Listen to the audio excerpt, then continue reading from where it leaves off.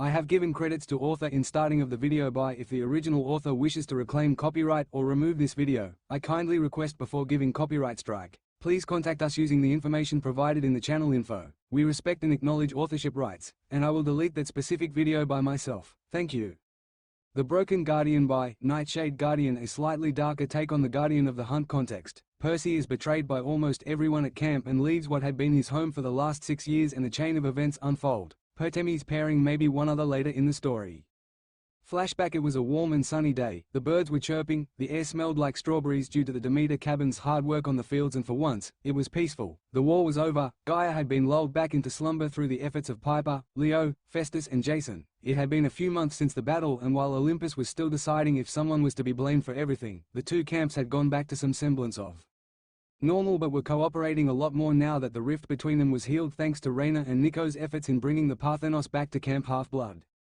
No one quite knew what had happened to Leo after he vanished along with Festus, and as such people were desperately searching for him for months until he suddenly turned back up at camp, surprisingly, with Calypso riding along with him. It had been a long time since I had seen Calypso, and I immediately thought back to my time in Tartarus, where it was revealed she cursed me for leaving her, but I saw how she and Leo looked at each other and I was happy for them. Leo had said that he was going to be around camp less as he and Calypso wanted to explore the mortal realm a little, but they would be around often. I was having a nice day relaxing with Annabeth in the strawberry fields, the wind blowing through our hair as we held hands, when a conch horn sounded and we saw a kid running towards the border being chased by 3 Dracena. Me and Annabeth quickly ran towards them, me uncapping Riptide and Annabeth drawing her Drake and Bone sword respectively. We reached the monsters as the kid had tripped, and I swiftly cut one of their spears in half just before it was going to impale the kid, and then neatly sliced the Dracena in half with a backswing. Annabeth then started fighting the second one, and I stood watching until the kid pushed me to the ground for some unknown reason and charged at the monster, picking up his sword as he did. I would have laughed at how bad the kid's skill with a sword was, except he was charging the third monster who had managed to sneak up behind Annabeth and surprise her, knock her over, and was about to impale her with its spear. The kid started swinging wildly until he managed to get a lucky strike against the monster and it burst into golden dust, the nameless bronze Xiphos dropping from the kid's hands as it happens. "Did you see that?" the kid proclaimed as I now saw a small gathering of campers forming behind him. "I just killed that monster with ease. I'm so awesome," he bragged, and some of the campers looked in awe, mostly the new campers, whereas others looked bored as if this wasn't anything important. Percy realized that this kid could possibly be one of the most arrogant and stuck-up demigods he has ever met, just from first impressions. The new kid then turned to Annabeth. "Thanks for slowing down that snake thing, but I didn't need your help, though I think you could easily defeat me with your good looks. My name is Ryan, by the way." I got slightly annoyed at this as he was obviously flirting with my girlfriend, who I was still planning on going to college with in New Rome next summer for marine biology and architecture respectively, and even more annoyed at her blushing. I took a few deep breaths and calmed down, as I knew that it was mostly natural for someone to blush when receiving compliments or being flirted with, as long as it wasn't too creepy. As Ryan went to pick up the sword from where he had dropped it, a golden sun appeared above Ryan's head, claiming him as a son of Apollo. As Chiron moved forward from the group, he knelt down and proclaimed, "All hail Ryan, son of Apollo, lord of the sun, archery, truth, prophecy and medicine." The kid looked slightly shocked at what was happening, then grinned. And that is it for the first chapter. I hope that you enjoyed this as much as I enjoyed writing it, and hopefully I can get a chapter out soon. Until then, have fun. Nightshade Guardian. Betrayals begin.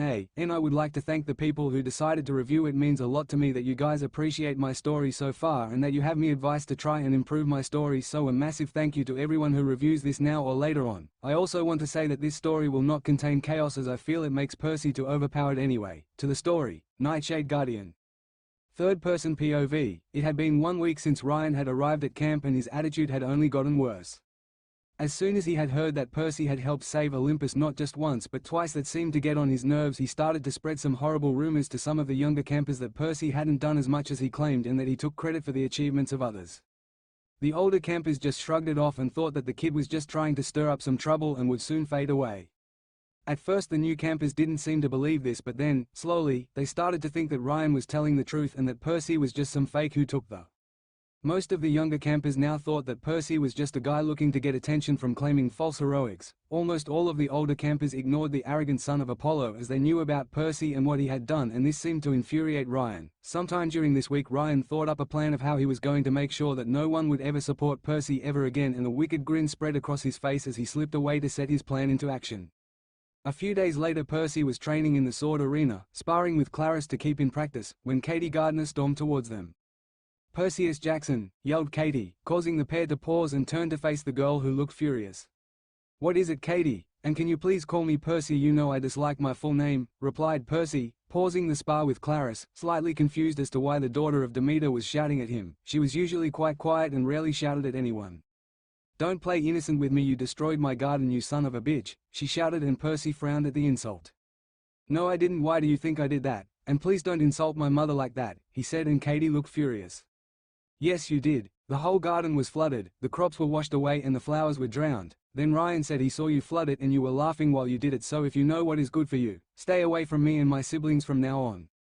Perseus. After she said this, she stormed off, leaving a slightly hurt Percy, as he had always been friends with Katie and the kids of Demeter, and now it seemed like that was ruined because of something he didn't do. He walked off to his cabin, telling Clarisse that he didn't feel like sparring anymore. A few days later, Percy ran into the stalls by the big house.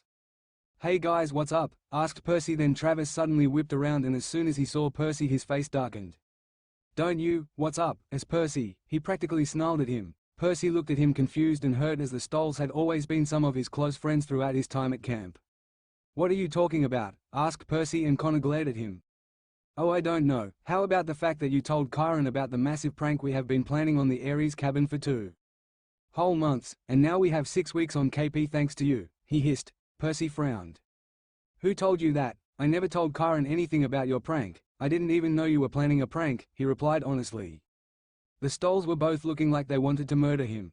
Liar. Ryan said that he saw you talking to Kyron earlier, and then later on Kyron called us into the big house and we got busted for a prank we didn't even do yet.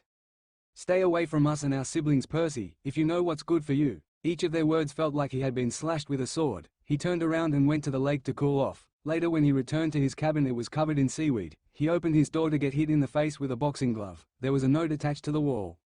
Never mess with the Stolls ever again. Percy felt angry. This bastard son of Apollo was tearing his friends away from him and making the camp hate him. Percy just wished that they would eventually see what was happening before it was too late. Third-person POV. It had now been 2 months since the arrogant bastard Ryan had turned up at camp, and now he had succeeded in turning most of camp against Percy. It had started with the minor gods' cabins saying that Percy didn't respect their parents or thought that they were useless, which turned out with most of them. The Hypnos cabin was too lazy to care, hating Percy. Then it turned to his friends. First it was Katie and the Demeter cabin by somehow flooding their garden and blaming Percy. Next came the Stolls and the Hermes cabin by reporting their prank and convincing. Then it was Percy who told Kyron. Then came the Aphrodite cabin by convincing them that Percy had broken up one of their precious relationships, whereas it was actually Ryan that destroyed the relationship. Then came the one betrayal that hurt the most out of all of these, Leo and the Hephaestus cabin. Leo had come up to Percy, almost losing control of his flames, claiming that Percy had said that the reason the Argo 2 had broken apart was that Leo couldn't build it properly. He also claimed that he had quenched all the forges with molten bronze in them, meaning that nothing could be made for a week. Percy felt like he was cracking with each of these losses, and that one day soon he would be pushed too far and shatter. After each of these he would see Ryan nearby smiling smugly as if to tease him. The people that stuck by Percy and claimed that he had never done any of this were Chris Rodriguez. He and Percy had become good friends even though he had originally been in the side of Kronos in the Second Titan War, Annabeth, recently though she had been acting slightly distant, and, surprisingly, Clarisse. Although they had not always seen eye to eye, they respected each other as proud and strong warriors. All the rest of the 7 were currently living in New Rome, as only Piper was Greek, but since Jason was her boyfriend she was treated like a Roman, while Nico was always busy in the underworld as he had been made the god of the honorably fallen and crowned prince of the underworld at his father's insistence. Talia was always with the hunt and rarely stopped by Camp Half Blood. Grover was always busy with his Lord of the Wild stuff and had less and less time to spend with him. This left Percy with very few people to talk to, and now he was going to do something that could go either very well or very badly. He was going to ask Athena to allow him to marry her daughter. Percy used his powers to create a mist so that a rainbow could form. Throwing a drachma at the mist, he asked, "Oh Iris, goddess of the rainbow, please show Lady Athena wherever she may be." The mist changed to show Athena seemingly reading in her palace. "Lady Athena," Percy called out. The goddess looked slightly surprised, then saw the Iris message. "Hello Perseus, what do you want?" she asked, quite polite considering he was a son of Poseidon. "Lady Athena," he said in what could be considered his most respectful tone, "I would like to ask your permission to marry your daughter, Annabeth Chase." Once he had finished, he looked at the goddess, waiting respectfully, yet still anxiously, for an answer. "I was wondering if you would ask," she replied with a slight smile, "and my answer is yes. You have proven time and time again that You would never abandon my daughter, you even fell into Tartarus to try and protect her, so you have my blessing and a gift. I expect that even a sea spawn like you knows how to make this special." As she finished, a small, velvet box appears in his hands. "Open it," Athena said. He did. Inside was a simple silver band with engravings on each side of an owl and a trident, and in the middle sat a small pearl, not too large that it looked ridiculous but not too small so it looked insignificant. "Is there anything else you would like on it?" Athena asked. Percy looked it over and was about to say that it was perfect, then he remembered what Annabeth said her dream was a long time ago in the Sea of Monsters. "There is one thing," he said. He was set. He had put on a simple white linen shirt and navy blue trousers. He had attempted to comb his hair but it didn't seem to have any effect. He checked his pocket and made sure the engagement ring was still there. He then started to walk towards the small beach on the edge of Camp Half-Blood where he had asked Annabeth to meet him. As he was nearing the place he had set up the small picnic for him and Annabeth, he heard some voices coming from his left. Curiosity got the best of him and he walked over to where he thought they were coming from. Once he saw who it was and what they were doing, he stopped and stared at the two figures.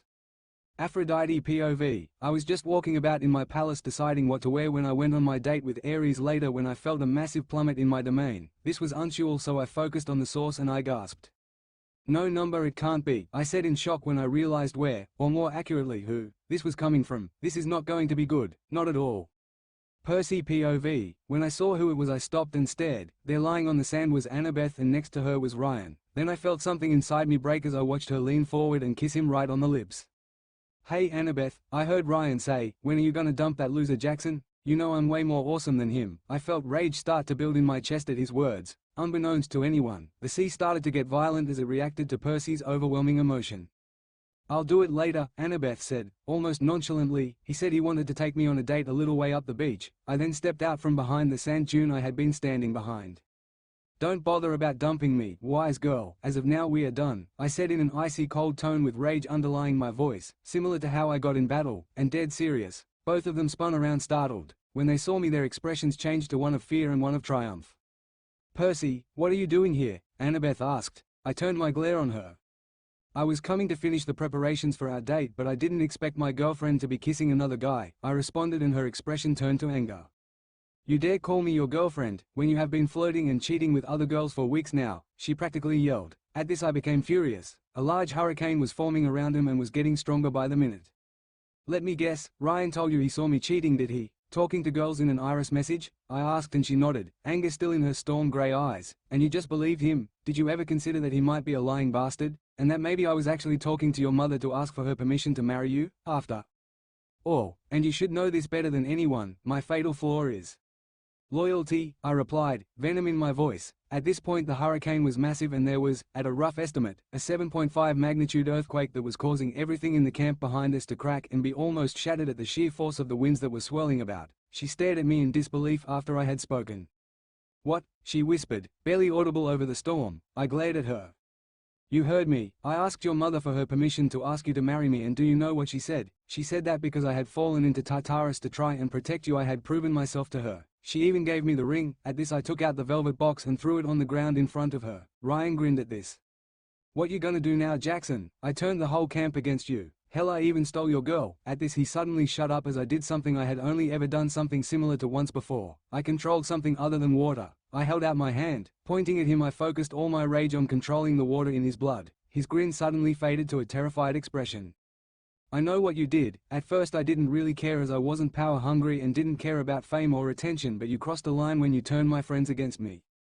But you have just gone a push too far. For this you will suffer." I spoke, coldly and slowly. At this I superheated his blood so it would feel like fire was burning in his veins, causing him to scream in agony. I cut it off after a few seconds. "If you ever come near me again I will not stop. I will boil you from the inside," I warned. After I let go of control over his blood I turned to Annabeth and said one final comment in the same, cold voice. "I guess you were right, wise girl. The children of Athena and Poseidon don't mix after all." After I said this I ran back to my cabin to pick up my stuff, including mortal cash and drachmas. I picked up Riptide and uncapped it. It instantly became the familiar bronze Xiphos I received all that time ago when I was claimed. I then put the cap on the other end of it and it returned to being a pen, just like it was that one time in Tartarus. I wrote a quick note to Chiron and then ran into the forest, tears flowing freely down my face. Annabeth's POV. How could I have been so stupid as to think he was cheating on me? His fatal flaw is loyalty, but of course Ryan came and told me about what Percy had done. I had just seemed to believe this to be the truth. I slowly walked over to where Percy had dropped the velvet box. With trembling hands I opened it, and what I saw made me sob. Inside was a beautiful silver ring with an engraving on each side of a trident and an owl. In the middle was a small pearl that was the perfect side for the ring. But what made me break down into tears was the engraving that was on the inside of the band. To last 1,000 years, SB. Third person POV. Up on the 600th floor of the Empire State Building, in the magical city of Olympus, the throne room was in uproar. There had been a massive spike in the domains of Poseidon and Zeus. They were currently arguing about what could have caused it. In a corner of the room, by a small fire, sat a girl who looked about 8 years old who was quietly tending the flames. The girl, who of course was Hestia, suddenly stiffened and seemed to disappear into the flames. This went unnoticed by everyone except a silver-eyed huntress who wondered why she had suddenly left the hearth, as that was a rare occurrence for the eldest Olympian. Percy POV. I had stopped running now and just sat by a lake, crying. As I sat there I contemplated why the fates hated me. Ever since I had first been claimed, my life had been no end of dangerous quests, losses and war. When I had first appeared at camp, one had been sent to find Zeus's master bolt, otherwise a war would break out between the gods. I had traveled across the country to find it, only to find out I had been tricked by Ares. Then I had to beat him in a duel and fly back to New York and stop the war between the gods, only to get back to camp to be betrayed by Luke. Then came the Sea of Monsters. Having to sneak aboard Luke's ship, then take a lifeboat to Circe's island, getting turned into a guinea pig, and then rescuing Grover from Polly. Whatever. The list went on. As it did, I felt so annoyed. Could the fates not just give me a break? I decided to go to the one person who could help me, my mother. As I walked through Manhattan I noticed how everything seemed to be going on as normal. Sometimes the mortals had it easy. I walked up to my mum's apartment. I felt a sense of dread as the door was slightly open. I walked in and what I saw made me snap. There was Paul with a celestial bronze sword in hand and a spear through his chest. Then, lying next to him was my mother. Standing above her, with her mismatched legs, was Kelly, the impuser. She turned round and saw me, blood dripping from her mouth. "Oh, hello Percy," she said. "I only stopped by for a quick snack and I must say it was delicious." She cackled at this, and that is when I ran forward, uncapping Riptide as I did, and slamming her against a wall.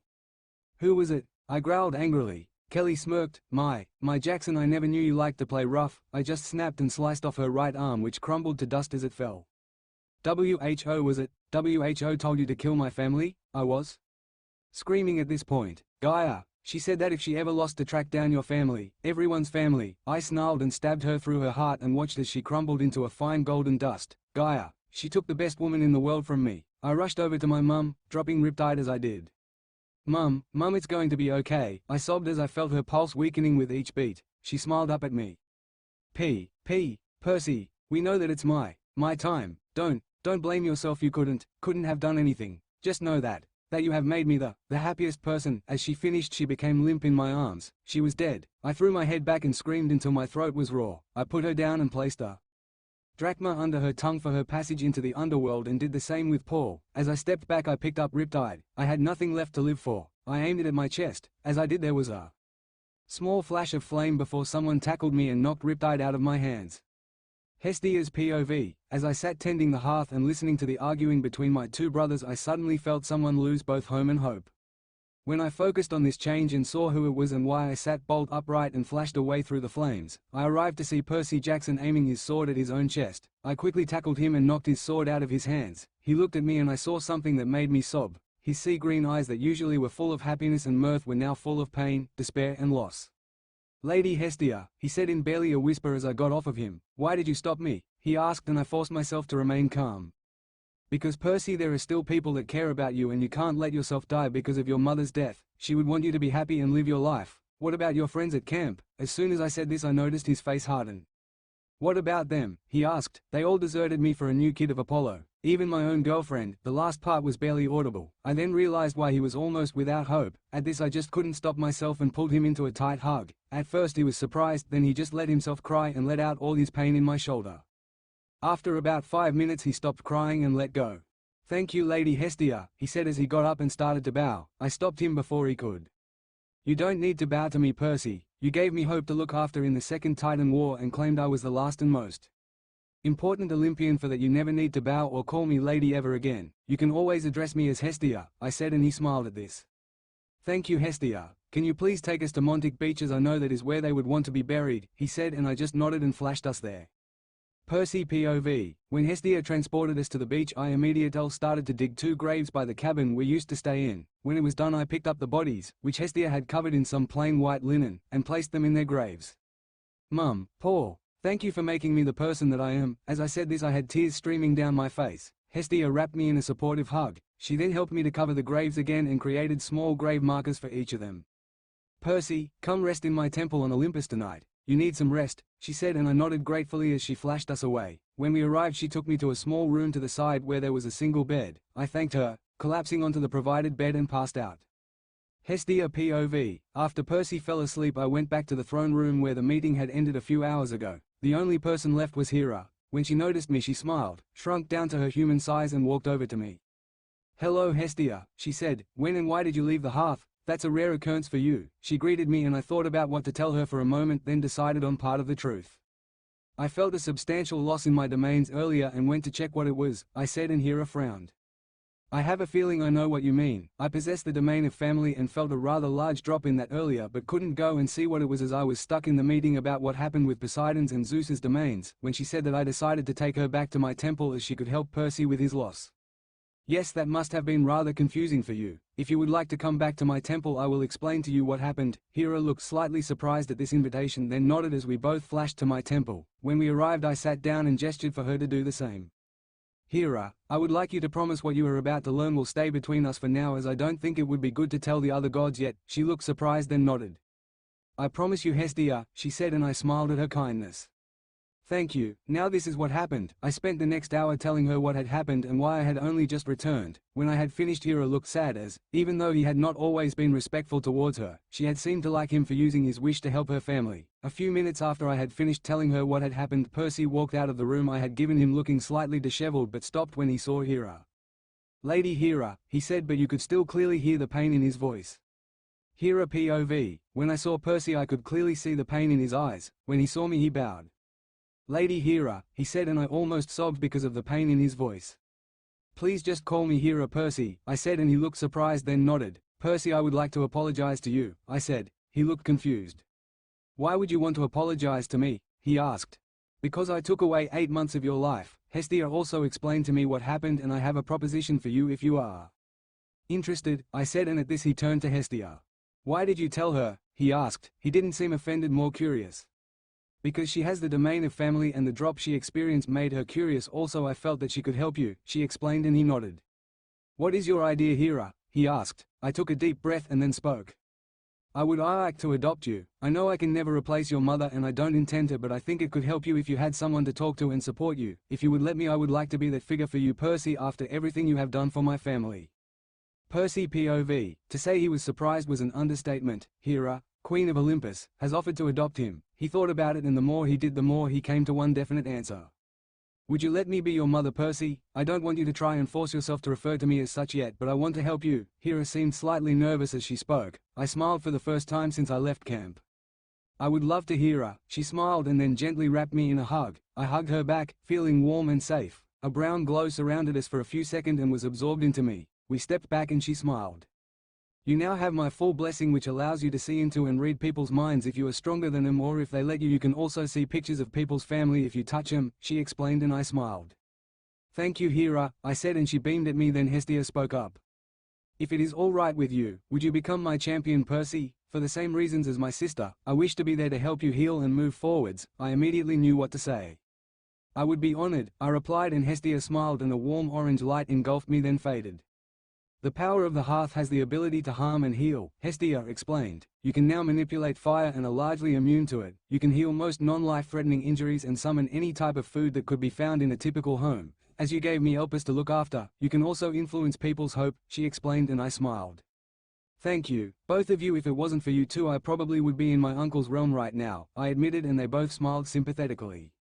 What are you going to do now, Percy? Asked Hestia, and I thought about this for a while.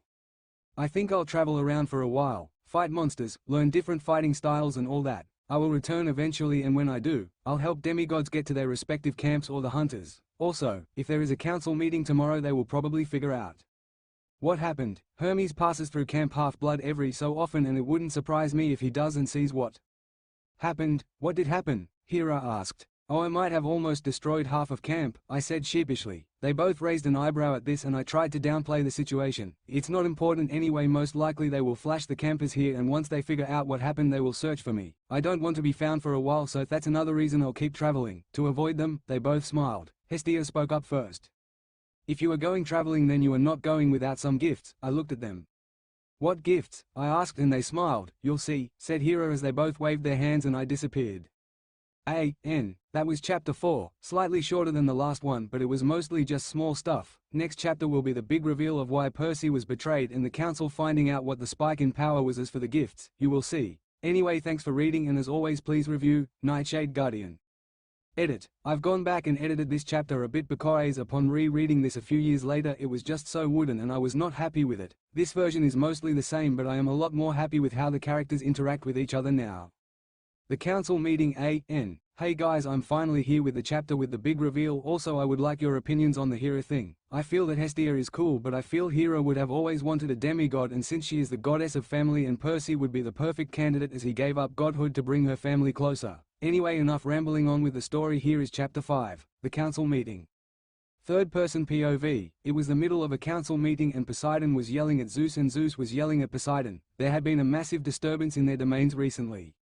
For the last time, Zeus, I have no idea what caused the disturbance in our domains. The only thing I could think of is a massive storm. Poseidon shouted at his brother. Then what caused it? Zeus shouted back. After a short while of this going back and forth, Athena decided to step in. Both of you please shut up. Athena yelled at the two sons of Kronos and they die, looking towards her. Where was the disturbance centered? She asked more calmly after they had shut up. They both shrugged and she barely resisted the urge to hit him for their blatant stupidity. I know where it was. A voice spoke up and everyone turned towards Hermes who had spoken up. Where was it centered then? Inquired Athena. At this Hermes seemed fidgety and reluctant to answer. Well, Athena pressed. Camp Half-Blood, replied Hermes. There was a huge hurricane and an earthquake that almost destroyed some of the cabins. Athena narrowed her eyes at this explanation. How do you know what happened at camp? Have you been visiting your kids against the ancient laws? She questioned and Hermes smirked as if she had told a joke. No, but if I'm doing my deliveries and the route just happens to go through camp then there is no harm, he admitted, and Athena almost cracked a smile at Hermes' clever loophole. Poseidon frowned at the report on what happened. A hurricane and earthquake you say? The only person at camp currently that could cause such events at the same time is Percy, but it would require a lot of energy for him to cause that, so what could have caused him to react so violently? Questioned Poseidon, obviously worried as it was well known Percy was his favorite son of all time. Athena had noticed that Aphrodite had been shifting in her throne throughout the meeting and not made too much effort with her makeup, which was very unusual for the goddess of love. Do you have an input, Aphrodite? Athena asked. The council looked confused at the sudden carry of the love goddess who was trying to remain silent but squirmed under Athena's intense gaze. Annabeth cheated on Percy, she blurted out, then immediately clapped her hands over her mouth and Athena narrowed her eyes at this. You're lying, she almost snapped. He asked me for my permission to marry her. He was so loyal and selfless, so I gave him it along with a perfect ring for her. She would never cheat on him. She defended her daughter and Aphrodite's eyes widened at Athena's comments, as did the rest of the council. Oh gods, that's why his heartbreak felt so total. He found her cheating when he was going to propose. I know I wanted to make his love life interesting but I never wanted that, she said, and Athena turned to Zeus, determined to prove Aphrodite wrong. Can you summon the campers here please? I think we need to talk to them. As much as I don't want to believe Aphrodite, she is the goddess of love and I feel we also need to see if there was anything else that happened to provoke this situation, she explained, and Zeus nodded at Hermes who flashed out. A few minutes later, Hermes returned with all the current residents of Camp Half-Blood behind him looking very confused. Campers, shouted Zeus, you have been gathered here today because of an incident that happened at camp and why Perseus apparently caused it. At the mention of Perseus all of the campers' eyes narrowed. Why should we care about that bastard? Spoke up Katie Gardner, surprising all the Olympians at her words. Her mother, Demeter, frowned at this. Katie, why do you address the hero of Olympus, twice, and your friend as such? She asked, and Katie scowled. That bastard is not my friend, she replied, but before she could say anything else, the throne room suddenly started shaking. Everyone turned to see an angry Poseidon glowing a deep-sea green. What has my son done to you? The tone of Poseidon's question made it clear. Watch what you say, otherwise be fed to the Kraken. Katie paled slightly then spoke. He flooded my garden, she said, and then other campers started to speak up. He broke our bows, cried someone from the Apollo cabin. He said that the minor gods were useless, shouted someone from the Nike cabin. Enough, shouted Clarus, stepping to the front and turning to face the crowd of campers. He never did anything like that. I'm telling you that it was Ryan lying to all of you. At this, Ryan stepped up in front of the campers as well. Don't listen to her, she is just annoyed I drove her silly little boy toy out of camp. I saw that stupid fish do everything I told you about and heard him say all those things about you all as well. You know I wouldn't lie to you. As he said this, a faint orange glow seemed to surround him, seemingly going unnoticed by any of the demigods.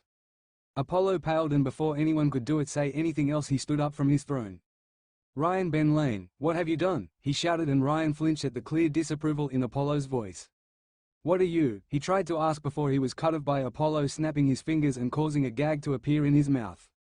I'm afraid that you are going to be quiet for now, because if my suspicions are correct then you need to shut up. For once Apollo looked very serious, then turned to the council. Okay, I would like to explain why the campers have turned against Percy. He took a deep breath, then started to speak. When I gained my domains, and actually stopped to consider what they could do, I realized that if, in the future, I had children, they could have a subtle but devastating power. Athena started to think, what domains did Apollo have? The sun, prophecy, healing, music, poetry, the arts and truth. When she thought about it, there was a very subtle but very dangerous power that his children could inherit. Apollo then went and confirmed her suspicions. Some of my children could make people believe that everything they said was true, or at least, they could influence them towards believing that their words were true. I don't know much about this power, as it hasn't manifested before to my knowledge, but it makes the most sense as to the actions of the campers. At this the council narrowed their eyes and glared at the son of Apollo, who had just managed to get rid of the gag. Saw the gods glaring at him. I can explain, he started before he was silenced by Clarus grabbing him and pinning him to a nearby pillar. You just had to be a self-centered selfish bastard, didn't you? You just couldn't take the fact that someone else was more popular than you, that someone else was a hero and not you. He started to reply, only for Clarus to punch him in the face, breaking his nose. She was about to punch him again when Apollo spoke up. Leave him alone, Clarus, he said, and surprisingly, Clarus glared back at the sun god, not a hint of fear in her eyes, just anger. Why should I? He made Percy's life a living Tartarus. I just hope that Percy forgives the campers if he comes back, she said, and someone else spoke up from the crowd. What do you mean forgive us? He is the one that did everything wrong. Clarus glared at the speaker, who turned out to be Leo. Is that so, Valdez? She turned to face Apollo, dropping Ryan. Remove the effect. Apollo nodded and ignored the fact he had been ordered about by a demigod. An orange glow formed around the campers, then faded away, all apart from Clarus and Chris, causing every single one of the campers to suddenly realize just what had been happening and what they had done. Annabeth hesitantly walked forward, earning glares from some of the gods and Clarus. Does that mean that he influenced our decisions? She was seemingly hoping for confirmation of this, so it could mean she had an explanation to give to Percy if he came back, but Apollo shook his head. He never influenced your decisions, just made you think what he said was the truth. You all made your own choices and controlled your own actions. You cheating on Percy is all your fault. Sure, he could have made you think that he cheated on you or something similar, but you knew his fatal flaw. Let me guess, you never even bothered to ask him yourself, did you? You just decided to cheat on him for revenge? Annabeth broke down into tears at this. The shadows in the room seemed to swirl together, and out of them walked Hades. Brother, why have you interrupted this meeting? Asked Zeus curiously, as Hades was not normally invited to Olympus and had never interrupted a council meeting before. Because I don't believe Percy will be coming back to camp for a while, if ever. The whole council looked confused at this. Why is that, brother? How did you even know Percy was missing? Asked Poseidon, a sense of dread settling over him as a horrible thought came to mind.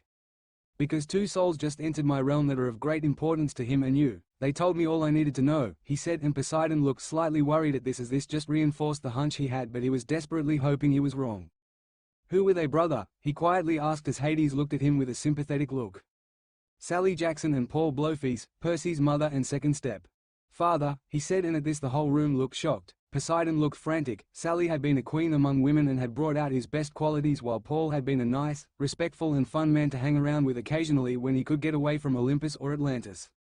Please, brother, he said while running up to Hades and grasping his shoulders. Please tell me you were mistaken, he begged, but Hades just sadly shook his head. I personally checked when Charon said that those two souls had entered into DOA recording studios. I didn't want him to be right either, he said, and Poseidon stumbled back and slumped into his throne, his head in his hands.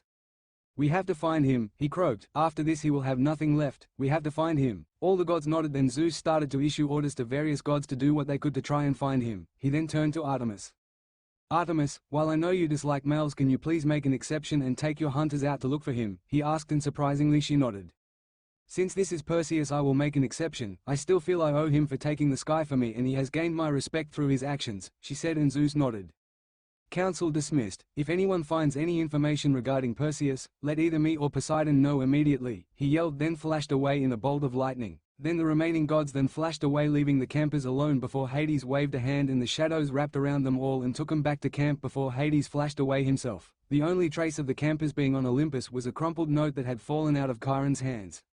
A few hours later Hestia walked in and saw this note. She picked it up, and when she read it she almost burst into tears as she felt so sorry for her new champion and guilty for not sensing his loss of home earlier. The note read, "Dear Chiron, I'm sorry but I'm leaving camp. I can't stay in a place where all my happy memories have turned sour and all my friends turned into enemies by one selfish demigod. You will always be my mentor and part of my family, but I have to leave. I'm sorry, Percy. A.N. And that is the council meeting down. I must say I don't feel like this was a very good chapter, as I feel I lost inspiration in the middle of writing this and then regained it towards the end, so kind of crap. Anyway, there you have why the campers turned against Percy.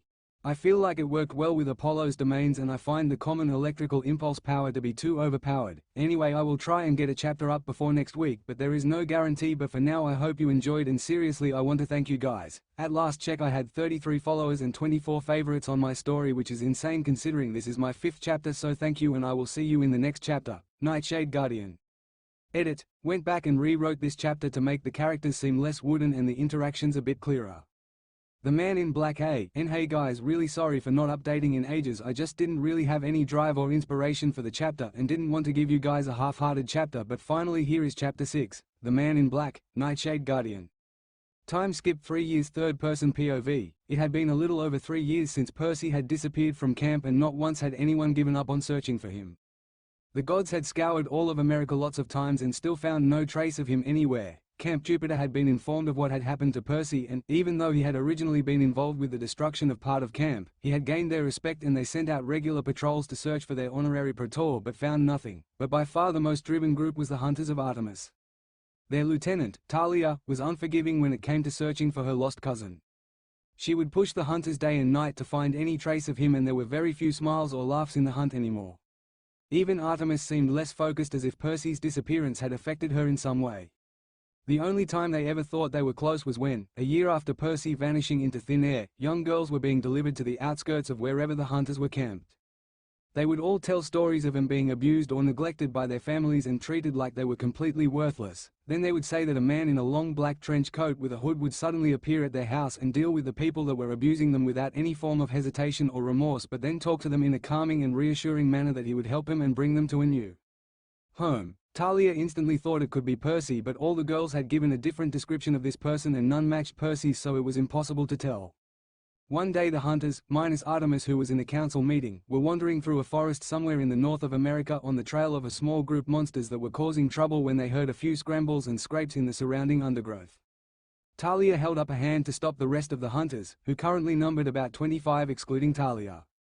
The hunt stopped and watched Thalia to see what to do when suddenly a group of about 250 monsters walked out of the surrounding forest, advancing towards the hunters. The hunters reacted almost instantly, drawing their bows and Thalia her spear and shield. Damn, thought Thalia, if we make it through this then we might lose some hunters. Thalia then sent a lightning bolt into a group of hellhounds and charged. SPOV. I was on my way to drop off a new recruit at the hunt when I heard the sound of bowstrings twanging, arrows flying and roars of pain off to my left. Curious, I told Amy, daughter of Nemesis, to stay in a tree until I came to get her. She nodded and climbed a tree and was hidden from view. As I jumped through the trees I heard the sounds grow clearer until I was almost certain the hunt were in the middle of a battle. I picked up the pace. As I burst into the clearing the hunt was in, my blood went cold. About 15 hunters were lying on the floor, not moving, but what made my heart stop was that a figure with black spiked hair was on the floor and about to be flattened under a Cyclops club. I felt an anger rise up in my chest. I would not lose anyone else. Never again. I sent a massive fireball at the Cyclops and charged, unsheathing my twin curved daggers as I did. Third-person POV. The fight had not gone well. As soon as the first volley of arrows had been let loose it was obvious that the hunters were outmatched. They specialized in long-distance combat, and even though they had hunting knives they were nowhere near as proficient with them as with their bows. It was 5 minutes before the first hunter was hit. It was one of the new hunters that they had recruited while looking for Percy. She was shot by a Dracena in the back. The hunters couldn't even spend time to register this fact before 2 more went down. Thalia swore, This was going worse than expected. The fight continued for another 25 minutes before Talia was knocked over. She had tried to use the moon charm that Artemis had given Talia in case of emergencies. She thought she got the start of a message through, then was slammed into a tree by a Cyclops club. As she looked up and saw the Cyclops about to swing, she could help but think of the irony of the situation. She was about to be killed by a horde of monsters, again, but she doubted she would be turned into a tree this time. As the club began to descend, she smiled and watched her impending death. Suddenly a ball of fire double the size of her head shot out from the trees and slammed into the club and knocked it out of the hand of the Cyclops. Then a figure in a long black trench coat with the hood up ran forward with curved daggers and charged the monsters as Artemis appeared in a glow of silver moonlight. Artemis POV. It was just after the end of the meeting about this man in black who had apparently been helping demigods get to both camps and deliver maidens to the hunt. The decision was made to just watch and see what happens next when I saw a glow from the moon charm I wore on my wrist to signify if the hunt was in danger. The twin was on Talia's wrist, when it suddenly stopped. My heart seemed to turn to ice as I quickly disappeared in a flash of moonlight to where the message had come from. When I arrived, I saw 15 hunters and Talia on the floor and gasped. This didn't look good already, as about 6 of them looked like they were in critical condition. I then saw what seemed to be a small army of monsters being attacked by the very man the council had just been discussing, the man in black. I watched on in slight shock as he seemed to move with the grace of a hunter, weaving through spear thrusts and club swings and mercilessly slaughtering any monsters that he came close to. A monster managed to sneak up behind him only to be burned into ash by a fireball that came from his outstretched palm. A few Dracaenas slithered back into the forest and disappeared into the shadows as if they were swallowed up by them. The rest of the monsters were dispatched easily by the man quickly afterwards. After all the monsters were dead, the man seemed to remain on guard for a minute, then sheathed his 2 daggers. He turned round and saw me standing by the rest of the hunters who were trying to stabilize the 6 who were in critical condition. He did a half bow at me and addressed me politely. Lady Artemis. His voice seemed distorted as if it was not just one voice speaking. I frowned and spoke. Who are you, male? If he was offended by what I said, he didn't seem to react. I am no one important. Again the voice was distorted, as if he was hiding his real one in case we might recognize it. But I would recommend that if you want those hunters to live, you call your brother as soon as possible after I have left, he said, and I grinned with a feral smile. And who said you could leave? If he thought he would escape, he was surely mistaken, he shrugged.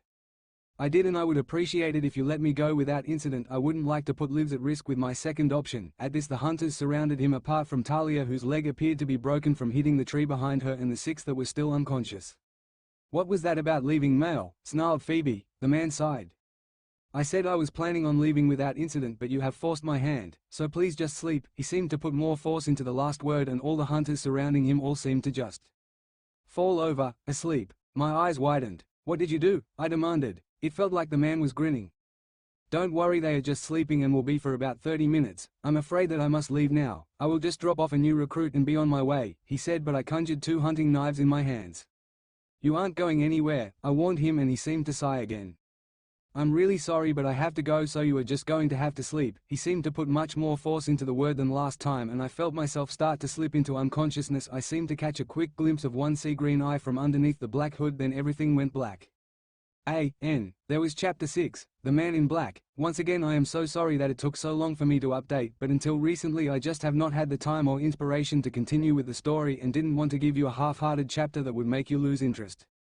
Thank you guys so much for reading my FIC, as there are so many better ones out there, but you chose to spend your time reading mine. As always, please review, as it is so uplifting to see people enjoying my writing as much as I enjoy telling this story, and it always motivates me to update when I have reviews. Until next time, Nightshade Guardian.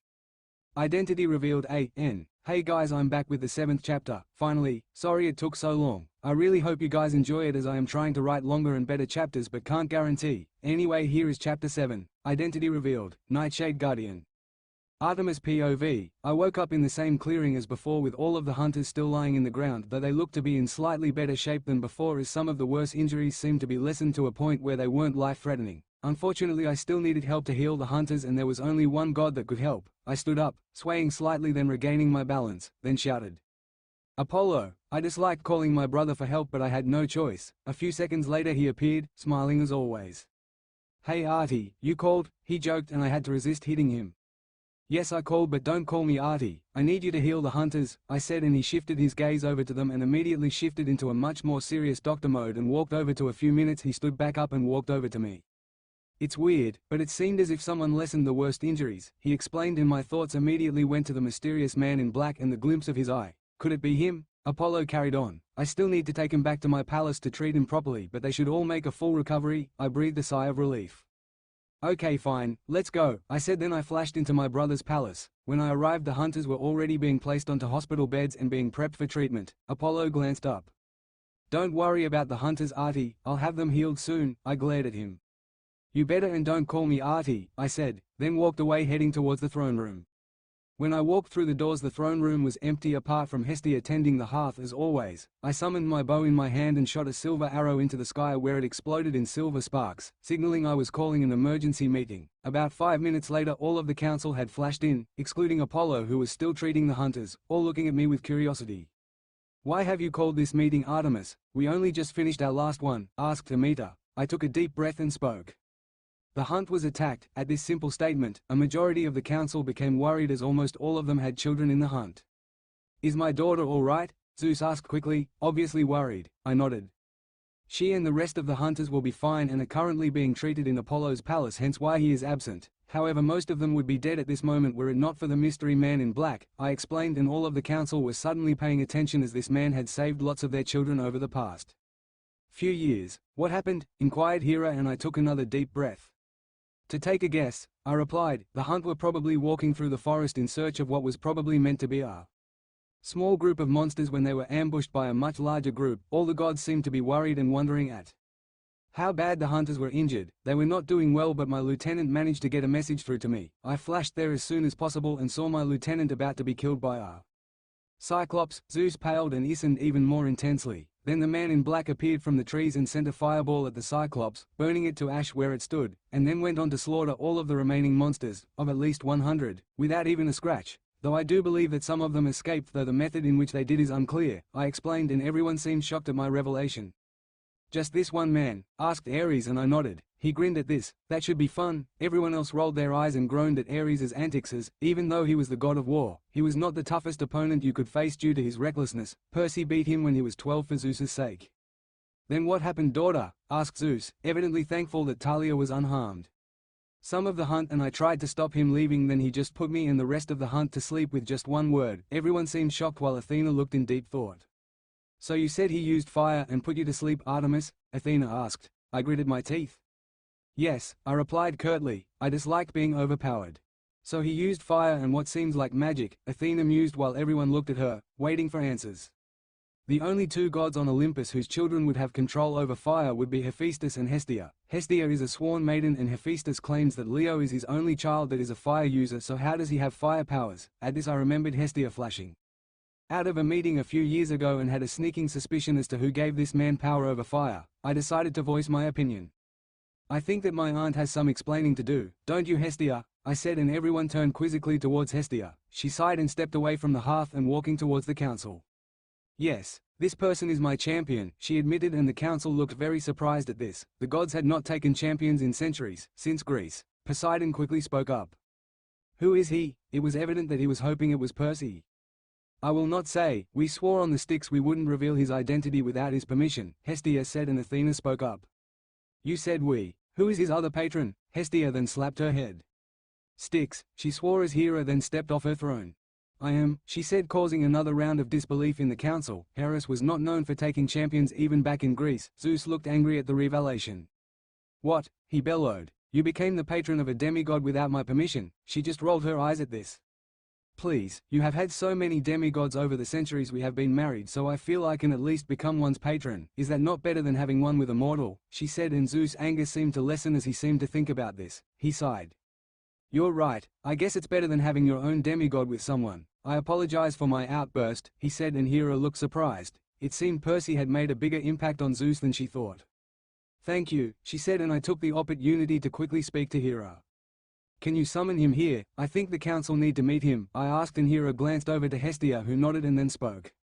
I will bring him here, but you all must swear on the Styx to not to force him to reveal his identity. That should be on his own terms. I need to ask him some questions anyway. She mumbled the last part, seemingly to herself. Fine, Zeus said. I swear on behalf of the council, not to force Hestia and Hera's champion to reveal his identity. On the Styx, thunder rumbled, signaling it was binding. Hera nodded, then she closed her eyes and concentrated. After a few minutes, a black haze formed in the middle of the throne room, and out stepped the mystery man. When he saw where he was, he muttered something under his breath, then bowed. My lords and ladies, his voice still sounded multiplied like before. Hera looked startled then glared at him. Where have you been? She yelled. He flinched at this and I smirked. At least he seemed afraid of something. I was about learning new things and helping get demigods to their camps or the hunt. Before Hera could ask any more questions, Hestia walked up to him. The council would like to meet you, he nodded and then spoke. Hello. I then stepped off my throne, shrank down to my more human size, walked up to him and glared. Why were you near the hunt earlier, male? He nodded his head at me and then spoke. Lady Artemis, I was near the hunt as I was dropping off a new recruit. That reminds me. He waved his hand and mist formed beside him and a young girl of about 8 stepped out and attempted to hide behind his leg. Lady Artemis, this is Amy, daughter of Nemesis. I crouched down to her level. Hello Amy, I'm Artemis, it's nice to meet you. The girl seemed to glance up at the man before gingerly moving forward. Amy would like to join the hunt as doesn't have a good experience with men. I glanced curiously up at him and saw 2 sea green eyes looking down at me. It had to be him. If so, why does she trust you? He shrugged. I took care of the problem, he said, matter-of-factly, and I was slightly taken aback at this but nodded. Okay, she can join the hunt if that is what she wants, I said, and she nodded. Okay then, repeat after me. I then went on to recite the hunter's oath and accepted her pledge. When she had finished repeating, she then went back and stood behind the mystery man who I was sure I knew who they were. I stood up to my full height of 5'10" and looked at the man. Just who are you? I asked, and he didn't do anything for a moment then replied in that same multiplied voice. I'm nobody important, but if you want a name you can call me Beautyfull. He seemed guarded. Hestia then spoke up. You should consider telling him your real name. You can't hide forever. I can't tell you what you can and can't do, but rather what you should consider doing, she gently said, and he seemed to consider these words for a while before he sighed, nodded, then muttered something under his breath again. Fine. This time the voice wasn't multiplied and seemed oddly familiar. He then reached up and pulled down his hood to reveal a mop of unruly black hair and familiar sea green eyes. Percy, gasped Poseidon. He had missed his son dearly these last few years. He smiled. Hi Dad, it's been a while, he said, and Poseidon then jumped off his throne, shrinking down to human size as he did, and ran forward and crushed his son in a massive hug. Percy seemed to tense up then relaxed and hugged Poseidon back. Where were you and why didn't you come to Atlantis? Poseidon asked once they had finished hugging. As soon as he said this I noticed Percy's eyes seemed to fill with pain. Why did he seem like he was in pain at the mention of Atlantis? Or was it something else? There were a few reasons that I would rather not go into. Poseidon looked sad. He obviously knew about Annabeth, the camp and the death of his mortal parents, but he had picked up on the fact there seemed to be more than that. We can talk about that at length another time then, he said, and Percy cast his eyes downward. One of the reasons was that I didn't want to cause trouble with Amphitrite and Triton, he admitted, and Poseidon grasped him in another hug. Did you really think that? He asked, and Percy almost sobbed. Yes, I didn't want to go somewhere I wasn't wanted. At this another flash of pain seemed to light up his eyes. I remembered then the story that was told by the campers about what Apollo's brat Ryan had done and realized how deeply this had affected him. His fatal flaw was loyalty after all, but had Poseidon forgotten? After Poseidon finally let go of him, Percy spoke to the council again. Now that this is over, can I go now? He asked, and Zeus was about to answer when Hera butted in. Not a chance. You have explaining to do. When did you learn magic? Percy muttered something under his breath which sounded suspiciously like cursing. I became the champion of Hecate after saving some of her children that would have been killed by monsters, and she taught me how to use her power over magic and the mist. Hera seemed satisfied with this until she seemed to pause, then glared at Percy. Why did you introduce yourself as Beautyfull? Percy responded quickly to that. I had to come up with a name as lots of the kids would ask, so I decided on Beautyfull, based on the Spanish word for winter. Something seemed off about the reasoning behind the name, but I dismissed it. Zeus then spoke up. I feel that this council cannot have you disappear again, Perseus, so we would like to give you something to do so that we know where you are and what you are doing. He nodded. That was odd. I thought he hated being called Perseus. I can understand that. What would you suggest? Zeus glanced over to me and I realized what he wanted to suggest. No, not a chance, I yelled, and Percy looked confused. What is going on? He asked. Zeus then replied with exactly the suggestion I thought he might. If the council agrees, I would like to appoint you as guardian of the hunt. This idea had been tossed around a few times before, especially when the hunt was fairly low on numbers, but I flipped. No, I will not have a male guarding the hunt. We can take care of ourselves perfectly fine, I protested. Not according to today, remarked Ares, and I shut up because as much as I hated it, he was right. All in favor of making Perseus the guardian of the hunt? Zeus asked, and all of the council barring me and Apollo, who was still absent, raised their hands. I scowled. Fine, but if he so much as looks at the hunt as funny, I will castrate him. He seemed to pale at this. It's decided then, said Zeus. Perseus will now serve as the guardian of the hunt until further notice. After this everyone flashed out apart from Hera, Hestia, Poseidon and me. Hera walked up to him and enveloped him in a hug. That was odd. Hera had said that she was one of his patrons, but I had no idea they were that close. You better Iris message me sometimes and tell me about what's going on. Percy smiled at this. He seemed much more relaxed with Hera than with Poseidon. I will, don't worry Hera. She smiled then flashed out. Hestia walked up next. The same goes for me. I want to know that you haven't been killed all right. She teased and he laughed at this. Why did he seem so much at ease with Hera and Hestia yet almost frightened of his father? Don't worry, I'll be fine, but I promise I will call you sometimes. Hestia smiled, hugged him once more, then she went back to tending the hearth. Poseidon then walked up towards Percy and enveloped him in another massive hug. Yet again he seemed to tense up just being near his father, but hugged him back nonetheless. Remember to come and visit Percy. Amphitrite and Triton have changed since you last saw them and actually helped to search for you when you disappeared. Percy smiled. I promise I will try and visit soon, but I feel I will be very busy trying not to be castrated for a few months, he said with a hint of mirth. Poseidon smiled as it seemed like some of the old Percy was breaking through. Please be careful Percy, I only just got you back, I can't lose you again, he said, and Percy smiled again. Don't worry Dad, I promise to be careful. Poseidon gave his son one last hug then dissipated into a sea breeze. Percy then turned to me. Lady Artemis, he said. I sighed.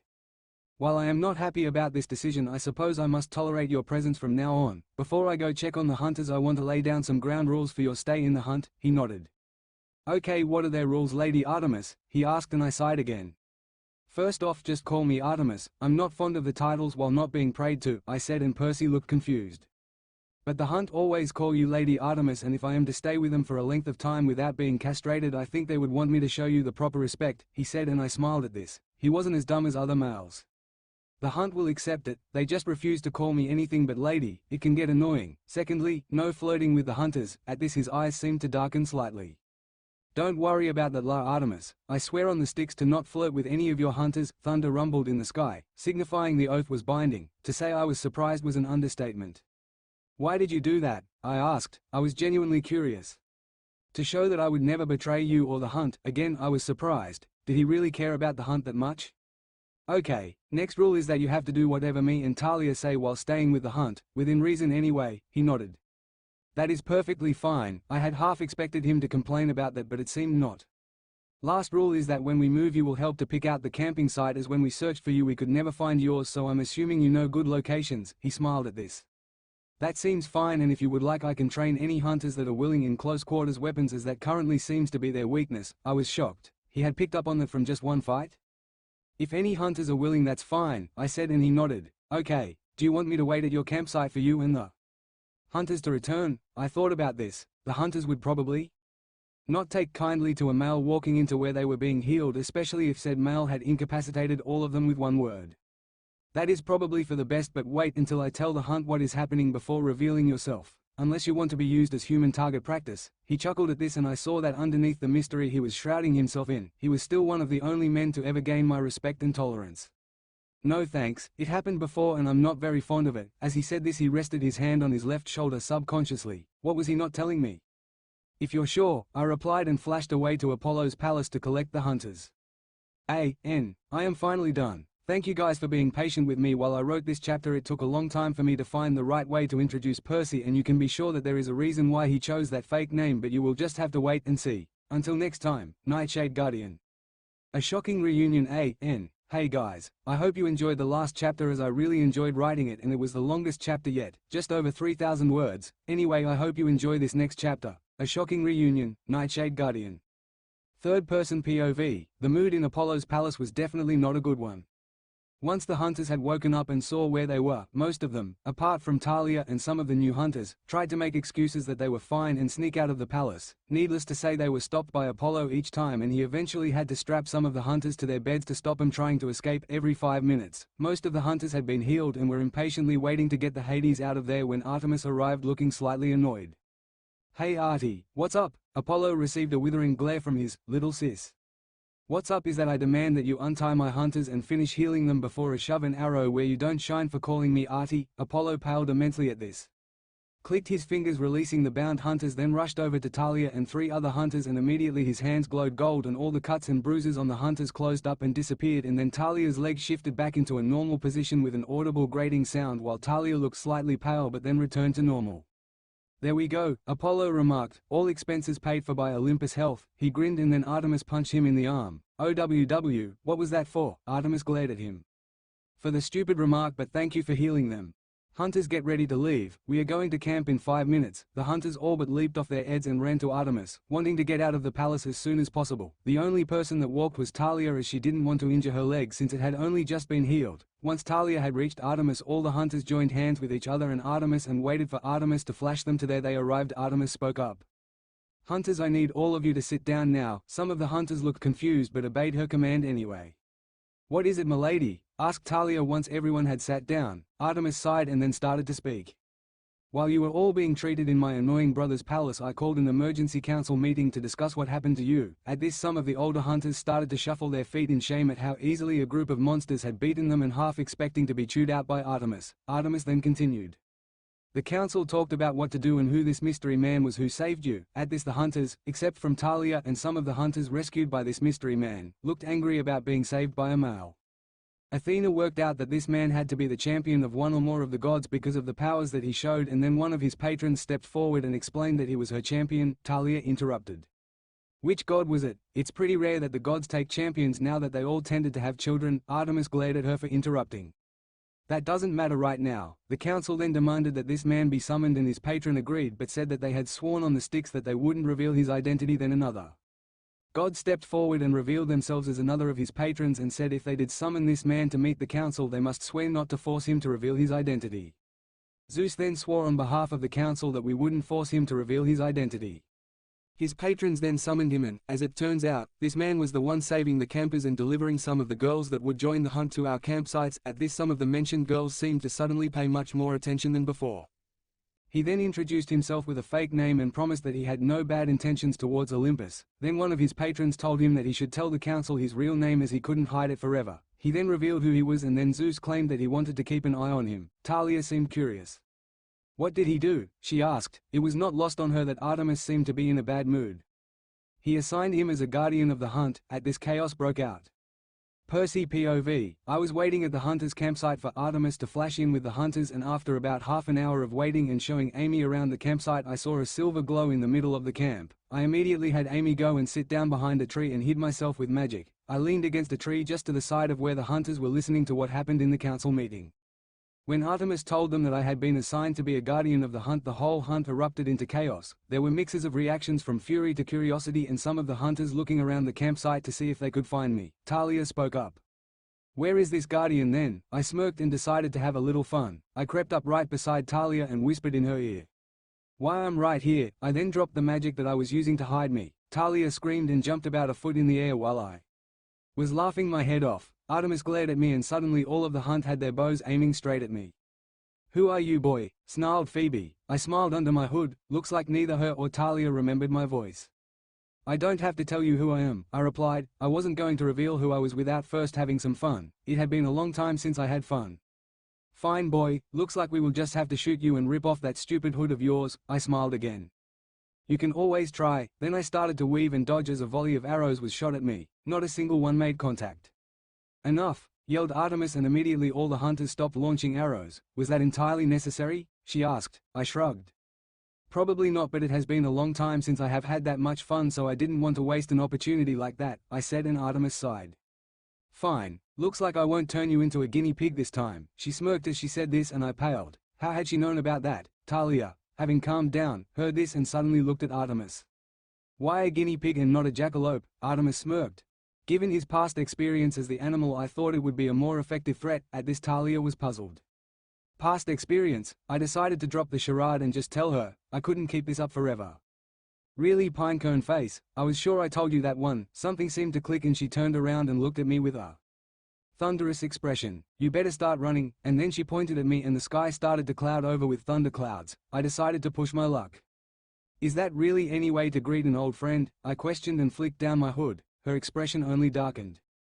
3 years, a lightning bolt slammed into the ground and Talia seemed to be alive with electricity. 3 fucking years, Jackson. Where were you, and did you even stop to consider what Annabeth might have felt? The smile slid from my face and was replaced with a facade of calm. I turned to Artemis. "You didn't tell her?" I asked, and Artemis shook her head, looking mildly guilty. I never found it necessary, so I never told any of the hunt anything about what happened. I realized that this meant what happened to my mother too. I turned back to face Talia. Personally, I don't care what or how she felt. She can rot in Tartarus for all I care, I said, and I could easily see the shock on Talia's face when I said this and saw it change to one of pure fury. You better start running, Jackson, I mean it. A lightning bolt crashed just beside where I was standing. I decided there was only one way to end this and was about to do something, then Artemis stepped in. Unfortunately for you, I can't have you injure our new guardian on his first day, so I would advise you to calm down. Talia stopped crackling with electricity and sent me one last withering glare before sitting down with the hunters. You better have a good explanation, Jackson, or you are going to be visiting Apollo very soon. I decided to tell her only part of the story. Let's just say that before I left, things did not end on good terms with her or any of the camp. Talia's expression changed from one of anger to one of confusion. What happened? She asked, the previous hostility replaced with curiosity.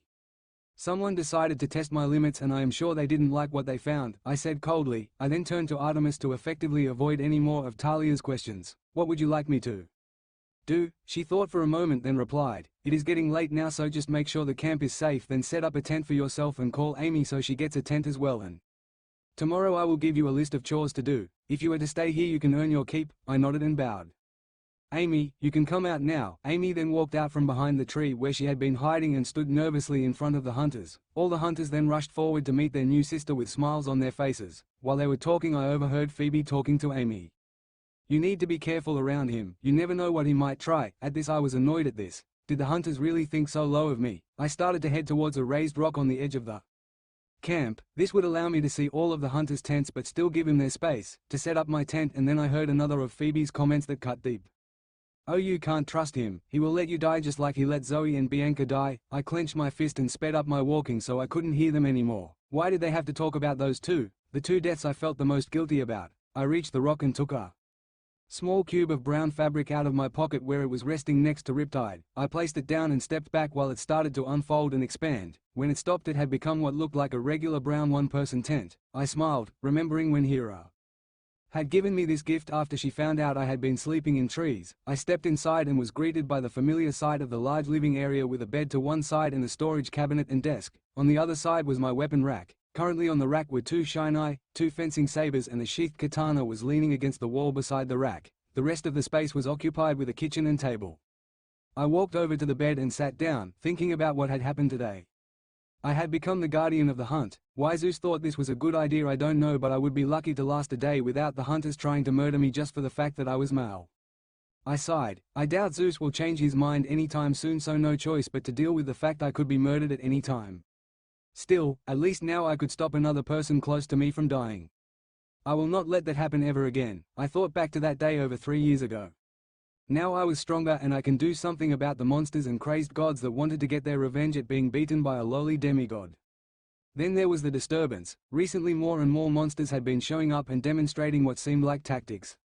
Larger groups going after lone demigods, creeping around cities as if gathering information and then disappearing into the shadows whenever anyone got close. Then there was the attack on the hunters. Near 300 monsters had ambushed them as if trying to either kill or severely injure as many as possible. I let out a groan. All these questions could wait for another day. Right now, all I needed was sleep. Sorry for the wait, but there you go. Chapter 8, and Percy is finally the guardian of the hunt, and while this is a Pertemi story, it will be a while before the relationship develops. This chapter was slightly shorter than the last one, but it is helping to get the story moving, so hopefully I can soon introduce some new things I hope you guys will enjoy. Nightshade Guardian. Edit. Realized that even this early I couldn't keep my continuity straight, so changed that to be more accurate to the actual events. A frosty first day. Hey guys, I hope you enjoyed the last chapter and how I wrote the reunion, as I thought that since Talia had no idea what happened she would be mad at Percy for abandoning Annabeth, but hopefully in this chapter they can repair their relationship. Now on to the chapter, Nightshade Guardian. Percy POV. I woke up hanging upside down from a tree. That was odd. How did the hunters manage to move me without waking me up? I heard laughing below me and saw Talia and some of the other hunters standing there. Very funny, Tals, but can you let me down now? She laughed again.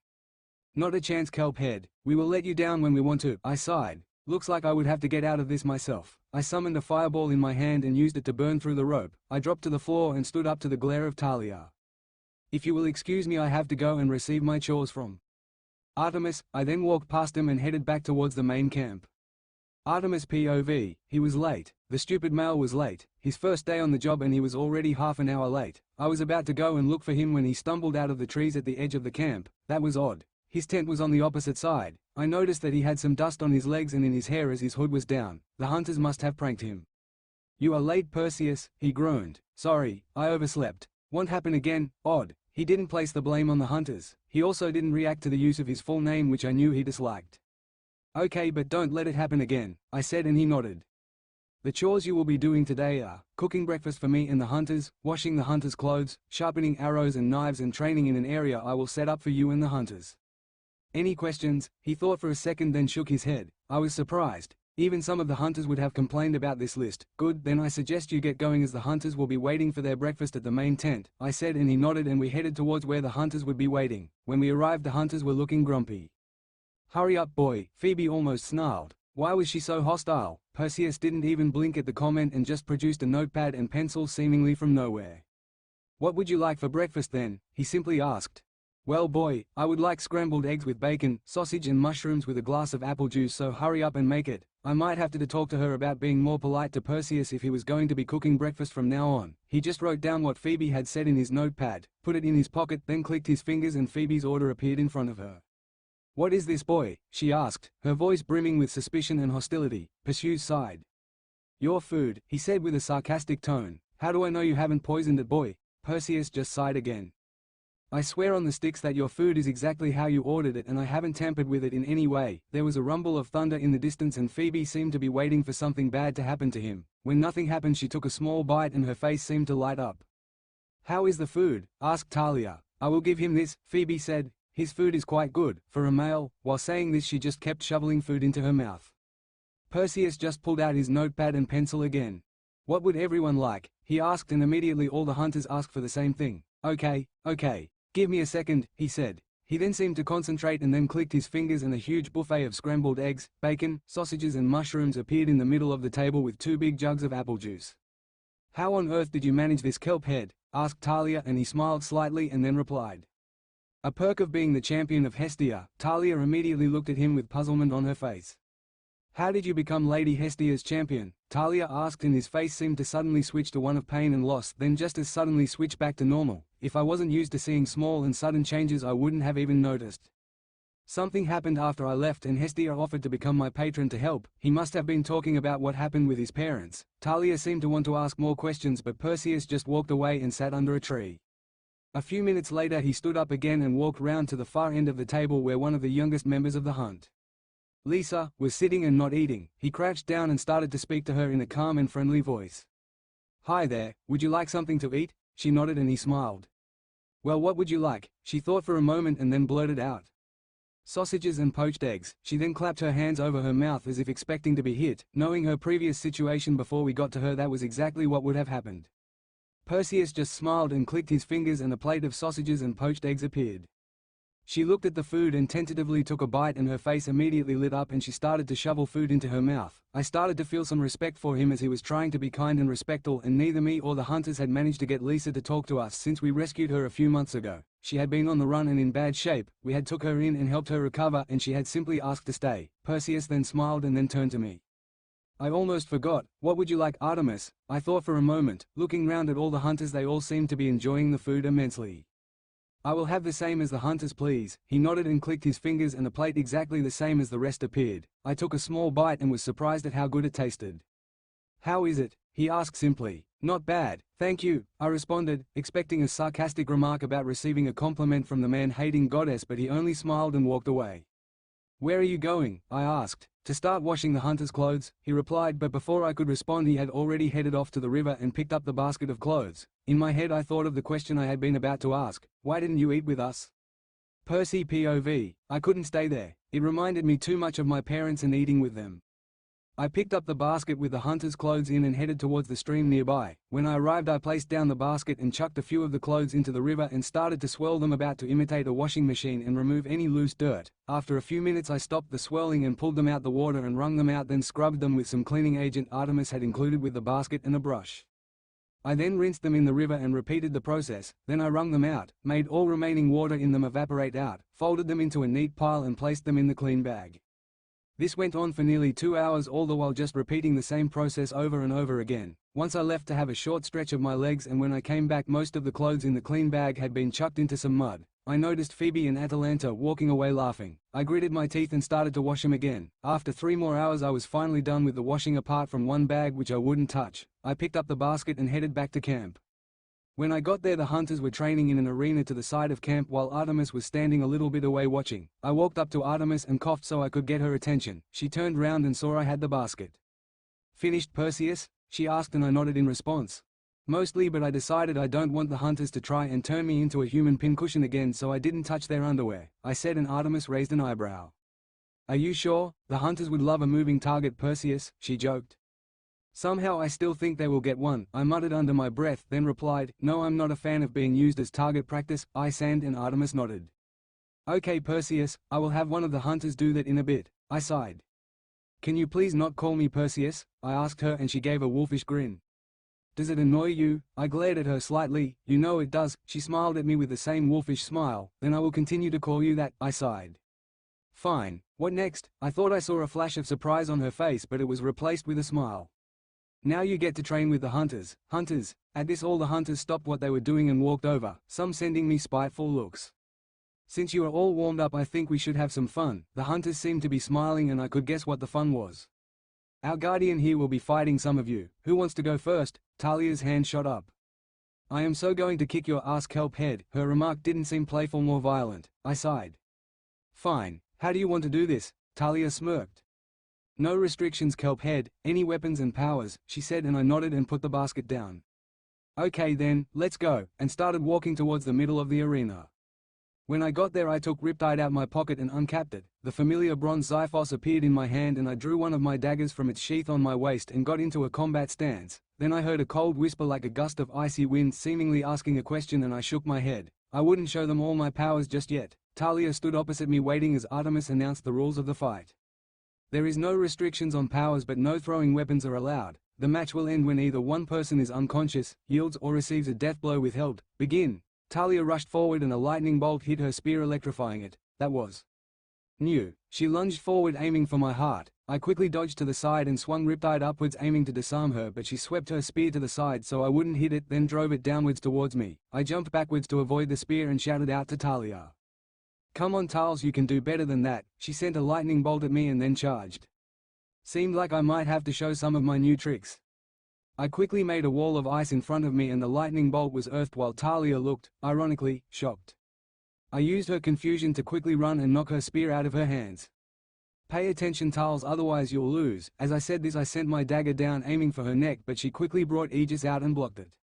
I jumped backwards as a gust of wind brought the spear back into her hand and she re-electrified it. I smiled. I put my dagger back into its sheath and ran towards Talia. She smirked, thinking that I had gone mental, and raised her spear ready to strike. When I got close, I formed a sword of ice in my left hand and swung, making Talia drop her spear, then kicked her leg out from under her and held Riptide to her throat. I believe I win.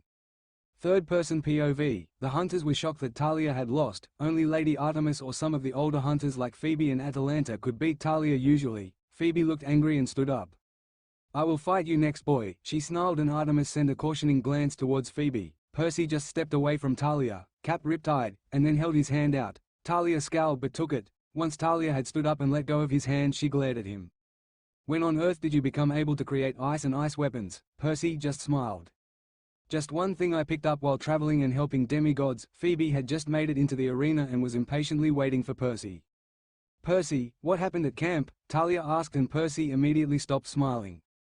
"I'll tell you later, but right now I have another fight," he said, his face betraying nothing as he then walked back towards where Phoebe was standing. "What are the rules for this fight?" Phoebe smirked. "No powers, just close quarters combat. First to unconsciousness loses." Percy nodded. "Okay then, when do we start?" Phoebe suddenly lashed out at him with her hunting knives and drew a small, thin cut across his cheek, just below his left eye. "We start right now," she yelled and lashed out at Percy, aiming to cut his throat, but he just caught the dagger on the palm of his hand, not doing anything to retaliate and not saying anything either, just blocking Phoebe's knives with the palm of his hand while she got more and more frustrated until she tried to pull a dirty tactic and threw one of her knives at Percy. Talia looked like she was going to zap her as she saw what was going to happen, but instead of impaling Percy, the knife was simply caught by him as the hunters looked on in shock. How had he managed to catch a knife that was thrown at his face from just inches away? Phoebe looked at Percy and froze, the expression in his eyes. It wasn't the same as it was when he was fighting Talia, happy and joking. This was the expression of a warrior on the battlefield, cold and emotionless, but there was something else too, something behind that expression that made her blood run cold. Bloodlust. It was restrained, but it was there clear as day. Behind this emotionless warrior was a killer, someone who wouldn't hesitate to brutally and efficiently end her life if she ever pushed him too far. Percy flung the knife into the ground and struck. Faster than all the hunters could see, Phoebe was unconscious and Percy was standing behind her. Only Artemis had been able to see what happened, and if you looked closely you could see there were two emotions on her face that you would rarely see: respect and fear. Done. Sorry about the long time it took to update, but school has been crazy leading up to the Christmas holidays and I haven't had a lot of time to spend writing, but I hope you enjoyed, and it looks like now the repairing of relationships will have to wait until the next chapter, but until then, Merry Christmas, Nightshade Guardian. The Return of the Chihuahua. Hey guys, I hope you enjoyed the last chapter, as that chapter was one of my favorites to write, and now we are on Chapter 10, where I just might start to begin the main plot of this story, and I can only hope you enjoy this next chapter, The Return of the Chihuahua, Nightshade Guardian. Third-person POV, Percy backed out of his stance and looked at the rest of the hunters. Anyone else want to fight? The statement didn't seem playful or happy, it was more of a challenge, and all the hunters looked terrified as he had just easily beaten the two people who were widely considered the two best fighters in the hunt. Even Artemis looked slightly scared but then shook it off. Unfortunately, Perseus, it looks like no one wants to fight you today, he smirked, then looked down at Phoebe. I should probably heal her, he said, and Artemis looked confused at this comment. Why? She attacked you dishonorably and broke the rules of the fight by throwing the knife at you. At this, Artemis suddenly looked at Percy with suspicion. How did you catch that, by the way, as it didn't look like you used any of your powers? Percy seemed slightly wary but answered. While wandering the past few years I trained so I could move faster than the eye could see. It's a useful thing, if difficult, he explained, and Artemis seemed dubious then nodded. Is that something you could teach the hunters? She asked. Percy seemed to think about this for a minute then shrugged. Possibly, if they are okay from learning something from a male, but it is not something that can be used too much as it can damage the muscles, he said. Artemis looked slightly confused then nodded. Okay then. Percy then knelt down and his hands began to glow a warm orange, which then surrounded Phoebe, who then began to groan and then sat up while Percy stood up and to the side while Phoebe stood up and looked at Artemis. My lady, she asked as Artemis walked down to where she was standing. Phoebe, for dishonorably attacking your opponent before they were ready in a duel and breaking the rules that had been set, you will be doing the rest of Perseus's chores for the day. Before Phoebe could protest, Percy spoke up. No, she doesn't have to do them, it's fine. Both Artemis and Phoebe looked confused. Why? Artemis asked. Percy shrugged. She was only acting the way you taught her. She hates me because I'm male, and so she treats me with the respect she would any other male, and that is totally fine, so she doesn't have to do my chores. Artemis looked confused, but then a flicker of respect appeared on her face, which was then replaced by her usual expression of a 12-year-old. Okay, then you best get on with the arrow and knives that need sharpening. Percy nodded and walked off to the armory tent. Talia POV. What was with Percy? It was like he was a completely different person. Before the 3 years he had been missing, he had always been optimistic for the future and determined that he would stop anything that threatened camp, but now it seemed like he was cold and isolated from everyone else, and when we fought it was completely different to whenever we had fought before. It had always been a close match-up between us, but now he beat me without using any powers I was familiar with. I mean, an ice sword. Where the hell did he manage to learn to manipulate ice? Granted, I managed to start to manipulate the wind like Jason, though not in 100 years would I be trying to fly like he did. Another thing, how come Percy looked to be only about 18? He had been gone for 3 years and so should be looking about 21 or 22, but he still looked 18. I groaned. Add that to the list of questions I needed to ask my mysterious cousin. I decided to go and check on Percy and how he was getting on with sharpening the arrows and hunting knives, as it had been about an hour since he had walked off to go start them. When I got to the armory tent I saw Percy talking to Lady Artemis and then fade out of view. I had to rub my eyes. Where did Percy go? Artemis turned round and saw me and smiled, so I walked up to her. Milady, where did Percy go? I asked. He asked if he could have some free time to go and visit the underworld, she said, and I was puzzled at that. Why did he want to go to the underworld? I asked, and Artemis shrugged. I think he wanted to go and visit his other cousin, Nico I think it was, she said, and I smiled. I hadn't seen the little goth in years. Do you have any idea how long it will be before he returns, as I have some questions for him? I said, and she thought for a moment. He should be back by dinner so that he can serve more food, as it saves lots of time and is quite nice too, she admitted, and I nodded. We will still hunt though, right? I questioned, and Artemis nodded. We can't have yours and the other hunter's skills going rusty, can we? She said, and I laughed. No, we can't, because then even those worthless boys at Camp Half-Blood might catch up to us, I joked, and Artemis laughed along. Even with Chiron training him, I don't think that will ever be possible. I smiled and headed back to the arena to train some more. Percy POV. Sharpening the arrows and knives wasn't so bad, as it gave me time to think, and it didn't take long, as there were 4 knives and about 50 arrows. I picked up a whetstone and got to work. I was finished in just under an hour and decided to go and see if Artemis would let me go and visit my other cousin. I walked out the tent and almost crashed into Artemis. I froze. "Sorry, Artemis, I didn't know you were out here," I apologized, and Artemis just smiled. "That's fine, Perseus, but why were you leaving the tent?" she asked, a fair question. "I just finished sharpening the knives and arrows and came to ask if I could go and visit the underworld." Artemis looked surprised. "Why would you want to visit the underworld?" she asked, and I struggled to keep a neutral expression on my face. "I would like to visit some of my family that didn't leave," I said, and Artemis looked sad for a moment, then nodded. "Okay, but be back before about 9, as the hunters will be expecting you to provide dinner, as they seemed to like your food last time," she said, and I smiled.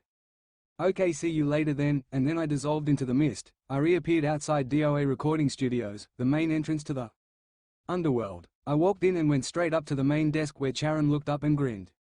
"Well, if it isn't Percy Jackson, you haven't drowned in a bathtub yet, I see," he joked, and I laughed at his reference to my pretty poor attempt at trying to sneak into the underworld when I was 12. "No, not yet, and I don't think I will any time yet," I replied, and Charon grinned even more. "I hope not." Then his mood turned serious. "I wanted to thank you, Percy. If it wasn't for you, my son wouldn't have made it to camp." I was shocked. Charon had a kid? Then he produced a picture that had him and a beautiful woman in holding a baby with eyes that looked like obsidian. I smiled as I remembered that kid. He had run from home, as the other kids had called him weird when he was talking to spirits. Then he was cornered by some cyclopses until I helped to fight him off and brought him back to camp. "You have a great son there, Charon," I said, and he smiled. "Thanks. Why did you come here, by the way?" he asked. "I'd like to go and visit Nico, if that's okay," I said, and Charon just nodded.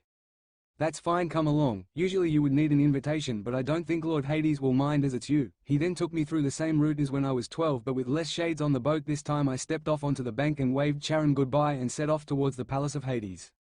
I got to the main gates and was greeted with 3 very familiar barks. I turned to see Cerberus standing on all 4s with his tail wagging furiously. I smiled at the bittersweet memory this brought up, but then snapped my fingers and a large red rubber ball appeared in my hand. The tail wagging intensified. "Hey boy, remember me?" A resounding woof followed. I smiled and threw the ball to where it was caught by the middle head, and the other 2 heads snapped trying to get at the ball. "Drop," I commanded, and Cerberus dropped the ball obediently. I continued to play with him for a few minutes, then after throwing the ball one last time I walked through the gates, continuing on towards the palace. It took me about 10 minutes to get there, but as I approached, something felt wrong. As I got closer, I noticed that there were no skeletal guards like there usually was, and the doors of the palace seemed like they had been forced open. I quickly flipped up my hood, drew Riptide and an ice sword, then rushed into the palace.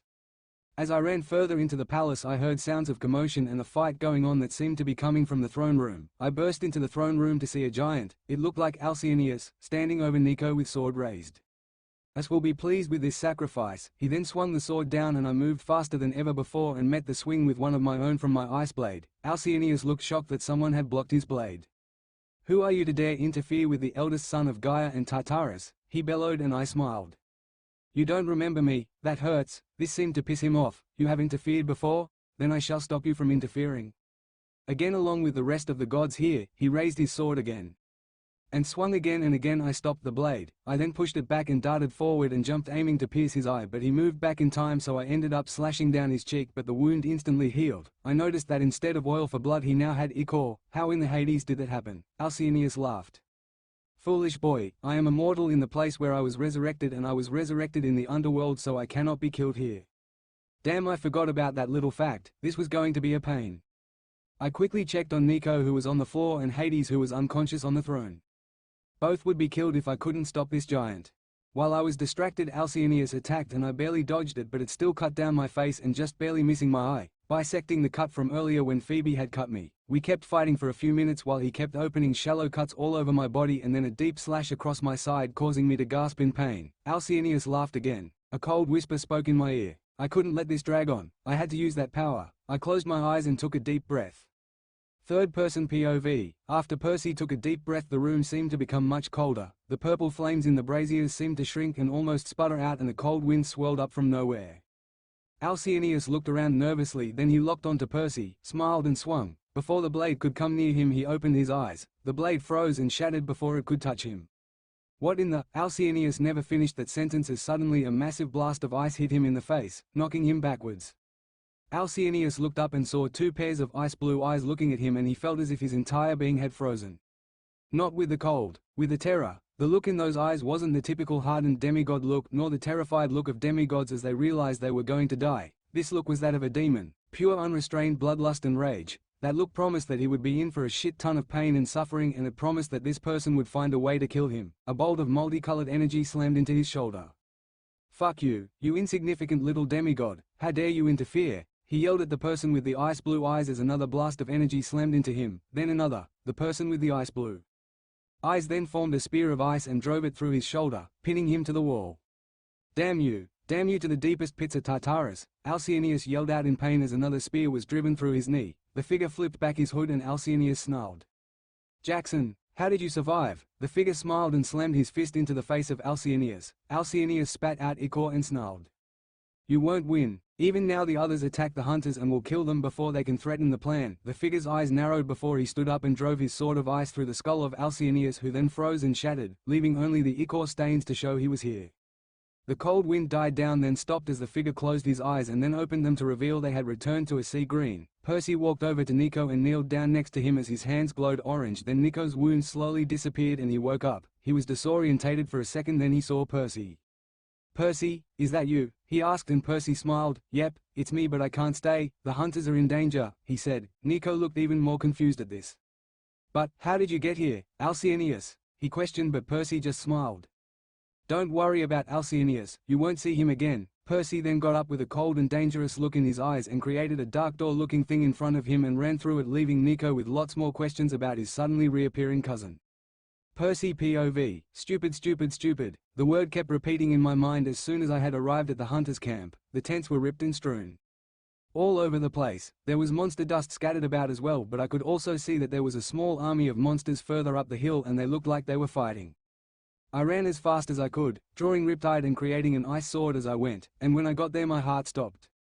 All of the hunters, including Amy, were lying on the floor either unconscious or— no, I wouldn't lose anybody else. Artemis was there in a much older form, chained, while Gratian stood over her, gloating. I ran and jumped, bringing both swords up, and, before any of the monsters could react, sliced Gratian's head off, causing his body to crumble into dust. Artemis looked furious after I cut the chains. "Finally you decide to show up. We tried contacting you but you didn't answer," she said, and I glared at her. "I was busy with my own problems and I'm here now, so can you kill Gratian before he reforms please?" I said, and Artemis glared back but shot Gratian between the eyes before he could reform completely and he crumbled into ash. I was about to say something but then a massive roar sounded, followed by a jet of flames straight towards me. I dived out the way and brought up my swords to block the next attack. A laugh came from behind the monsters and out walked Echidna. Well, if it isn't the mighty Percy Jackson, it has been a while," I scowled. "Oh great, the overgrown anteater, great to see you again," I said, and Artemis looked surprised. "You met Echidna before, and survived?" she questioned, and I nodded, keeping my eyes on her and noticing the lack of a chimera. "Yay, it was at the St. Louis Arch during my first quest. I met her and her oversized chihuahua. Speaking of which, duck." I tackled Artemis to the ground as a jet of flames went over our heads. "Get them," Echidna yelled out, so I jumped up to get ready for the fight. Artemis POV, after I got up off the ground I noticed that Perseus was fighting through the monsters so fast he almost looked like a blur, but it also saw something on my uniform. Blood. His blood. That worried me slightly, not because I had blood on my uniform but because that meant he was already hurt and was fighting more. I turned round as the chimera leapt at me. I just managed to roll out the way but it attacked again, then suddenly Perseus was in front of me and the chimera's teeth were buried in his shoulder. "Fuck," he yelled out in pain, then drove both his swords into the chimera's eyes and up through its head. The chimera burst into golden dust while Perseus stood there with a shoulder that was completely mangled. Before he could do anything, Talia began to groan and sat up. When she saw what was around her she unfolded her spear and aegis and charged at Echidna. Echidna snarled, and as soon as Talia came close she hit her backwards into a tree with a distinct snapping sound. Immediately the surroundings felt extremely cold and an icy wind blew furiously from out of nowhere.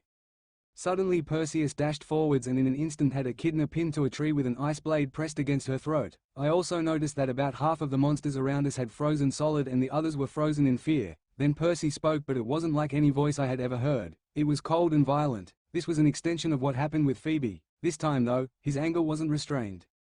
You will suffer for what you just did," and then he proceeded to very slowly push the blade through her neck, her screaming all the while at the pain and severe frostbite until eventually her screams were silenced and she burst into a golden dust. Percy turned round and immediately all the rest of the monsters began to flee before being cut down by Perseus as he rampaged through them all. Once all the monsters were dead, the cold and icy wind vanished and Perseus limped over to where Talia lay, unmoving. I walked over to him as his hands began to glow a bright orange.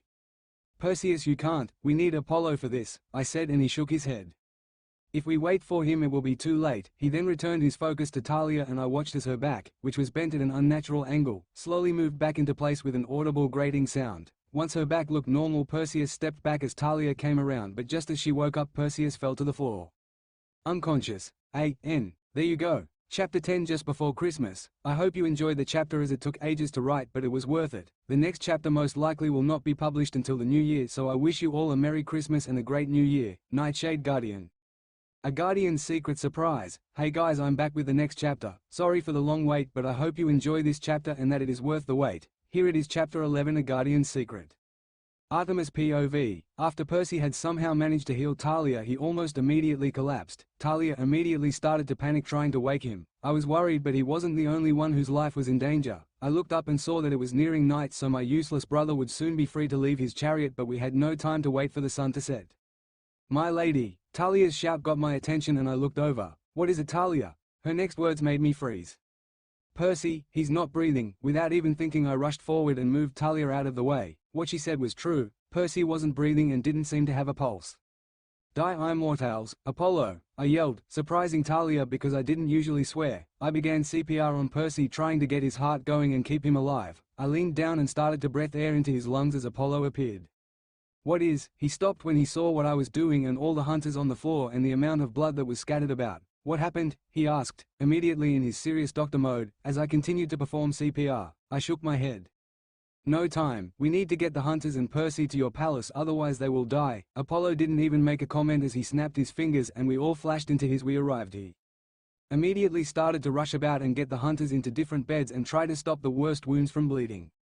"Place Percy on that one," he commanded, pointing at the bed nearest to me. I nodded and quickly lifted him up and placed him onto the bed. Instantly lots of machines and cables whirred to life and attached themselves to Percy. Apollo rushed over and I got out of his way as he started to check the displays. "Die immortals," he swore and quickly removed Percy's black coat, which revealed a horrible sight underneath. He had a heavy black sleeveless vest type of thing that had lots of slash marks and revealed wounds all over his chest. One of the worst ones was where the vest had been completely ripped away to reveal a large gash across his side that was losing blood at an alarming rate, but the worst by far was his shoulder. It was shredded and you could see the bone, in pieces. "No, no, no!" Apollo shouted as he clicked his fingers, causing the vest to disappear, then reappear next to the bed, fully revealing all the wounds, then grabbed something from one of the machines next to the bed, placed him on Percy's chest. "Clear!" he yelled, then pushed two small buttons on the thing he had grabbed. A machine next to Percy started to beep. It showed a green line moving erratically. Apollo looked over at me. "Leave, now. If I can save him I can't have any distractions," he said, and while usually I would have yelled at him for ordering me around, I just nodded, knowing Percy's and the hunters' lives depended on our cooperation. I grabbed Talia and moved out of the medical part of Apollo's temple and into a waiting area. While we sat there I had time to think. Why was I so worried about Percy? I thought about how he seemed so different from all the other men I had met who were all greedy and wanted nothing more than money and women. He was kind and respectful towards all women and had no intentions of trying to make the hunters break their oaths. The more I thought about it I realized that I respected him a lot, and not just for his behavior but for what he had done in the past for Olympus. When he was just 12 years old he was dumped into the world of ancient Greek gods and monsters and sent on an extremely dangerous quest to retrieve Zeus's master bolt, otherwise war would break out between the gods. Then when he was 13 he went on a quest to the Sea of Monsters to save his satyr friend Grover and retrieve the golden fleece to save Talia's pine which separated her from the tree. Then at 14 he met the Hunt and I at Westover Hall, then snuck onto the quest to save me and Annabeth and ended up taking the sky for me. Then at 15 he went into one of the most dangerous places in the demigod world to try and save his camp. Then he led the battle to save his camp from Kronos, fulfilling the great prophecy in the process. Then came Hera's plan to untie the two camps, which put him in ridiculous amounts of danger and had him fight who knows how many giants in the process. He had been an invaluable person in those 6 years. Then Apollo's brat had appeared and ruined his whole life in just a few weeks. I realized that it wasn't just respect I felt for Percy but something else too, something I couldn't identify. I sighed. I just hoped Apollo could save him and the hunters. Percy POV. The next thing I heard after passing out was a cold yet familiar voice.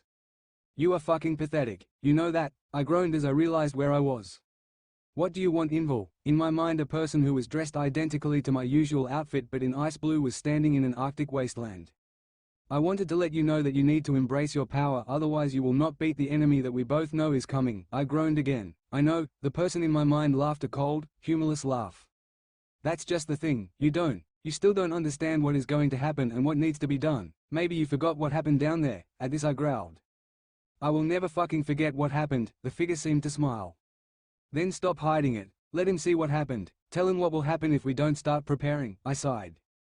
Fine, I concentrated, searching for what I was hiding. When I found it I took a deep breath. Time to let out the secret. I stopped trying to hide what I had kept concealed from everyone, even Hera and Hestia, for so long. Apollo POV. As I was treating Percy, something happened that made me stop. His body seemed to shimmer for a second before returning to normal, or at least what I thought was normal. After I stabilized Percy, I quickly moved over to the other hunters. Most of them were nowhere near as bad as Percy was, but still needed some care to make sure all bones, flesh and muscle healed properly. It was only when I had finished and walked over to check on Percy again that I noticed what had changed. My face drained of color. How could that have happened? One thing was for sure, Artemis was going to want to see this. Artemis POV. We were waiting in the same area for close to 2 hours, which did nothing to ease mine or Talia's worries. As I was about to go and find some other god to bother, Apollo walked through the door with a look I had not seen on his face for a long time, sadness. Apollo, what happened? Are Percy and the hunters okay? Apollo looked grim. The hunters are fine, but you need to come and see this. Talia immediately started to stand before Apollo shook his head. No, just Artemis. Talia started to spark, but I just nodded. It is fine, Talia. There must be a good reason for you not to see whatever Apollo wants to show me, so calm down. Talia stopped sparking and sat down with an angry expression on her face. Fine, but I expect to be able to see the kelp head soon. I nodded and walked forward into the room where Apollo had been treating everyone, and he led me over to where Percy was lying. I was going to ask what he wanted to show me, and then I noticed, among the new cuts and bandages, there were lots of scars that looked like, instead of healing properly, had almost been burned together to close the wound. What the fuck happened? I surprised myself at swearing in English, but Apollo just shook his head. I don't know what happened. I guess we'll just have to wait and ask him when he wakes up. Time skip 3 days. Third person POV. For the past 3 days it had been chaotic in Olympus as Artemis had reported the attack on the hunt, and only few hours afterwards Nico had appeared and talked about how Alcyoneus had attacked the underworld and been defeated by Percy. Once Artemis revealed Percy's condition, almost all the gods wanted to go and see him, but Apollo refused, saying he needed to rest and would not be disturbed by some over-enthusiastic gods, and that they would all wait until Percy was conscious and able to move before visiting him. On the 3rd day after the attacks, Percy suddenly jolted upright in his bed with a yell of pain. Apollo immediately went and eased the pain from his remaining wounds. After this, Percy asked to see the council, but Apollo simply stated that until he was fully healed he wouldn't be seeing the council. Percy begrudgingly had to accept, and over the course of the next 5 days Apollo constantly was using his power and knowledge of medicine to help Percy recover faster. Over this period of time some of the hunters, including Artemis, visited him. Some came to thank him for appearing to save them, others just to talk, but Artemis came for a reason which no one could figure out. She would just sit there in a chair, watching Percy while he slept. No one ever told Percy about it. Artemis had stressed the fact that if anyone did, then they would enjoy some time as a jackalope. After these 5 days were up, Apollo allowed Percy out of his bed, and again Percy asked to see the council. This time he wasn't refused. Once all the council had been gathered, they all seemed confused as to why they had been summoned. Then Percy stepped forward, and almost immediately all the gods looked relieved that he was okay. Some looked more than relieved, such as Aphrodite, who looked almost sympathetic, and Poseidon, who looked as if he had just had a heavy burden lifted off him. But the most interesting reaction was from Artemis. At first she seemed immensely overjoyed, then suddenly neutral. No one but a certain spiky-haired hunter noticed this, and she found it very interesting. Thank you for coming, Percy said. I needed to talk to you about something important. All the gods turned their attention to him and noticed that he was just wearing a thick, sleeveless vest which exposed his arms, and all along his arms were scars. Vicious scars that looked as if they had been cut, then burned shut and then sliced open again. All the gods looked horrified. Those scars looked like the result of torture. Percy noticed their reactions and sighed. That is one of the things that I wanted to talk about, but that is less important. At this, Poseidon looked furious. What is more important than punishing the monster that tortured you? Percy looked at him in the eyes and spoke. Telling you about the enormous threat you face. At this, Zeus leaned forward. What threat? Percy turned to Apollo. I wish to know how to defeat him. Apollo looked confused. What are you? Halfway through his sentence he suddenly cut off and his eyes glowed green. He began to speak in the same voice the oracle used. The oldest threats shall rise and start the war. Olympus' children shall be made to mourn. A broken guardian must stand tall, to prevent the gods and the world's fall. The camps and hunts shall stand as one, but in the end the hero is gone. After the last lines were spoken, Apollo collapsed into his throne. The rest of the gods looked pale. It wasn't surprising because of what had just been said. That sounded like a new great prophecy, remarked Hermes. The rest of the gods nodded and looked at Percy. Broken guardian, you are the only guardian I can think of, but what makes you broken? This was asked by Zeus. Athena spoke up. I would assume the events of 3 years ago. At this Percy's face tightened, but he spoke up. While that is part of it, there is more. At this Athena looked confused, but then looked at his scars and her face paled even more. Apollo suddenly jolted up in his throne. Why, what happened? Percy looked at him and smiled. Looks like the fates have just ordained the death of Percy Jackson. At this the faces of all the gods dropped into grim masks of sadness and sympathy. Before anyone could say anything, Percy spoke up again. Well, I might as well show you what happened to make me broken. He waved his hand and a rainbow appeared in front of the gods. He then reached into his pocket and pulled out a drachma. O Iris, goddess of the rainbow, accept my offering. Please show us the memories of Percy Jackson's second time in Tartarus. A.N. Hey guys, once again so sorry for the long wait, but I just don't have a lot of time to write currently. I promise I will try to upload more frequently and I will hopefully get the next chapter out within a month. No promises, but I will try, but until then, bye. Nightshade Guardian Hell. Hey guys, I'm back again with the next chapter. Sorry for leaving the last chapter on a cliffhanger, but I felt it was the best place to end the chapter. This chapter will be picking up right after where the last one stopped, with Percy's horrific memories of Tartarus. Be warned that this chapter will be much more violent, dark and disturbing than the others I have published so far. It is also pushing the border between AT rating and an M rating. You have been warned. Here is Chapter 12 Hell, Nightshade Guardian. Third-person POV. The atmosphere in the throne room had become very tense all of a sudden after Percy threw the drachma into the mist. Before anyone could speak, the mist turned into a sea of a moonless sky with Percy in a forest. Before the image progressed, Percy spoke. I would like to ask that all the hunters leave now. Talia looked annoyed. Why should we leave, Kelphead? Percy looked straight into her eyes, and what Talia saw made her back down. Fear of what she would do if she saw what had happened to him. Okay then, let's go, she quietly stated, and the hunters looked confused at the sudden change in attitude but followed their lieutenant anyway. After the hunters had left the room, the image started to move. As Percy was walking through the forest, the ground started to shake. Before he could do anything, a crack opened in the ground and he fell through. The gods watched on as Percy fell and fell and fell. It seemed ages before Percy finally emerged and once again fell into Tartarus. He immediately landed on his feet and drew Riptide, but he was suddenly disarmed as Oceanus appeared and knocked Riptide out of his hands. The gods watched on as Percy drew his daggers and put up a good fight, slashing him, causing lots of major injuries and almost winning, but Oceanus was an elder titan and eventually knocked Percy out and the mist went black. The mist then changed to where Percy was chained to a wall somewhere in the depths of Tartarus with no clothes on and shackled to a wall. In front of him was Oceanus, Tethys, Hyperion and Krios. The last two surprised the gods. They had heard from Percy and Annabeth that they had been absorbed by Tartarus. Then another form began to materialize, and when the gods saw who it was, their ichor ran cold. It was Tartarus himself. The gods watched on as Tartarus began to speak to Percy. I told you before that even the gods were not worth my attention, but you were. Unfortunately for you, I have revised my opinion a bit. While you are still very interesting to me, the gods have now become worth my attention because of what they did with Gaia. Join me, son of Poseidon. I know what happened at that silly little camp, and I would say the gods are not on your good side. Join me and we can take revenge on them for what they have done. The gods watched as Percy spat at Tartarus. Go fuck yourself, he said, and Tartarus just shook his head. Well then, I leave you to these inferior beings. I understand they have a grudge to settle. Tartarus then disappeared and the Titans got to work. The Titans then brought out lots of long blades and other weapons and began their work. The gods watched on in horror and sadness as the blades sliced through Percy's flesh again and again and again, yielding screams of agony. After a few times, Percy passed out and Oceanus just threw a bucket of some liquid at him. Percy screamed even louder as his wounds healed but burned at the same time, making it clear that it was water from the sticks that had been thrown over him. This continued as the gods continued to watch as he was sliced over and over and over again and had sticks water chucked over him repeatedly. After a while, the Titans left him there, bleeding from numerous cuts and slashes and barely conscious. The mist went black again and returned with Tartarus standing there. Have you reconsidered? Percy looked at him again and weakly said.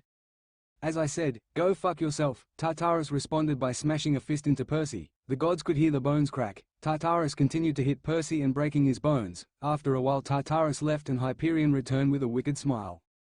This is payback for turning me into a fucking tree, Jackson. Hyperion's hand then glowed with a harsh light and he pressed it against Percy's skin, causing him to scream in pain. Hyperion continued to burn Percy over and over, and whenever he passed out, Hyperion would use a much harsher light to cause a much more intense burn which would wake him up. This continued until Hyperion got bored and left him there, broken and burned. The mist turned black again and it returned to a horrible scene.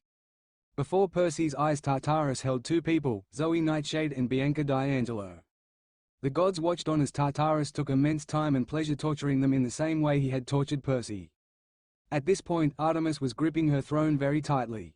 Then the gods witnessed an unimaginable horror. Zoe was given to Hyperion and Bianca to Oceanus. The Titans then proceeded to slowly and methodically break their bones one at a time to cause the most pain and suffering they could. They were crying and screaming, begging Percy to help them, for the Titans to stop. At this, Artemis couldn't take it anymore and blasted the screen apart with her powers and, with a scream of anguish, broke down crying on the floor in her 12-year-old form. Percy went over to her and held her in a hug. To everyone's surprise, instead of hitting him or turning him into a jackalope, she just hugged him back, crying freely into his shoulder. After a long time, Artemis let go, stood up and wiped her tears away. "Thank you, Percy." The other gods were shocked at this. Not only did Artemis hug him, but she called him by his shortened name instead of boy or even Perseus. Artemis looked round at all the other gods. "If any of you tell anyone else about this, I don't care who you are, I will hunt you down." All the gods nodded. While they might be more powerful than her, Artemis was frightening. Artemis then took her place on her throne again. "Continue." Percy just nodded. This time there was no need to throw in a drachma. The screen just began again from where it had finished. Both girls had been tossed to the side, broken. What then occurred almost caused Olympus to need an architect again. Another person was now placed in front of Percy, his mother. What followed was the same treatment of what had happened to the girls, but much more violent. Her bones were broken more viciously. The torture was carried out using sharper, nastier and rusty blades. The gods watched on in horrified silence. Once the Titans were done with poor Sally Jackson, the gods were forced to watch as Tartarus took the blade used to torture Percy and drove it through Sally's heart. Laughing, Poseidon roared in anguish, causing a major earthquake on Olympus. Only through the comfort of Athena and Demeter did he calm down. Now everyone's attention was focused on the screen as they watched what unfolded next with awe and terror. Flashback, unknown time. Tartarus Percy POV. I strained and pulled against the shackles restraining me to the point my wrists were bleeding. I cursed them all. Those bastards. How dare they? They dare disturb the afterlife of these people. Bianca had reincarnated. She should have been saved. They tortured her and Zoe before my eyes. Then they would do the same with my mother. They would pay. I lost myself in the rage, and when I did I felt something shatter. I looked at the Titans and Tartarus with hate in my eyes. I ripped my hands free of the shackles, ignoring the blood and broken skin on my wrists, and thrust my hand at Hyperion and Oceanus. They suddenly screamed out in anguish as their ichor was superheated to the point it was burning through their skin. I then called upon the waters of the river Styx to obey my command, and it did. It rushed into the cavern and surrounded both Hyperion and Oceanus, and they screamed even louder. The water was purging their essence, rushing into their bodies through their open mouths and burning them out of existence from the inside out. Once they were nothing more than scraps of skin and ichor stains, I turned my attention to Tartarus. He was a primordial. I was no match, but I had to try. My two daggers returned to my hands and I flew at him. Slicing, cutting, slashing. All of this was inflicted on him before he blasted me with a beam of black power. I could feel myself dying. Was this it? Was I really going to die here, alone, in the deepest pits of Hades with no one left to mourn? No, I refused to let that happen. All of a sudden I heard a cold, harsh voice whisper in my ear. "So you don't want to die here then?" I looked up and before me were two figures, one which looked like me when I was wearing the outfit given to me by Hera and Hestia, but in blue, while the second figure was one I only recognized only thanks to his golden eyes, one I had hoped to never see again in my life. Kronos. He stood before me, scythe in hand, looking down upon me. "So this is where you ended up. Pathetic." I had never felt so much hate in all my life. I tried to talk but only ended up coughing blood. "Don't be so hasty. I'm not here to fight you. In fact, it is just the opposite. I came to help." I gave him a hateful look, but when I did I realized that nothing was moving. He grinned. "While you may not like me for what I did, we both share a hatred. Tartarus. That bastard treated my brothers as nothing more than ants. As well as this I am, ironically, running out of time, as I watched his form flickered for a second before solidifying. What I will do is save you, Percy Jackson. I will seal my friend here inside of you, as he also has a grudge against Tartarus and wants to help you. Then I will transfer all of my remaining essence into my weapon and name you as the successor to my domain. Until the fates can properly make you into the successor, you will only have limited time control and be able to use the weapon. My friend here will allow you access to advanced water techniques, ice techniques and some magic." I felt myself slipping but managed to nod my head and speak two words. Do it. Kronos grinned again and started chanting. He chanted in a language older than Greek. As he did, the figure by him seemed to shimmer and turn into a mist. At this I couldn't stay conscious and passed out. When I woke up, Kronos was standing there with a smile on his face. Well, it worked, Perseus Jackson, so take the weapon and get revenge on Tartarus for all of us. I groaned and sat up, realizing that I felt less pain and didn't feel so close to death. I reached up and grasped the scythe, and when I did, Kronos made one final comment before he dissolved into golden energy and flowed into the weapon. All hail Perseus Jackson, the mortal titan of time, he said, and I felt power rush into me. I stood up and looked at both Zoe and Bianca. They were lying there, crying because of what had happened. I heard the same cold voice in my head. We can get him out of here if you like. My eyes widened. How? I spoke in my mind. The voice in my head chuckled. Hold your hand out towards them and imagine them in a safe place. I held out my hand and concentrated on a place that I had discovered not long ago. They dissolved into the mist. With rage in my eyes, I set off to find that bastard Tartarus, and I found him just outside the cave, and he looked extremely surprised. How are you still alive? He exclaimed, and I just smirked. I had some help, and with that I charged him. I managed to surprise him and cut along both his arm and his leg with the scythe. I continued to swing the scythe as if it was natural and managed to cut his a few more times. Every time I managed to cut him, he seemed to lose more energy. He started to fight back with a weapon that looked as if it was made of obsidian. We traded blows, both savagely attacking the other, trying to maim and kill. I managed to slice a leg off and he fell down. Die immortals, Jackson, he screamed in rage. I leveled the scythe at his neck. This is for torturing my friends and killing my mother. I swung the scythe, but before I could deliver a serious blow, he just dissipated into the pit air with a laugh. I slammed the butt of the scythe into the ground with annoyance. Come back here, you fucker! I screamed at the top of my voice, but it was no use. He got away. The cold voice whispered again. We need to get out now, it said. Concentrate on a place outside the pit and then slam the scythe down. I concentrated on the forest I had been in and slammed the scythe down, disappearing into the mist. Flashback end Artemis POV. After Percy reappeared in the forest, he passed out and the mist turned black once again and dissipated. I looked around at all the other gods and they all had differing levels of shock, disbelief and fear on their face. Athena spoke up first. Kronos gave up his domains to you. And what was that about a mortal titan? She asked, and Percy nodded. I was surprised too, but I suppose he was fading and needed to name a successor, and as for the mortal titan thing, I don't actually know. As far as I am aware, I am technically pseudo-immortal in a similar way to Artemis Hunter's, just more titan than god, I think, so that explained the slight age discrepancy and why he looked like he hadn't aged a day since he had left Camp Half-Blood. Athena nodded but then spoke again. Who was the friend that Kronos sealed in you? She asked, and most of the council were also interested.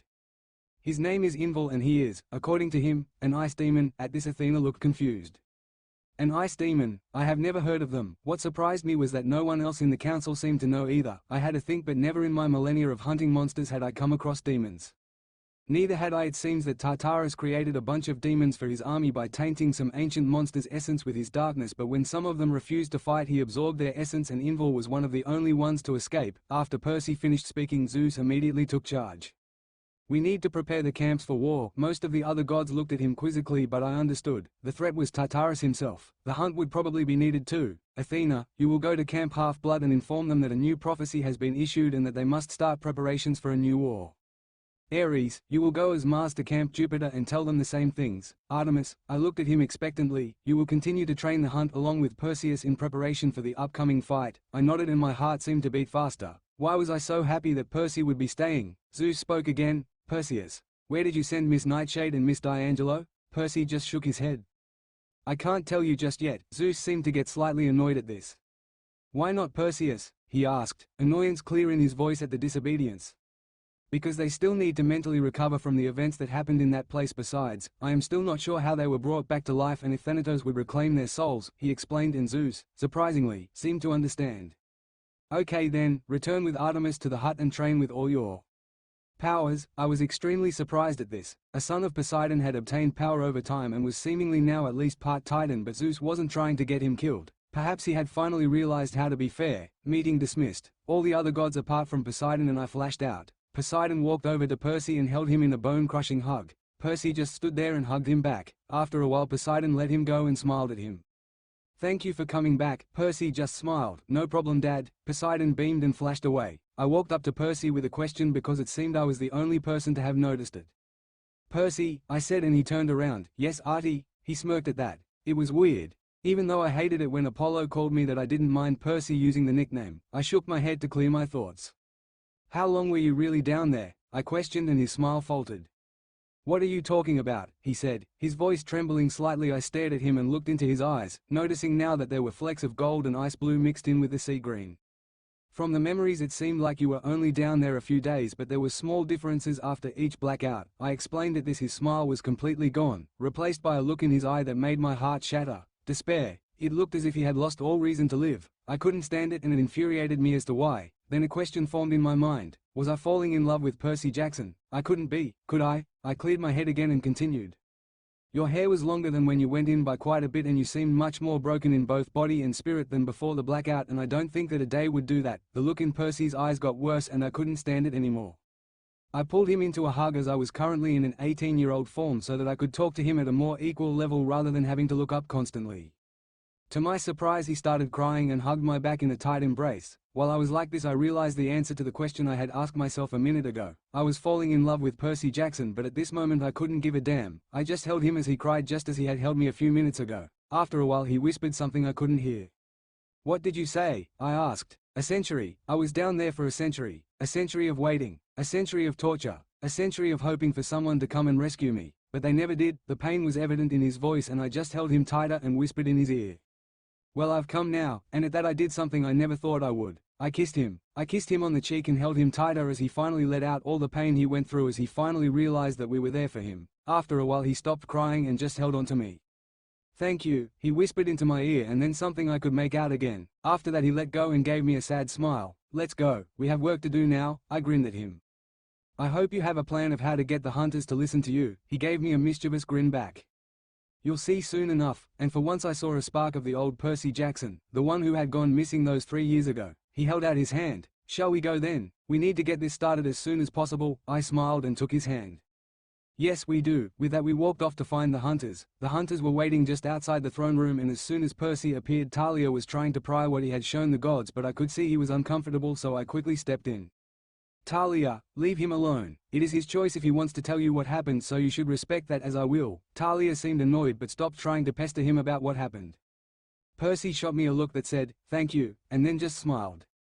I quickly gained the attention of the hunters, then spoke. "Let's get going then." The hunters all cheered and quickly gathered up ready to leave.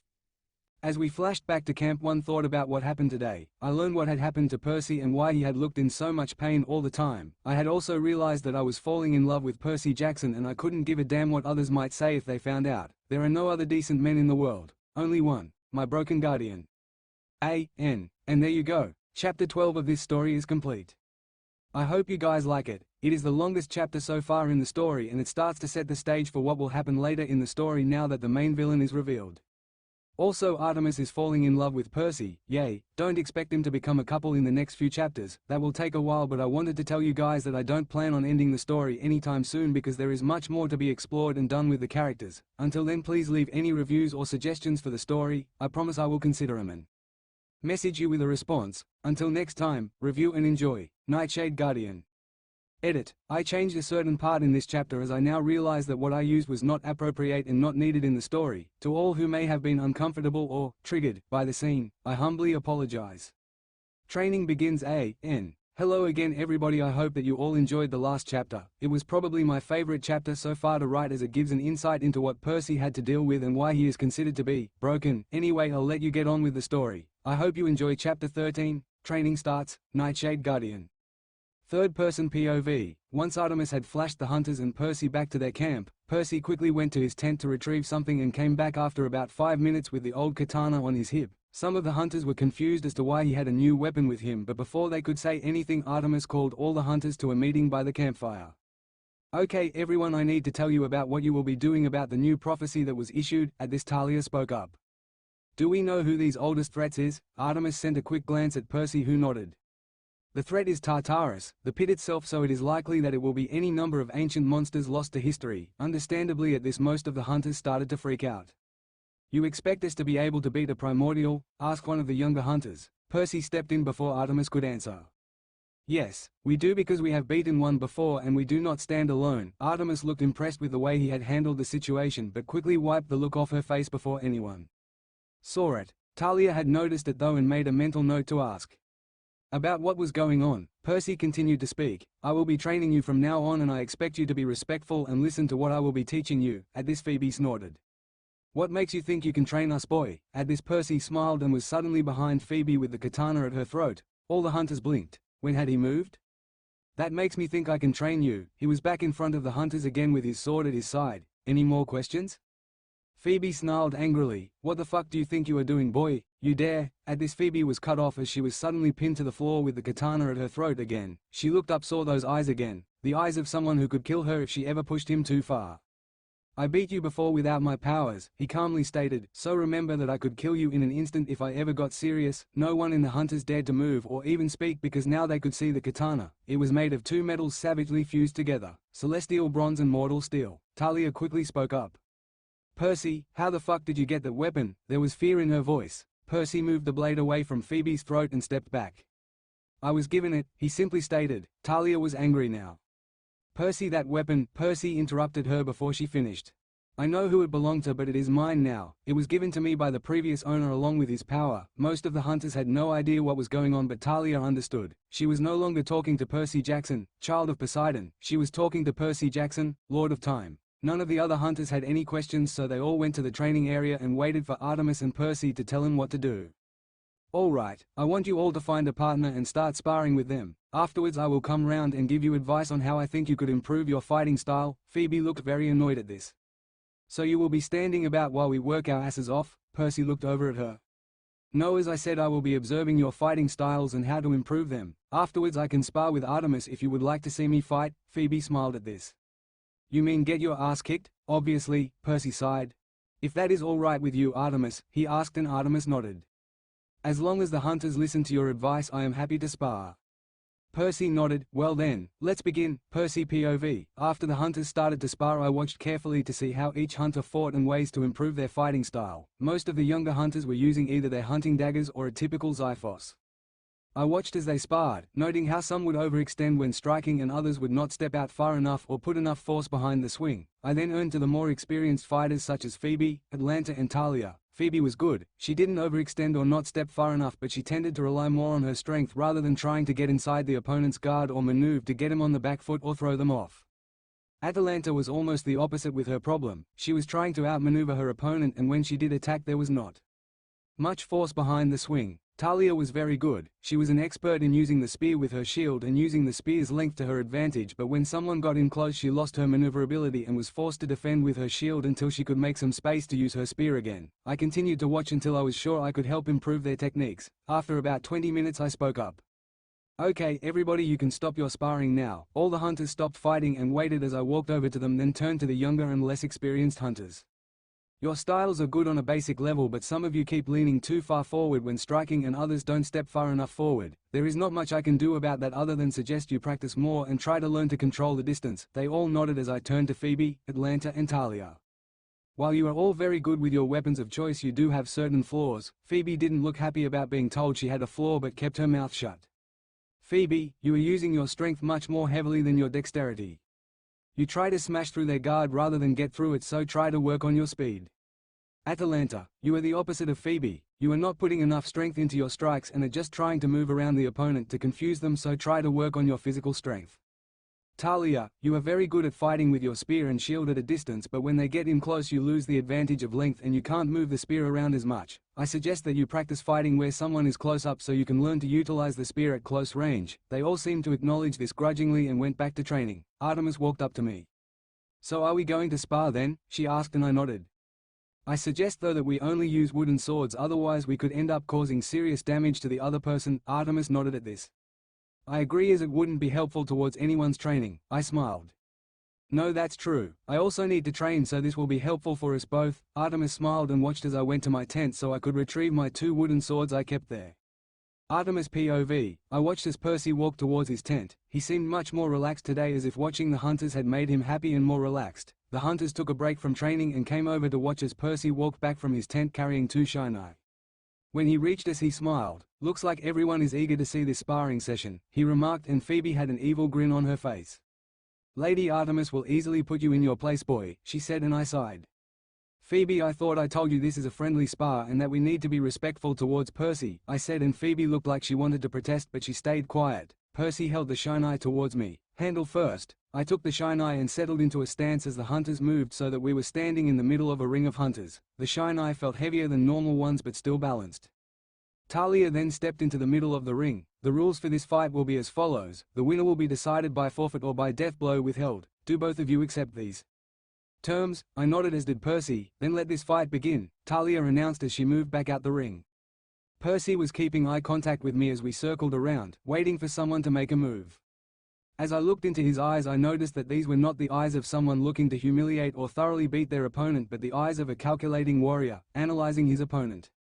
I decided to make the first move and dashed at him with the shinai low and swept upwards, aiming to hit the temple to knock him off balance. To my surprise, he reacted with speed and moved his shinai in the way to block the blow. There was a good amount of stability behind his shinai and it wasn't moving with my hit. Percy smirked at my reaction. These shinai have been reinforced with celestial bronze, so don't expect that they will break easily, so that was why the shinai felt heavier than normal. Percy then pushed my shinai back and went to hit me on the head. I just managed to roll out of the way but was forced onto the defensive as he continued to push his advantage. As he pressed forward, I noticed that he was being careful to keep his shinai near enough that if I counter-attacked he could use it to defend. I waited until he went to attack before lunging forward, aiming to sweep his legs out under him, but he surprised me again by jumping over it. I quickly went on the attack before he could fully regain his balance and he was now on the defensive. I saw a chance to end the spar when Percy overextended on a strike and was thrown partially off balance. I quickly darted inside his guard and went to take his legs out again when I saw him smirk as he again jumped over the shinai and swept my legs out. As I was falling, he turned and caught me and held the shinai at my throat.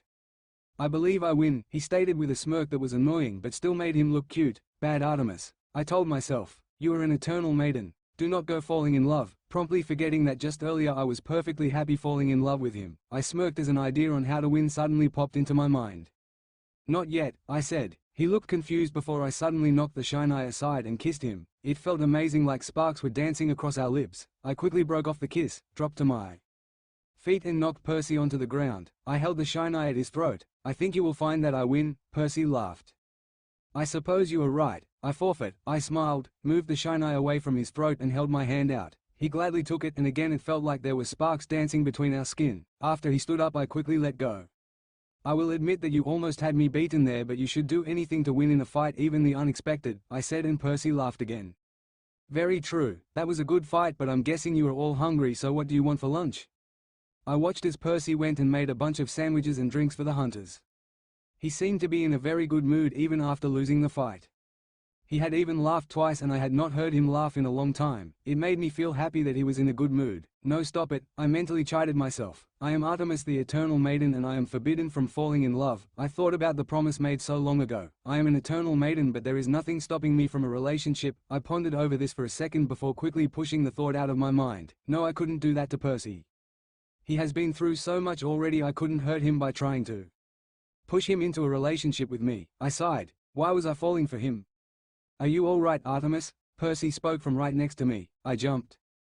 For goodness sake, Percy, please don't startle me like that. I tried to sound annoyed rather than happy that he had asked about how I was. Percy just shrugged.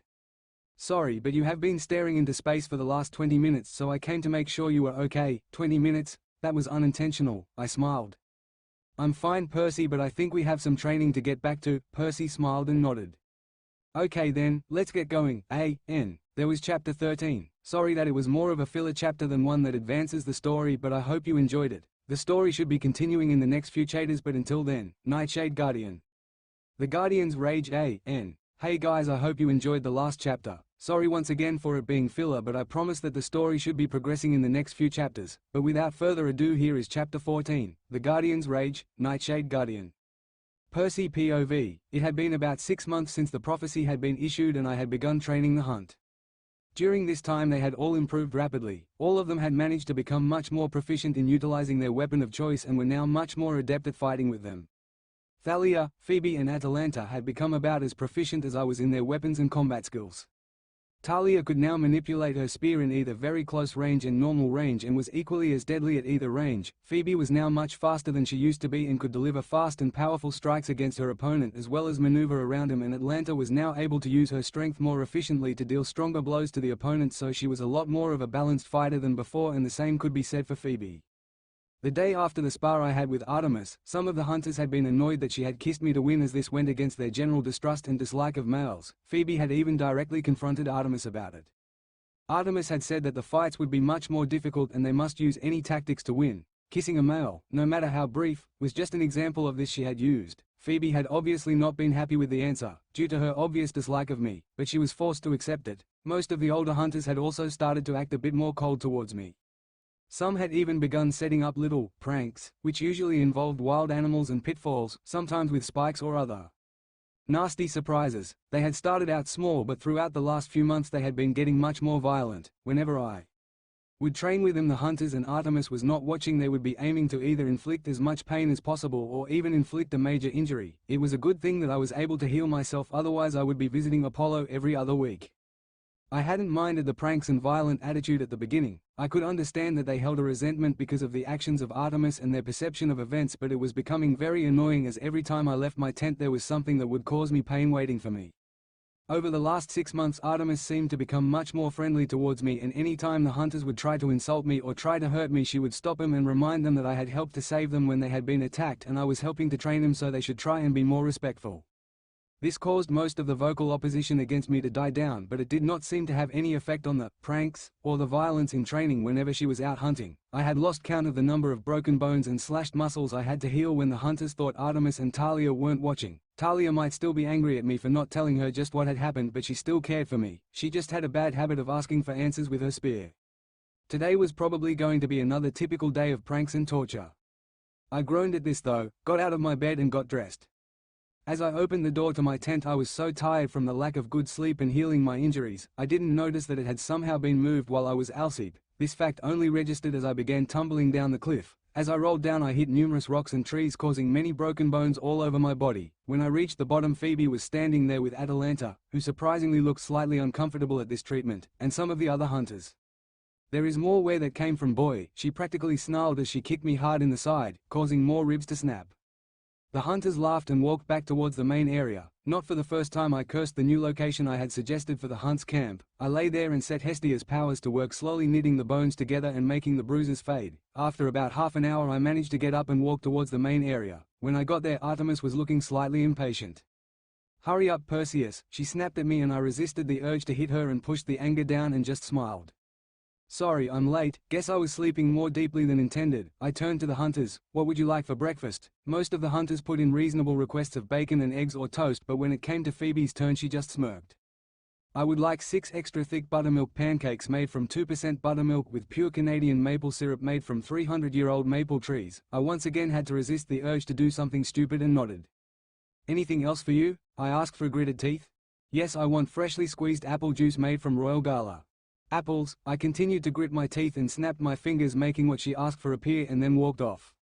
"Where are you going, Percy?" called out Talia, concern in her voice.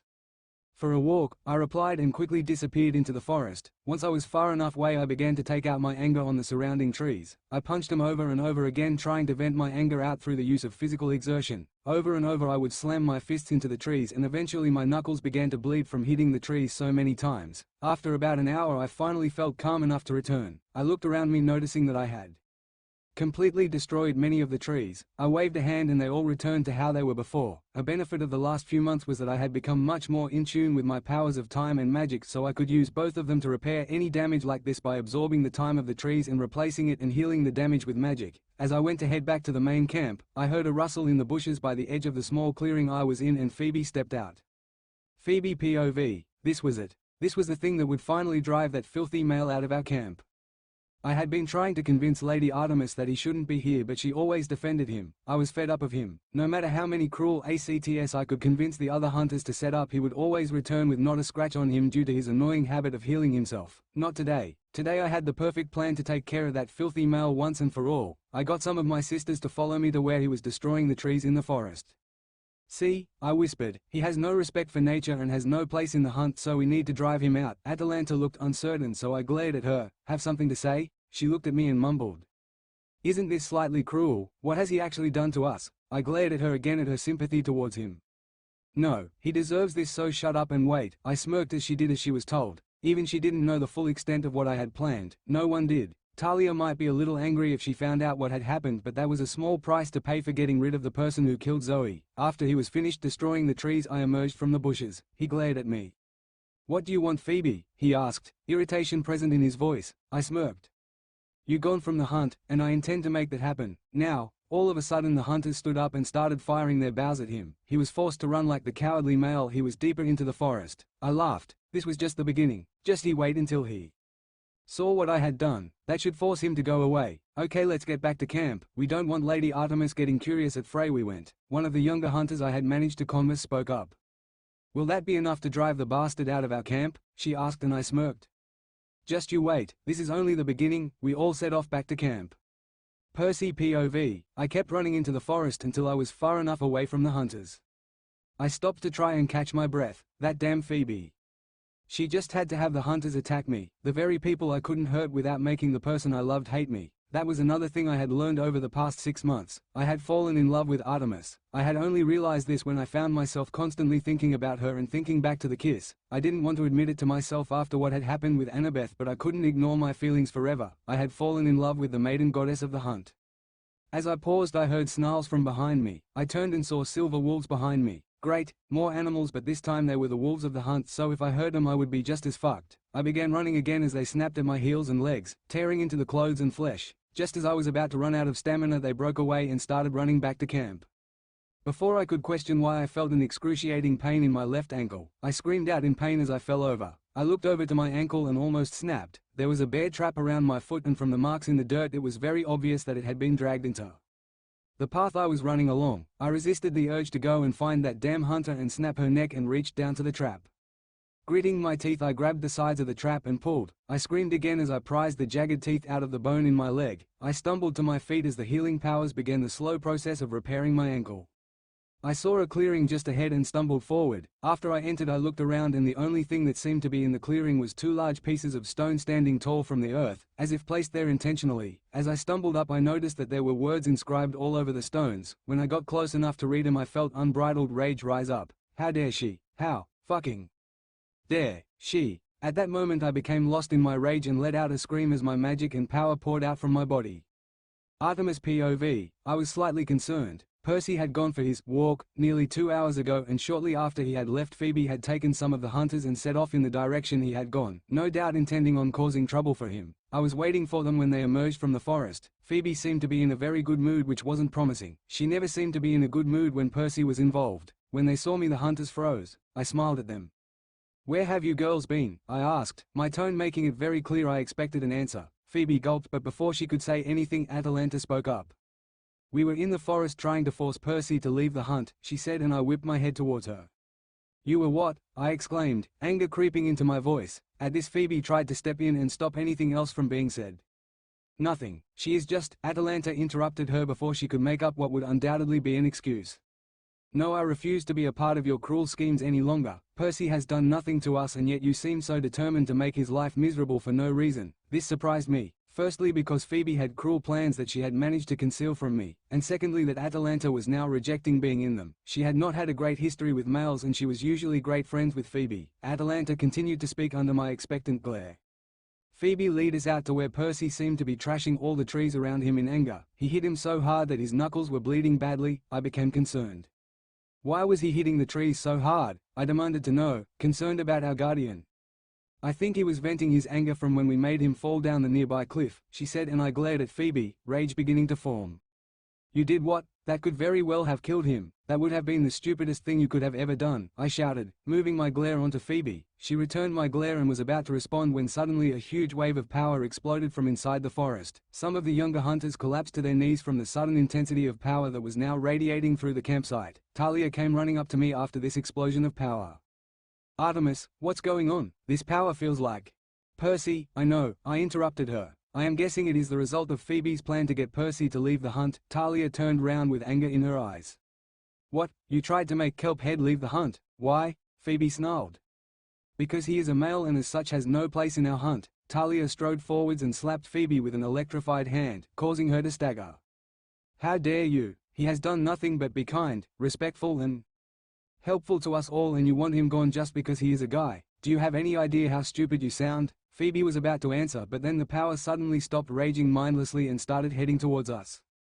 I turned and, for the first time in 6 months, I felt afraid of Percy. His power had destroyed nearly a kilometer of the forest around him from what I could see, and now it had stopped raging out of control and was headed towards us, suggesting he was controlling it. Phoebe started to run, but Talia held her back. "Oh no you don't," she angrily snarled. "You caused this mess so you can stay to see the end of it." Phoebe looked scared at this but quickly replaced her fear with a smirk. "What can that male do?" she asked arrogantly, but before anyone could answer, a voice spoke. "That male can do quite a lot actually." Everyone there jumped as Percy was suddenly right in front of Phoebe, but what chilled me to the bone was the weapon he held so casually in his right hand, a scythe made of 2 metals fused together, celestial bronze and mortal steel. When Phoebe saw this she paled immensely. Percy just smirked. "You are very lucky that I managed to take control away from Percy, otherwise you would be dead." Talia and the other hunters looked very confused at this statement, but I remembered what Percy had shown us 6 months ago during the council meeting and realized DWHO was speaking here. "So you must be Invul then." I addressed the figure and he turned to me and grinned. "Yep, that is correct. Nice to meet you. Percy thinks very highly of you," he said with a grin, and I tried to stop myself from blushing. Bright gold at this comment. Phoebe still looked very scared, but Invul continued to talk. "I won't hurt the hunter, even if she really does deserve it after what she did, because that would not be a good idea." But he was cut off as he grunted, and I noticed that his eyes began to flicker between an ice blue to sea green and back to ice blue. "Damn it, he is going to take control back off me, and if he does he is going to try and do something he will regret later." He turned to me. "You need to stop him. When you do he will probably disappear. He won't go too far, so check the surrounding area and find him. Make him come back to the hunt. He needs it." I nodded. I don't know how I would feel if Percy left the hunt. He made life fun and made me feel things I never thought I would. Invul smiled and his eyes suddenly returned to sea green, filled with anger. Once Percy was in control his power flared up again. It was nowhere near as intense as before, but it still gave me chills. His power was probably not visible to the hunters, but due to my divine nature I could clearly see it radiating off of him like it would with a god's divine form. It took on a black and red appearance with streaks of gold and ice blue in it, which surprised me as I thought it would be predominantly sea green like his ease. He gripped the scythe tighter and swung it forwards, aiming to take Phoebe's head off. I quickly blocked it, catching the joint of the scythe with my knives, but stumbled back because of the force behind the swing. I looked Percy in the eyes and what I saw broke my heart. The rage melted away to be replaced by immense sorrow and guilt as his power vanished and he collapsed to his knees, sobbing. I went to embrace him but he pushed me away. "No," he yelled, as tears streamed down his face, "I don't deserve to be near you." After this he dissolved into the mist. I turned to Phoebe with anger. "I will decide your punishment later, but for now, we need to go and find Percy." A voice laughed out from the forest. "Unfortunately for you Huntress, you will not be able to find your precious guardian before we have killed your hunters and destroyed your essence." I turned in shock as Gratian stood there with an army of monsters such as Dracena, Emposa and other assorted monsters. I drew my daggers, but before I could do anything Gratian moved faster than I thought possible and swung a sword down towards me, and all I saw was black. There we go. Chapter 14 is done and saw a big turn of events for both the hunt and Percy and the story in general. I would say I'm sorry for leaving it on a cliffhanger, but I'm not. Until next time. Please enjoy. Nightshade Guardian. The Guardian's Sacrifice. Hello again. I hope you all liked the last chapter as it was fun to write and it also begins to progress the story more. Quickly, I would like to address some of the reviews I received. This fanfiction is a Guardian fanfiction because I wanted to create an interesting story and I felt a Guardian fanfic would allow me to do that, and if you don't like the FIC, don't read it. Is as simple as that. I'll stop ranting now and let you get on with the chapter. I hope you enjoy Chapter 15, The Guardian's Sacrifice, Nightshade Guardian. Percy POV. As I sat there I thought of how badly I had fucked up. I had just lost control and tried to attack Phoebe for her latest prank. Just thinking about it made my blood boil, but I pushed that aside and tried to calm down. After I had vanished I had gone to a nearby cave so that I didn't hurt anyone else. Invul spoke up in my mind. "Have I told you that you are fucking pathetic?" he said, and I scowled at this. "Yes, you have, Invul, mammy times. Now what do you want?" I heard Invul laughing his cold, cruel laugh. "To tell you to get over it. Sure, you lost control, but it was that bitch's fault because of what she set up." I scowled again at his words. "I still lost control and because of that I endangered the hunt." Invul sighed, seemingly annoyed by my response. "For fuck's sake, let it go. Artemis will forgive you, so don't even try that, and Phoebe will never try anything again after your display of power." I was going to reply when I had a feeling that the hunt was in danger.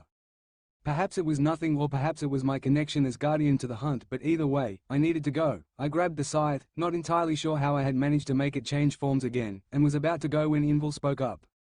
"Where are you going?" he asked, and I growled back at him. "Isn't it obvious? I'm going to help the hunt. Invul laughed at me. Why should you? If they won't accept you, why should you help them? I was going to reply, but I thought about this. Why should I? They wouldn't accept me anymore, so why should I help them? I found the answer fairly quickly and I smiled at how I was being an idiot. I'm going to help because they are my family now. They may infuriate me at times, but still, they help me every day to move forwards. I felt Invul smile and I knew I had found the right answer. I gripped the scythe and started running towards camp, and as I did I bent time around me so that I would reach the camp faster. When I reached the camp, one saw Gratian swinging his sword downwards towards Artemis. I couldn't let her be hurt. I couldn't let any of them be hurt, so I froze time, straining at the effort it took to freeze this many monsters and a giant, and stood in front of the blade, my energy draining with each second. As I was going to release time, ready to block his strike, Invul spoke up. I think it is time I let you use my power properly, he said, and I gritted my teeth. That would be great, but we don't have the time right now for you to give me a lesson in your powers. I could almost feel Invul smirk at this. Don't worry about it. For now I'll just lend you it by taking your sword arm. You are making a deal with the devil after all, so expect a price. I was going to ask what he meant when I felt a power flow through my right arm, but what was weird was that it felt similar to when I used my other powers, a sensation of power flowing out of me, but this time, into my arm. There you go. Now your arm is much more resistant than normal and you have access to my magic instead of just my cryomancy powers. I could feel my grip on time was stronger now because I was also using his power. The energy use was lessened. I smirked. Time to give these monsters a good show. I held my arm up so that Gratian's sword would hit the palm of my hand instead of Artemis and released my control over time. Artemis POV. Gratian swung his sword and all I could see was black. At first I thought I had been cut in half, but then I heard Gratian speak.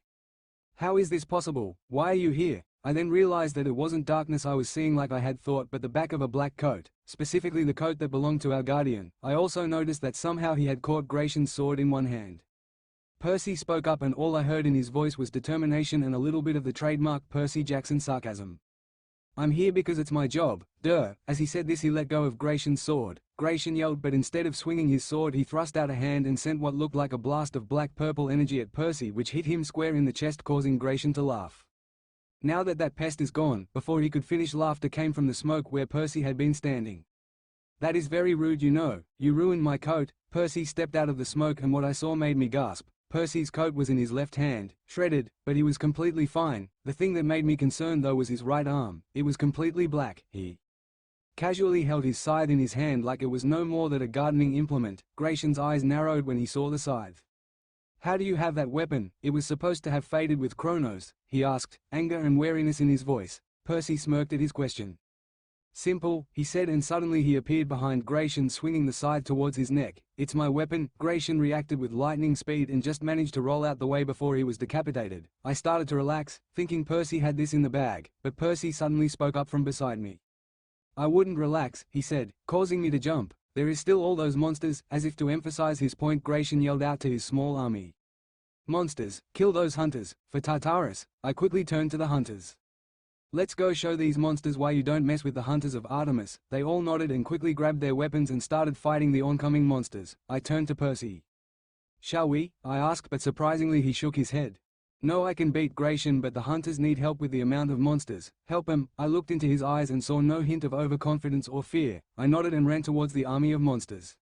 Third-person POV. As Artemis and the hunters fought with the monsters, Percy continued to fight with Gratian. Percy was darting around and opening cuts across his legs and arms that seemed to sap Gratian's energy, but he managed to catch Percy off guard once or twice with a few quick slices and jabs of his sword, which opened up a few cuts along his forearm and legs.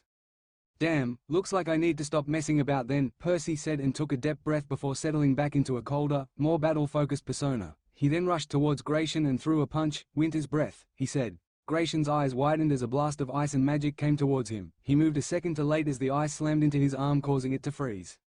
You damn brat, how did you do that? Gratian questioned. Percy just smirked as a red, black and gold aura surrounded his right arm. Magic, he stated with all the sarcasm he was known for, and suddenly he was behind Gratian again as he threw another punch. Destruction, an explosion of red, black and gold energy enveloped Gratian as Percy stepped back and looked at his right arm. A series of cracks had appeared along his hand and had stopped at the wrist. The cracks were glowing with a red light. Looks like I can use stronger magic with this, but it takes its toll, he mused to himself, shaking his hand. While Percy was distracted, Gratian stumbled out of the smoke, his arm missing from the explosion and looking generally worse for wear, and lunged at Percy. He noticed this at the last moment and brought the scythe up to block. Percy managed to stop Gratian from hitting him, but Gratian used his sword to wrench the scythe out of Percy's hands. Gratian laughed. "Now you no longer have your weapon, boy. What will you do?" he taunted, and Percy smirked.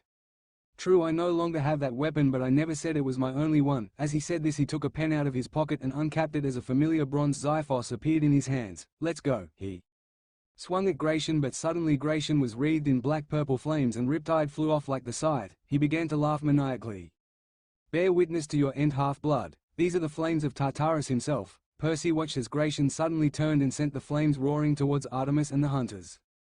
Percy POV. I exerted all my power into slowing time, but the flames were still moving towards the hunters and Artemis. I stood in the path of them and raised my hands. I would create the strongest barrier I could. I would not let Gratian win. I thought of the strongest items in Greek mythology: the Master Bolt, the Trident, Aegis. None of them would have the power to stop this, even if I could use them. I suddenly remembered one of the more obscure items in the Greek mythology: the 7-layered shield used in the Trojan War, a shield made of 7 layers of leather and bronze, a shield that was famous for its defensive power. I heard Inval in my mind once again.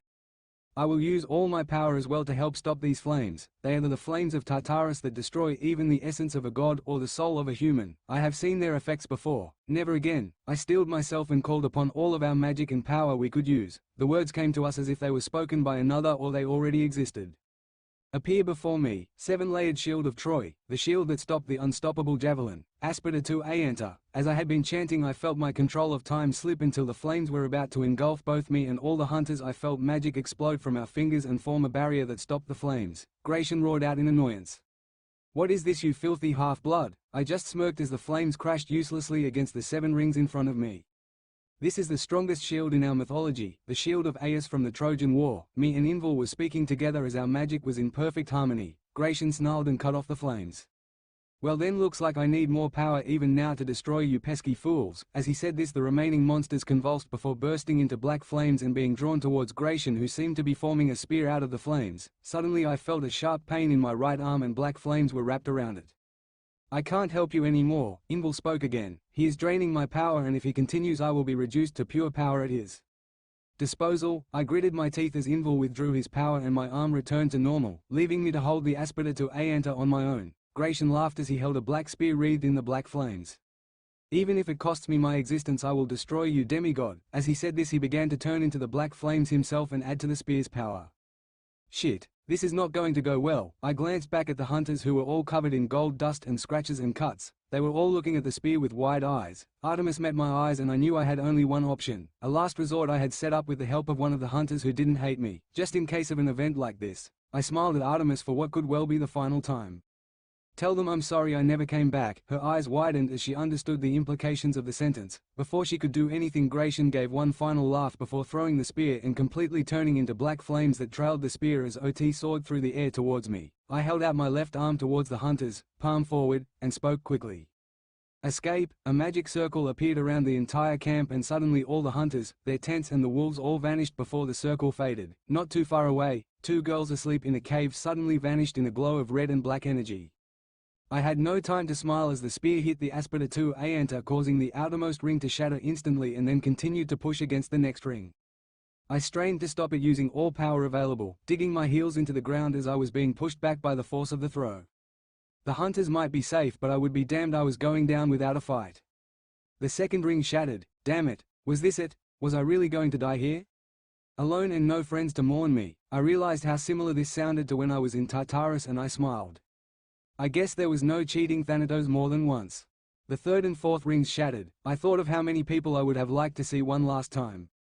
The fifth ring shattered. Mum, Paul, Poseidon, Hera, Hestia. The sixth ring shattered, leaving only one last ring. I guess I would never get to say goodbye. The last ring shattered and the spear exploded in black flames. I cried out as I felt them engulf me. My scythe was back in my left hand now. It almost seemed to be trying to stop the flames. I felt myself falling unconscious, and with the last of my energy fading I fell backwards into the blissful embrace of the darkness.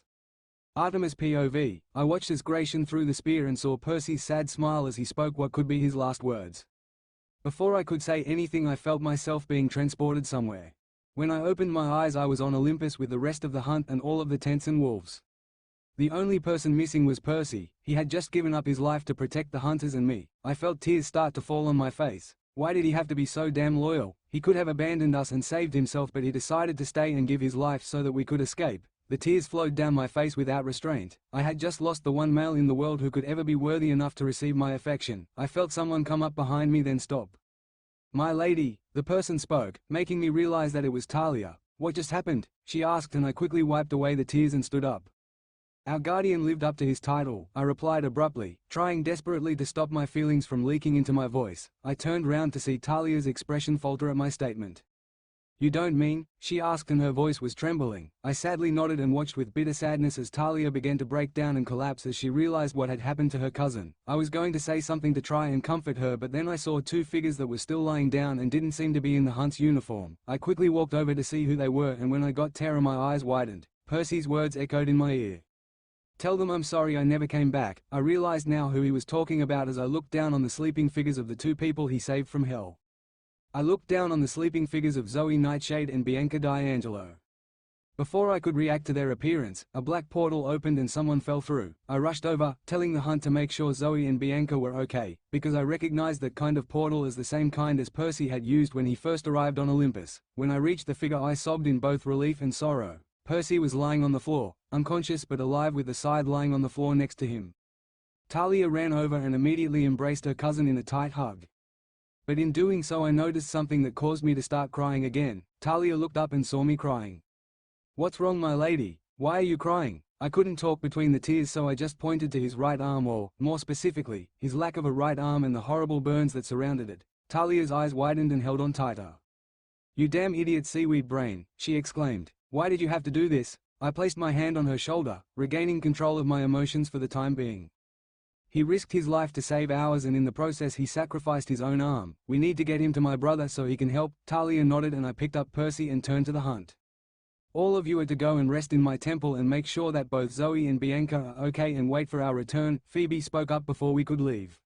"Did that male send us here and then stay behind to fight the giant alone?" she asked, sounding surprised, so I turned around and saw an emotion in her eyes that caught me off guard. "Respect."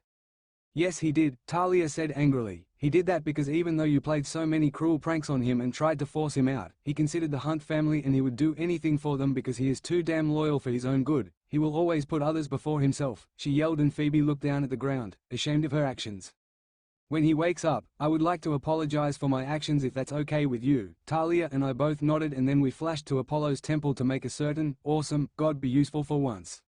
There we go. Chapter 15 is finally done, and I'm sorry for the long wait, but I was busy with school stuff. My laptop broke, so I had to buy a new one, and I wasn't happy with some of the chapter, so I rewrote it, so it took way longer than I would have liked, but I hope you enjoyed it nonetheless, and hopefully I can get the next chapter up soon. Until next time, Nightshade Guardian. The Path of the Guardian. Hello again. I hope you all enjoyed the last chapter. I am hoping that I will be moving on to the main plot of the story now, so thank you all for being patient and sticking around with the story until now. I am so sorry it took so long to update, but I am really busy at the moment, but I hope I make it up to you by giving you a present for your patience, an extra long chapter. I hope you all enjoy Chapter 16, The Path of the Guardian, Nightshade Guardian. Artemis POV. I flashed into Apollo's palace and immediately noticed that it was much more subdued than usual. The golden glow that surrounded the walls was much dimmer, and the constant music that came from speakers in the walls was quiet. "This feels odd," Talia remarked, also having noticed the changes, and I nodded. "Either my brother has suddenly matured or something major has happened." As I said this, the doors to the medical section of the palace opened up as Apollo walked out looking very pale. He saw us and Percy in my arms, and his face fell even further, and as he rushed over he spoke. "What happened?" he asked, obviously very worried, but I just shook my head. "I don't know. All I know is he stayed back when Gratian attacked us while we escaped." Apollo looked at me in shock at what he had just heard. "You're telling me that Percy fought Gratian, your bane, while you ran?" I glared at Apollo and resisted the urge to hit him. "Not exactly. Gratian was using some sort of weird black flame that was definitely not normal, and Percy stopped it before it hit us, using some weird magic shield thing, and then teleported us back to the safety of Olympus, if it was possible." Apollo became even more pale upon hearing the story. "Did you say black flame?" he asked, and he seemed worried about this, which made me feel concerned. "Yes, why?" Apollo just swore in response. "Die immortals. I need Hecate here now. I can't heal this alone." This shook me to the core. My brother, as much as he could be arrogant and selfish like most other males at times, was not someone who would overestimate his abilities, especially not when it came to his domains, except music and poetry, and if he said he couldn't heal this it worried me. We moved into a private room and placed Percy in the bed, then Apollo waved his hands so light was shining through a prism on the table so that a rainbow quickly formed in front of Apollo and he tossed a drachma in. Iris, would you please connect me to Hecate? It's urgent. The screen blurred for a second and then Hecate appeared showing her in her cave over a cauldron, obviously working on something. She looked up at the newly formed message. Apollo, this is a surprise, you rarely contact me. What do you want? Apollo had a blank expression on his face. Hecate, I need you in here now. Hecate looked surprised at this statement. Why is that, Apollo? What on Olympus could be so urgent that you need me for? Apollo seemed to become slightly annoyed at Hecate's almost relaxed attitude. It's Percy, simply stated, and Hecate's eyes widened. Oh, he told you about me being his patron. Well, I am slightly. Hecate was cut off as Apollo interrupted her, obviously fed up with this conversation. We already knew about that already. That's not important. This is something different, something actually important. Hecate looked confused. What is it then? Apollo looked dead serious as he uttered the next two words. Black flames. Hecate's face dropped and she immediately disappeared and the Iris message dissipated, then she appeared just in front of us. What happened and why are you here, Artemis? I thought you hated Apollo's temple. Shouldn't you be with the hunters? Apollo just sighed, obviously annoyed by the off-topic questions. It's a long story, but for now I need you to help me with this. As Hecate opened her mouth to ask what it was he needed help with, he stepped out the way and she saw Percy and the burns around his missing arm. Her face fell then hardened. I can't do anything about the arm. I'm sorry, but he is going to have to live without it, she stated simply, which caused Talia to become angry. Why not? She yelled at the goddess and Hecate looked shocked at this outburst, but before she could answer Talia continued, You know he has had a horrible experience in the last 3.5 years, more than even I do, so why can't you heal this one thing? After this Talia just broke down crying. I enveloped her in a hug, comforting her, and waited until she calmed down. After a few minutes, she calmed down, she stood back up and turned to Hecate. I'm sorry for my behavior, but it's just that he has been one of my best friends for years and to see him suffer like he has is just unbearable for me. Hecate just smiled in understanding. I understand. I can heal and soothe the burns with my magic, but I can't heal his arm. I'm afraid that's gone. Apollo seemed to jolt up suddenly and clicked his fingers. Of course, he exclaimed and we all looked towards him. What is it? I asked him as Hecate began to softly chant some magic and the burns slowly faded from being bright red and angry, with black patches to a slightly irritated-looking skin color as her magic slowly healed them. Athena, Hephaestus and I were working on a project for if something like this ever happened to a god or someone and I wasn't able to heal them. I raised an eyebrow at this. So what was this project then? I asked, curious as to what their solution might be, and Apollo smiled. You know how the mortals have prosthetic limbs to replace those lost in wars? I began to catch on to what Apollo was saying as he continued. Well, me and Athena thought of what we could do to create an improved version of that for if demigods or even the gods suffered similar injuries, and so with her knowledge on mechanics and mine on biology and medicine we managed to draw up plans for prosthetic limbs for demigods. It is made out of celestial bronze so that we don't have any possibility of rust, and so it's much more durable. It is also integrated into the existing nervous and muscular system so it can function like a normal arm, but there is a downside to it though. I glared at him at only just now mentioning the downside. What is this problem then? I snapped and Apollo looked down at his feet. It is a major operation and has a high chance of going wrong as I have never tried it before, and even if it doesn't, the recuperation period is anywhere from a year upwards before being able to use it properly, and easily another 6 months before he could use it in a fight. I felt my face drop at the information we had just heard. So you mean he wouldn't be able to do anything for nearly 2 years? He asked, and Apollo looked at me with a sad look in his eyes. Not unless a miracle happens. Sorry, Artie. I looked at the bed where Percy lay, for once not having the energy to retort to the use of my nickname. He looked so calm now and all the burns were gone and he appeared to be sleeping rather than unconscious. I could only imagine how much pain he had endured from the flames burning his arm off, and I could only hope he was peaceful and calm now. Percy POV. Pain. That was all I could feel right now. It felt like my arm was trapped in a supernova. I was not even aware of the world now as I could barely stop my physical body from screaming like I was in my own mind. The last thing I could remember doing was falling into the darkness, which I vaguely remembered had dropped me at Olympus, but then everything faded again. The next thing I could feel was that the pain was subsiding and I could vaguely hear voices in the background. Won't be able to do anything for nearly 2 years. I recognized that voice. It was Artemis. It left me puzzled. Who is she talking about and why wouldn't they be able to do anything for 2 years? I tried to shift my arms to push myself up on the bed but found I couldn't. I felt my energy drain as I fell back into the realm of unconsciousness. When I next woke up I felt much more awake and managed to force my eyes open and move my head to take in where I was. I saw the golden walls and gathered that I must be in Apollo's temple. I felt a weight on my chest and I looked to my left and I felt my heart stop for a moment. Asleep on my chest was a sprawling mass of auburn hair belonging to Artemis. I smiled to myself as I watched her. She seemed so peaceful when she was asleep. I went to move some hair out of her face with my right arm but found I couldn't move it. I frowned and looked over only to jump, waking Artemis, as I saw that my arm was gone, burned to a stump wrapped in bandages. "Percy, you're awake," she exclaimed as she quickly sat up, but before she could say anything I started to freak out.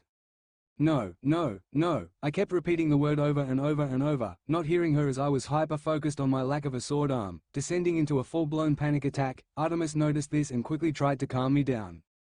"Hey, it's okay, you're fine, you're safe, Percy." Her words seemed to fade into the background as all I could seem to focus on was the stump of flesh where my arm used to be. I was brought back to reality when I felt Artemis softly wrap her arms around me and hug me. I gradually calmed down as she held me in a tight embrace and whispered into my ear, "It's okay, you are safe now." I felt myself start to cry.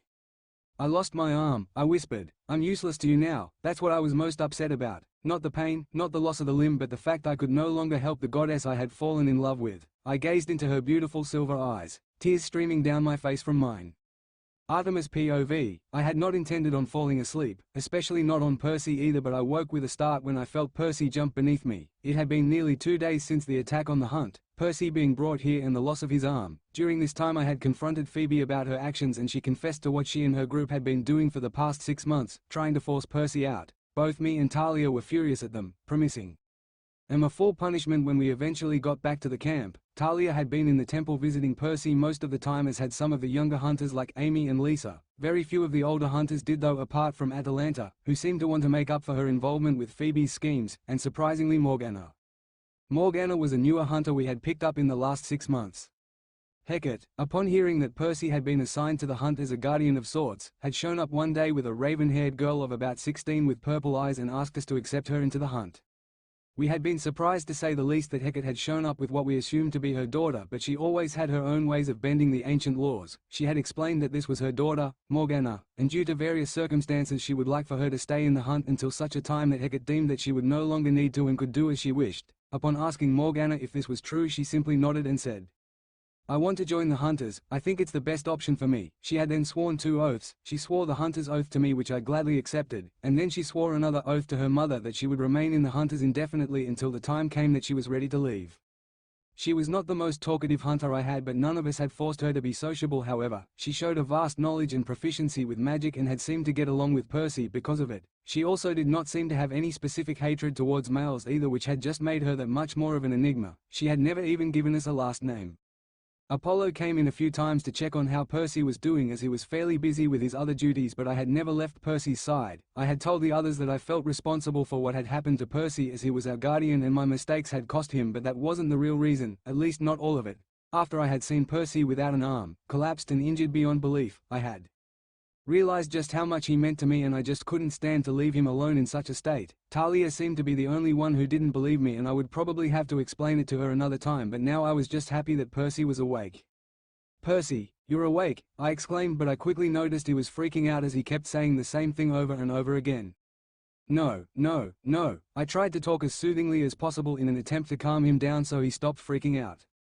"Hey, it's okay, you're fine, you're safe, Percy." My words didn't seem to be having any effect and he looked as if he was sinking further into a panic attack. I softly grabbed him and gently pulled him into a hug so I could keep him from hurting himself and still talk into his ear. "It's okay, you're safe now." I kept repeating this into his ear and held him tight until he stopped shaking. I felt him start to cry.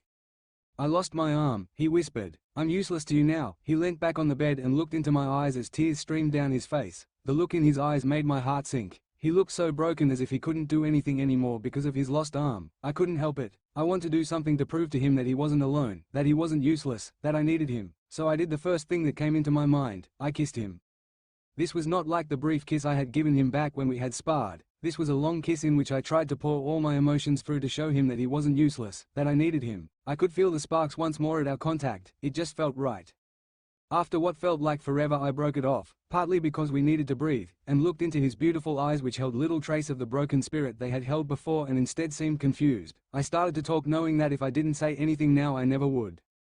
"Percy, Don't you ever think you are useless? You are the only person who could ever have changed my views. You acted so differently from all other males and any impressions I had of them. You were so kind and caring towards the young hunters and forgave any of the older ones who said or did horrible things even when you shouldn't have done. Even though they treated you like shit, you still protected us. You came back and stopped Gratian from killing all of us. You lost your arm being the hero you are, the hero I fell in love with. I almost whispered the last few words, but I knew that he had heard them. I gazed into his sea-green eyes and waited anxiously for his response. I knew he had not had a great experience with Annabeth, so I was unsure what he would say. I started to become worried that I had done the wrong thing, but before I could apologize I felt him put his arm around me and pull me into a hug. I barely heard the whisper in my ear, but what I heard made me smile. I love you too, Artemis. I'm not as good at big emotional speeches as you are, but I love you so much. Those simple words caused my heart to soar, and I felt all the animals in the world react to my joy and the moon glow brighter than ever before, leaving human scientists wondering what was causing the largest supermoon since records began. Percy let go, and I could see that his eyes had changed again and were now full of both love and determination. He then asked me a question. How long have I been unconscious? He asked as I was sitting back onto the chair Apollo had provided for any visitors, but before I could answer Apollo walked in. Okay, so Percy should hopefully be waking up. He looked up and his voice trailed off as he saw Percy sitting up in the bed and cracking a smile back at him. What's the matter, sunshine? Percy joked. You look surprised. Apollo remained still for a minute before bursting out laughing.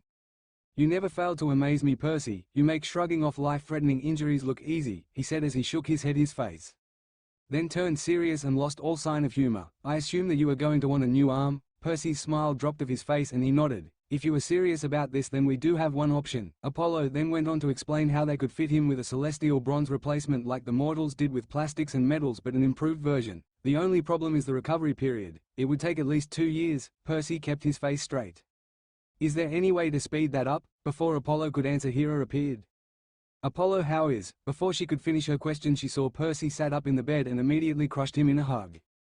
Oh, thank goodness, you're okay. Percy laughed. I'm fine, you don't need to worry so much, Mum. This surprised me in Apollo. When had Hera adopted Percy? Percy seemed to realize what he had just said and was about to say something when Hera interrupted. It's all right, Percy. People would have found out anyway, so I am not bothered about it. She let go of Percy and turned to Apollo. I heard you had a problem with the replacement arm for Percy? She asked, and Apollo nodded. Yay, I already had Hephaestus forge all of the parts we needed from the plans me and Athena drew up, and my palace has all the surgical equipment I'll need, but the time it would take for him to recover and actually be able to use it would be somewhere around 2 years, and I can't think of a way around it. Plus we don't even know if we have that much time, he explained, and Hera considered this for a moment before she smiled. I can, she simply stated. Apollo looked slightly annoyed that someone else had thought of a way to speed up the recovery process before him, but wisely brushed this off. What solution did you think of then? He asked, and Hera smiled. We make him a god, or properly immortal at least, she simply stated. Both Apollo and I were shocked. Percy become a god? Inside I was secretly happy, as it meant that I would never have to permanently lose him, and Apollo started muttering. Of course, why didn't I think of that? Gods heal much faster. He then frowned for a minute. Is it even possible though? He has such a mix of powers and is mostly Titan, right? Do we know that it will work? He questioned, and it was a valid question, but Hera smiled again. I already raised the issue to the rest of council and the decision was surprisingly unanimous. They are willing to try it as long as Percy is. I turned to look at Percy, who seemed to be deep in thought or possibly discussion. Percy, what do you want to do? I gently asked him, and he took a minute before answering. Let's do it. I'm going to need all the help I can get for the upcoming war, and I've made my peace with Kronos and the rest of the Titans now. He gave such a Percy answer that I couldn't help but smile. Apollo had a straight face at this answer. It will hurt, you know that, right? It will hurt a lot and will be risky, he explained. Percy nodded. This is my path now. The path of the Guardian. I can't quit now. Besides, I don't think it can hurt worse than those damn black flames. All three of us smiled, as it was a typical Percy thing to say. He looked straight at Apollo and had a determined look in his eyes. When can you carry out the procedure to attach the arm? Apollo just smirked at this question. I had a feeling you would answer like this, so I can get it ready in a few hours, then we can make you a god after. That is the only way this will work, as we have no idea how it would work if we tried to immortalize you first. Percy nodded at his explanation. Okay then, let's get on with it then. Percy POV. I lay on the operating table as Apollo was rushing around making sure everything was ready, from the components of the arm that were disassembled on a side table, to the weird machine that would integrate the arm with my nervous system. After he was satisfied, he walked over with a syringe filled with a golden tinted liquid. This will send you into unconsciousness. It's a strong sedative mixed with a strong painkiller and some nectar for good measure, Apollo explained, and I swallowed. Would the pain really be that bad? Before I could ask, I felt the needle enter my forearm and I immediately began to feel drowsy. The last thing I saw was Apollo, with scalpel in hand, watching as I fell into the realm of unconsciousness. The next thing I knew, I was standing in what looked like an infinite space filled with stars, and in front of me were 3 old women with a loom by them. I recognized them as the Fates and guessed that they had summoned me here, so I bowed and spoke. "Lady Fates," I said, and to my surprise the Fates jumped and turned around.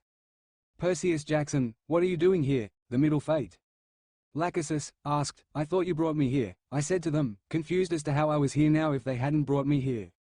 "No, we did not summon you here, so we are curious as to how you are here." This was Clotho, the first of the Moirai. Before I could even start to say anything in response to them, another voice spoke up, seemingly from everywhere at the same time. "I brought him here." I didn't recognize the voice, but the Fates sure did, as they immediately fell to their knees and one of them spoke. "I did not know you were here in Nanki." The name seemed like it should be familiar, but I couldn't place it until the goddess appeared. She was dressed in a plain white tunic and holding a plain wooden staff. While she did not look as imposing as other gods, there was a definite aura of power around her, and I remembered that Ananke was thought to be the primordial goddess of compulsion and fate.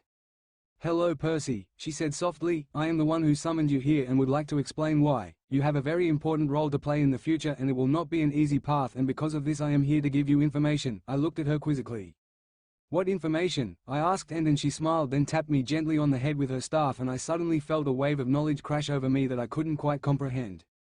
"That information, you probably won't be able to fully understand it until after the ceremony, but it will definitely help you on the path that you walk." She then turned to the Fates. "I wish to bestow upon him the best gift we can give him." Lachesis spoke up again, almost sounding shocked. "You can't mean?" she asked and trailed off as Ananke nodded. "It is a necessary choice. We will present it at the ceremony." Atropos looked like they were going to speak up but stayed silent after an elbow from her sister. "Of course, mother," she said respectfully. I had forgotten that the Fates themselves had been born of the union between time and destiny. Ananke smiled at him and then turned back to me. "It is time to send you back, young hero. I sincerely hope you are ready for what is coming next." Before I could respond, she tapped me with her staff again, and I suddenly woke up in the same bed I had been before. The first thing I noticed was the weight on my right side.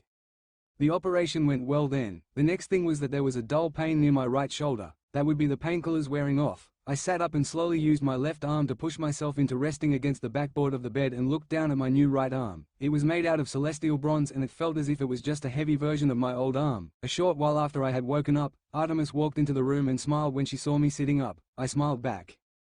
"Hey Artie, how are you?" I asked. Artemis just smiled and shook her head. "I should be the one asking you that, Percy, after what you have just been through," she said quietly, and I laughed slightly. "Yeah, I know, but it's just how I am." Artemis just smiled and nodded at my words, then came and sat down beside me, then, hesitantly, took my cold, celestial bronze hand in hers. I looked up at her beautiful face and her elegant silver eyes that were shining with emotion.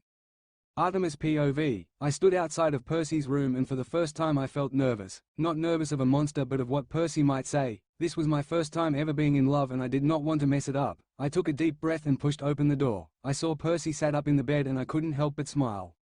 "Hey Artie, how are you?" he asked, and I just smiled. This was such a typical Percy thing to do. "I should be the one asking you that, Percy, after what you have just been through," I quietly said, and he laughed just as quiet. "Yeah, I know, but that's just how I am." I just smiled and sat down on the bed next to him, then I hesitantly took his hand in mine. I felt the cold metal under my hand, and I felt the emotions rise up in my eyes. "Artemis?" he asked, worry in his voice. "It's not fair," I said, leaving Percy confused. What's not fair, Artemis?" he asked, seeming very confused at my outburst. "It's not fair that you have to suffer and make so many sacrifices just so you can protect us," I cried, and I felt his other arm pull me into a tight hug. "It's all right, Artemis. I am fine," he reassured me, and I wanted to believe him, but I knew it wasn't true.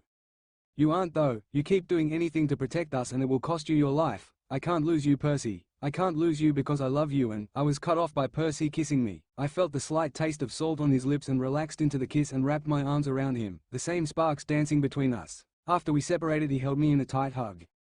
"You will never lose me, Artemis, I promise. I refuse to die, especially now you're right here with me." I blushed golden and held him tight. "Percy," I whispered, "what are we now?" I felt him smile at my question as if it was the most natural thing in the world. "We are whatever you want us to be. I'm never going to force you to do anything you don't want to." I smiled at his words, knowing full well that Percy would keep to his promise. "In that case, it looks like the maiden goddess of the hunt has finally become someone else's prize." As I said this, I leant back and smiled. before kissing him again, enjoying the sensation. After we separated, Percy continued holding my hand but had a serious look in his eyes. Looks like it is time for the ceremony to begin. I looked at him and saw the determination in his eyes and smiled. All right, I will let you get dressed, then we can go. I gave him one last kiss on the forehead, then left and stood outside his room when Apollo came up to me with a smirk on his face. Hey Artie, how are you doing? I was slightly confused as to why he was smirking, but before I could say anything he just smiled. Did you forget I can see whatever goes on in my temple? That quickly made me realize what he meant, and I blushed a bright gold before glaring at him. You will not do anything or tell anyone about this, otherwise I will turn you into a jackalope and hunt you across all of America. I threatened him, but Apollo just laughed. Don't worry, I won't, I promise. Percy is a great guy and I respect him a lot, so if you have fallen for him I will not do anything. I looked at him in surprise, then smiled. You have matured a lot in the past few years. Thank you, I told him, glad that my brother was starting to be a better person. Percy then walked out of the room in a plain t-shirt and loose combat trousers. When he saw Apollo he bowed. Lord Apollo, thank you, he said, but Apollo just smiled. Drop the formalities, Percy. You never need to call me Lord for all you have done for both Olympus and my sister and her hunt. You are pretty much my favorite cousin, so just consider us equal. Percy smiled at his words and nodded at him. Looks like it's time to go then, Percy stated as a rumble of thunder could be heard, and Apollo nodded then waved his hand so that we were all transported to the throne room, surrounded by the rest of the council and 4 other gods that were not on the council but still very much respected. Are you ready to become and receive your new power, Perseus? We do not know what will transpire due to the mix of power within you, but if you are willing to accept this, then step forward and let everyone take their place. Zeus asked him, and Percy nodded, then stepped forward into the center of the room, and me and Apollo went and stood in front of our respective thrones, assuming our godly heights to match the rest of the council. The other 4 gods that were there stood in the gaps between us, and they included Hecate, Thanatos, Hestia and, surprisingly, Nemesis. Before we could continue with the ritual, a voice called out, "Please just wait a second." This was very odd as I could not seem to remember the voice, but it seemed very powerful. Before all of our eyes materialized both the Fates and another goddess. Zeus looked very surprised and bowed. Lady Ananke, to what do we owe the pleasure? Ananke, the primordial goddess of compulsion and fate. She smiled at Zeus' question. I am here to help you with the ceremony and grant Percy here more power. Zeus looked very surprised at her words but smiled. I am glad that he has earned your attention, for he has been one of the best demigods I have seen in a very long time, possibly even since Greece. He deserves all that this council can bestow upon him. All the gods looked shocked. Zeus had just said that his brother's demigod was one of the best he had ever seen. Zeus really had changed a lot because of Percy. I smiled at the impression he had made, and I was glad that even with all of the compliments he remained the same person that I had fallen in love with.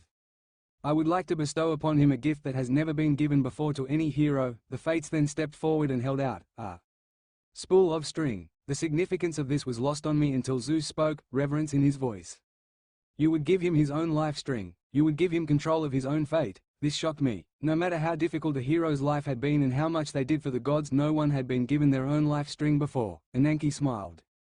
Yes, I would. It will become part of him and help form his weapons of power and give him more strength with his powers too. Zeus nodded. All right, if you believe that this is the correct course for his destiny, then we will start the ceremony. We all stood in a circle around a kneeling Percy in the center, and Ananke began the chant in a language older than all of us.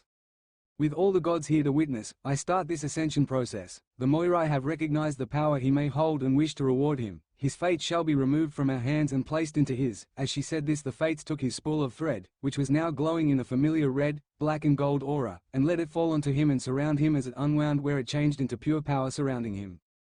Let his domains be gained from what was given and what was won. All that are fallen shall surrender power, and he shall obtain it. The blessing of Olympus shall be bestowed upon him. At this point all the gods present began to glow with their respective power colors, which then shot towards Percy, mingling with the power already surrounding him. His patron's gift shall not be wasted, and his shared life will not be restarted as he takes his new title and accepts this gift, so now he may rise as the immortal guardian. When Ananke finished chanting, the power that had completely enveloped Percy was suddenly absorbed into him, and a shockwave blast outwards from him, knocking everyone backwards a few steps and stirring up the dust in the throne room. Once the dust that had been stirred up by the shockwave had settled down, we could see the figure that was now standing in the center of the room. It still looked like Percy, but there were slight differences. He was slightly taller now, maybe 6'2", and his muscles had become slightly more defined, but still looking natural and like a swordsman's would. His outfit had also changed. He was wearing something similar to his old outfit, but the outside coat was now entirely silver with black trimming, and there was a shining moon reflected in the water below on his back. He opened his eyes and they caused my breath to stop in my throat. They were beautiful. They were still predominantly sea green, but they had a ring of silver around the iris and flecks of all different colors within the iris. "Percy, how do you feel?" Ananke asked him, and Percy grinned in response. "I haven't felt this good in a very long time. I feel like me again." I got the feeling he was talking about more than just the power, and I smiled, happy that I was making a difference. Zeus spoke up cautiously. "Percy, while you were defending the hunt, Camp Half-Blood was attacked and there was a lot of damage and injuries." I noticed that Percy's right hand clenched into a fist at the mention of Camp. "While I know Camp no longer holds fond memories, I would like you and Artemis to take the hunters to Camp so that you can help protect them if they are attacked again. Some members of the Roman camp have also moved there so that there is a strong enough defense at each camp as a majority still resides in Camp Jupiter." I looked at Percy, noticing that his hand was still clenched. "If we are to go, then I wish for my identity to remain unknown." Zeus nodded at his request, seemingly understanding. "I am fine with that, Perseus. You can reveal who you are to whoever you want or not. That is your decision to make." Percy smiled and his fist relaxed slightly. "Thank you, Lord Zeus," and he bowed. Zeus smiled. "You of all people should bow to no one person. No, Percy. You may address me as Zeus or uncle depending on what you wish." I smiled, knowing that Zeus had matured so much from the immature and irresponsible king he had once been. Most of the council flashed out apart from Athena, Aphrodite, Hera and Poseidon and all the other gods that had helped but were not on the council. Athena walked up first. "Percy, I would like to apologize for what happened with my daughter. She did something horrible and I know she was the one person that was keeping you at camp while Ryan was turning your friends against you." Percy just smiled at Athena's apology. "That's fine, Lady Athena. She made her own decisions and you are not responsible for her actions." I just smiled. I was used to Percy's actions by now and this was a typical thing for him to do. Athena smiled. "Percy, there is no need to use titles and I speak for all the gods. You may just call us by our names. I still want to offer you my blessing as a token of my apology." A grey glow surrounded Percy before it faded. "Your dyslexia is now pretty much gone and you will find it easier to read and retain information as well as formulate battle strategies and tactics." Percy smiled at her generosity. "Thank you, Athena," he said, and Athena smiled then flashed away. Poseidon walked up and with a big smile he pulled Percy into a hug. I noticed that Percy no longer seemed to tense up around his father as he hugged him back. I figured that as he had started to deal with his trauma about what had happened with Oceanus and the pit, he was becoming more comfortable around his father and the ocean. "You have made me so proud, Percy," he said when they let go. "I just wish Sally and Paul could have seen it." Percy smiled sadly. "So do I, Dad, so do I," he said with some sadness in his voice. Poseidon smiled. "I am impressed as well because I think that is the first time Athena has ever given one of my children her blessing." "How the times have changed." Percy smiled then was suddenly covered in a sea green glow which faded. "I have unlocked the full extent of your water powers, not exactly much more but should be easier to use them anyway, so that you can still go back to your roots when you want." Percy gave his dad one last smile and then Poseidon left. Aphrodite walked up next. I could guess what she wanted and it took lots of effort not to go up and strangle her when she started talking to Percy. "Hey, you look really hot in those clothes but I bet you would look even better out of them. It took all my willpower not to shoot the bitch right here." Percy snorted. "Sorry, Aphrodite, but I am going to decline that offer." Aphrodite looked shocked. "Why, don't you find me attractive, Percy?" While she said this she tried to push her breasts upwards as if to emphasize her point. Percy just rolled his eyes. "I do find you attractive, Aphrodite, yes, but I already have a girlfriend and it would be possibly the worst mistake of my life to cheat on her," he said, and I smirked. Aphrodite's face fell slightly but I also thought I could see a smile in her eyes. "What? When did you move on, Percy?" Percy just smirked at this question. "That's for me to know and you to wonder." "Sorry," Aphrodite pouted then puffed off in a puff of pink perfume. Hera and Hestia walked up next and they pulled Percy into a group hug. Hera smiled once they broke it up. "You are finally an immortal, Percy. I am so proud." He smiled as she vanished and Hestia gave him a quick smile before returning to the hearth. Thanatos walked up next and Percy seemed slightly surprised. "Thanatos, it has been a long time since I have seen you." Percy had met Thanatos before. Thanatos smiled. "I came to repay the favor of you helping to free me on that glacier." Percy smiled. "Thank you, Lord Thanatos, but you don't." He was cut off by Thanatos who raised his hand for him to stop.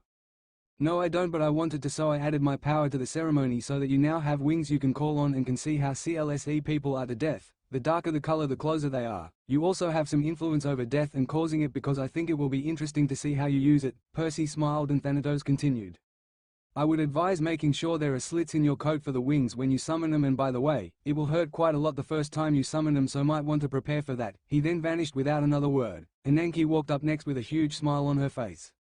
Congratulations, Percy, you are now in control of your own fate, but you can still be involved in prophecies, and if they state you will do something you still must do it, otherwise you can upset the balance of fate. However, you will have a little more leeway into how you interpret their words. Percy nodded. Noted, thanks for telling me, he said, and Ananke grinned. By the way, you should try summoning your weapons, you might find that they have changed slightly. With that she vanished, leaving Percy confused. Hecate started to walk towards Percy, but just as she got there, Percy suddenly had two short swords in his hands that were unlike any others I had seen. One was black with red lines that formed a hexagonal pattern on the blade, and it had a shard of white that went from the base to about halfway and got thinner as it went, with the Japanese yin-yang symbol just above where it began. The second one was almost the inverse to the other, being white with no pattern, and where the black sword had the white shard, the white sword had a black shard but still with the yin-yang symbol. When Hecate saw this, her eyes went wide. Those are some interesting weapons, Percy. He looked up at her as she said this and smiled. I think this is the effect of being granted my life string. It changed my daggers into this. Hecate smiled at his conclusion. Well then, it looks like you have grown quite a bit from when you rescued my children, and as such I think that you are finally ready for this. Hecate held up a book that even I could feel the power radiate off, and I didn't have a very strong affinity for magic.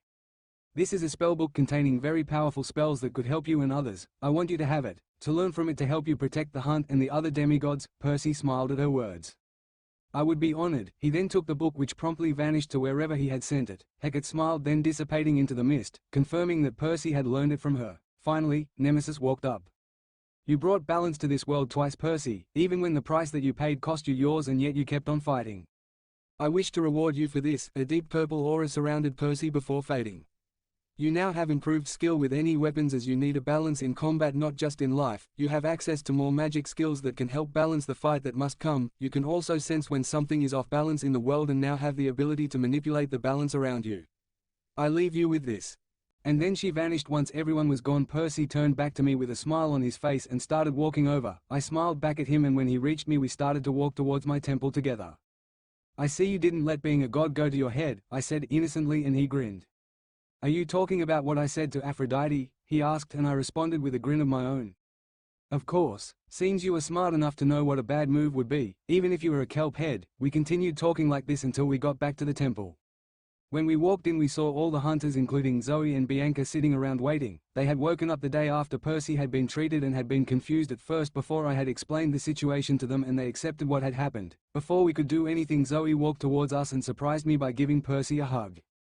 Thank you for saving us, Percy, she said softly, and Bianca walked up behind her and mirrored her actions. Yay, thank you, she said quietly, and Percy smiled at their actions. No problem. I would never have even considered leaving you down there, but I just want to ask, Bianca, you were supposed to have been reincarnated, so how did Tartarus get you? Bianca smiled sadly at a question that I had honestly forgotten about. I never reincarnated, I just hid from Nico so that he couldn't find me and take me back. I wanted him to move on, and when he found Hazel I thought he had, but unfortunately Tartarus found out and captured both me and Zoe, who had become strong enough to visit from the stars to Elysium. Zoe broke off the hug and looked at me. May we retake the oath, my lady? We talked about this and we agreed on this decision. I noticed her English seemed much better than before and chalked it up to lessons from Bianca or something. If that is what you both wish, then I am happy to oblige. They both nodded at my words. All right then, you know the oath. They both repeated the oath and gained the telltale silver glow as I accepted their pledge, bringing the total members of the hunt to an even 30 girls plus Percy. Sorry to say, girls, but we need to go to Camp Half-Blood, I said after accepting their pledge. Most of the hunters did not look happy, but a few understood why. Talia then spoke up. We heard that camp was attacked, milady. Will the Romans be there too? Most of the other hunters looked confused. Romans? I thought that they were deliberately kept separate from the Greeks, Zoe asked, obviously confused along with Bianca, who was even more confused about the mention of Romans. I then explained what had happened while she had been dead, but I left out Percy's story as that was his to tell. They both looked at Percy and looked impressed at his tales. You stopped the world from ending twice. I am impressed with you, Percy. It takes someone of good strength and character to save it once, let alone twice, Bianca remarked, but Zoe looked at Percy with a silent question in her eyes. I quickly told all the hunters to gather their things and prepare to go to camp, but since Bianca and Zoe did not have anything, they stood still and waited. But while they did, Percy walked up to Zoe and asked a question. Zoe, do you mind if I try something quickly? She looked up at him quizzically, and I also wondered what he was doing. Okay, but I want to ask you a question afterwards, if that's okay. He nodded at this before resting his hand on her shoulder, and she glowed for a second in a reddish color before it faded. Zoe looked down at her hands. What did you do? I feel slightly different from before. He smiled at her question, then answered. I unlocked the power you should have as a demi-titan daughter of Atlas. While you may not like him, being his child has its perks. Zoe still looked confused at this explanation. Why do I feel different from before though? I was still a daughter of him in my first life. He smirked at this. Because of how Tartarus resurrected you. You weren't brought back as a nymph, so you no longer have a connection to the Garden of the Hers Prides, but instead are a full demi-titan, so you have powers befitting your parentage, which include being very strong, so you will probably need a custom reinforced bow so as not to snap it when drawing, and having ridiculous stamina and pain tolerance. He is the Titan of strength and endurance after all. Zoe smirked at his explanation and I had to raise an eyebrow too. That was impressive. So what happens if an annoying male at camp bothers me? She joked and I noticed Percy flinch slightly at the mention of camp, and Zoe had seemingly noticed it too. Percy, what are you not telling me about camp? She asked him before he could answer. All the rest of the hunters came back from inside my palace with all their stuff and communal gear. Later, I heard him tell Zoe before he walked back over to stand next to me. Are you all ready to go? I asked the hunters, and a resounding chorus of yes came from the hunters. I smiled and clicked my fingers so that we appeared at the bottom of Half-Blood Hill. Percy flicked his hood up, an action not going unnoticed by Zoe and Bianca. The hunt walked up the hill and I noticed that there was now a defensive wall around the camp with small parapets with guards that saw us working and seemed to shout down to some people at the gate, and it opened to reveal 4 people standing, and next to me I could feel Percy grin. He probably recognized them, and when we got closer I did too. Standing there was Hazel Levesque, Frank Zhang, Reina Avila Ramirez Arellano, who hated her full name apparently, and Jason Grace. When Talia saw this she smiled and ran at full speed to meet her brother. When we got there the two were already chatting and trying to make up for lost time, and the other 3 seemed relaxed. Lady Diana, said Reina, what brings you and your maidens here, and who, if I may ask, is the male that is accompanying you? We were under the impression that you had a dislike for most males. Percy quickly looked around and saw that there were others there, but when he spoke it was in the same multiplied voice I had heard before, which I now guessed must be magic. I am the guardian of the hunt, he simply stated. It was true but not the entire truth. Reina's metal dogs, Aurum and Argentum, snarled but didn't attack. Why do I feel like you are not telling us the whole story? She questioned, and I once again felt Percy grin next to me. That is because I am not. I will be happy to talk to you and the others later. I will tell you where and when you can meet me if you wish to talk. Reina scowled at this but nodded. Okay then, who are the others you are referring to? She asked him cautiously. I am talking about Jason here, Frank, Hazel and Piper if she is here, he responded, and Jason looked up at him curious. How do you know our names? He asked, and Percy shrugged. You will find out later if you come to where I will meet you. Jason nodded at this. He seemed more patient than Reina. Anyway, you didn't tell us why you were here, Lady Diana, Jason pointed out respectfully, and I sighed. The hunt. I and our guardian will be staying here for the time being on orders of my father. Reina nodded, but as we were walking past Hazel looked at Bianca and frowned. You. Who are you? She questioned, slightly hostile, and Bianca froze. Percy quickly stepped in to resolve the matter. She is a hunter, and that is all you need to know for now. Hazel did not look impressed but let it slide. We got to the cabin without any hassle, and the hunters dropped all their stuff and set about claiming bunks. A horn sounded signaling campfire. I spun round to talk to Percy, but he was already gone. I blinked and he was suddenly back again. Where did you go? I asked him curiously. He flicked down his hood and smirked. To deliver a message to some old friends, he said, and I immediately understood what he meant. He then turned to Zoe. You and Bianca can tag along too if you want. Zeus's fist after campfire so I can explain what happened. They both nodded. Okay then, but now it's time to go to the campfire. When we got there it was a sorry sight. The flames were very low and they were almost black. This demonstrated that the mood was very low among the demigods. Chiron stepped forward. Campers, as you all know, we lost a great deal of people in the recent attack, and the ones who did survive but were badly injured are still recovering in Apollo's temple, but be happy for they gave their lives protecting you and their home, and they will be in Elysium now. Today is also 4 years to the day that Percy fled camp and was last seen. This shocked me. I had not realized today was the anniversary of Percy leaving camp, and I noticed Percy was very tense next to me, and both Zoe and Bianca looked as if he had some very serious explaining to do. We have not given up hope that one day he will come back to us, and when he does we will all be able to apologize for what we did. As he said this, a kid stood up from the back of the amphitheater. Why should we apologize? You should be thanking me for getting him to leave. He was just a little phony who couldn't do anything. This was met by lots of boos and a swift punch from Jason, who had been standing at the back near the boy. Don't you ever insult my friend again or you will be met by a much more violent method. That boy must have been Ryan. Apollo had told me about what he had done, and I could see why he had said that he regretted having a child like him. I turned to see Percy almost shaking. I subtly put my arm around his waist in an effort to calm him down. He stopped shaking and gave me a quick smile of gratitude. Would anyone like to come and sing a song for us? Chiron asked. Suddenly Percy was gone. I blinked and he was walking down towards the stage with a guitar in hand. Where did he get that? Chiron looked at him as he walked down. Not to be rude, but may I ask who you are? Chiron said, addressing this new mysterious figure he had never seen. All you need to know is that I am the guardian of the hunt and I wish to sing for you all. His voice was not multiplied, but it was not his normal one. It sounded like Invul. Chiron nodded at this. Okay then, let us see if you can improve the mood here. It has been a long time since we had a good campfire song. Percy pulled a chair over, sat on it and began to strum the guitar. After making sure it was in tune, he began to play the opening chords of a song I actually recognized. It had come out a few years ago and Talia had listened to it a few times because she liked the message it came with. She was one of the very few people in the camp that carried any type of technology in the form of an MP3 player. The song was called Stand by a group called the Rascal Flats. Percy began to sing and at once everyone went silent and became awestruck. While you read this part, one would like you to go to YouTube and listen to this song, as it is one of my favorites because of the message it talks about, and it will give you a better feel for the song if you actually hear it. Even though it is obvious I do not own the rights to this song. You feel like a candle in a hurricane, just like a picture with a broken frame. Alone and helpless, like you've lost your fight, but you'll be alright, you'll be alright. Because when push comes to shove, you taste what you're made of, you might bend till you break, see Oz, it's all you can take. On your knees you look up, DECIDE, you've had enough, you get mad, you get strong, wipe your hands, shake it off, then you stand, then you stand. Life's like a novel, WITH, the end ripped out the edge of a canyon, WITH, only one way down, take what you're given, before it's gone. And start holding on, keep holding on, cause when push comes to shove, you taste what you're made of.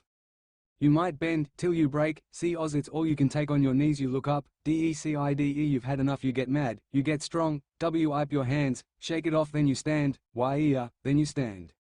Every time you get up, get back in the race, one more small piece of you, starts to fall into place.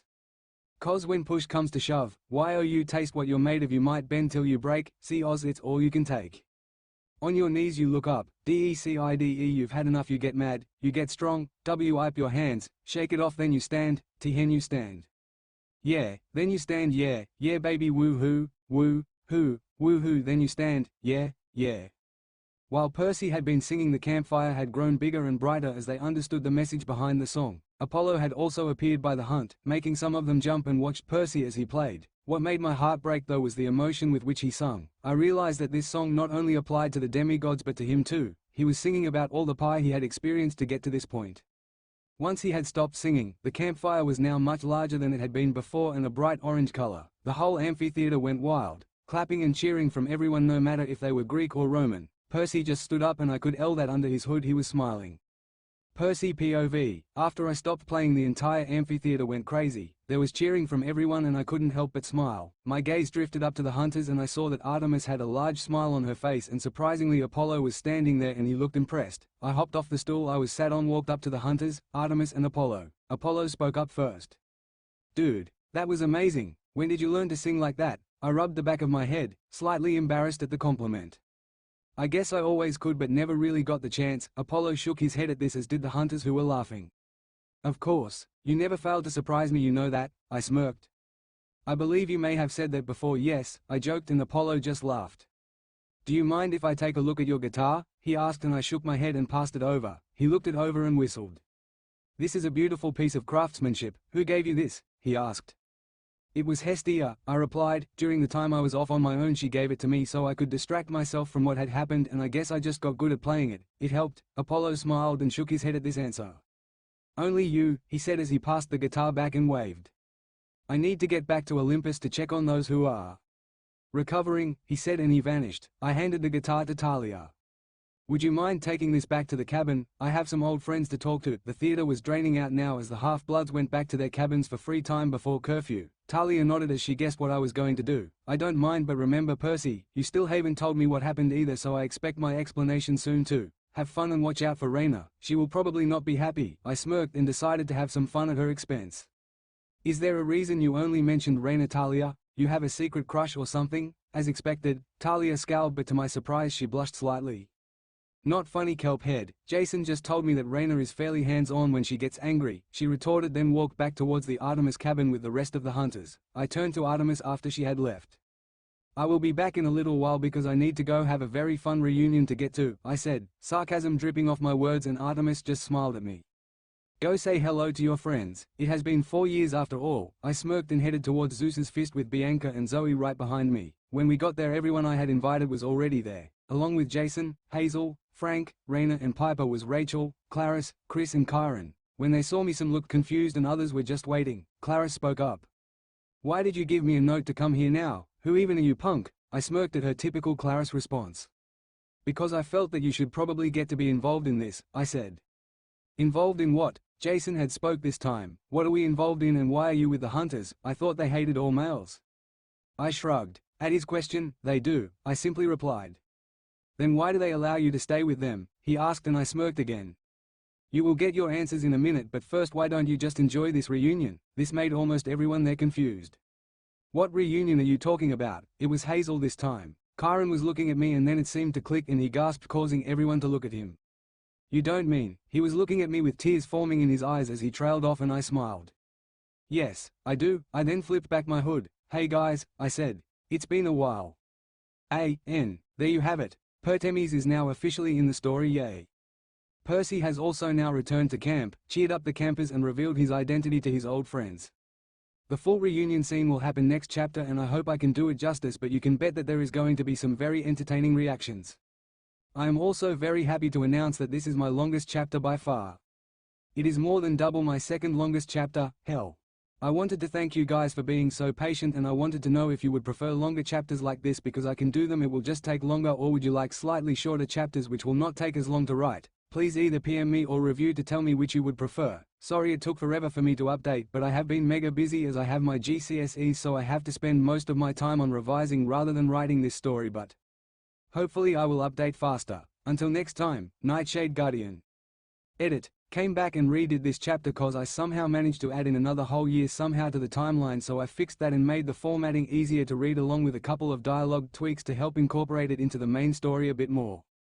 Reunion A.N. I am back again and I am glad that you guys enjoyed the last chapter considering how long it took me to write. I quickly wanted to give a shout out to one of my reviews, Death Fury, who reminded me about the ancient laws that the gods are bound by, so I will cover that in this chapter. But anyway, on to chapter 17, Reunion, Nightshade Guardian. Percy POV. After I flipped my hood down I suddenly felt incredibly nervous. How are they going to react? I had suddenly reappeared with the hunt after 4 years of no contact, so I braced myself for some possible lightning, but, surprisingly, none came. "Percy!" screamed both Piper and Hazel before charging me and enveloping me in a hug, causing me to smile, the nervousness going away as I hugged them back, enjoying the moment before I suddenly felt a fist slam into my stomach and I doubled over coughing. Hazel smirked. "That is for not even messaging us for 4 years, she proudly exclaimed, gaining laughs from the people present. Despite being winded, I grinned back at the daughter of Pluto.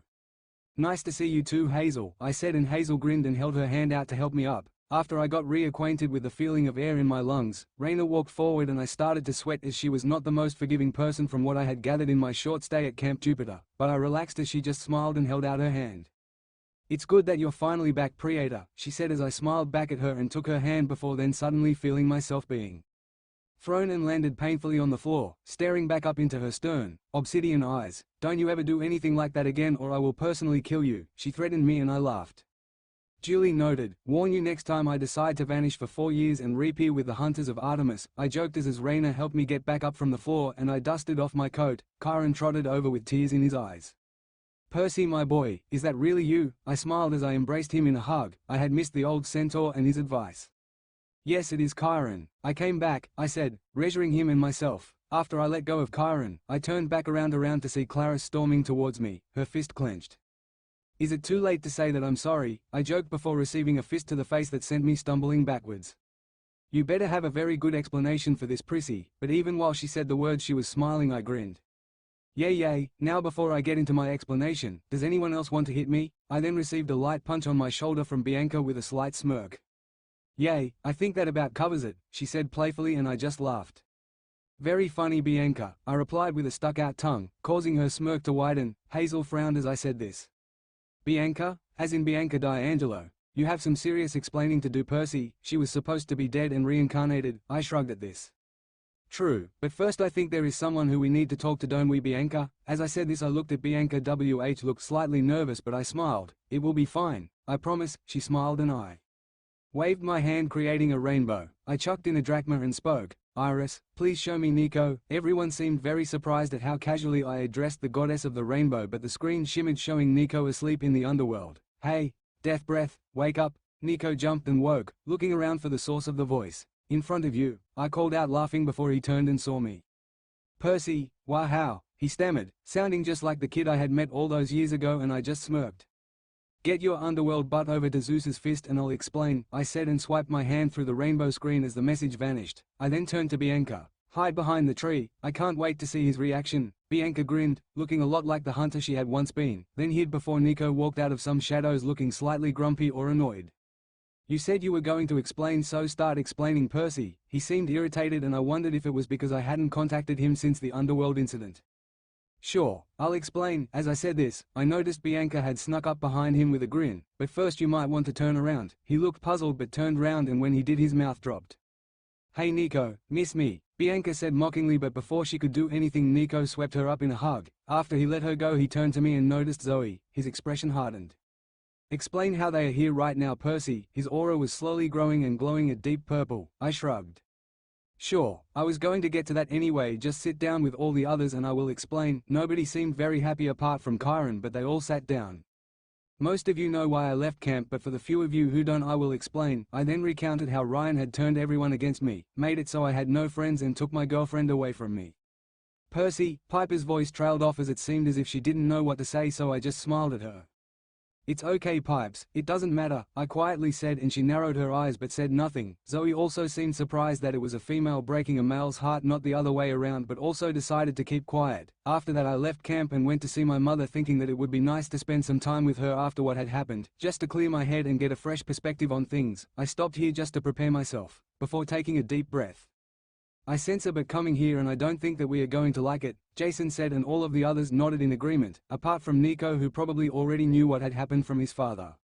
But I guess fate really didn't like me that day, because when I got there I found Paul with a spear through his chest and an impusa draining my mother of blood. Everyone looked shocked and some of them gasped.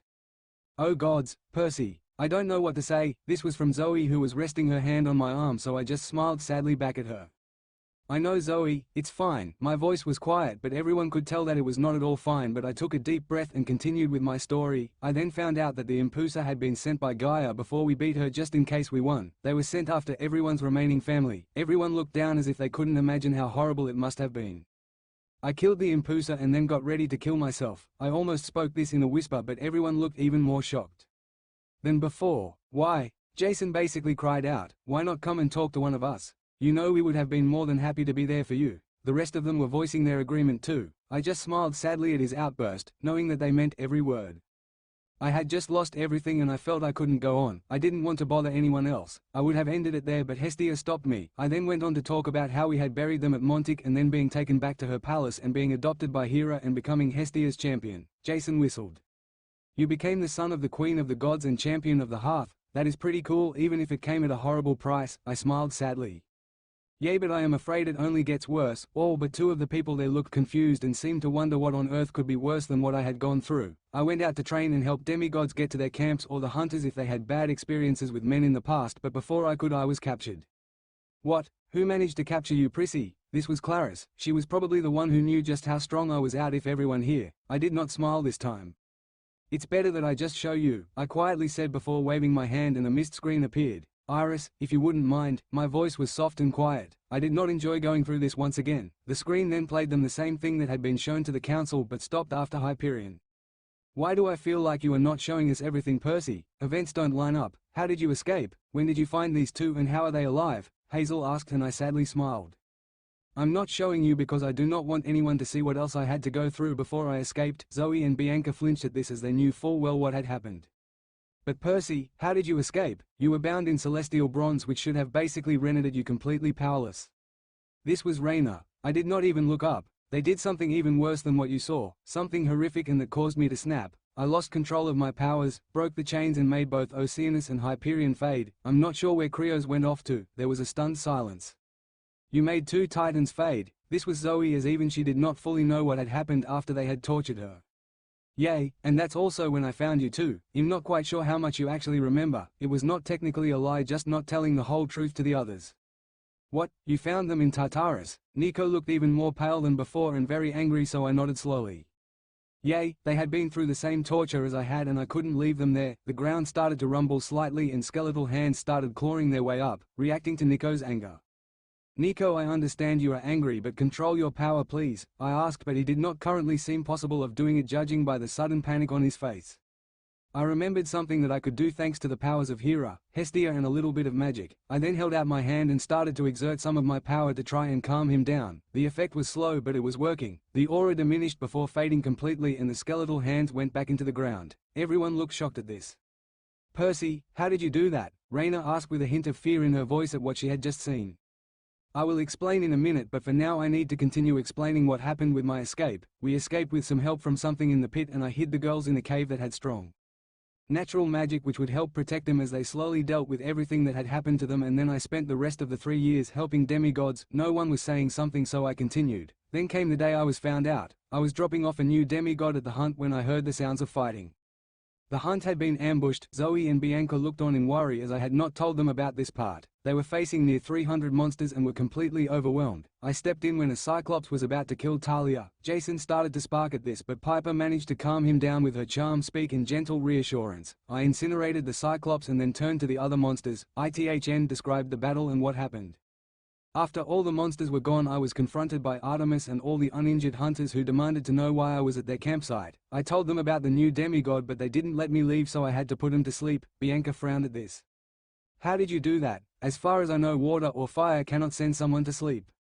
Styx, I knew I forgot something. I became the champion of Hecate after saving some of her children, so she gave me some powers in magic which I was able to use to put him to sleep. I then went on and explained the events of the council meeting that happened afterwards, which ended with me revealing who I was and being assigned to the hunt. I doubt that Artemis was too pleased about that, remarked Zoe when I had mentioned my role as guardian of the hunt, and I chuckled at that. No, she wasn't, but Zeus insisted and she didn't need a choice, so I was assigned there. I then explained about what happened when I arrived, and when I got to Talia, Jason laughed.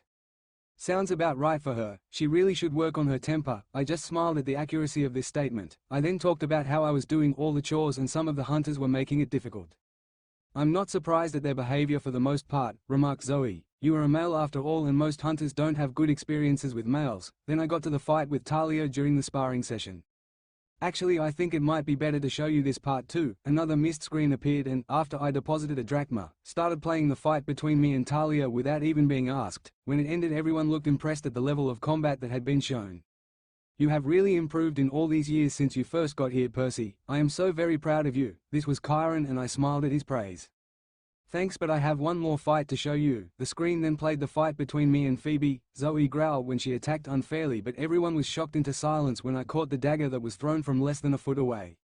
Percy, how on earth did you catch that? This was Bianca. I knew that people could be fast, but not that fast. I smirked at this response, and everyone else also seemed to be in a similar state of shock.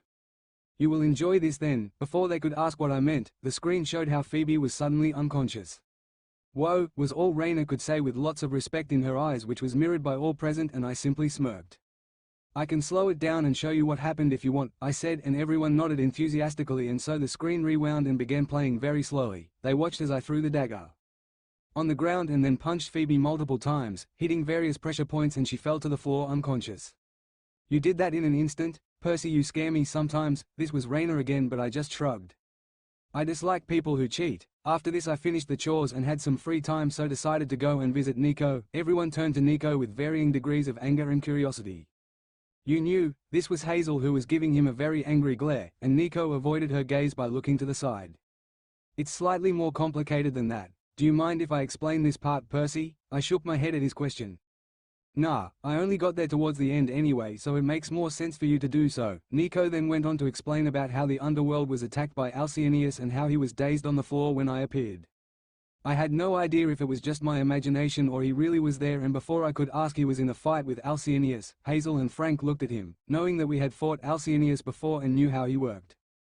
How did you beat him? If he was reborn in the underworld, then he should have been unbeatable, not to mention you would still need a god to finish him off. I avoided their gaze at this, not wanting to get too into the detail. I had a sort of loophole I could explore, and I made sure that he wouldn't come back for a while at least. To be honest, if he had not have said the hunt was being attacked, I'm not sure I would not have beat him, I admitted, and Zoe looked at me in surprise. You cared enough for the hunt to defeat a giant on your own. She then surprised me by walking over to me and giving me a hug. Thank you, Percy, for protecting him. I just smiled and hugged her back. No problem, but he still managed to give me a hard battle and I was already badly wounded before I managed to get back to the hunt. I then explained about the battle and when I got to what happened to Talia, Jason was trembling and was only staying calm because of Piper. Would you like to see what happened next or me tell you? Frank was the first one to speak. Might be easier to show us. Group battles tend to be chaotic, he reasoned, and I nodded and the screen replayed the battle. Everyone winced when Talia was thrown against the tree but gasped at when the Chimera and Echidna appeared. I smirked. I was surprised too. Never thought I would see them again after the St. Louis Arch on my first quest. Everyone bar Kyron and Nico gawked at this comment. You fought the Chimera before this? Asked Zoe, who only seemed to be becoming more impressed. I shrugged. More like I got my ass handed to me. I only survived by falling into the river, while on fire and poisoned, mind you. Nico looked at me with a raised eyebrow. You've told me that story before. You were 12, so it was impressive you survived at all, not to mention all the mortals around. Before anyone could comment, I quickly spoke, diverting attention from it. Anyway, and the scene continued and showed what happened to Echidna and the Chimera. Then came the shocker as they saw me mend Talia's back using my healing powers before passing out and the screen going blank. Jason then came over and gave me a strong hug. Thanks for saving my sister, Percy. I don't think I could stand to lose her. I smiled and just gave him a hug back. No problem. She is my family too. I skipped over the time where I was in Apollo's temple as nothing had really happened there, but then I reached the prophecy. I don't know if you heard it, but just after that was when the prophecy was announced. Almost everyone looked blank at the mention of the prophecy except from Rachel. I have heard bits and pieces as the spirit of the Oracle is slowly regaining strength after the incident in the Giant War, but I don't know the whole thing. I think that Python might still be blocking the spirit of Delphi. I frowned at the information. Alright, I'll see if I can convince Artemis to take the hunters snake hunting. Perhaps we will get a nice handbag out of it. Anyways, I'll tell you the prophecy. The oldest threats shall rise and start the war. Olympus and their children shall be made to mourn, but a broken guardian must stand tall. To prevent the gods and the world's fall, the camps and hunts shall stand as one, but in the end the hero is gone. Most people there looked very confused, but a select few had figured out what it meant. Percy, Kyron began and trailed off, but I just shook my head. It's all right, Kyron. I knew it would happen one day and I've made my peace.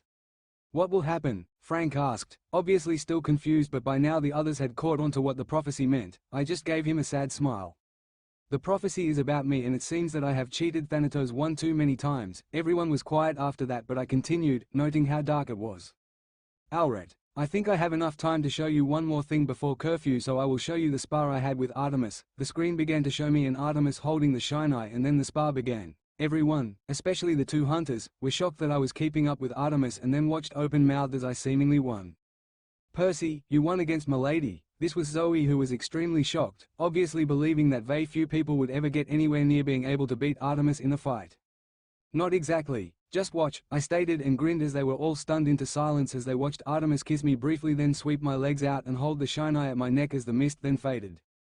I will fill you guys on the rest of the events tomorrow at the same time as we did today, but it is almost curfew, so we need to go back to the cabins before the harpies come and eat us. Nico scowled at this but nodded. You still owe us explanations. As far as I can tell, Rhea, still some key events you're missing out. The others nodded at this, so I sighed. I promise I will tell you the rest tomorrow. There isn't much left anyway. They didn't look happy about leaving mid-story, but they left to go back to their cabins, including Nico, who said he was going to stay at the Hades cabin for a while. Kyron came up to me before he left. Percy, I have never been more proud of any hero in all my years of training. Thank you for coming back. I smiled and gave him one last hug before he trotted off, so I turned to Zoe and Bianca. Ready to head back to the cabin? They nodded and I flipped my hood up before we headed back towards the Artemis cabin together. When we got there, Artemis was sitting on the small porch outside the cabin. She looked up and smiled when she saw us. I didn't hear any lightning bolts or screams of pain, so the reunion went well then, I take it. I smiled and nodded at her appraisal of the events. There are still some of the more recent things to cover, but they are mostly caught up, I explained, and Artemis nodded.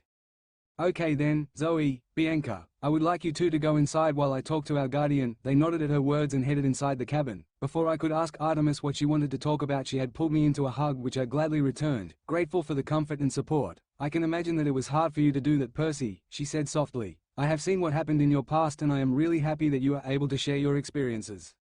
Now, I smiled and just held her tighter as I fought to stop from shaking. After a while we separated and she smiled. You should get some rest. We will still continue training in the morning, including archery practice, she said with that familiar wolf-like grin, and I paled. Do we really have to do archery practice? I feel like I'm going to end up shooting someone who is standing in the complete opposite direction as to where I'm aiming, I said, and Artemis' wolf-like grin only widened across her face. I refuse to have someone in the hunt who cannot use a bow, so I will endeavor to teach you tomorrow, I sighed at her words, knowing that they were fair. This is not going to go well, I complained, and she continued to smirk. Oh, I know, but it can at least provide some amusement for the hunters. Now come inside and get some sleep. You are going to need it. I just smiled and shook my head. I am going to sit out here for a bit. Artemis frowned, knowing that there was something I wasn't telling her, but let it go. All right, but don't stay up too long, otherwise you won't be ready for my training, and she stepped into the cabin with a grin. I sat down on the edge of the porch and looked up at the sky. There was no moon out tonight, so Artemis had the night off, which meant she could regain her energy for the upcoming battles. I looked up at the constellation which had become my favorite since I was 14, the Huntress. I leant back against the cabin wall, and before I knew what was happening I was asleep, which unfortunately meant that I slipped into a nightmare. I had honestly been expecting it. After talking about the death of my family and what happened in Tartarus, it was almost guaranteed. I was back in the forest clearing where Phoebe had pulled her prank, but this time there was a multitude of ghosts there, each with different wounds and causes of death. It was your fault, one of them said. It was your fault that we died. You're responsible for all of us, it said, and I started to shake. No, I said. No, I never meant for this to happen to any of you, I cried out, and another of the ghosts spoke up. Well, it did, and you failed to stop it. Our deaths are on you, Perseus Jackson. I was crying now. No, I tried my best, but I couldn't save you, a third ghost spoke next. You cost us our future. You should feel guilty. I couldn't handle it anymore and was about to break down when the setting changed. I was back in the setting of infinite space, and this time the fates were waiting. Perseus, we neglected to mention your domains and restrictions that were placed on you after the ceremony to make you an immortal, stated one of the fates. I stood up and took a deep breath to calm down. Okay then, what are my domains if I'm a god now? The middle fate, Lachesis, spoke. First of all, you are technically not a god, as you had too much mix of power, so you are a hybrid immortal, with a leaning towards Titan, which we have decided call a guardian. I had to stifle a laugh at the irony of this name. Okay then, what are my domains? I asked, but I was surprised at just how many they then listed out. Clotho then spoke up. You have been granted the domains over time, light, heroes, tides, swordsmanship, protection, loyalty, nature and the hunt. You may still call upon the blessings placed upon you when you were a demigod, as they will help you to protect people and blend with your domains. I grinned when I heard this, but then became confused at some of the domains they had mentioned. I gather most of them, but why light, nature and the hunt? The fates grinned at this question. Because you have defeated Hyperion twice and made him fade, so by ancient law his domains pass to you as the stars would pass to the son of Jupiter if he ever becomes a god. Nature because of Pan and the hunt because of Gratian. You will remain unrestricted by the ancient laws in a similar manner to how Artemis is with the hunt. You may become involved if your domains are involved. I nodded at their explanation. Is there anything else, Lady Fates? One of them, Atropos, grinned.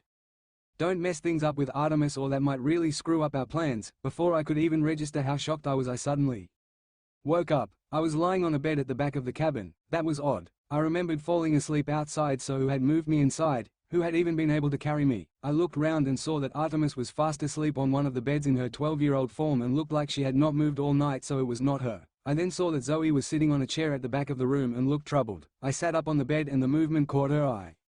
Go back to sleep, Percy. You need it. I noticed that her eyes seemed red. Had she been crying? Zoe, what? Before I could finish, she walked up and punched me round the face. Because of her new strength, what was intended to be a light punch, threw me back down onto the bed and left me slightly disorientated for a moment. Why, Percy? Why do you blame yourself for what happened? She almost cried out. I realized that she must have seen my dream, or I had been talking in my sleep. You know full well that we made our own choices, so why do you still blame yourself? She was keeping her voice low, but I could tell she was angry.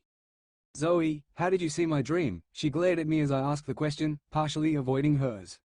I was involved in the dream, so I was dragged into it, so I saw everything. So tell me, why blame yourself? I smiled sadly at this.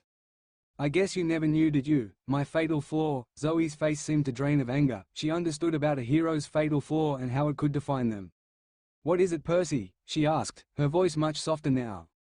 Loyalty. As Athena herself once put it, I would sacrifice the world to save a friend, and as such the friends I saw die become a much heavier burden to bear. Zoe then walked up and hugged me, almost suffocating me, but I happily hugged her back, grateful for the support. Perk, I am so sorry. I could feel her crying. I just held her tighter in the hug. It's okay. If it wasn't for that, I doubt any of the hunters would still be here, I said, and Zoe separated herself from me and looked confused. "What are you talking about, Percy?" I cursed. I had not meant to let that slip, but before I could make an excuse, Zoe cracked her knuckles and I flinched. Okay, I will tell you, but I don't want you to tell anyone else."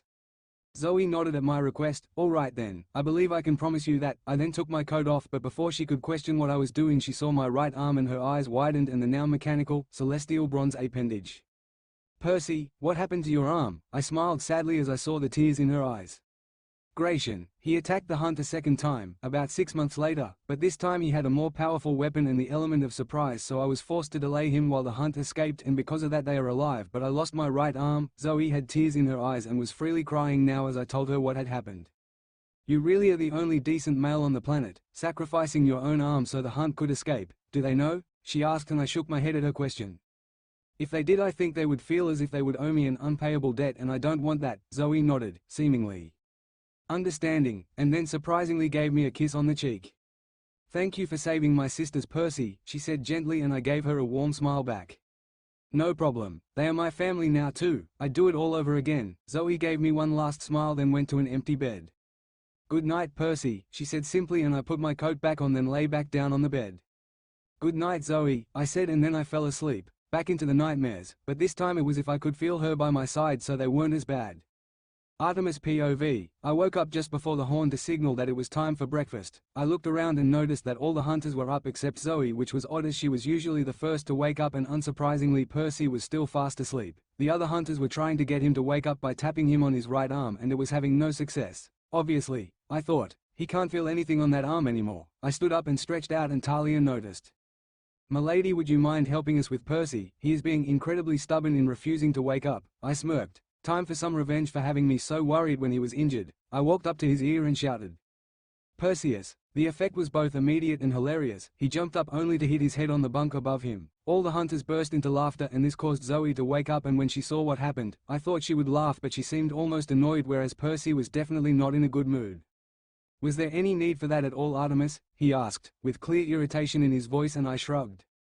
"You were not waking up, so I decided to take matters into my own hands. Now get up, we have breakfast then training," I told him before his look darkened for a split second, but then he just stood up, flicked his hood up and walked outside. Talia frowned at the actions of her cousins.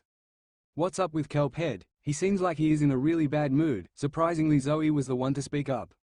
"He was probably even more tired than any of you because of what he did yesterday, so I doubt that yelling into his ear was going to help his mood." She then stood up, stretched and walked out the cabin. Why did Zoe seem like she was as annoyed about Percy's treatment as he was? When we got to the dining pavilion but Percy was nowhere to be seen, had me yelling into his ear really upset him that much? Before I could ask anyone if they had seen him, I noticed he was suddenly leaning against a pillar towards the back of the pavilion. When he saw us arriving, he just snapped his fingers and a massive buffet of delicious-looking breakfast food including scrambled eggs, sausages, hash browns and apple juice appeared on the hunters' table, at which all the campers seemed jealous, so I just smirked. "Hunters only," Talia called out, almost childishly taunting them. "No exceptions." I then noticed Percy had disappeared again when my attention had been elsewhere. I resolved to look for him after breakfast and apologize, before we could tuck into the delicious meal in front of us. I heard some wolf whistles. I looked over to see Apollo's brat Ryan and some of his siblings smirking.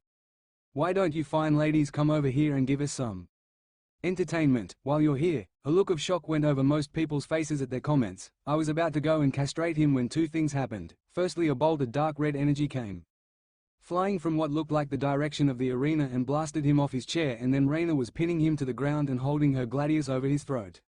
"Do not dare to insult the huntresses of Lady Diana. There are some very fine warriors in her group that I would gladly fight alongside with my life." Was it my imagination, or did she glance at Talia when she said this? Ryan just smirked. "Well, if it is not the cowardly praetor of New Rome, I must say you are very nice to look at." Rhaena turned a dark shade of red in either rage or embarrassment, I wasn't sure which, and was about to impale him when he was struck by a lightning bolt courtesy of Talia. "Shut your filthy mouth, you piece of trash." This was Talia and she seemed pissed. "I will not let you insult one of my friends, especially after what you did to my cousin." Ryan shook himself to get rid of the after effects of the lightning bolt and smirked again. "Are you talking about that coward Jackson? He was a bastard and did not deserve to be at this camp." I suddenly felt very angry at this, and before I could stop myself I summoned a hunting knife and threw it so that it impaled the ground just next to his face. The campers and hunters alike turned to me, shocked that I had intervened. I quickly tried to make up a reason as to why I had done that. I saw Talia and Zoe smirking at me, and I really hoped they hadn't figured it out, as it would not be good if they did. "I will not stand to have you insult one of the only decent males on this earth," I said, hoping against all odds I wasn't blushing. "Perseus Jackson worked his whole life to protect his friends and could care less about rewards, whereas you are a piece of filth that only cares for his own fame and are a disgrace to the name of demigods." Ryan sneered at me for this. "Who are you to tell me what to do, bitch? A lowly hunter. Please, you just joined the hunt because no one wanted to fuck you." The whole camp went silent and I exploded. "How dare you, boy? I am not just a hunter, I am the Olympian goddess Artemis of the hunt and the Olympian council, and I will show you why." I started glow silver and started to assume my godly height, but before I could move towards him, Percy was suddenly in front of me with his hood still concealing his face. His eyes, while they still held annoyance, were firm and his voice multiplied. "Do not do this, Artemis." I glared at him. Now was not the time to try and stop me. "Get out the way," I raged, but he held firm. "He is provoking you. Yes, he is a piece of shit, but he does not deserve your attention. Please calm down." I was so angry at my idiot brother's child that I did something that I instantly regretted. I punched Percy. It sent him flying through the air and smashing into the big house. Everybody looked even more shocked. Even Zoe and Talia looked reproachful at what I had done. Percy then stood up and walked out of the rubble, brushed himself down, and the rubble seemed to rewind and the big house went back to how it was before anything had happened. Percy then looked at me with some pain in his eyes from under his hood. "I will see you at training, Lady Artemis," he replied, and then he vanished. The tone with which he had addressed me was nothing like his usual tone, and I hurt knowing I had caused it. Chiron then spoke up from his seat. "I must remind you, Lady Artemis, that while Ryan was severely out of line, he is still a camper and duty falls upon me to punish him, and I will ensure he has an appropriate punishment from tomorrow onwards." Ryan grinned and looked as if he was about to say something, but Talia took this opportunity to whack Ryan over the head with her spear and he fell unconscious. "Thank the gods he is unconscious," Raina stated with relief in her voice. "Thanks for that, Talia. He is almost as annoying as Valdez." I noticed that Talia was blushing slightly, then smiled. "I know what you mean. Vasquez is probably the most annoying demigod there is." A voice came over from the Hephaestus table. "Hey, I resent that." The campers were laughing at this, but Raina turned round and yelled back at him. "Well, too bad. You're outvoted." All the hunters started laughing, but none more than Talia. Looked like I would have to have a small chat with her about that and tease her about her crush. Not that I minded that much anymore. I had been unfair towards previous followers of mine who had engaged in similar forms of love before, but now, after what I had been through, as long as they remained a maiden, I did not see a problem. I would probably have to change the hunter oath soon anyway if my relationship with Percy became public. The rest of breakfast passed without incident, and only a few murmurs about how the big house had fixed itself after the mysterious guardian was thrown into it. After we finished, I told the hunters to gather their weapons and head to the arena. The only people that stayed were Bianca, Zoe, Talia, and, surprisingly, Raina came over to join us. "Lady Diana, I hope you don't mind, but I would like to train with your hunters today." I smiled at the Roman praetor. "I don't mind. You seem to be a very capable warrior and I admire how you stood up for my hunt." Raina smiled at my compliments. "Thank you, milady. I would gladly do it again. I respect your hunters a lot." Another sideways glance at Talia which went unnoticed by me. I turned to Zoe and Bianca. "Time to give you your weapons again," I stated, and Bianca smiled, but Zoe spoke up. "I can't use any normal bows now, milady." I was confused by her statement. What would stop her from using a bow? "Why can't you use a bow? Surely your skills haven't rusted," I teased, but Zoe just picked up a piece of silverware from the table, held it between her hands and then effortlessly snapped it. "How did you do that?" I asked, amazed that she did not have this strength before. "Percy apparently gave me the powers I should have as a demi-titan and daughter of Atlas, which include enhanced strength, high levels of stamina, high pain threshold, and tougher skin and bones, I believe. Basically gifts of strength and endurance to insane levels." I stared for a second, then shook my head as I took in the information. "All right then, looks like I will need to get one created that is much stronger and will not snap with your newfound super strength. I'll see what I can whip up in combination with Hecate." Zoe smiled, and then I turned to Bianca and snapped my fingers, causing her bow and knives to appear. "Those are yours now, let us go and see what damage Percy has done." Raina POV. To say I was surprised at the scene in the arena would be an understatement. The automatons that Leo and the Hephaestus cabin had created to help us train were completely destroyed. Some had slash marks through them and others were in pieces, but what really made me stop was the figure of Percy in the middle of the arena. He was currently glowing with power and seemed to be sparring against the only remaining automaton, and he was easily kicking its ass. I watched as he delivered one final punch that sent it flying backwards with an explosion of red and black energy. He must have been the one to blast that annoying son of Apollo off his chair. I grinned at that, but then remembered why he hated him even more than I did. Percy was no longer glowing but seemed to be breathing heavily. It looked like he was venting anger about something, judging by the state of the automatons. He then turned around and noticed us, then gave a low bow. Lady Artemis, he addressed her respectfully, but his voice seemed much colder than the night before. Artemis raised an eyebrow at this. Would you mind telling me why all this happened? She didn't seem angry but more curious or maybe worried, but I wasn't quite sure. Percy just shrugged at this. He was not in a good mood, so he used this as an opportunity to blow off some steam. Who is he talking about? I wondered, but I got no answer as Artemis sighed. Can I please talk to him? I need to apologize for my actions. The figure, who I was beginning to suspect might not be Percy, shrugged. I can try, but he does not want to talk to anyone at the moment, which, unfortunately, includes you. It is not your fault, it is just he did not have a good night. Artemis nodded and let out another sigh. All right then, I understand. I will try and talk to him later, but for now could you please fix the damage, as I don't think the Hephaestus cabin would be too pleased with you wrecking their automatons. I got the sense that he scowled, but he replied. As far as I am concerned, they lost all rights to complain 5 years ago, but he is annoyingly able to forgive them. The figure then waved his hand and suddenly all the automatons were back in their usual place and completely undamaged. He then looked up and saw me. Oh, I didn't realize you were here, Praetor. I suppose I should introduce myself as he doesn't want to. My name is Inval. Nice to meet you finally. I was very confused. What in Jupiter's name are you talking about? I asked, very confused and slightly scared, but then I saw his eyes and noticed they were pure ice blue, unlike last night when they were sea green with flecks of other colors. He sighed. I will try and get him to explain later, but for now, you wanted to train? Artemis nodded at Thid, and the figure calling himself Inval moved out of the arena. He was about to call out something when he stopped moving and his eyes returned to normal, and he gave us a quick smile. I will be by the beach if anyone needs me. This sounded like the normal Percy, but his voice seemed quiet, as if he had a lot on his mind. It was a voice I was all too used to hearing from myself or fellow Praetors. He then walked off towards the beach at the edge of camp. The hunters then began to pile into the arena, with the exception of Artemis, who gestured for me to follow the hunters into the arena. I did, and when I did, Artemis called down to us from the edge. As usual, split into pairs and spar against each other, then swap over every few minutes. I am off to teach our reclusive guardian about archery. As she said this, she smiled and then vanished. I was firstly paired with one of the younger hunters, Lisa I think her name was, and I was surprised at how well she used the space between the pilum I was using and me to get the advantage on me. Luckily though, the fight was taking the other matter off my mind.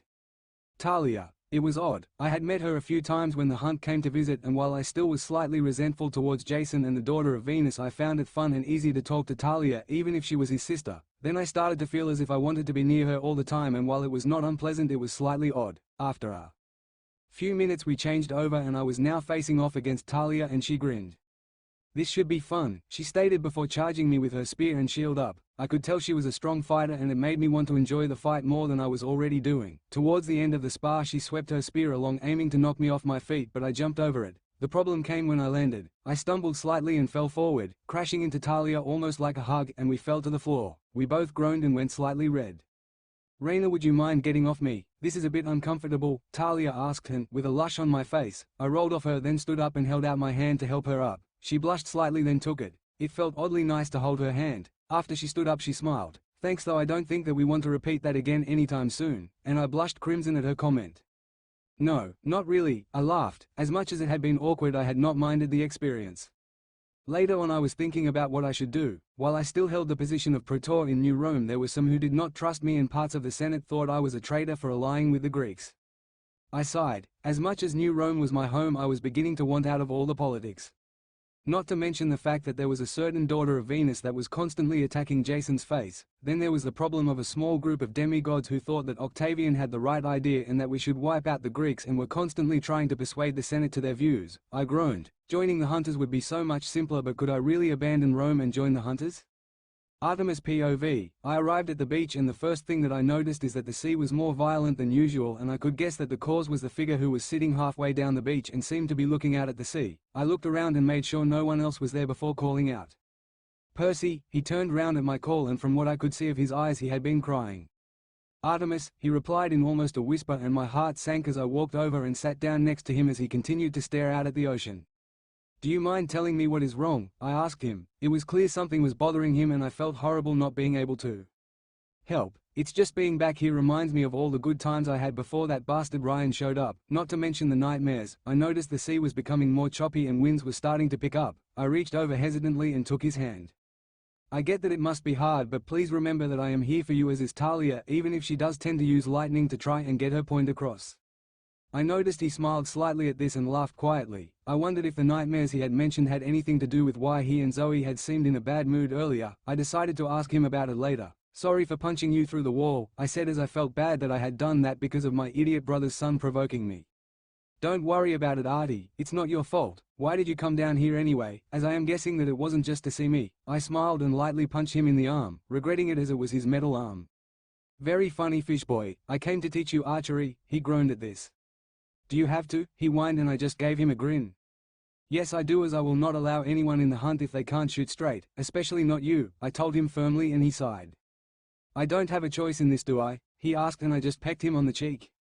"Nope," I told him, but he smiled and then stood up.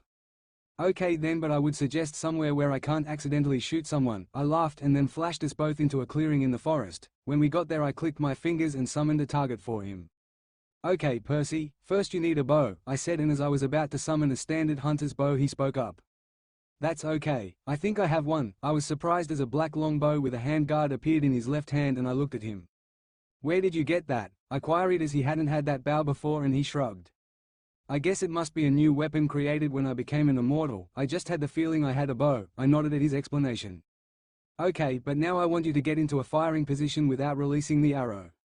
He nodded and settled into a stance and drew the bow, causing an arrow to appear on the bow. The arrow was slightly different from normal arrows. The tip did not have the typical arrowhead, but instead had a cylinder of celestial bronze that curved together to form a deadly point designed to pierce through armor and flesh. His basic form was not terrible, but there was still lots to be sorted out. I walked over and started kicking his legs out slightly into a better position. "Move your leg backwards more and your feet straighter." He did as I said and waited again.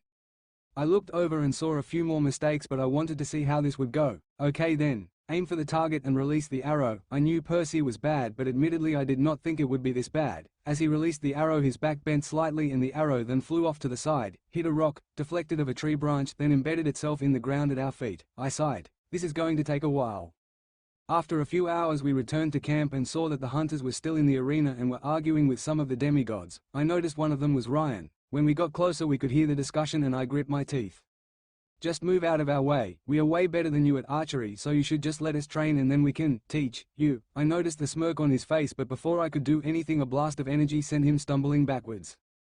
"Who would dare attack me? I am the best swordsman in camp." I heard Percy laugh next to me, then he jumped down, his hood covering his face.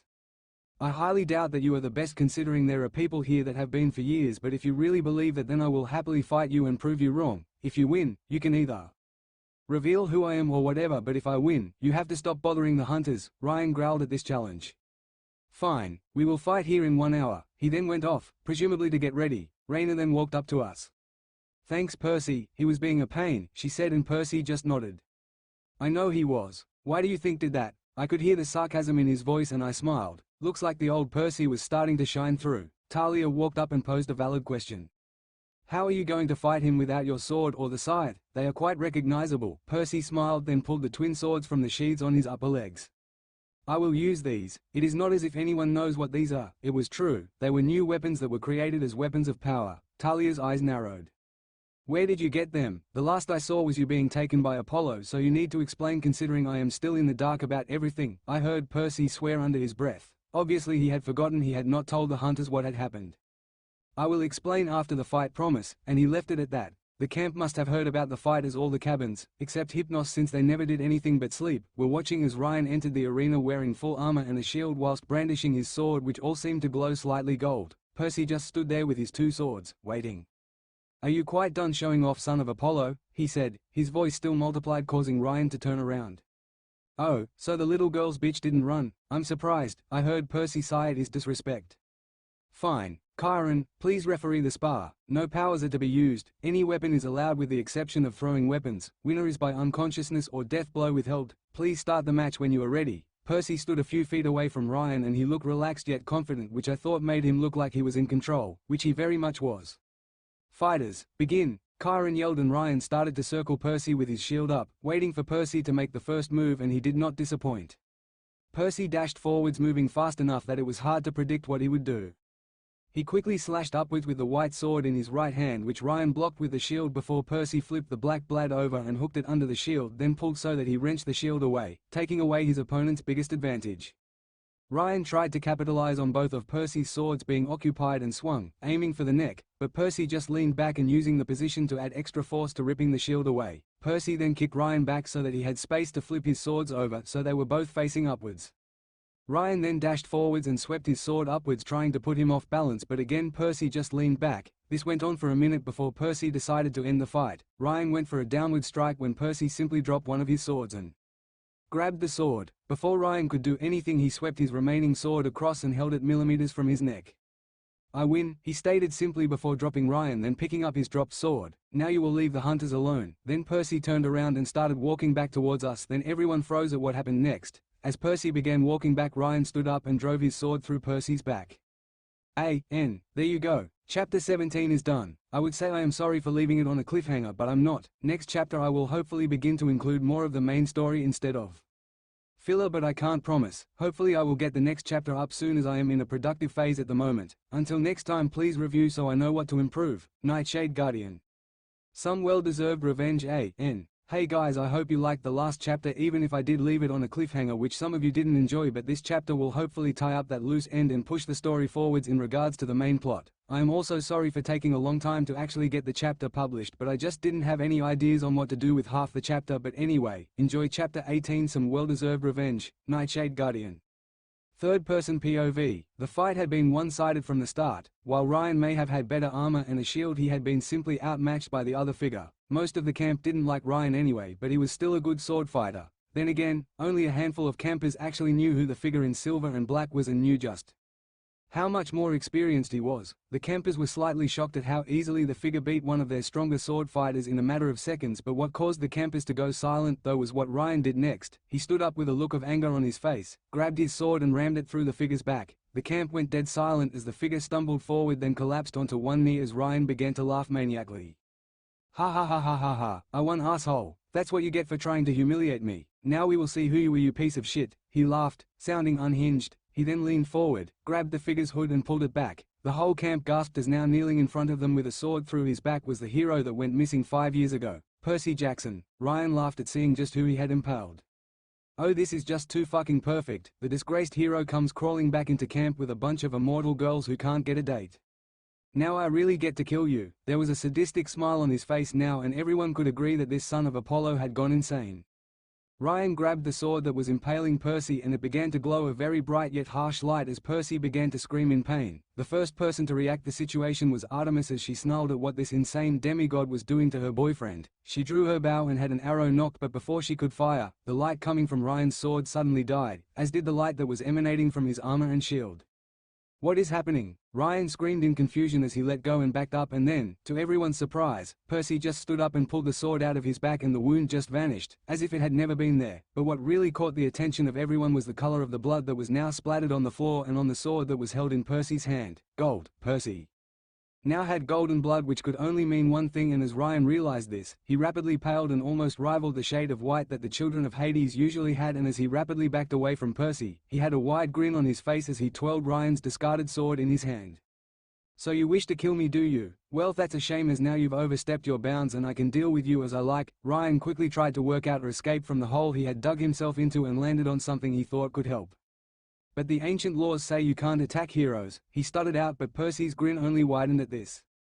"Usually that's true, but you attacked me first, and besides, I may act in any way within my domains, which, unfortunately for you, includes heroes." Ryan then did the only thing he could. He tried to run away. He had managed to take 2 steps before Percy suddenly appeared in front of him and swung a katana that had appeared in his hands. Ryan brought up his arm to protect his head, and the katana effortlessly cut through his armor, slicing along his arm, causing him to scream in agony as if his whole arm had been cut off.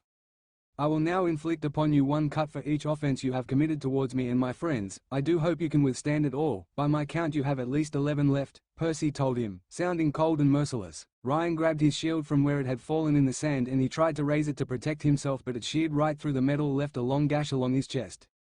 Ryan screamed again and stumbled backwards, but Percy didn't let up. He lashed out left and right, leaving numerous cuts all over Ryan's body, and each wound made Ryan scream out in agony, as if each one was tearing through his very soul. No one could figure out what was happening why, except from a certain, silver-eyed goddess who had narrowed her eyes at this display. Ryan was left stumbling back and he almost seemed dazed and confused, his eyes unfocusing, and Percy just cruelly smirked.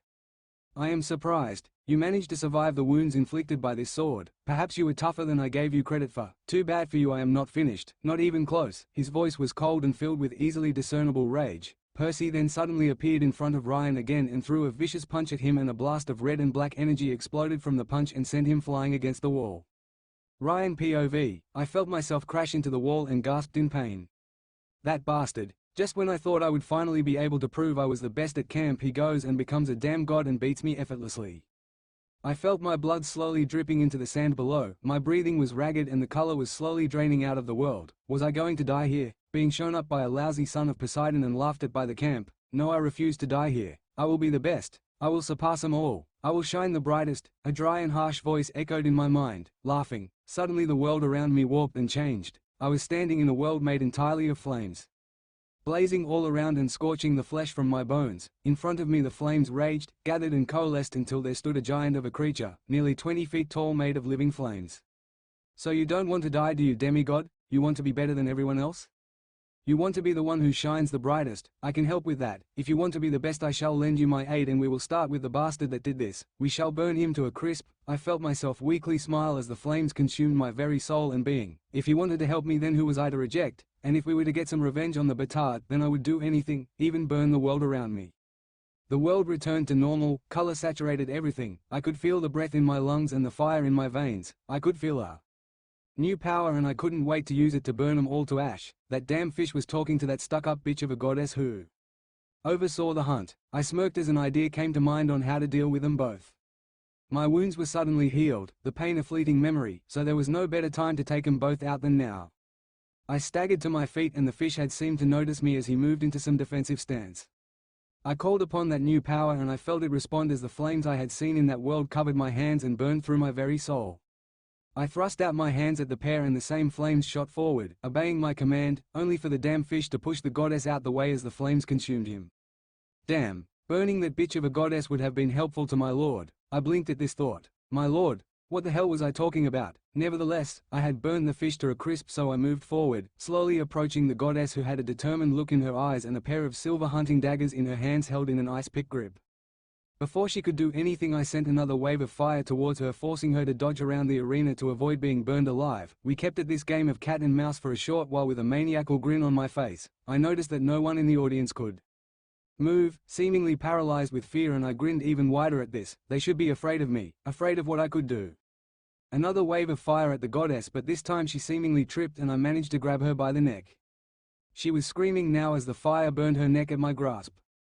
I smiled a sadistic grin. We would see how loud she would scream after I had my fun with her. I would make the bitch mine, make her mine to use, mine to torment however I wished, and I knew just how to start.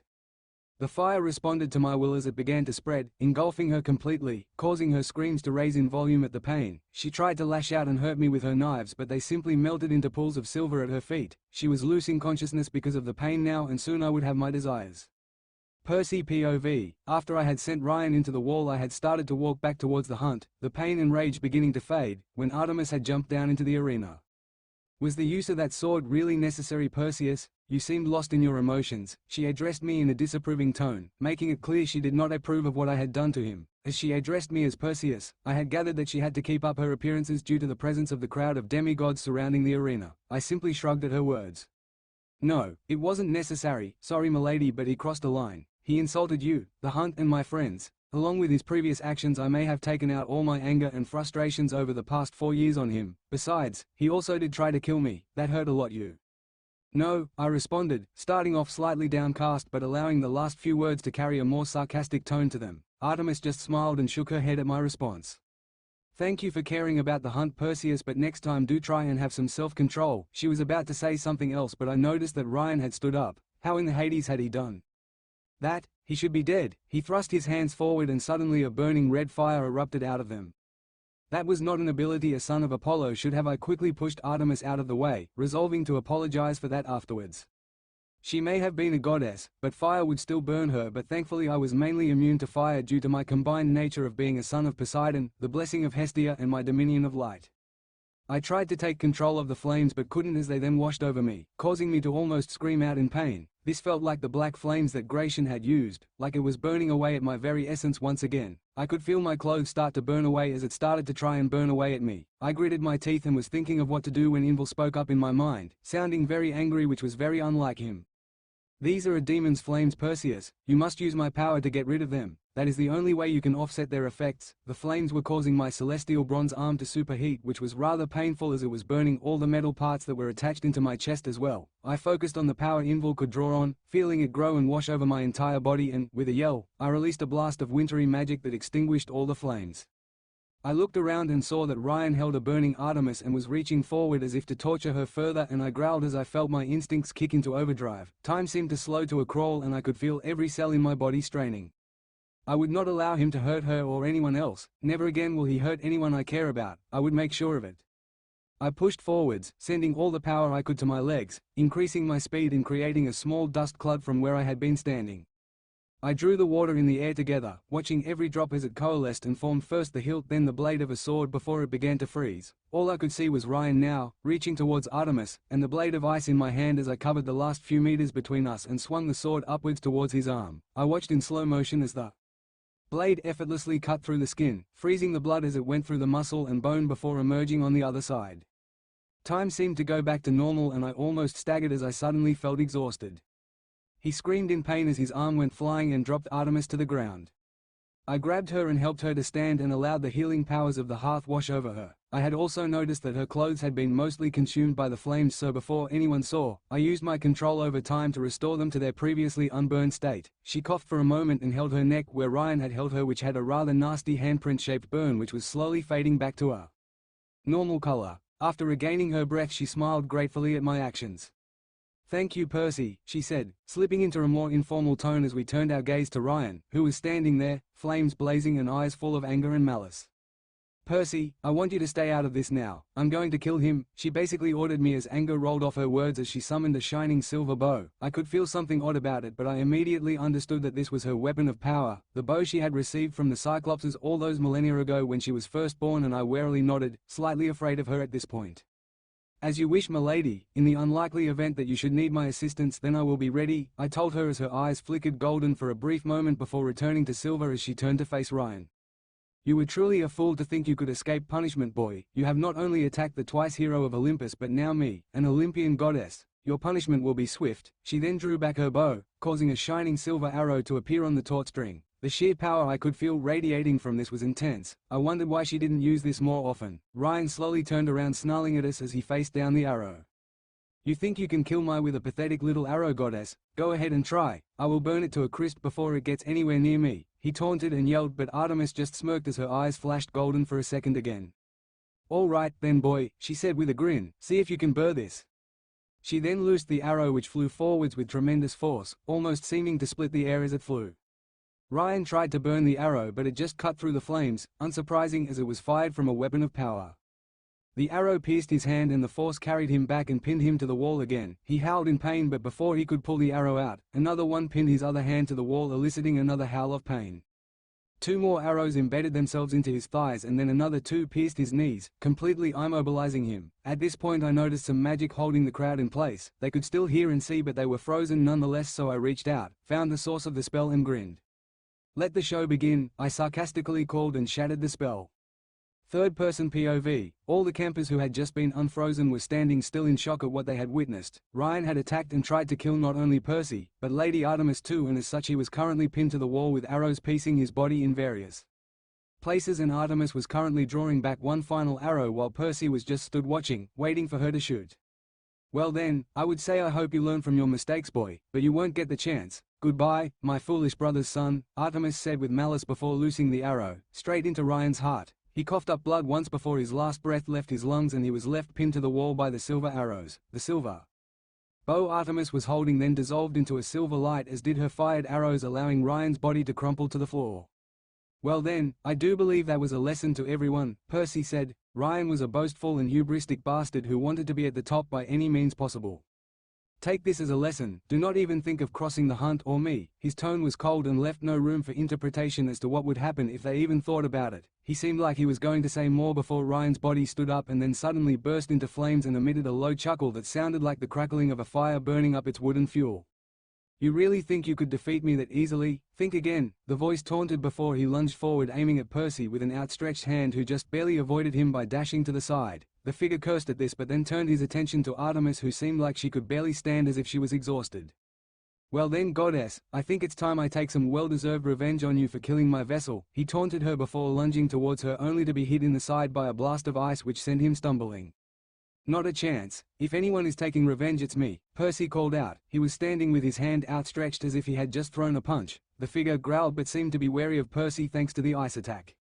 You really think you can defeat me, boy? I am a demon created by Tartarus himself. My name is Incendios, the demon of flames, and you have no way of truly beating me. Only the power of a demon or Tartarus could truly destroy me. I will just keep going until my host body is reduced to ashes, by which time you will be dead. Percy smirked and his eyes turned to an ice blue for a split second. Well, it's a good thing I have my friend here then, isn't it? He said, and Incendios looked confused for a second before he recognized the implication of his words and was shocked. How? He was supposed to have been destroyed along with the rest. The campers and hunters looked confused at the discussion unfolding before their eyes. Who was this figure and what in the Hades was he talking about? Only Artemis knew what was going on due to having been there when Percy had explained what had happened in Tartarus and what the demons were. Percy, she called out, and he flicked his eyes back for a second as she smiled at him. Kick his ass, okay? I won't tolerate you losing here, she told him, leaving no room for discussion as she jumped back up to the sides of the arena and joined the hunters in watching the fight. Incendios tried to blast flames and catch her mid-jump, but Percy froze them before they could reach her, and Incendios growled. Damn you, I may not be able to get that damn goddess, but I will take you out, he roared, and Percy just smirked at him. You are welcome to try Firecracker, he joked, gaining a roar of rage from the demon as he then dashed forward, forming an ice sword in both of his hands and aimed to slash the demon's head off in one clean strike to make sure the fight wouldn't endanger anyone else. The flames covering the demon though just blazed up and melted the sword before it reached him, causing Incendios to laugh. Even if you have his help, our powers appear to be perfect counters to each other, and if this is all the power you have access to, then it is clear who will win. Percy just smirked again, obviously not completely in his cold battle mode. Oh, you want me to step it up a notch then I'll oblige you. He then suddenly vanished and then appeared behind Incendios and threw a punch. Winter's fist, he muttered, and a blast of ice and magic crashed into Incendios, sending him stumbling forward. While it was hard to tell, Incendios looked as if he had been injured by the last attack. Indeed, the flames that surrounded his body seemed greatly diminished and were not radiating the same level of heat as they once were. You bastard. Hiding your power like that, he scowled at Percy, but he didn't react, his eyes cold and calculating. He had switched into his battle mode, and instead of reacting to the bait Incendios had thrown at him, he dashed forwards once again. The only warning Percy got was the laugh that came from Incendios before his flames exploded backwards and engulfed Percy. Incendios laughed again at his supposed victory. That was easy. I thought that with his help he might have been a challenge, he laughed and then turned towards the crowd of demigods and hunters standing at the sides of the arena. Your turn, he growled as he held up his blazing hands again, ready to reduce them to a crisp, but he suddenly cried out in pain and stumbled forwards. Percy was standing behind him with an ice sword in his hand which he had just used to slash the demon. His eyes were no longer glowing blue and instead they looked tired and out of energy. Incendios turned around and growled. Lucky bastard, looks like you don't have much energy left though, and you only have a single, useless ice sword, so I doubt you'll be able to keep this up much longer, he taunted as Percy managed a weak grin. Well, I wouldn't call it useless. I am the bone of my sword, I am the techniques and strength behind the blade, I am what makes a blade deadly, I am what makes the sword strong, and, as I just injured you, I would say that it's not so useless after all. His voice was cold and serious, but it was also clear that Percy was injured and running low on energy. But just then, a change then seemed to happen. He seemed to glow a faint white, and then his ice sword seemed to shimmer for a brief second. It seemed like he was suddenly renewed of energy, as if he had found his second wind. Percy POV. After I said those words I felt more energized than before and more powerful, which was odd, but I shrugged this off as resting for a minute, then focused on my powers of time to speed time up around myself so I could move faster and get behind Incendios, swinging my sword at him again. But as he seemed resistant to my time powers, I couldn't just immobilize him and end the fight in one strike. He managed to roll forwards and avoided the strike, but I pressed forwards, trying to keep the advantage. I managed to cut him a few times, but they were all shallow and did not seem to have much of an effect. Then I was caught by surprise when he suddenly threw a punch towards me, which I instinctively blocked with my sword, but he just grinned and the flames grew brighter and hotter until the sword shattered. I stumbled backwards and was forced to keep dodging as he threw punches and blasts of fire, and he laughed as I was forced on the defensive. What now, Guardian? You may be the bone of your sword, but now you don't even have a sword to use. He taunted and I gritted my teeth. Inval had stopped lending me power as he had used up most of it from extinguishing the flames 2 times and needed to recover. I needed one sword that would let me win, just one more sword. I felt a strange magic flow through me, one I hadn't used before, mix with the last Inval's remaining power and begin to build up in my hand. This was it. With this I would create one more sword, one sword that I could use to win. Crackling beams of magic surrounded me and began to converge in my hand. Incendios looked frightened at this spectacle. "What is this? How do you still have energy left?" He sounded afraid and I just smirked. "Who knows, but I do know that now. I am going to beat you. You will not hurt anyone else, never again." I clenched my hand around the magic and it suddenly all vanished. All the streams and the glow in my hand had vanished. All that was left now was the hilt of a sword. Upon seeing this, Incendios just laughed. "This is what you are going to use to beat me, really? You are simply pathetic," he yelled, and then he raised his hands, built up a massive ball of fire and then released it all, flames shooting towards me. No, I would not fail. I couldn't fail. I would not allow myself to fail here. Not here, not now, not ever. I raised the hilt and suddenly, ice shot out of it and formed a rough blade shape, then shattered, leaving a narrow double-edged sword made of clear, blue ice. As I swung the sword up to intercept the flames, hoping beyond hope that it would do something, the moment the flames touched the sword they instantly froze and then shattered into a fine shower of ice. Incendios started to back away in terror. How do you possess sword like that?" I shrugged at the question, not actually having an answer for him, and I could feel my breathing becoming labored and my body screaming at me to rest. "I don't know, but I do know you are going down," I said coldly before I raised the sword, held it horizontally pointed towards him, then dashed forwards at top speed. He sent another massive wave of flames surging towards me, but just as before, I swung my sword and as soon as it touched the inferno, all the flames froze and shattered. By this point I was right in front of him and, with a yell of anger and frustration, I drove my sword forward, straight through his heart. The flames surrounding him all froze and then shattered, revealing Ryan, his body burnt and black, still impaled on the sword. Somehow, he was conscious, but I could see his life fading before my eyes. "Damn you bastard. Even with that demon's help I couldn't beat you, and now I get to die by your hand. Pathetic." He spent his final moments complaining at me, and as much as I wanted to just destroy him right there, I remained serious and composed. "You tried to kill me and Lady Artemis. You got what you deserved for all of your actions, you bastard. You ruined my life, drove me out from the only safe home I had for years, and turned all my friends against me. The only good thing that ever came out of it was my relationship with Artemis, and even that cannot hope to make up for all of the shit you caused on its own. I hope the Furies have the worst. The fields of punishment can offer ready for you." I let cold fury burn in my eyes and words as I let the final words he would hear be ones of rage and sadness, the words of the one person he had fucked over the most, condemning him to an eternity of punishment. He managed a weak chuckle at my words and blood dripped from the corner of his mouth. "You have a point." I was so focused on trying to gain attention and popularity, I guess I became consumed by my hatred and jealousy towards you. For what it's worth, I am sorry for what I did. I guess that was my fatal flaw, ambition. I let it consume me and ruined everything as it did. After this the life faded from his eyes and his body went limp, and I could feel his life slip away and his spirit fall into the underworld. I pulled the sword out of his chest and he crumpled to the floor. "Percy, are you okay?" a voice called. It was Artemis. I smiled and turned round, but before I could answer, I felt all the fatigue and damage of the battle catch up to me as my legs gave out under me and I collapsed to the ground as I felt myself slip into blissful unconsciousness. Artemis POV, watching the two demons fight was equally enthralling and terrifying. It was amazing how they handled their magic and elemental powers, but it was also terrifying to think that if there were more of these demons then only Percy could face them properly. All of the assembled campers and hunters, barring Morgana oddly enough, were shocked when Percy seemed to create a sword out of a sudden energy that surrounded him.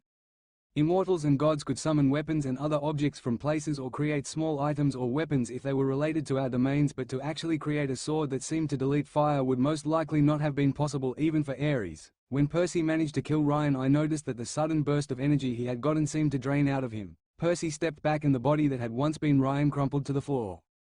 "Percy, are you all right?" I asked as I jumped back down into the arena. He turned round with an exhausted smile on his face, but before he could say anything he suddenly swayed, then his knees gave out and he fell forwards. Without thinking I ran forward and caught him, grunting at how heavy he was, especially with that damn celestial bronze arm adding extra weight now. The sword fell from his hand onto the floor, and as it did it broke into shards of blue energy before fading. That was odd. Heck, it all Morgana might know more about that, but for now I needed to get Percy into Apollo's temple.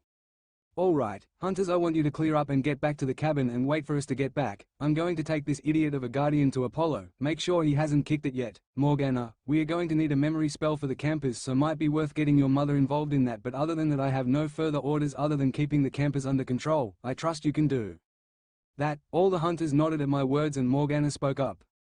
"All right, Lady Artemis, I'll contact my mother now, hopefully Percy will be fine," she said and walked off to the side before pulling a small prism out of her pocket. I then flashed myself and Percy to just outside of Apollo's temple and knocked on the door. "Apollo, I could use your help out here," I called, and after a moment or two the ostentatious golden doors swung open to reveal Apollo standing there. "Hey sis, what's the," he began, but then saw me struggling to lift Percy up. "I see, all right then. I'll help you get him to a bed," he said and grabbed Percy's legs, leaving me to support his shoulders as we carried him into the temple and into his room, which was the same as it had been left from the last time he had been here. "Put him over here on the bed," Apollo said as he gestured to the empty bed, and W managed to maneuver Percy onto the bed. Apollo's hands glowed golden briefly before fading as he checked on his conditions. "Percy is completely fine, just out of energy and will need at least a day of rest before he is back to normal. Guess it must have been one hell of a fight," he remarked, and I nodded, just relieved that the idiot had not done anything serious this time. Apollo looked over Percy and I noticed that he had a sad look on his face. "What's the matter?" I asked him. While he may be annoying at times, he was still my brother and I did care about him. He just got on my nerves a lot with his childish behavior. "I guess it's that I feel guilty for what happened to Percy, not just this latest fight but almost everything from New Rome onwards." I guessed he was talking about Octavian, and to an extent I could understand. "Outflow, you cannot control what your children or legacies do. You were unlucky to have two of them that were obsessed with power. You know Percy would say the same thing, so don't blame yourself for their actions or what they caused." He nodded at my reassurance.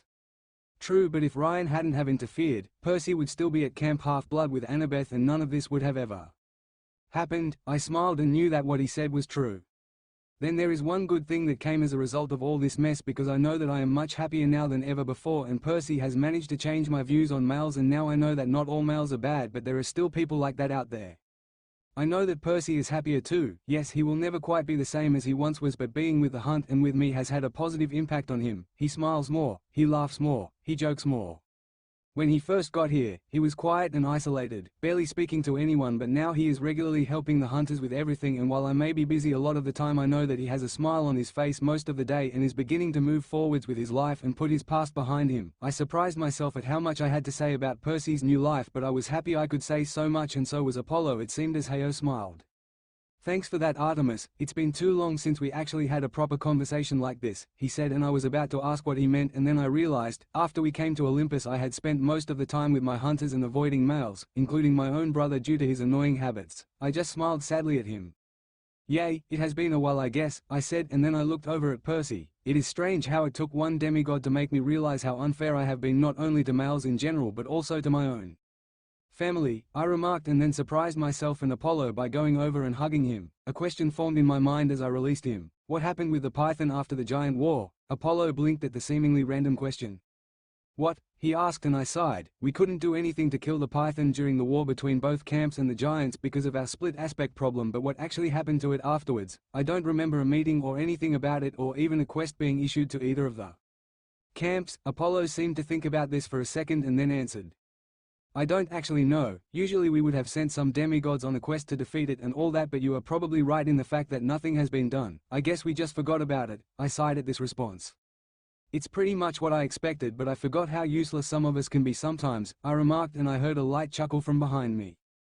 "I hope you don't mean me," a soft voice spoke, and I whirled around to see Percy sitting up in the bed with a grin on his face. Percy POV. After I fell unconscious, I was expecting to wake up in Apollo's temple, but I was surprised when I was suddenly standing in some sort of desert bathed in twilight. I looked up and saw the sky had no clouds, but there were numerous giant gears floating about. "What the fuck is this place?" I questioned out loud, confused as to where I was. I heard a laugh from behind me and a new voice spoke up. "This place is your reward for a lifetime of service.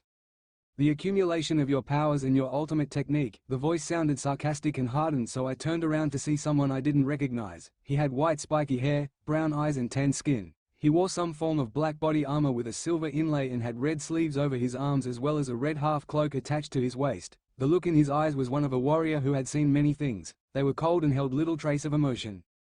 "Who are you?" I asked, and the figure smiled. "I am simply a spirit who is here to help you use your new knowledge and power," he explained, and I was slightly confused but nodded. "All right then, but why suddenly appear now?" I questioned, and he continued to smile. "Because you managed to unlock the basics of your new power, which, coincidentally, coincides with my area of expertise." As he said this, the gears in the sky began to turn slowly and the ground rumbled. "What is going on?" I asked, slightly panicked. The spirit just turned and walked away. "This is the full extent of your power, so watch and learn," he stated cryptically, and then he vanished and swords started to fall from the sky, impaling themselves slightly into the ground. As far as I could see, there were swords falling from the sky and into the earth, and each sword was unique from all the others. There were swords of celestial bronze and imperial gold, and others that seemed to be of neither but seemed to radiate intensely powerful magic. The landscape started to fade and I gathered I was waking up, but as it was fading I heard a voice speaking. I listened to the words it was saying and I felt something respond. Those were the words that I would use to access this power, the words to use my ultimate technique. As the words finished, the world went dark. When I woke up I was in Apollo's temple and Artemis seemed to be in a conversation with him. How useless some of us can be sometimes. This was definitely Artemis, so I managed to pull myself up into a sitting position in the bed and chuckled. "I do hope that you don't mean me, Artie," I joked, and Artemis whirled around, saw me sitting up and smiled. "You really like seeking out trouble, don't you, kelphead?" She teased me and I just smiled. "Not really, but trouble just seems to follow me around," I responded, and Artemis gave me her patented wolf-like grin. "I don't know, you got into a relationship with me and that is just asking for trouble," she teased, and I laughed.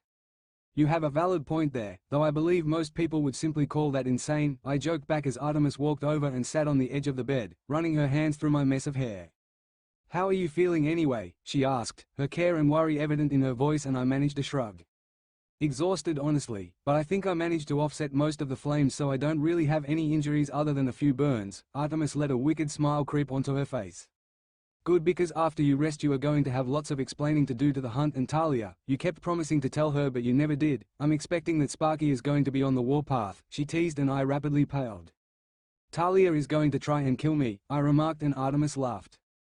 "This is very true, so I suggest learning to fly somehow or practicing suspending a group of angry hunters in time." I sighed at her teasing, resigning myself to my fate. I yawned and realized just how much energy I had used. I was barely keeping my eyes open. Noticing this, Artemis grinned. "Save your energy, because when you manage to survive Talia's wrath, you are going to have another archery lesson," she stated, and I groaned. "Great, as if I did not have enough suffering to deal with," I moaned, and Artemis just laughed. "Too bad, but I will not have someone in the hunt who cannot use a bow, especially with you having your own bow now. It reflects poorly on my reputation as a goddess of archery, and I take quite a bit of pride in that." I just smiled at her determination. "I don't have a choice in this, do I?" I asked, and Artemis continued to give me her wolf-like grin and shook her head. "Nope, now get to sleep so I don't have to deal with sunshine tomorrow too," she teased, and Apollo huffed. "Hey, I'm not that bad," he cried indignantly, and we all began laughing before I yawned and closed my eyes, drifting off into a deep and restful sleep. Sorry for the chapter being shorter than the last two, but I did not have a plan for the second half of the chapter, so I decided to cut it short slightly. I hope you enjoyed the chapter even if it was partially filler, and I want your opinions on whether the camp should be allowed to remember that fight and Percy's identity or not. Also, the strange world that Percy ended up in is not of my creation, and I am just borrowing the idea from a different series, and as such I own no rights to that series. Until next time, Nightshade Guardian. Edit. I came back and majorly rewrote the second half of this chapter and am honestly a lot happier with how it turned out this time, so I hope you guys appreciate that and enjoyed the story. Past Revelations A.N. Hello again, I hope you all enjoyed the last chapter even if it was partially filler, and I hope that you enjoy this chapter too. I have nothing else to say, so here is chapter 19, Past Revelations. Nightshade Guardian, third-person POV. The camp was in a state of some confusion. They had just watched as Ryan had been killed because he challenged the mysterious figure that the camp only knew as the Guardian of the Hunt, who had proved to be as good a swordsman as a guitarist and singer, if not better. This is what they remembered anyway. As per Artemis' request, Morgana had contacted her mother and they had worked a memory spell over the campers, so they only remembered that Ryan had tried to stab the Guardian after the fight was over, aiming to kill him, and the Guardian had whirled around and caught the sword before he proceeded to beat the ever-loving shit out of Ryan before killing him when he tried to attack him again, against all warnings he had been given. Any memories of the identity of the Guardian and the two demons were erased. The only people that could remember the true events of the fight were the hunters, as they already knew about most of the information pertaining to Percy, and the people that Percy had told the events of the last 5 years too, as they had talked to Hecate quietly about their previous knowledge of events so that they did not have to be retold the events, as it would be painful for all parties involved. After the spell was completed, Hecate had said something about going to visit her children that weren't Morgana and left to go find her cabin. The rest of the day passed in a normal fashion apart from when Artemis flashed back into the cabin. She was instantly swarmed by a group of the hunters, including Talia, Zoe, Amy and Lisa, who were demanding to know how Percy was. Artemis waited until they all calmed down before speaking. Percy is fine, he just exhausted himself in the fight with the bastard who ruined his life and needs to get some rest, then he will be back, most likely tomorrow morning. They look relieved and Talia grinned, apparently all missing the comment about the bastard who ruined his life. Good, looks like I can finally get my answers from the kelp head, she grinned, giving a grin that was vaguely reminiscent of Artemis' own wolf grin. Artemis sighed at this. While I won't stop you, I understand you are angry about being kept in the dark. I would advise you not to go overboard, otherwise there will be consequences. Artemis stared down her lieutenant and Talia continued to grin. It's all right, milady, I don't plan on killing him. I can't get my answers if I do, she said, and Artemis sighed. Fine, but since it has been an eventful day, I suggest you all take the rest of the day off, enjoy some food at dinner, and then get some rest as it is back to training tomorrow. Her comment was met with a chorus of cheers and yeses from the hunters as they all scurried off to enjoy a few hours before dinner. Artemis POV, after everyone had left to go about their newfound free time, I turned back to Zoe and summoned a bow.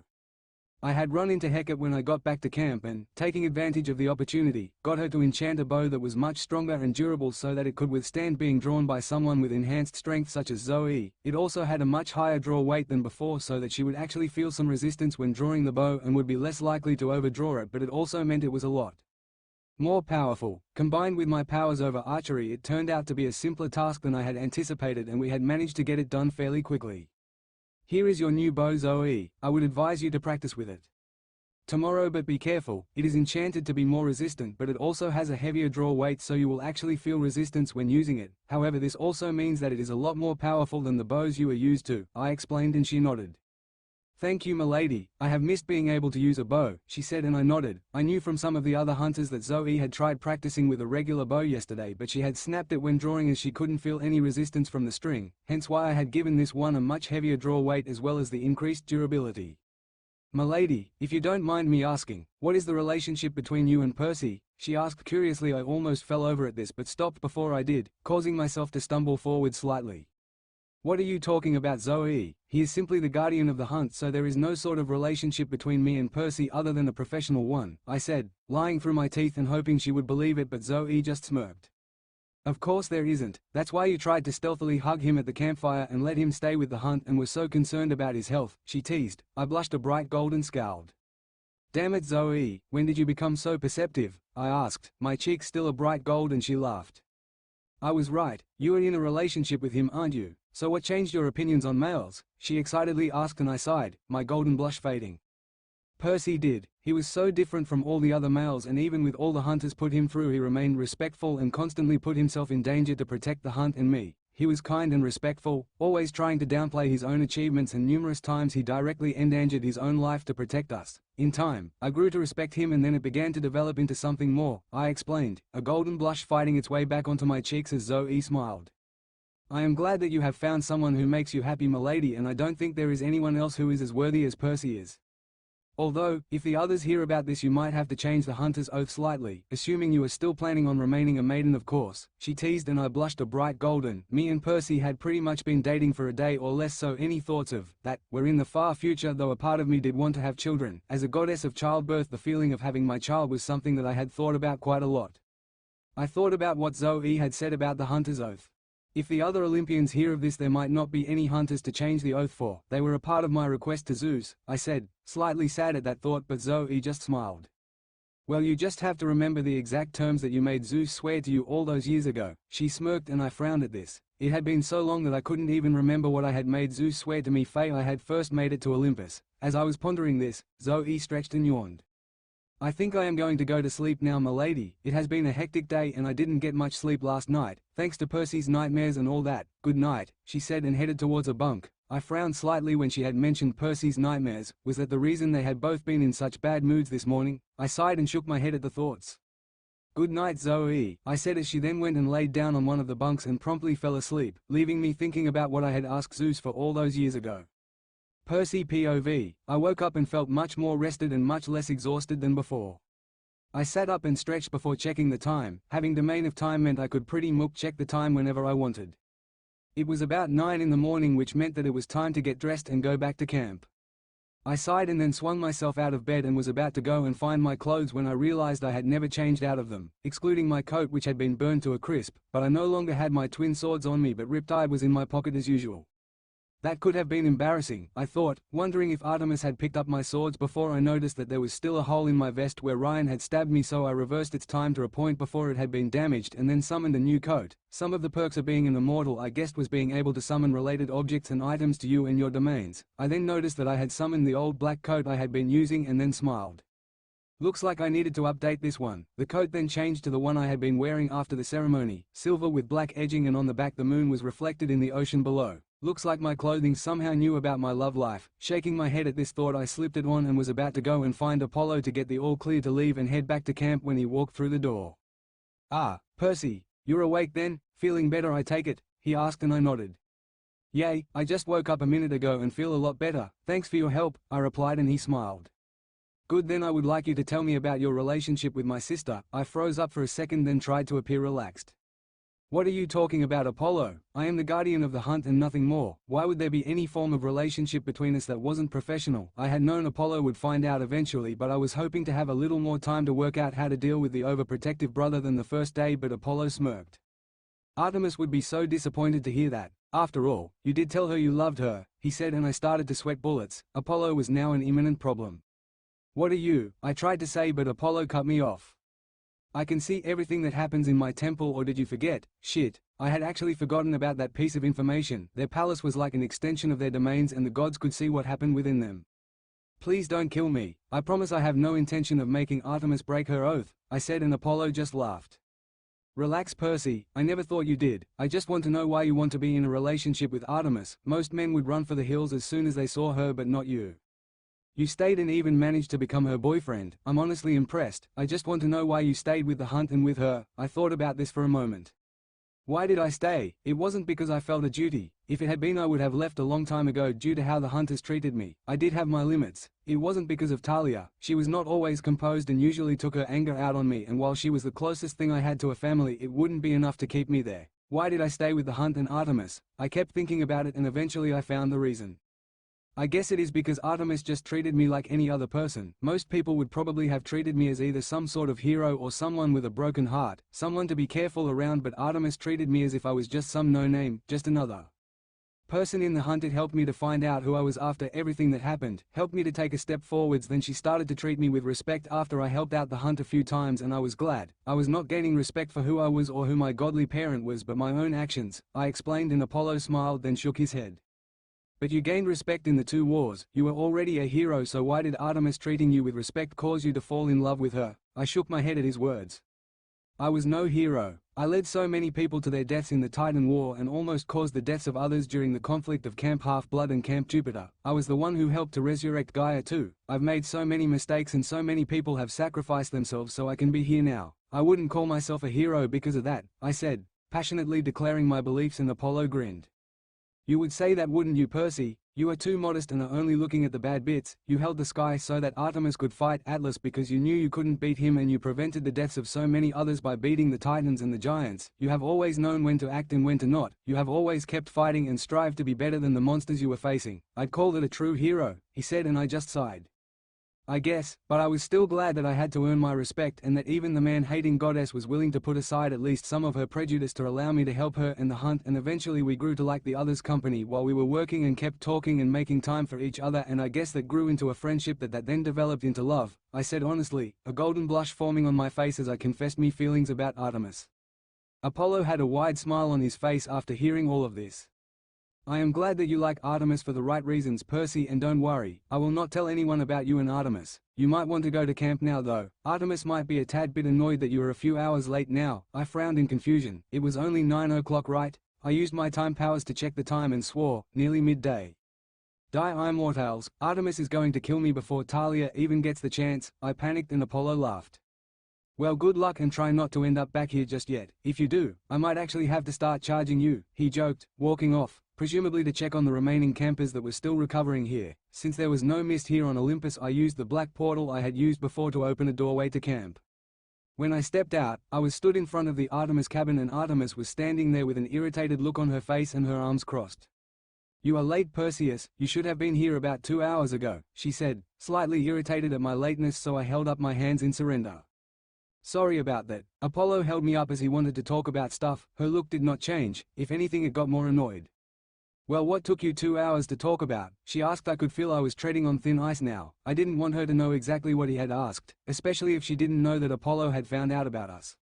He wanted to make sure that I was not suffering any lingering symptoms from the fight and made me stay for some last tests and was asking me questions on my health while he was doing them. It was honestly kinda boring. I was internally pleased at the little lie I had told, as I did not want her to find out what I had said to Apollo. It could be rather embarrassing even if she did know that Apollo knew. She sighed and seemed to accept this answer. Fine. You are back now, which is the point, or more specifically, the point Talia has been eagerly awaiting. There was a smirk on her face as she stepped out of the way as Talia walked out of the cabin. When Talia saw me, she grinned and grabbed her magical mace can from her pocket and rapidly expanded it into its spear form. You are going to tell me everything right now, kelp head, and there is no chance of you getting out of it, she almost shouted, and I looked over to Artemis, who shook her head slightly. The message was clear: do not go overboard. All right then, Tals, where do you want me to start? I asked, remaining calm even with the spear pointed at me, and Talia just grinned wickedly.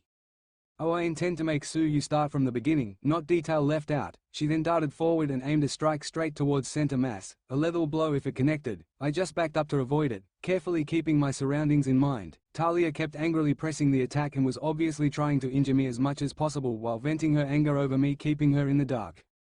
She suddenly lunged forward with a speed I hadn't anticipated and managed to catch me in the side with the tip of her spear, then sent a lightning bolt straight through the spear and into me. I resisted, screaming at the pain. While I get she was angry, did she have to be such a bitch? Could she not even consider the fact that there was a reason I had kept her in the dark? Talia then swept the spear out through my side, tearing through flesh and muscle as she did, earning a yell of pain from me as a result. She smirked at this reaction, obviously pleased.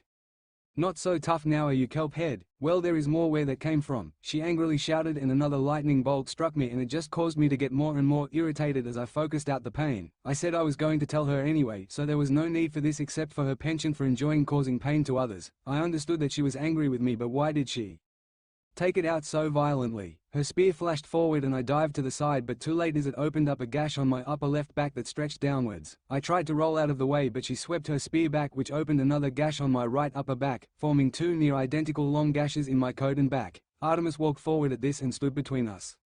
Enough, Talia. You have inflicted enough pain for today. Percy has said he will tell you the story, but how can he when you will not let him? She scolded her lieutenant, but surprisingly Talia snarled back at the goddess of the hunt. Not a chance. I am not finished yet, she said, and I snapped. I would not be her punching bag anymore. I had had enough. I smirked as I remembered what Thanatos had told me and silently thanked Talia for the cuts along my back, gritted my teeth and called upon my wings just as Talia drove the spear forwards, aiming to impale me once again.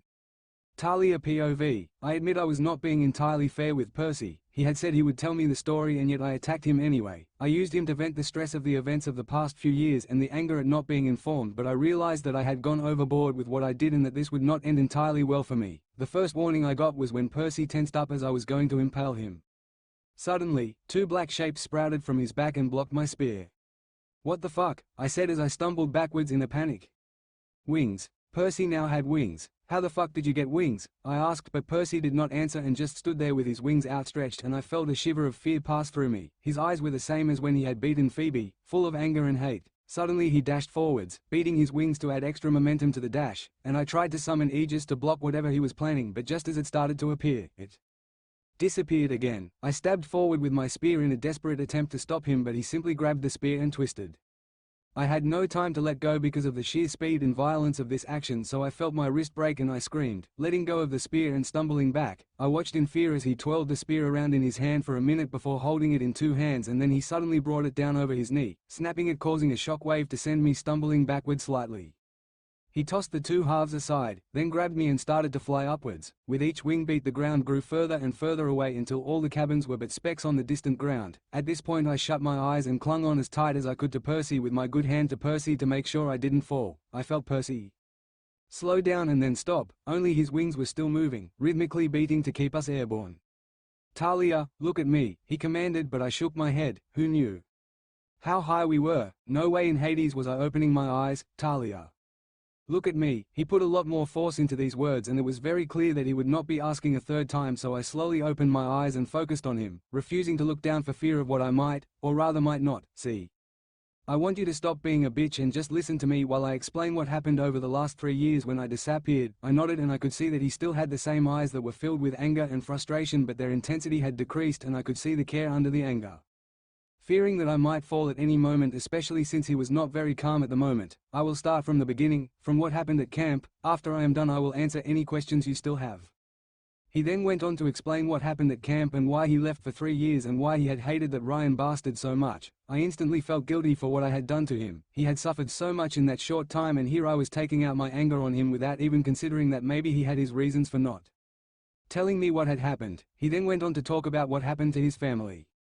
I needed to talk to them about her and what happened, but when I got there, I was too late. My eyes widened as he described the horrific scene he had seen when he had entered his mom's apartment. I snapped. I killed that damn Percy brutally, and then I just lost all hope. I was going to kill myself. I couldn't take it. I would have killed myself if not for Hestia's intervention. I hugged him tightly with my good arm. I'm so sorry, Percy. I didn't know. I almost cried, and he smiled sadly. Don't be sorry yet. I have more to tell you, and it caused me to gain a new family and you guys and some others, he said, and I was about to ask him what he meant when he continued to speak. Now I am going to tell you about what I showed the gods in the throne room. I remembered the look in his eyes back then. He had the same look in his eyes now, and I shuddered. How horrible was this event? How bad was it that he was this terrified of telling me what had happened? This time I can't go into the details, not again. I'm not strong enough for that, but I will just say that I was captured and spent time in Tartarus. Again, he said quietly, and my eyes widened to the point I thought they would pop out my head. Percy had barely talked about his first time in Tartarus, but I knew it scarred him deeply, and he had only survived because he had people there who helped him and fought with him. He had also been with Annabeth at the time, and she had supported him. I couldn't imagine how hard it was without anyone there to help him. You went into Tartarus again? I asked fearfully, and he nodded with golden tears running down his face. Only you, the council, Chiron and some of my old friends know, so I would appreciate it if you didn't tell the hunters. I don't want them to treat me any differently or making a big deal over my past. I just want to be their guardian and protect them, he said, and I just hugged him tighter. I'm so sorry, Kelphead. I shouldn't have taken out my anger out on you. I didn't even consider that you might not want to tell me what had happened, that you had your own reasons. I'm sorry, I said, hugging him, but he just hugged me back. It's okay, Tiles. I get that you were frustrated and you needed to vent, but you didn't need to try to kill me. I get enough of that from Phoebe, he joked, and I laughed. Only you could make a joke out of Phoebe trying to kill you, Kelphead, I said, and shook my head, and he laughed. Probably, but it technically doesn't matter if does manage to kill me now, since I'm now immortal as you saw in the arena. That happened 2 days ago, and was certainly an interesting experience. Received the blessings of Olympus along with some extra powers from my patrons and a few surprise guests, he explained, and I realized that he had a point. Being immortal now, he would eventually just reform, but then a question popped into my mind. Artemis mentioned that you had patrons when she first introduced you. Which gods made you their champion? They don't tend to take champions anymore due to most of them having claimed children by now, thanks to your actions, I said, and Percy nodded. You're right, but there are a few exceptions. I have 3 patrons, Hestia, as I believe I mentioned before, he said, and I thought about this for a second. Yay, you mentioned that on your first day with the hunt as to why you could summon food. I take it that's also how you got your control over fire, I asked, and he nodded. As well as my healing ability. Well, it's not actually a healing ability, more of a restoration to the condition of which you were in the last time you rested at a hearth or something like that. Hestia explained it to me once, but it's just easier to refer to it as a healing ability, he explained, and I laughed again, glad to see that he was the same Kelphead he had always been. I take it Hecate is also one of your patrons. You were using magic and stuff, so makes the most sense. Plus she seemed to know you quite well when she brought Morgana to the hunt, I asked, and he nodded. Yay, that's about right, he said, and I followed up with my next question, which had been one I had been wondering about for ages. So how do enchantments work then, like the ones on my spear or riptide? I asked, and Percy raised an eyebrow at this, then smirked. I actually asked Hecate that question recently. Most demigods can manipulate the mist to a certain degree, like what you did back at Westover Hall, but children of Hecate are a bit different. They can manipulate the mist a lot more skillfully and produce more complex illusions, but the enchantments are more akin to what we would actually call magic, as they physically alter things about the world. Very few children of Hecate, excluding Morgana, ever reach this level of power, but some can produce minor enchantments. This is because they work very similarly to a god using their powers. Think about it like Artemis using her divine power to turn males into jackalopes. It works the same way by using incantations to channel the divine energy into tangible effects on the world around them. This is why the gods' magic is so much stronger. They have much more to work with, Percy explained, and my mouth hung open for a moment. Geez, Percy, that almost sounded smart, I teased, and he laughed. Compliments to the blessing of Athena, he remarked, and I laughed for a moment before realizing he was being serious. Wait, really? Athena gave you her blessing? That's got to be a first, a son of Poseidon receiving the blessing of Athena, I said in shock, and Percy smiled.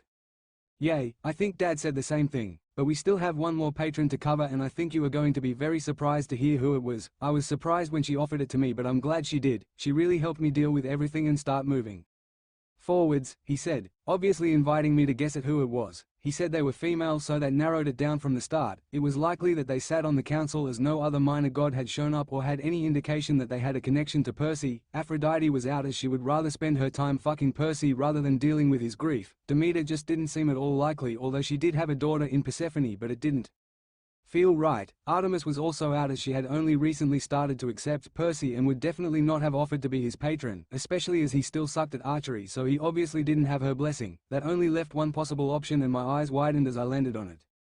No way, Hera is your patron, I exclaimed, obviously surprising Percy, who raised his eyebrows at this.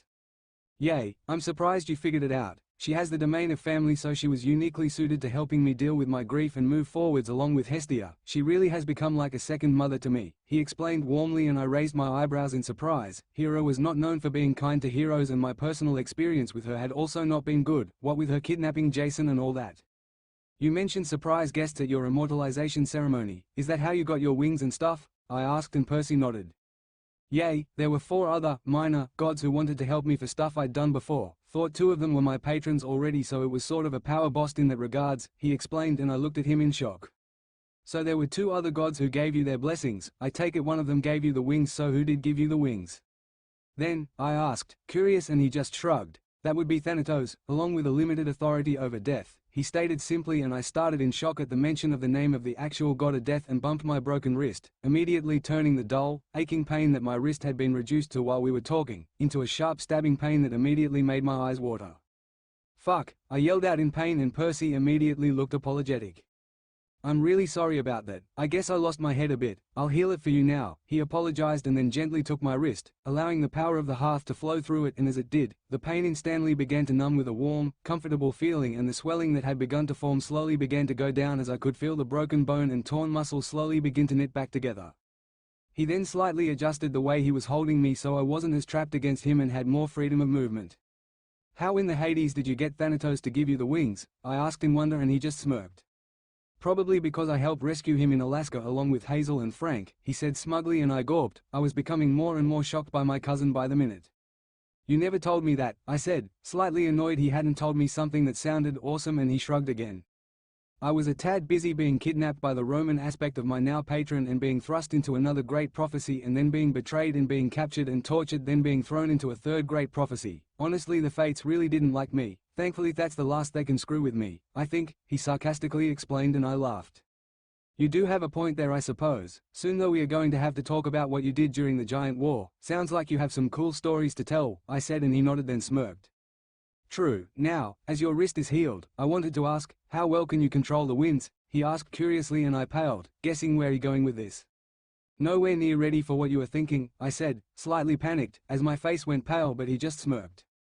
You might surprise yourself, Tiles. I just want you to see if you can get the winds to support you. No moving about yet, just getting the winds to stop you from falling. I am not going to let you go, I promise, he calmly explained, and, against my better judgment, I nodded in agreement and closed my eyes. I took a deep breath and focused on the winds. They were rushing about everywhere, so I first focused on calming them. I was willing them to slow down, stop howling, and become calm. Surprisingly, I was finding this much easier than whenever I had tried before. I may have hated heights, but knowing that I could fly would certainly lessen that hatred. The winds became calm quickly with my influence, so I then focused on trying to make them support me. They immediately rushed below me, and I felt them responding to my will and supporting my body. Tentatively, I looked down and saw the ground so far down, but instead of the normal feeling of fear, all I felt was awe at how beautiful it looked. I grinned but suddenly realized that Percy was not holding me. I was supporting myself completely independently with just my own willpower and control over the winds. Told you that you might surprise yourself, Tiles, he said with a smirk. If I could figure out how to throw a lightning bolt at the same time as controlling the winds, he would be so dead. Now let's go down, as I think that Artemis might get slightly worried if we stay up here too much longer, he said, and as if on cue, a silver arrow flew upwards and erupted in a small shower of sparks. Artemis POV. I saw no sign of a screaming Talia falling down or any flashes of lightning, so I assumed that Percy was talking to Talia about the past 3 years before he came to us and why he didn't tell her about it. Even so, after about an hour, I sent up an arrow that would explode into silver sparks to remind them to come down. I had to admit I was not expecting Percy to have wings, but it was smart to talk to Talia in the air. Her fear of heights would stop her from doing anything rash. I will say, that boy is always full of surprises. I almost jumped at the sudden voice in my head. Diana? I asked in my mind. I had not heard much from my aspect since the second Gigantomachia. Who else? She replied sarcastically, and I almost sighed. What do you want? I asked, knowing that she probably had something to say about Percy. To talk to you. We don't exactly talk much, she said, and I sighed. I assume this is about Percy then, I asked, already knowing the answer. Yes, I wanted to talk to him later because while we are technically the same goddess, I am slightly different, so I wanted to see if he notices. I frowned. While we were technically the same goddess, we each had our own unique consciousnesses and feelings, but if one of us began feeling things, it would end up imprinting them on the other. You are not annoyed that I made us fall in love with him? I asked, and I swore I could hear her laugh. No, I am almost glad, to be honest. It is not as if he has any intentions of making us break our oath anyway. Besides, it gives us a chance to branch out and explore who we are other than the whole man-hating maiden thing, she explained, and I frowned again at this response. Why are you excited about exploring who we are? I asked, but before she could answer, I felt the winds around me change slightly. I looked up and was surprised to see Talia floating down, and Percy was right beside her with his wings slowly beating, allowing him to descend. When they touched the ground, Talia almost collapsed, but Percy caught her. Easy there. It was probably very draining controlling the winds. Here, he summoned a square of ambrosia and handed it to her. Talia ate it slowly to regain her strength and sat down against a tree. What happened up there? I asked, putting Diana aside for the moment.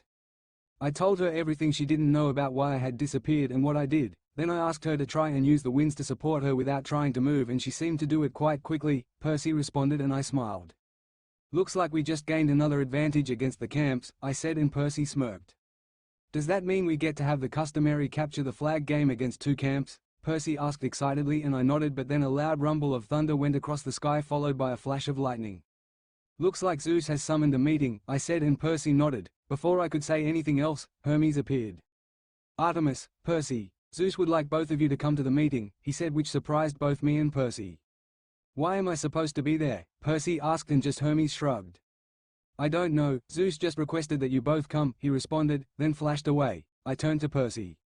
Let's go then. Have you learned to flash yet? I asked. He shook his head but grinned. I have another idea. He flapped his wings slightly, and I gathered what it would be.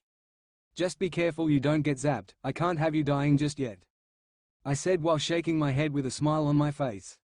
Why can't you have him dying just yet, milady? Talia asked, and I almost jumped. I had forgotten that Talia was still here, but even so, I turned to her and scowled. He still has to fulfill his role in the prophecy, and it is not wise to annoy the fates, I said as Talia smirked. Are you sure it's not just because you like him? She teased, and I was about to retort when Percy placed his hand on my shoulder. I looked over at him with a raised eyebrow, and he nodded. I just sighed. Fine, Talia, what I am about to tell you stays between us, and you will not tell anyone, not even the hunters. Swear it on the sticks, I said threateningly as Talia gulped, then nodded. I, Talia Grace, swear not to tell anyone the information Lady Artemis will share with me unless she or Percy Jackson allows it. She swore, and thunder boomed in the distance, signifying the oath as being binding. Me and Percy are dating, I stated, and expected Talia to blow up, but she just smiled. Finally, she said, and I was surprised. You knew? I asked, and she shook her head. No, but I had gathered that you had feelings for Percy a while ago and wondered when you would act on it. Plus, Percy wears his heart on his sleeve, and he was head over heels before he even realized it. She grinned, and I just shook my head. I underestimate you girls sometimes, I said, and Talia grinned. Very rarely, milady, she said, and I smiled at her willingness to accept this. I suppose she had never joined for the whole man-hating aspect. It had just come with the position. Very well, I hope you remember your oath now. It still applies while we figure us out, and if anything needs to be changed, I said, and Talia nodded. Just out of interest, who else knows? She asked, and I thought for a second. Us, Zoe and Apollo, I responded, and I heard Percy mutter under his breath. So that's why he asked me those questions earlier, sneaky bastard, obviously referring to what Apollo had actually asked him in his temple, but I decided to leave that for now. I had known he was lying earlier, he wasn't very good at it, but had brushed it aside as unimportant. Talia, tell the other hunters that we have been summoned to Olympus and will be back when we can. Until then you are in charge, I ordered, and Talia nodded.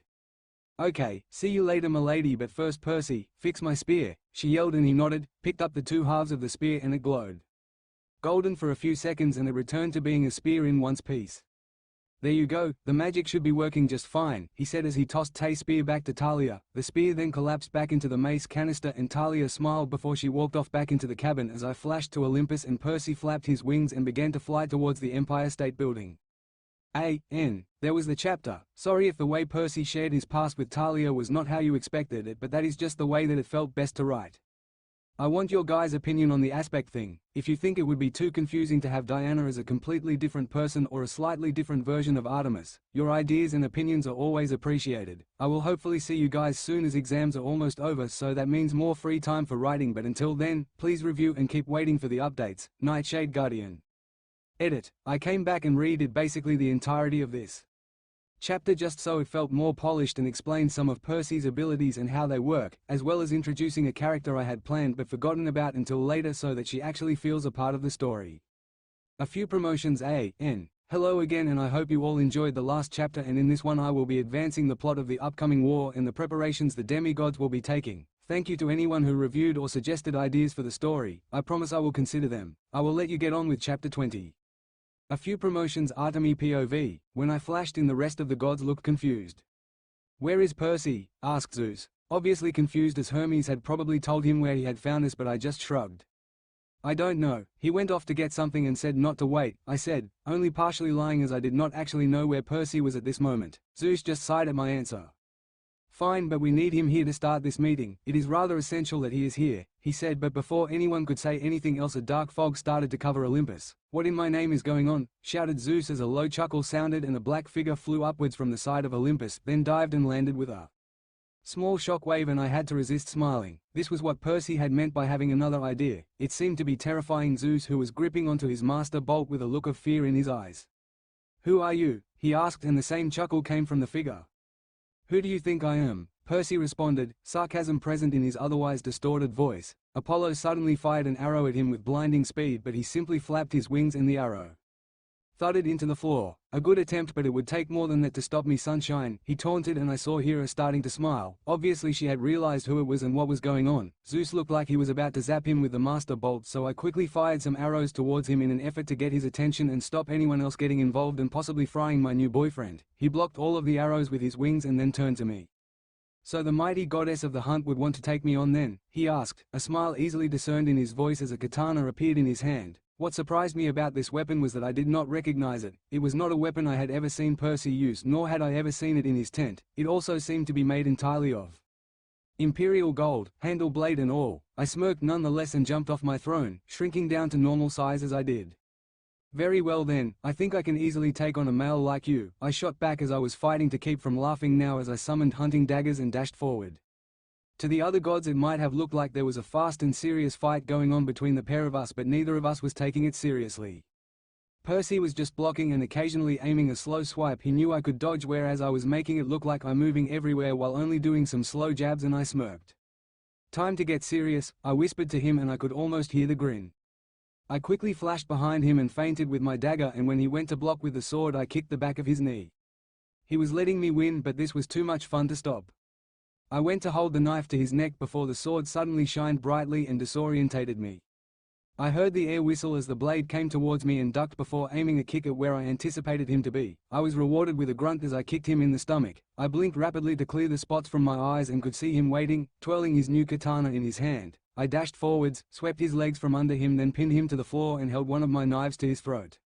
I win again, Perseus, you really need to stop losing, it will get embarrassing, I teased as most of the council looked confused except for Hera, who was smiling. Percy just laughed and all the black fog disappeared and his wings vanished. True, but at least we put on a good show, milady, he responded, and I smiled and stepped back, offering him a hand to pull him up, which he accepted gladly.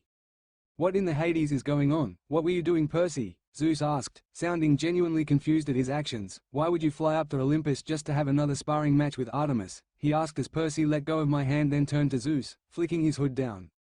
Sorry about all the theatrics, I thought it might be fun to try honestly, he explained as Zeus blinked for a few seconds and then laughed.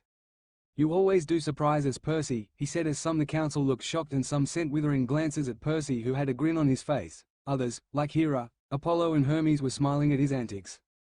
Sorry for that, but it was just too good an opportunity to pass up, he apologized before he turned to me. Thanks for the spar, milady, always good to keep in shape, he joked, and I smirked. "You're welcome, but where did you get that sword? I don't remember you having an imperial gold katana before," I asked, and he grinned. "You remember the light from his armor and how it mysteriously died down?" he asked, and I gathered that he was talking about Ryan and his ostentatious armor. "Yes, what does that have to do with this?" I asked curiously as he grinned. "Well, one of my domains is light, so I used that to draw out the magic from his armor and weapon, then, with a little help, I forged it to create a new weapon," he explained, and I just shook my head. "How did you get Hyperion?" I asked, realizing the answer midway through the sentence, and he just nodded. "Anyway, why did you summon me to this meeting, Lord Uncle?" "Zeus?" he asked as I walked back over to my throne and grew to my godly height, then sat down. Zeus shook his head at this but spoke. "Apart from the apparent amusement, we wanted to talk about the war that will start soon," he explained, and Percy nodded. "I would estimate that we have about 6 months, possibly up to a year. It depends on how strong he wants to make his army and just how many obscure and ancient monsters he can be bothered to find," Percy stated, and Zeus nodded in agreement. "Which is why we need to train the campers. While Chiron is a very experienced teacher, there is only one of him and there is only so much he can do, and we think that he may need help to improve the campers' skills further," Zeus explained, and I saw the sense in this. "They would need to be better than ever before to win this war. This is why we want to give you a promotion of sorts," he said, and I raised my eyebrow at this. What could they even promote him to now? He was already an immortal and the guardian of the hunt. "Don't forget our boyfriend," Diana chimed in from the back of my mind. She had seemed eager to accept this new relationship, which I did not expect. "What would this promotion be then?" Percy asked, seemingly as curious as me. Hera smiled and spoke up. "You would be promoted to the commander of the Olympian army, which will consist all the demigods and anyone else that will ally with us against Tartarus," she explained, and my eyes widened in shock. They were basically handing over control of everything to Percy. He seemed at a loss for words for once, his mouth opening and closing like a fish. The irony of this was not lost on me, and he seemed as shocked as I was, possibly more so. After a minute he bowed. "I accept this promotion," he stated simply, and Zeus smiled and clapped his hands, causing a bright light to engulf Percy. When the light faded, Percy stood there covered in a new set of armor. It was celestial bronze but colored like his coat. The moon was still prominently shining on his back, but this time there was no sea below it. The helmet looked like a traditional Greek style but had some sort of black glass covering the eye holes and the slit in the middle. The breastplate was just a normal breastplate with no sculpted in muscles or anything that some of the heroes had favored in Greece but somehow suited him better. The armor differed substantially at the arms and legs. Instead of greaves covering his legs, he had full metal boots that seemed to be made of actual silver that came up to just below his knees. Above that was just a plain black cloth that seemed loose and must have been for the purpose of stopping the armor from moving about too much and causing irritation. The arms were covered up to just below the elbow with fingerless gauntlets that was similar to a Roman gauntlet, that it had silver covering the back of the hand and forearm, and the rest was a blackened leather. Most of the gods looked at the new armor with impressed looks, while Hephaestus looked proud at what was undoubtedly his work. Percy seemed to look over his armor for a moment, and I noticed a few things. The arms were also covered in the black fabric. There seemed to be throwing knives on his legs and odd knives strapped to the inside of his forearms. I said they were odd because they seemed to be a miniature version of a double-edged sword rather than a normal knife or hunting knife, though I couldn't be sure until he used them. I then noticed that Aphrodite was drooling over his new wardrobe. "That bitch, she knows Percy is in a relationship and yet still looks as if she is trying to rape him with her eyes," Diana raged, and I almost chuckled at her outburst. "That's because she is the goddess of sluts and can't handle rejection." I sent that thought to Diana and returned focus to the meeting. The helmet shimmered, then melted back into the armor, revealing Percy with a wide grin on his face. "I take it you like the armor then, Percy?" Zeus asked, and Percy nodded. "It's perfect," he said, and I smiled as Zeus continued. "How do you like the design?" he asked, and Percy looked confused. "Which design?" he questioned, and Zeus smiled. "The wolf," he stated simply, and I was confused until Poseidon created a mirror out of water and I could see a new design on the front which I hadn't been able to see before, but I immediately loved it. It depicted a wolf sitting on a cliff above the calm sea with a forest all around it, and it was howling at the moon. Percy's smile widened. "I repeat what I said earlier, it's perfect." He sent a quick glance at me and I smiled, knowing that he was happy. "What is your opinion, Artemis?" asked Apollo, who had a grin on his face, so I sent him a glare at his not-so-subtle attempt to cause trouble. "The armor is fine," I said, as I had to be careful not to let anyone get curious. "So you don't mind a male bearing some of your symbols then?" he said, and I almost growled. Apollo was pushing it and I was sorely tempted to just shoot him right then and there. "They are the symbols of the hunt as well as me, and Perseus is a part of the hunt and has proven that on multiple occasions through both his words and actions, and as such he is the only male I would ever allow to wear the symbols of me and the hunt," I said, choosing my words carefully, but Aphrodite giggled at this. "Oh, how sweet. The huntress has a thing for the hero of Olympus, she said, and I summoned my bow, ready to shoot her for her comment, even if it was the truth. But before I could do anything, a massive amount of water flooded over Aphrodite, making her squeal. I would advise not disrespecting milady, it is not a wise decision. Be lucky that I dealt with you before she did, Percy said, mirth still present in his silver-ringed sea-green eyes. Some of the gods were barely containing laughter at this action, even Ares, who was meant to be her boyfriend. Aphrodite just smiled and turned on her charm. Speak. Look at this, Percy, you made me all wet. Why don't you come over and finish the job, she said in a sultry tone. I was about to shoot her when Percy walked forwards towards the slut's throne. I was about to yell at him, but I saw a smirk in his eyes and I felt Diana grin. This is going to be funny, shame we aren't recording this, could probably get 250 drachmas if we submitted it to Olympus has been framed, she commented, laughing, and I couldn't help but agree. Some of the gods looked surprised at this action, but others had noticed the smirk in his eyes. Just before he reached the throne he stopped and Aphrodite frowned. Why aren't you coming closer, Percy? Finish the job. She turned on her charm. Speak for the last part of the sentence as Percy raised his hands and fire erupted all over Aphrodite. When the flames died down I couldn't help but erupt into laughter along with most of the rest of the council. Aphrodite was now completely dry, but her clothes were singed and blackened and her hair was now a frizzy mess as Percy smirked. There you go, job done, he said with laughter before he then walked back and stood in front of my throne. Aphrodite looked confused, then summoned a mirror before she shrieked and then flashed out. It took a good 5 minutes for the laughter to die down. Hera was the first to quiet down and wiped a tear away from her eye. Thank you for that, Percy. She has had something like that coming for a long time, she said, and Percy grinned. I know, she just can't seem to take the hint. I am not interested, he said, and Hera smirked at his words. Why are you not interested? She is a goddess of beauty after all, and most men would jump at the chance to be with her, she said, and Percy scowled. I am not like most men, Hera. I thought you knew that. Besides, I think that even she has lost count of all the men she has been with, and just who, he said and shuddered. The first part of his reply was teasing, but I had to agree with the second part. I don't know how most men ignored that fact. Percy had also almost slipped up and mentioned the fact she was his adoptive mother, which might have been an interesting scene. That is very true. We would have castrated any other man who even dared to come near our camp, let alone try to get into a relationship with us. Diana chimed in and I smirked. She had a point. Zeus then spoke up. If no one has anything else to add, then the meeting is finished. Sorry to keep calling these consecutive meetings, but unfortunately they are a necessary evil at this time, he explained before Percy spoke up.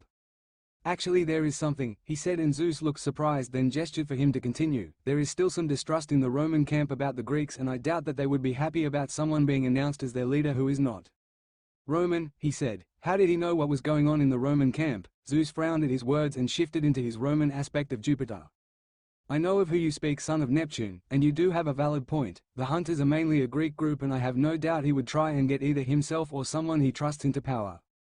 Instead, he said, and I frowned. Who are they talking about? What was going on in the Roman camp? Percy smirked at this.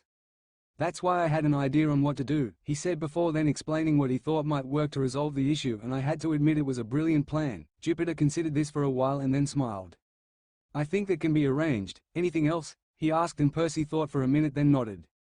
We are going to need all the help we can get, and I am not able to train every single camper, so I propose that we recruit some others, he said, and Jupiter looked surprised.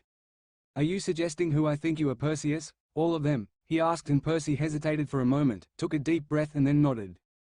All of them, Lord Jupiter, he said. Jupiter seemed to think about this for a moment. I had no doubt that Percy was talking about the seven from the last great prophecy, but I was surprised that he was willing to forgive him for what they did.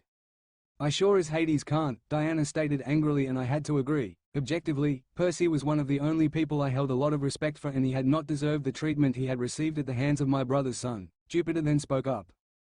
I am surprised at your choice, yet I do agree with you. You cannot train nearly 800 demigods by yourself, but I would also hazard to say that even with them all helping, I think we would need some more, he explained, and I was surprised at this. I had gathered that they were planning on turning them into immortals or even gods, but for my father to suggest that they needed more was a shock. He had always been loath to add more to our ranks as we moved into the new ages. Percy thought for a moment then smiled. I have another few in mind then. I have no doubt they are worthy of the position, though I suggest that while some do become full-fledged gods, some should just be immortals to stick around the camps and help, he said. Jupiter looked at him in the eyes, and they almost seemed to have a mental discussion for 5 minutes, in which Jupiter seemed to smile at the end before shifting back into Zeus. I feel those are perfect choices, Percy, but this is a major decision, so I must consult the council first, he said, and Percy nodded. I would not expect anything else, Lord Uncle Zeus, he said. Zeus seemed to narrow his eyes slightly at this, but nothing happened before Dionysus snored loudly. He had been reading a wine magazine for most of the meeting and had evidently fallen asleep at some point. "Would you like me to wake up the drunk?" Percy asked, and Zeus shook his head. "No, I doubt he would be much help anyway," he said, and I almost giggled at this. What Zeus had said was true. Dionysus was absolutely no help most of the time, and Bacchus was only marginally better. "Everyone who is in favor of recruiting these new heroes, raise your hand," Zeus asked, and I raised my hand, as did all the others. "It is unanimous then. The new heroes will be announced and recruited when we all arrive at camp," he said, and I smiled at the plan that Percy had come up with. Meeting dismissed. Remember to meet at Camp Half-Blood in 10 minutes so that the campers have time to gather. Make sure everyone attends. With that, the other council members flashed out, leaving the drunk, me, Percy, Hestia and Hera. I shrunk down to normal size and walked up to Percy as his armor faded away, revealing him to be in his normal guardian attire. "Ready to go, or do you want to make another big entrance?" I teased, and he smirked. "No, milady, I will let you flash us this time, but first I think my mother would like a word with us," he said, and I turned to see that Hera was indeed standing there with a smile on her face. "Just how many domains do you have, Percy?" "Certainly more than you let on, more than some Olympians, I would dare say," she said, and Percy smirked. "I could tell you, but where would be the fun in that?" he said as the sword appeared in his hand again and he held it up. "All I will say that I gained domains from those who I defeated or made to fade, as well as a few previous gifts I acquired through my time," he said cryptically, and my eyes widened. He had defeated lots of people and as such must have lots of domains. The sword then morphed before my eyes into a typical Greek sty spear with a flat spearhead suitable for both slashing and stabbing, much like Talia's. Percy frowned at this. "That is useful to know that Photia can do that, but this is not the form I wanted it to be in," he muttered before it morphed again into an imperial gold band etched with fire designs, and he slipped it onto his wrist. Hera smirked at his name choice.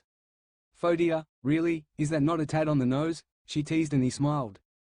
"It can be taken as light or fire, so I think it fits perfectly," he defended. I shook my head. "Of course you do, kelp head." He sent me a quick glare, but there was no anger behind it. Hera just smiled at our interaction. "It is good to see that you have managed to at least partially move past your prejudice, Artemis," she said, and I shrugged. "Percy is one of the few males I can respect," I simply said, not letting my words betray my true feelings, and Hera grinned. "Why is that?" she asked, almost sounding like she already knew about us. I tried to act normal and responded. "Percy has achieved so many things in his life, and yet he does not boast of them like most who had achieved even half of what he has would, and instead remains humble and loyal to those close to him, never once letting the power go to his head," I explained, and Percy smirked. "Nice to know you care, Artie," he teased, and I narrowed my eyes before I summoned a hunting knife and started inspecting it. "Did you say something, fish boy?" I asked, and he rapidly paled and shook his head. Hera just laughed at our actions. "I will leave you now, but I look forward to the next council meeting, as I think we might have some very important things to discuss," she said cryptically before flashing out, and Hestia walked over. "You never change, do you, Percy?" she said, and he smiled. "No, I don't, but what are you talking about specifically?" he asked, and Hestia smiled. "You gave up a position of power just to get your friend's rewards," she said, and I was confused. "What did he give up this time?" I asked, and Hestia smiled at me. "Zeus was considering making him an Olympian instead of Dionysus," she explained, and I raised my eyebrows. "How did you reject that? That is pretty much an unheard of offer," I said, shocked at what he had turned down, and Percy smiled. "Some people deserve rewards more than I deserve or need to be an Olympian. Besides, that would throw a major wrench in the demigod's understanding of the pantheon, and that thing sucks at the best of times," he joked, and Hestia shook her head before she pulled Percy into a hug, which he gladly returned. "I want you to come and visit soon, Percy," she said, and he nodded. "I will," he said, while Hestia's smile turned playful. "You said that to Poseidon and never did," she teased, and Percy scowled. "I forgot about that. Besides, I was kinda busy," he said, and Hestia laughed. "Right, getting yourself a new girlfriend in the form of your boss. Don't worry, I won't be telling anyone, but make sure to keep your word," she teased, and then she vanished in a flash of flames, leaving us both standing there with our mouths open. "Did she just?" Percy asked, and I nodded. Somehow Hestia had found out about us. I shook my head and turned to Percy, who had a smile on his face. I held out my hand for him, still feeling slightly shy about our new relationship, as we had still only been sating for about 2 days.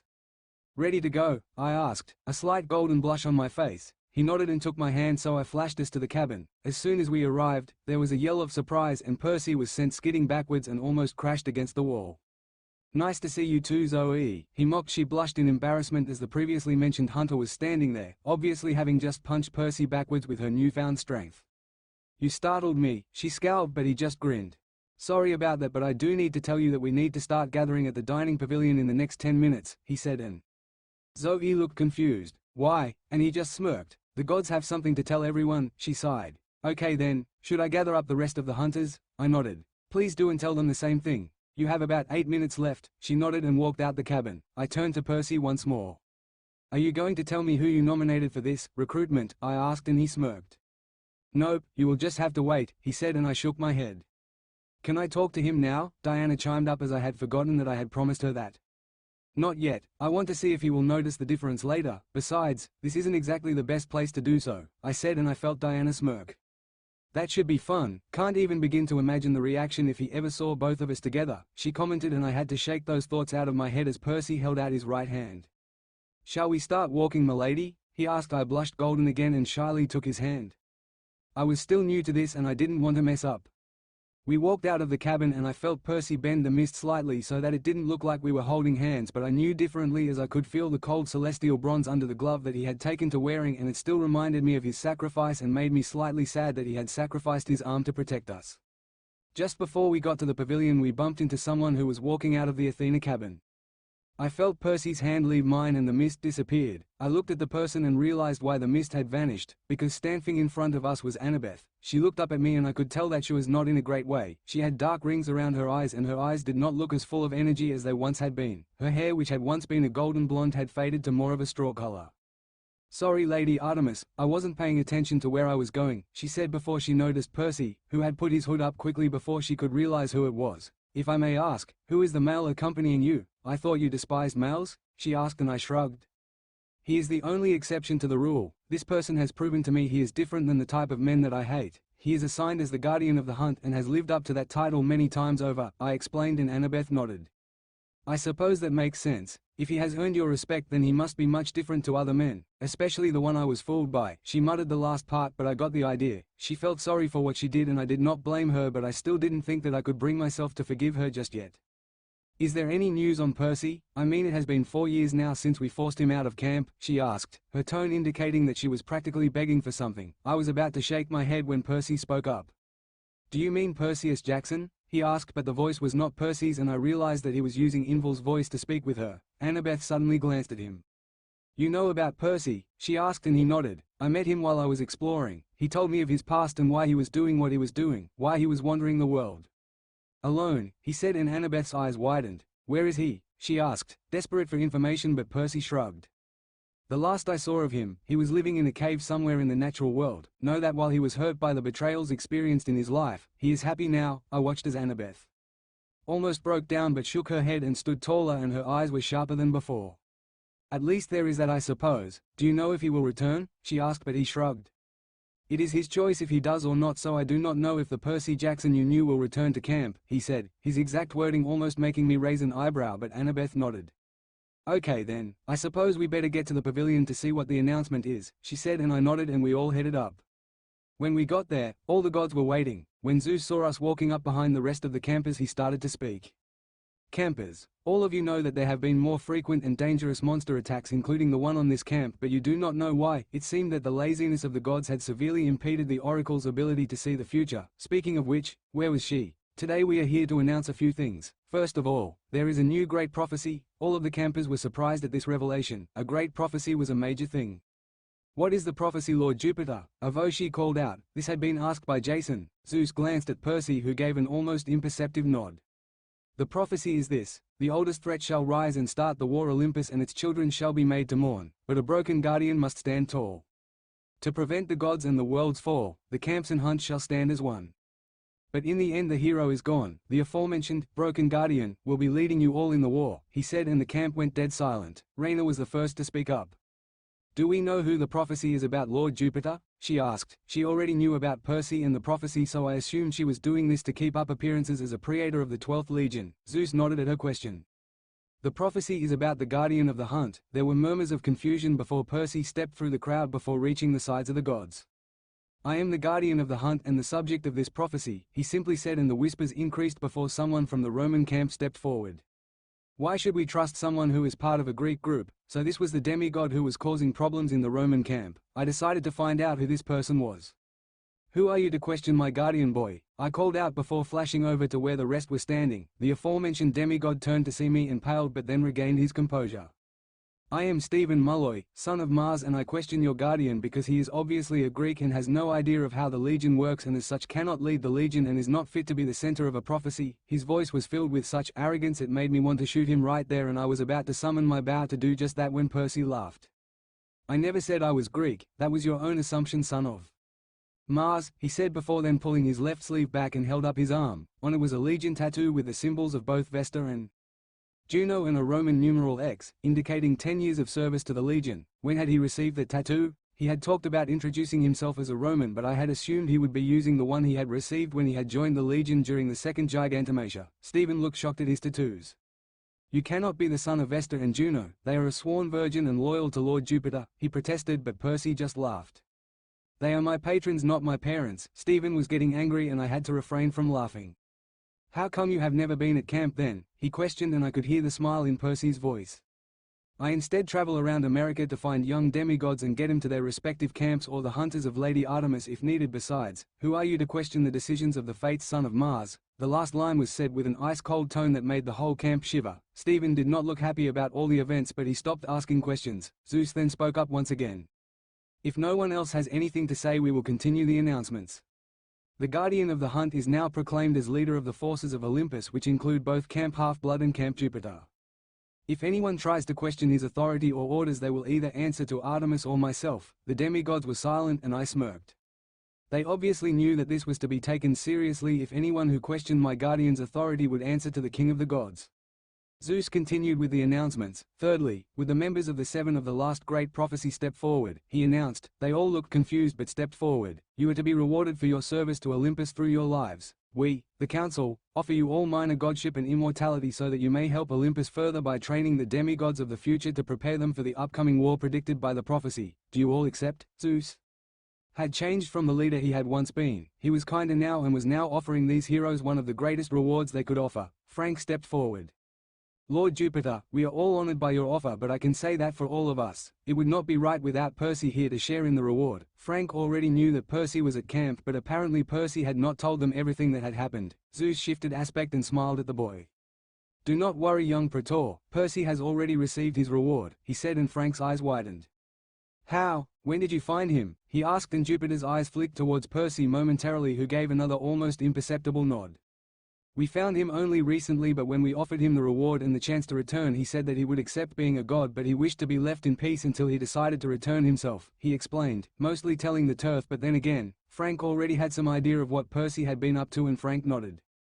"Okay then, I don't think there are any objections then, Lord Jupiter," he said, and the rest of the heroes nodded. "Council, gather round so we may grant these heroes their reward," Jupiter commanded, and we all gathered around the group, but Dionysus was missing. "Did no one wake the drunk?" he asked, and we all shook our heads. Jupiter cursed, then turned to Percy. "Would you mind stepping in for Bacchus, Guardian? I would say you have more than enough power, and we will use more power for the chance since you do not know it." This surprised all the gods. Jupiter had just admitted that my guardian had more power than an Olympian, and there seemed to be a tone of respect in his voice. Percy nodded. "I would be honored, Lord Jupiter," he said, then walked forward and stood beside me. "Gather your power in your hand, then allow it to mingle with ours, and when it does, push it forward so that it is taken up by the heroes." I whispered this to him quietly, and he nodded as a thank you. Jupiter then started the chant, and all of us bar Percy joined in. The language was older than Greek, but none of us knew the name of it. We all held our hands outwards as power flowed from them and mixed into one ball of energy. I noticed the color of Percy's power had changed slightly. While still being predominantly black and red, it had more gold lines running through it and lots of silver strands that seemed much like mine. I smiled at that thought but kept focused. Jupiter suddenly stopped chanting and the energies mixed together into one golden orb, and then we pushed it forward so that it enveloped the heroes and was suddenly absorbed into them, and we cut off the streams of power. All hail Frank Zhang, minor god of transformations and heroes. All hail Hazel Levesque, minor god of riches and heroes. All hail Leo Valdez, minor god of flames, mechanics and heroes. All hail Annabeth Chase, minor god of strategy, wisdom and heroes. All hail Jason Grace, minor god of storms, stars and heroes. All hail Piper McLean, minor goddess of beauty, compassion and heroes. The whole camp erupted into applause for the new gods and goddesses. Jupiter smirked, and after the applause had died down he spoke again. "Would Raina, Praetor of New Rome, please step forward?" he asked, and Raina did as she was told but looked confused. "For your efforts in repairing the division between the Romans and the Greeks, and on recommendation of another, we offer you minor godship like the Others, he explained as her eyes widened. So this was one of the others that Percy had mentioned to Zeus. I wonder who the rest were. Rhaena was speechless for a second, then nodded in respect. We repeated the process and again the energy was absorbed into her. All hail Rhaena, minor goddess of battle, resilience and heroes. The crowd erupted again and there were even louder cheers coming from the Romans. I noticed that a certain hunter of mine had a huge smile on her face and I grinned. I was definitely going to tease her about that later. Jupiter then shifted back into Zeus and called out again. Would the hunters Zoe Nightshade, Talia Grace and Bianca D'Angelo please step forward? My eyes widened and I turned to face Percy. I could only imagine the smirk he had on his face. We are totally repaying him for this later, Diana voiced up and I agreed. After this stunt he deserved some time just relaxing with us. That surprised me. When had I began thinking about this relationship as us? All three hunters stepped forward and looked nervous as Zeus spoke. For your exceptional service over the years to Lady Artemis and for your tenacity of returning to the hunt after what you experienced, we offer you a similar reward to the others. My daughter Talia, I offer you the status of minor goddess of lightning, the hunt and heroes. Miss Bianca D'Angelo, I offer you the status of minor goddess of resurrection, the underworld, the hunt and heroes. Miss Nightshade, due to your unique circumstances we cannot actually bestow upon you divinity, however there is another reward that this council can grant upon you if you should wish it and we can ensure your release from any worries pertaining to your previous circumstances, Zeus said. This meant that not only would the hunt gain 2 new immortal members but Zoe would also never have to worry about Thanatos coming to collect her soul. All three took a moment before nodding, but before we could start the chant, Poseidon stepped forward. As they have accepted their gifts and Miss Nightshade will not be made immortal along with the other 2 due to her extenuating circumstances, I will be bestowing her gift, he said, and Zoe looked confused but I felt Percy smiling from beside me. You are the daughter of a sea goddess and as such should have been given dominion over the sea, but as you were a nymph it was denied to you and your connection to the sea was later given away in the form of a certain sword, he explained and her eyes widened. He didn't, voiced Diana in disbelief, but it was clear that he had. Percy had found a way to convince his father into restoring Zoe's powers over the sea and its waters. He was definitely taking some well-deserved rest after this. Olympus only knew how much he needed it after the events of the past week or so. The sea will always remember its own and you may reclaim your birthright, Poseidon said as Zoe then glowed a light ocean blue. Before it faded and Poseidon stepped back and we chanted again as Zoe stepped back to the side. All hail Talia Grace, minor goddess of lightning, the hunt and heroes. All hail Bianca D'Angelo, minor goddess of resurrection, the underworld, the hunt and heroes. The whole crowd erupted again, but this time 2 things were different. The loudest cheers came from not only the hunt but also Rhaena, I noticed, as did Talia, who blushed a deep gold, and Jason ran over and embraced his sister, congratulating her on earning her reward. Penultimately, Zeus announced, will Clarice LaRue and Chris Rodriguez please step forward? They both looked shocked but stepped forward. For your invaluable help in defeating the Titans and your outstanding loyalty to your friends we offer you minor godship as we did the others. Clarice had a determined look in her eye as they both nodded and we did the chant for hopefully the final time as it was tiring making so many people into gods. All hail Clarice LaRue, minor goddess of weaponry, combat, loyalty and heroes. All hail Chris Rodriguez, minor god of cunning, trickery, loyalty and heroes. The camp once again exploded into applause which grew into wolf whistles as the 2 shared a passionate kiss. Finally, I would like to say that there will be a game of Capture the Flag this evening after dinner. This will be slightly different to the usual games as it will be a 3-way contest between Camp Jupiter, Camp Half-Blood and the Hunters of Artemis. The rules will be slightly altered too so that we may accommodate these additions and these will be announced before the game. Any magic items are allowed but no maiming or killing if it can be helped. The new immortals will be able to take part in the game as will Artemis and her guardian. I was surprised at this but grinned. Percy really had pulled some strings today and this would be fun. The new immortals will be the generals of the army of Olympus and will assist the guardian in training you. Training starts tomorrow. You are all dismissed back to your normal activities. Most of the council flashed out leaving a few. Aphrodite looked like she was going to stay but then decided against it. The campers started to wander off back to what they were doing before and then Athena came up to Percy first. Percy, why did you agree to make the remainder of the 7 gods? She asked, curious as Percy was probably smiling. Most of them did nothing wrong and the other 2 are still useful even if they did betray me. I would not allow my personal feelings to interfere with the greater good for Olympus, he explained and Athena smiled. Thank you for giving him a second chance, she said and she flashed off as Hera came up once again. You always want to help others, don't you? Never yourself, she said and Percy smiled. I have everything I want and I do not need anything else, so it is only fair I help others, he explained and Hera embraced Percy in a tight hug which he returned before she too flashed off somewhere. Ares came up next which surprised me. I thought he was going to ask to fight Percy but he just held out his hand and Percy took it. Thank you for giving my daughter that reward. You really are one of the best heroes since ancient Greece, not just for your achievements but for your attitude towards your friends," he said, surprisingly articulate for the war god, as Percy was surrounded by a red glow. "I gave you my blessing. You will now be able to master any weapon you choose to with much less effort than normal, and you will have faster reflexes. I also removed the curse I put on you so long ago," he said, and Percy nodded. "Clarisse deserved it. She is a fierce warrior and a great friend. I look forward to having a rematch one day," he smirked, and Ares grinned. "You are on, punk," he said with a smile as he then vanished too. The rest had all left, but then the new gods and goddesses came up to Percy. "We are to be working with you now then. I hope you don't mind, but are you going to tell us who you are? I don't know how I feel about not knowing the identity of someone who is going to be leading us." This was Leo. I could understand where he was coming from, but I still was not the biggest fan of it. Percy just shook his head. "I will only reveal my identity when I feel necessary, and that is not at this moment. I promise that I have the best interests of the demigods and Olympus in mind and will try my hardest to make sure we do not lose too many demigods," Percy explained, and Leo looked like he was going to say something before Annabeth cut him off. "Thank you for that. We will try and help any way we can. I just wish Percy was here. He would have been a huge help to our forces," she said, and I almost chuckled at the irony. Percy just put his hand on Annabeth's shoulder. "He will come back eventually, but when he does he will be much different to the Percy you knew, but you should be ready to apologize for your actions and know why you were wrong," he said, surprisingly sounding very mature and wise beyond his years. Annabeth looked surprised at this but smiled and hugged Percy. I would have been jealous at his ex-girlfriend hugging him, but I could tell she meant it in a friendly way. Annabeth walked off, as did Leo, leaving the hunters, Jason, Piper, Hazel and Frank. Jason was the first one to come up and gave Percy a hug. "Thank you. You didn't have to do this, Percy," he said, and Percy just smiled. "Of course I did. You all helped defeat Gaia more than I did. Hell, my damn nosebleed woke her up. Still think that was bullshit," he said, sounding genuinely annoyed he had woken up the primordial goddess with a nosebleed. Jason just smiled at his words.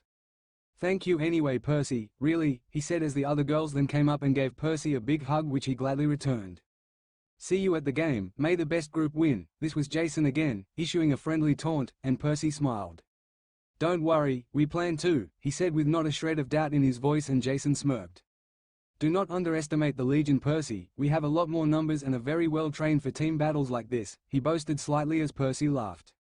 "That may be true, but I trained the hunters personally, as did Artemis, and we also get to compete, so you have your work cut out for you if you actually want to give us a run for our money," he said as Jason paled slightly then smiled. "I look forward to the challenge," he announced as they all started walking off, probably to learn about their new powers and think up strategies for the game. The next thing Percy knew, he was smothered by 3 hunters who held him in a tight embrace, which he smiled and returned. Zoe and Bianca were crying while they hugged him.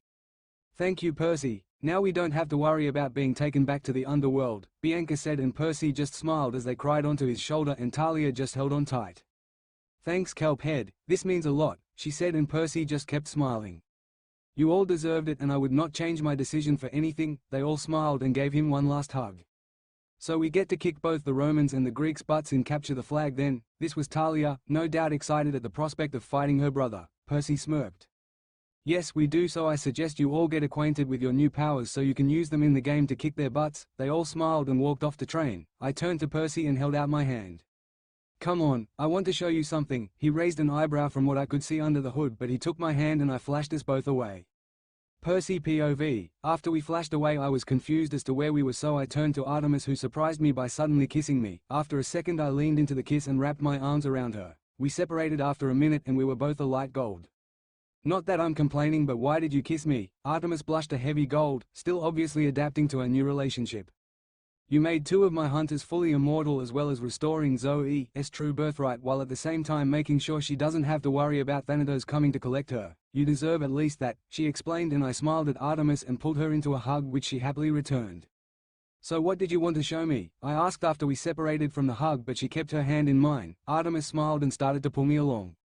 "You will see," she said cryptically, and then refused to say anything else. We walked through the forest for a while, just enjoying each other's company, until we walked out into a clearing and I gasped. I could feel a connection to this place and immediately realized why.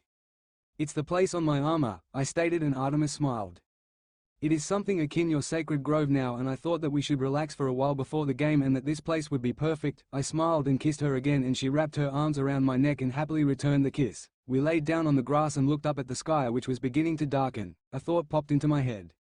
"Hey Artie, how do you pilot the moon chariot if you don't seem to leave the hunt?" I asked, and she blushed slightly at the nickname but answered, Mainly it is Diana or it's on autopilot. Technically I could always just leave it on autopilot all the time, but unexpected events can always happen and issues can crop up, so it's safer to have someone overlooking it, she explained, and I raised an eyebrow. How does the aspect thing work then, as I never entirely understood it, I admitted, and Artemis laughed slightly, and it sounded amazing. It sounded like a cool summer breeze on a hot day and the chirping of birds, and it was beautiful. Of course you never got it, your head's too full of kelp, she teased, and I smirked and gave her a friendly elbow. Very funny, Artie, I responded. I didn't mind the dig, but it was fun to see her blush at the use of her nickname. But would you mind explaining it? I asked, and she nodded, then began. Everyone's aspects are slightly different, but they mainly work in the same way. The Roman aspect is just as important as the Greek aspect, and so they have their own consciousness and personality. In my case, Diana is usually talking in my head or up on the moon, as the Romans worshipped us as more of a moon goddess than a goddess of the hunt at that time, so Diana was mainly up on the chariot, and so if I switch into Diana, not only will my appearance change slightly, but my behavior and mannerisms will also change as well. While most Roman aspects are more formal and warlike, Diana is actually the opposite and more open and relaxed due to her mainly being the moon goddess during Roman times. Left her quite bored from what I understand, she explained, and I slowly nodded, just about understanding what she was talking about. Thanks, that should save me any trouble later, I said, and Artemis raised an eyebrow at this, so I decided to explain. I don't want to mistake you with Diana, though with your explanation I don't think I would, and I don't want to assume everything is the same between me and your Roman aspect and me and your Greek aspect, I explained, and Artemis smiled and pecked me on the cheek. Looks like you do have some brains in your head and not just kelp, she teased, and I smiled and closed my eyes, just enjoying the feeling of nature around me and Artemis lying at my side. I listened to the sea splashing against the cliff and fell into a restful sleep. Some time later I woke up and saw that the sky had gone darker and the crescent moon was rising above us. I looked down and saw that Artemis had fallen asleep on my chest, and she looked peaceful.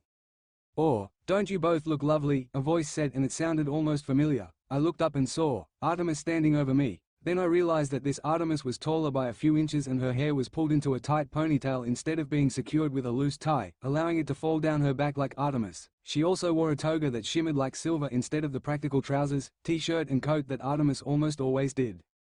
"Lady Diana," I said, and I noticed that she had a grin on her face.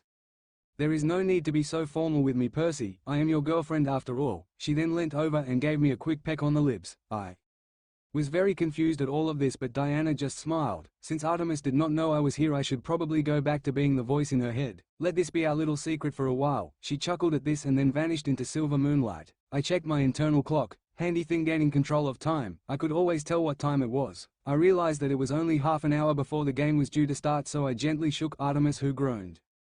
5 more minutes, Percy, she said, looking up at me, and I chuckled.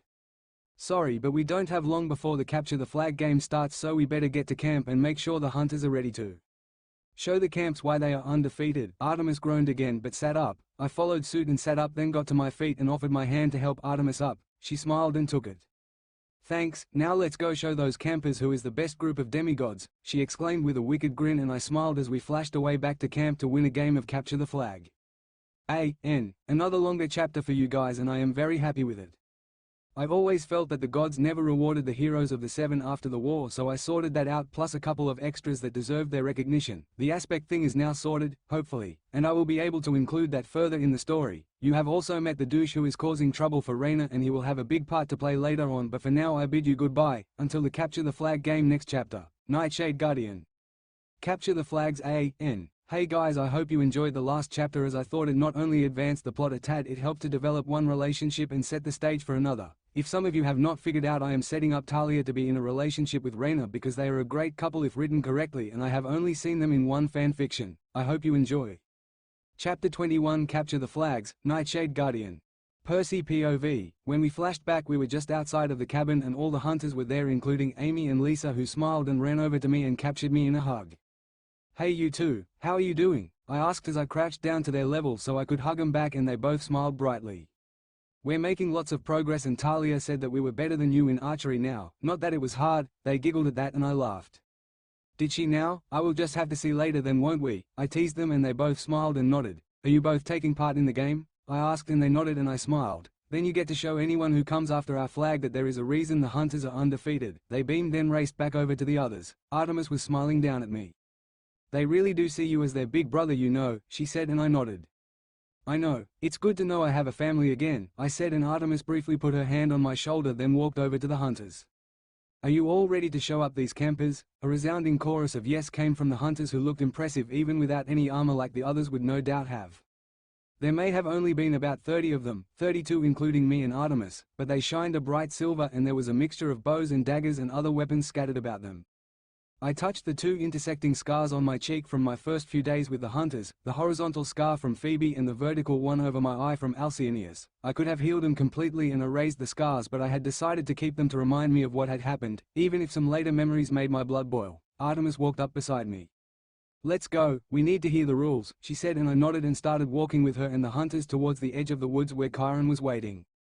The Greeks looked intimidating with their gleaming bronze armor and nearly 200 demigods all in all, with all the minor god cabins that had been populated over the past few years, along with the new gods of heroes. But the Romans were a sight to behold. About 200 of them, about a cohort's worth of demigods, stood there in gleaming gold armor with shields, spears and gladii. Chiron spoke up. "The rules are simple: capture both of the other team's flags to win. No team is out if their flags are captured unless both flags have been captured by one team, but individuals can still be eliminated by either a death blow withheld or unconsciousness. Hunters, you will be in the left side of the forest, Romans, the right, and Greeks will be beyond the creek by Zeus' fist.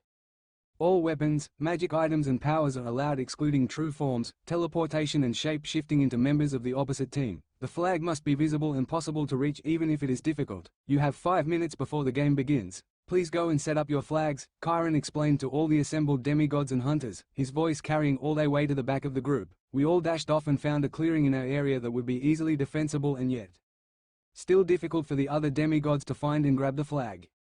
"Put the flag in the branches of the tall tree in the middle," I said. "Still visible, but it is very open and hard to get to without being seen," I explained, and the hunters nodded and got to work. Then Talia spoke up. "What about her? She still has the invisibility cap, and that could very well throw a wrench into our defenses if we aren't careful," she said, and I frowned. I had forgotten about that fact. I then remembered something I had read from the book Hecate had given me when I was skimming through, and smirked. "Leave that to me and Morgana," I said as the aforementioned hunter raised an eyebrow. Talia grinned at this and then took charge. "Amy, Lisa, Atlanta and Phoebe, I want you to stay here and guard the flag. Amy and Lisa in the open and Phoebe and Atlanta in the trees ready with their bows when anyone attacks," she barked her orders, and I raised my eyebrow at this. "So you were using Lisa and Amy as bait then?" I asked, slightly surprised at the tactic, but Talia nodded. "The Greeks have just over 100 campers with all the minor gods' cabins, and the Romans have twice that. We can't exactly take them head on, so we need to set up an ambush. We can have some others stay back too if needed," she explained, and I nodded, surprised at her quick decision.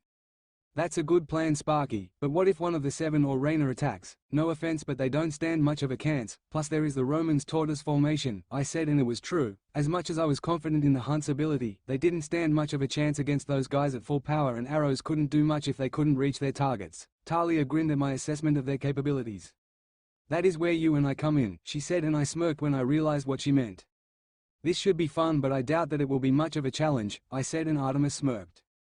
"Do not get overconfident, Perseus. I will not tolerate you embarrassing the hunt," she warned me, and I smirked under the hood. "I promise you we are winning this, milady," I assured her, and she smirked. "Fine, but you better not disappoint me," she said, and I continued to smirk. "They won't know what hit them," I said, and then turned to Morgana. "Could use your help with a little spell," I said, and the raven-haired hunter smirked. "What spell did you have in mind?" she asked, her quiet voice carrying the curiosity she didn't show on her face. I summoned up the magic tome Hecate had given me and flipped through the pages looking for something, not noticing Morgana wince slightly at the book and rub her temples as if she had a headache. "Here we are," I said as I found the page I was looking for and showed it to Morgana, who had shaken off whatever had been affecting her. She studied the spell for a moment and then gave a rare smile. "Interesting choice. We could technically empower this and block them completely, you know," she said, and I raised an eyebrow at this. I hadn't known that was possible. I didn't actually, but personally, I think that this would provide a better strategic outcome. If they are blocked, they might realize it is magic and employ one of their own children of either Hecate or Trivia to undo the spell. If they don't know anything is wrong until it's too late, then it is less likely our little trap will be found out," I explained, and Morgana seemed to think this over quickly, then nodded.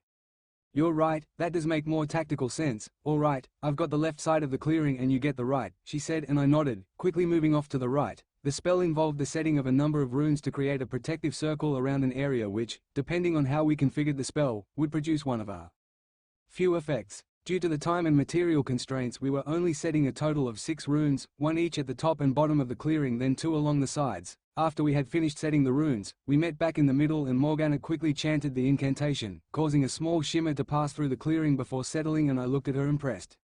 "You managed to memorize the incantation that quickly?" I asked, and surprisingly she shook her head. "No, it's more like I already knew it from somewhere," she said, and I frowned slightly. From what Hecate had told me, this was a very old book and contained very rare and powerful spells that were difficult or near impossible to find elsewhere, so how on earth had Morgana known about this spell beforehand? The conch horn sounded, which broke me out of my train of thought, and the hunters scurried off to execute whatever plans they had concocted, leaving me and Talia, and we dashed towards the creek. "You ready, Kelphead?" Talia asked, but before I could answer, a large bolt of lightning struck just in front of me, forcing me to roll to the side when we were suddenly trapped in a ring of rocks and jewels. Jason flew down from the skies with thunder and lightning, and Frank, in the form of a dragon, flew down with Hazel on his back. They all smirked as they landed, and Frank transformed back into his normal form. "Looks like we have you beat, Percy. Surrender and we won't tell anyone how easily you got beat." This was Jason with a cocky smirk on his face, and I frowned. They already had that ego that gods tended to have, which was exactly what I was hoping wouldn't happen. I smirked, however, upon noticing that they had completely forgotten Talia, who was currently sneaking around behind them. Looks like I had to play distraction for a while longer. "Sorry, but I am not giving up that easily," I said as I summoned up Photia and immediately felt Hazel reach out and try to pull it out of my grasp with her power over precious metals. At least they didn't know about the arm, I thought, and smirked. I had deliberately withheld that piece of information from him as I hadn't wanted to garner more sympathy over something I didn't see as important. "You want my sword, Hazel? Have it," I said, and let go, and the blade spun towards Hazel, who caught it by the handle before suddenly screaming and dropped the sword with a fresh burn on her hand. "That's what happens when you play with too large a fire, you get burned," I taunted, and Frank went red and turned into an elephant and charged at me. I quickly drew my twin short swords from their sheaths on my thighs and met his charge by running towards him, then jumping and landing on his back. I held the 2 swords at the base of his spine as if I was going to slash it. "Dead," I announced, and flipped off his back as he transformed into an angry-looking god who flashed away as I placed the swords back into their sheaths. Jason smirked at this. "Hazel, immobilize him," he said, and I suddenly felt her force on my arm, pulling me towards the goddess, and I growled.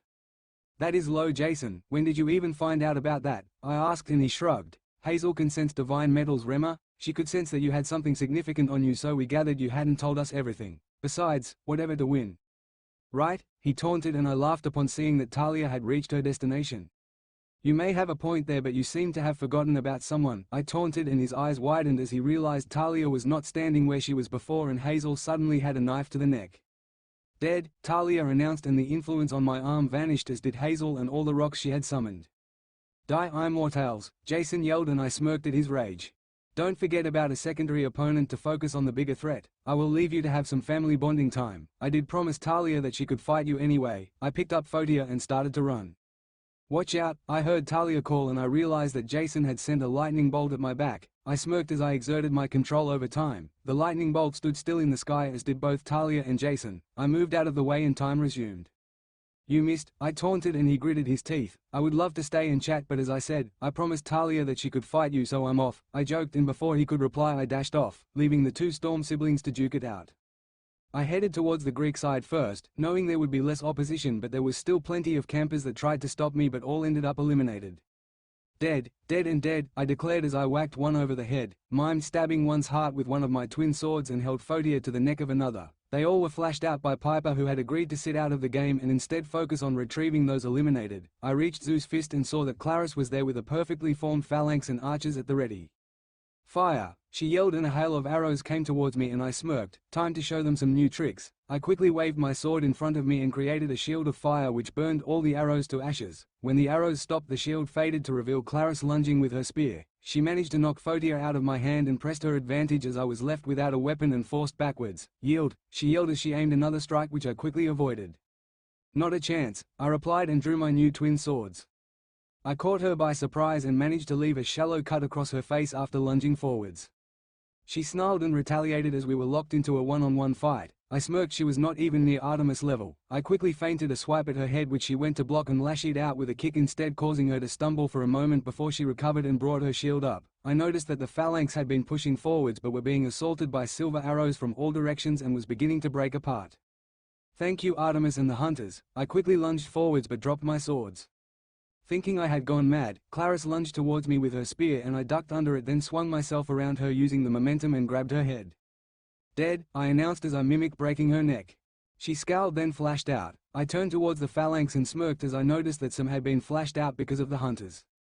I picked up my swords again, twirled them around and I noticed an inscription I had not seen before on the pommels. The inscription seemed to be some form of symbols, and with the design of the swords I imagined that it was Japanese kanji of some form. While I didn't actually know Japanese, I could cheat a little, so I muttered a translation spell and I could instantly understand what the inscriptions read. The black one had Kanshou written on it and the white one had Bakuya. After reading this I smiled as I now knew the names of these twin swords and dashed forwards to help finish off the phalanx. Talia POV. I smirked as Jason circled angrily. He held his gladius in one hand and the other was left free. He had obviously not thought he would need a shield. I smirked as I was going to show him just how wrong he was. Jason smirked and flew up into the air. "Sorry, Tals, looks like you can't get me up here." I almost laughed at how wrong he was. When Percy had helped me after I got angry, I had realized there was no need to be afraid of heights anymore, and becoming a goddess, albeit a minor one, had exponentially helped not only my wind manipulation but my flying to an extent too, even if I had barely practiced with it yet. "I might not, but I can bring you down," I said. I held up my hand and the wind supporting him vanished and he fell for a second or two before managing to regain control, but now we were fighting as to who had control over the wind. He tried to summon up a storm to help him, but I laughed. "We are pretty much evenly matched, Jason. You can't just expect it to be that easy," I taunted, and it was true. He was losing height faster than he could gain it and the storm was not affecting me in the slightest. A bolt of lightning flashed down and I had to roll out of the way. As much as I was a child of Zeus, a lightning bolt still hurt, which also meant losing control of the winds. Jason laughed again at this as he regained his altitude. "Looks like the mighty lieutenant of the hunt is just a scared little girl after all," he taunted, and I frowned. This was not how Jason normally was. It must be his flaw, a thirst for power, and now that he had become a god he probably felt superior to pretty much everyone else. "Looks like it was time to knock him down a peg." I smirked as I watched him raise his gladius. "Ready to lose, Talia?" Jason asked, and I laughed. "Sorry, but I still have a trick or two up my sleeve." As I said this I called on the winds to support me and to make my fly. They did not disappoint. I shot upwards, which, ironically, shocked Jason and caused him to lose focus on his storm. I took advantage of this and slammed the back end of my spear into his stomach, which sent him sprawling backwards and tumbling down into the dirt. I then allowed the winds to slowly take me down to the ground, still not used to flying just yet. "What's the matter? Getting beat by a girl?" I taunted, and Jason turned furious as the air began to crackle with lightning. I laughed and sent a massive gust of wind towards him, but he just seemed to shrug through it and sent bolts of lightning towards me. I used my hunter's agility to dodge around them, then closed the distance once again. This continued on for a while, each of us managing several blows on the other, but I still seemed to hold the upper hand. I saw a chance to end the fight when he charged. He flew forwards and was aiming to stab me, so I tried something new by gathering the winds around my spear, and when he came in range I sidestepped and swung down, using the winds as a sort of battering ram. The effect was even better than I could have hoped. He was immediately sent slamming down and crashed into the ground hard. I quickly held my spear to the back of his neck. "Dead," I proclaimed, then stood aside and watched as he got up with anger in his eyes. "How? I should be better than this. I am a god," he raged, so I stepped forward and slapped him around the face. "Get a hold of your floor, Jason. Just because you are a god does not mean you are better than everyone else. Artemis or Percy could easily beat you, as could most of the Olympians, so don't go acting all high and mighty now. You are still the same person as before, so do not let the power go to your head," I warned him. Percy had explained to me one time that he considered the worst part of becoming a god was forgetting your humanity, and that this was truly worse than death, as it meant that the person you once were was gone. Jason had gotten dangerously close to this point, and I was not about to let that happen to my baby brother, even if I had to beat some sense into him. Jason's eyes widened at this and then filled with shame as he realized how he had acted. "You're right, sorry Tals," he apologized, and I smiled then hugged him. "No problem. I will always be here to knock you down a peg when you need it, baby bro," I teased, and he laughed then flashed away. I suddenly felt dizzy after using that much power and had to lean against a tree for a few minutes to recover. After I was feeling better I was about to continue with the plan when I heard a scream. That sounded like it came from the hunter's flag. I muttered to myself and started running. Percy POV. I had just finished off the remainder of the phalanx with the help of the hunters when I heard a scream and Artemis dropped down from the trees with a look of worry on her face. "That sounded like it came from the direction of the hunter's flag," she said, and I nodded. "I know," I said, and turned to the accompanying hunters. "Take the flag and me and Artemis will go ahead to see what is happening," I ordered, and they nodded as we dashed off back towards the clearing where we were defending the flag. As we were running we met Talia, who was also running in the same direction. "You heard it too then?" I asked, and she nodded. "I just hope it's not Amy or Lisa," she said. She had become a bit of a protective older sister for the two of them, and it was surprisingly sweet. I nodded at her statement and turned to Artemis. "Any ideas?" I asked, inviting her to speculate on the identity of the scream's originator, but she shook her head. "All I could tell is that it was a female scream," she said, and I smiled as a thought popped into my head. "I wonder," I began, but I didn't get to finish that as we came into the hunter's clearing to find Annabeth on the floor, twitching with her hat a few feet away, while Amy and Lisa were trying to fight off some of the Romans while Phoebe and Atlanta were firing arrows which bounced harmlessly off the tortoise formation. "So it was her. Let's go help them," I said, and they nodded and we charged into the Romans at the back. They had not expected an attack from behind and were quickly disoriented until a voice shouted out, "Romans, form up and fight back." Reyna had emerged and looked every bit the praetor that she was, gleaming golden armor with a purple cloak along with a pilum in her hand and shield on her arm. "Time for a rematch," Talia said, even though I could see a slight golden blush on her face. I smirked. "Go get her, Tals," I teased, but she smiled. "I plan to," she said, obviously missing my double meaning, and then she charged the praetor with Aegis up and her spear ready. The Romans had suddenly got into a tight shield wall with pilums pointed outwards. I laughed. "This should be fun," I laughed before summoning my armor. The Romans were taken aback at this before I charged towards them. They must have thought I had gone mental, but just before I hit the pilum jutting out from behind the shields, I jumped and flipped over them, landing on top of the tortoise formation. They tried to stab me with either pilum or their gladii, but I dodged out the way and slipped the two knives from their sheaths on my arms and got my first look at them. They were made of silver and had a gap in the middle of two blades that looked razor sharp. "Let's go," I said, and began whirling around, creating havoc and eliminating people left and right. Talia POV. I knew that Reyna was a tough opponent, but it seemed that becoming a goddess had improved her fighting ability even more. I dodged and weaved to avoid her pilum and shield, which she used to attack as well as to defend. I tried summoning lightning bolts, but she just rolled out the way and they had no effect. "Sorry, but I am not allowing those to hit me. They would probably leave me out of commission for a week," she said, the seriousness never leaving her eyes for a moment, and I smirked. "You got that right, but that's not my only trick," I said before I summoned the winds to buffet her and she stumbled. I went forward to press the advantage when I saw her tense and realized it was a feint. I brought up Aegis to block the strike I knew was coming and was not surprised when she dropped the pilum and drew her gladius. In an attempt to get through my guard, the golden blade clashed against my shield again, and each blow had a good amount of strength behind it, and I struggled to keep Reyna at bay. While this was going on, I was able to get a good look at Reyna. She had a face that seemed to have a permanent serious look on it, but her eyes were what caught my attention. They were a deep obsidian black, and I could plainly see a fighting spirit and determination behind them, but also there was something else, something that took me a second to identify. Frustration. She was frustrated about something and I wanted to find out what. I knew Reyna had once had a crush on Jason, but she still talked to me as a friend and treated with me with respect even after Jason became Piper's boyfriend, and I had enjoyed her company the few times the hunters had made a stop in New Rome, so I wanted to help her, but first I needed to win this fight. Reyna thrust her shield forwards and I pushed it out of the way with Aegis and managed to force it off her arm, but she retaliated by kicking Aegis off my arm. We clashed our weapons again and I could tell I was losing to her and needed to do something extreme to win. I remembered the fight Artemis and Percy had once had and how Artemis had won. That would do, even if it would probably be slightly awkward. Oh well, whatever to win, I suppose. Reyna went for another stab with her gladius, which I deflected using my spear and then stepped in towards her. Before she could move away, I kissed her. Reyna froze and I could feel her lips below mine, but what confused me is the feelings that it stirred inside me. I liked the kiss but wasn't sure why. I quickly broke it off, then swept my spear across and took her legs from under her and held my spear to her heart. "Dead," I said, then stepped backwards. Reyna looked confused, then seemed to shake her head, so I held out my hand. "Sorry about that. Anything to win, right?" I said as she remained still for a second, then took my hand and laughed. The laugh sounded great to me and I blushed slightly but shook my head quickly. I pulled her up and she was smiling. "That was certainly an effective tactic. I was not expecting my opponent to kiss me in mid-fight," she said, and I laughed and blushed slightly golden.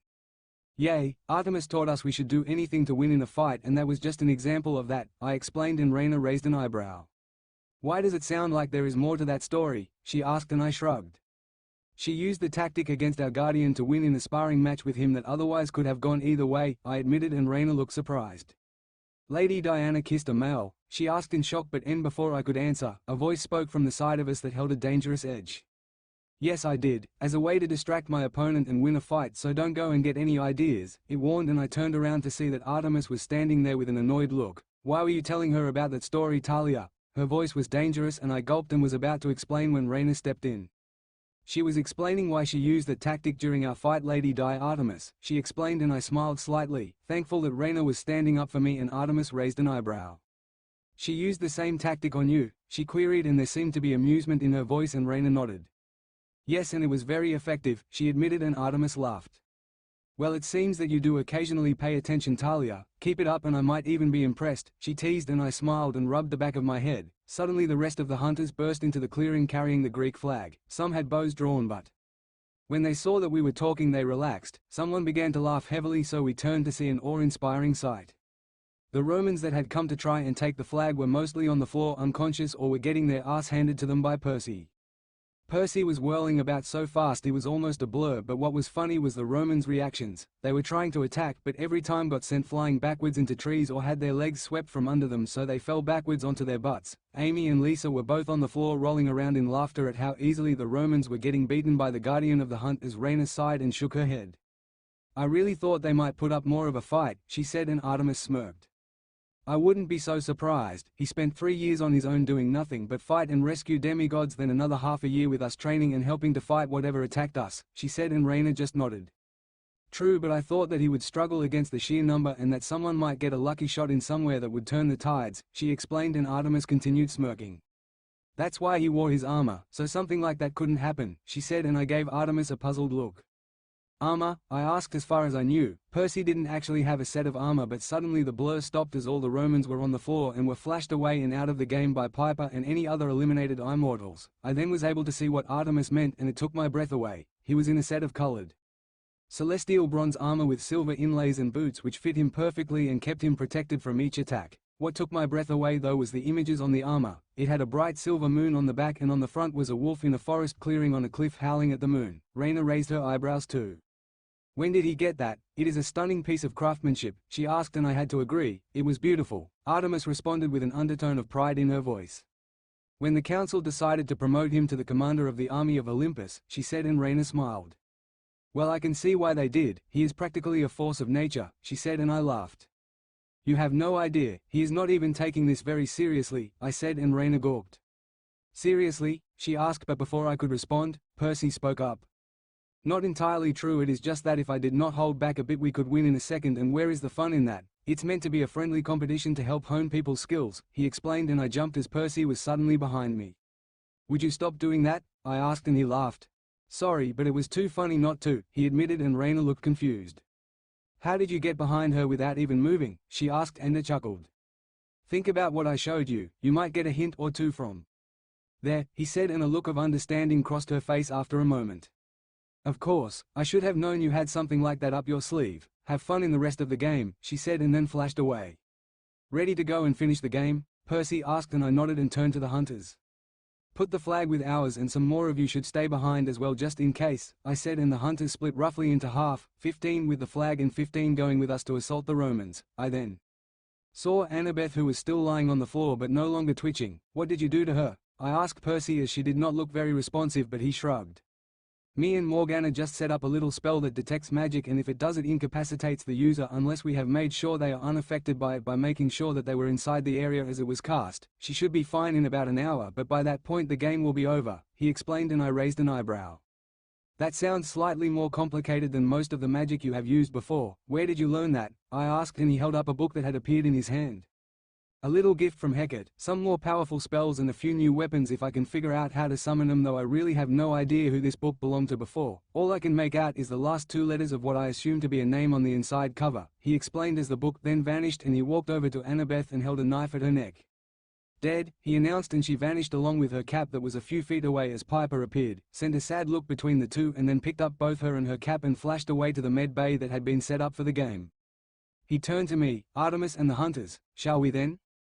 He asked, and there were nods all around, and Artemis had a smirk on her face. Let's show these Romans how it's done, he said, and then started to run with us following behind. It took us a few minutes to get to the Roman area, and the flag was out in the open with nobody around it, which surprised me as that wasn't usually the Roman style. I was about to walk forward to go and grab the flag when Percy held up a hand. He pointed at something, and I saw a glint of gold in the surrounding forest. An ambush, he whispered. Good, but not good enough. Get ready to shoot, he said, and I motioned for the hunters to get into firing position as Percy walked forward into the clearing. The Romans sprang to life and triggered the ambush. They charged forward, aiming to get Percy when he suddenly whipped out his wings, which came through slots on his armor, and he leapt above the arrows and legionnaires charging at him, using his wings to propel himself. "Now!" he yelled, and we all began to fire at the Romans. The Romans were quick to realize that they had been tricked and got into a tortoise formation to protect them from our arrows. "Let's go. Close quarters," I said, and the hunters nodded while Artemis jumped into a tree and started climbing around towards the flag. We then charged forward to meet the Romans, who were changing formation to more of a shield wall than a tortoise, but they had forgotten about one major thing. Percy. He landed behind them and started causing chaos again while the hunters and I attacked them at the front, keeping them occupied. I noticed that the child of Mars who had spoken out against Percy earlier was not here and hadn't been in the Romans who attacked the flag. Odd. I was brought out of my musing by a pilum that brushed past my face, and I returned my attention to the fight and noticed with a smile that Artemis had the flag in hand and was about to climb up a tree to escape when suddenly she flipped backwards as a demigod stepped out the forest holding a gladius.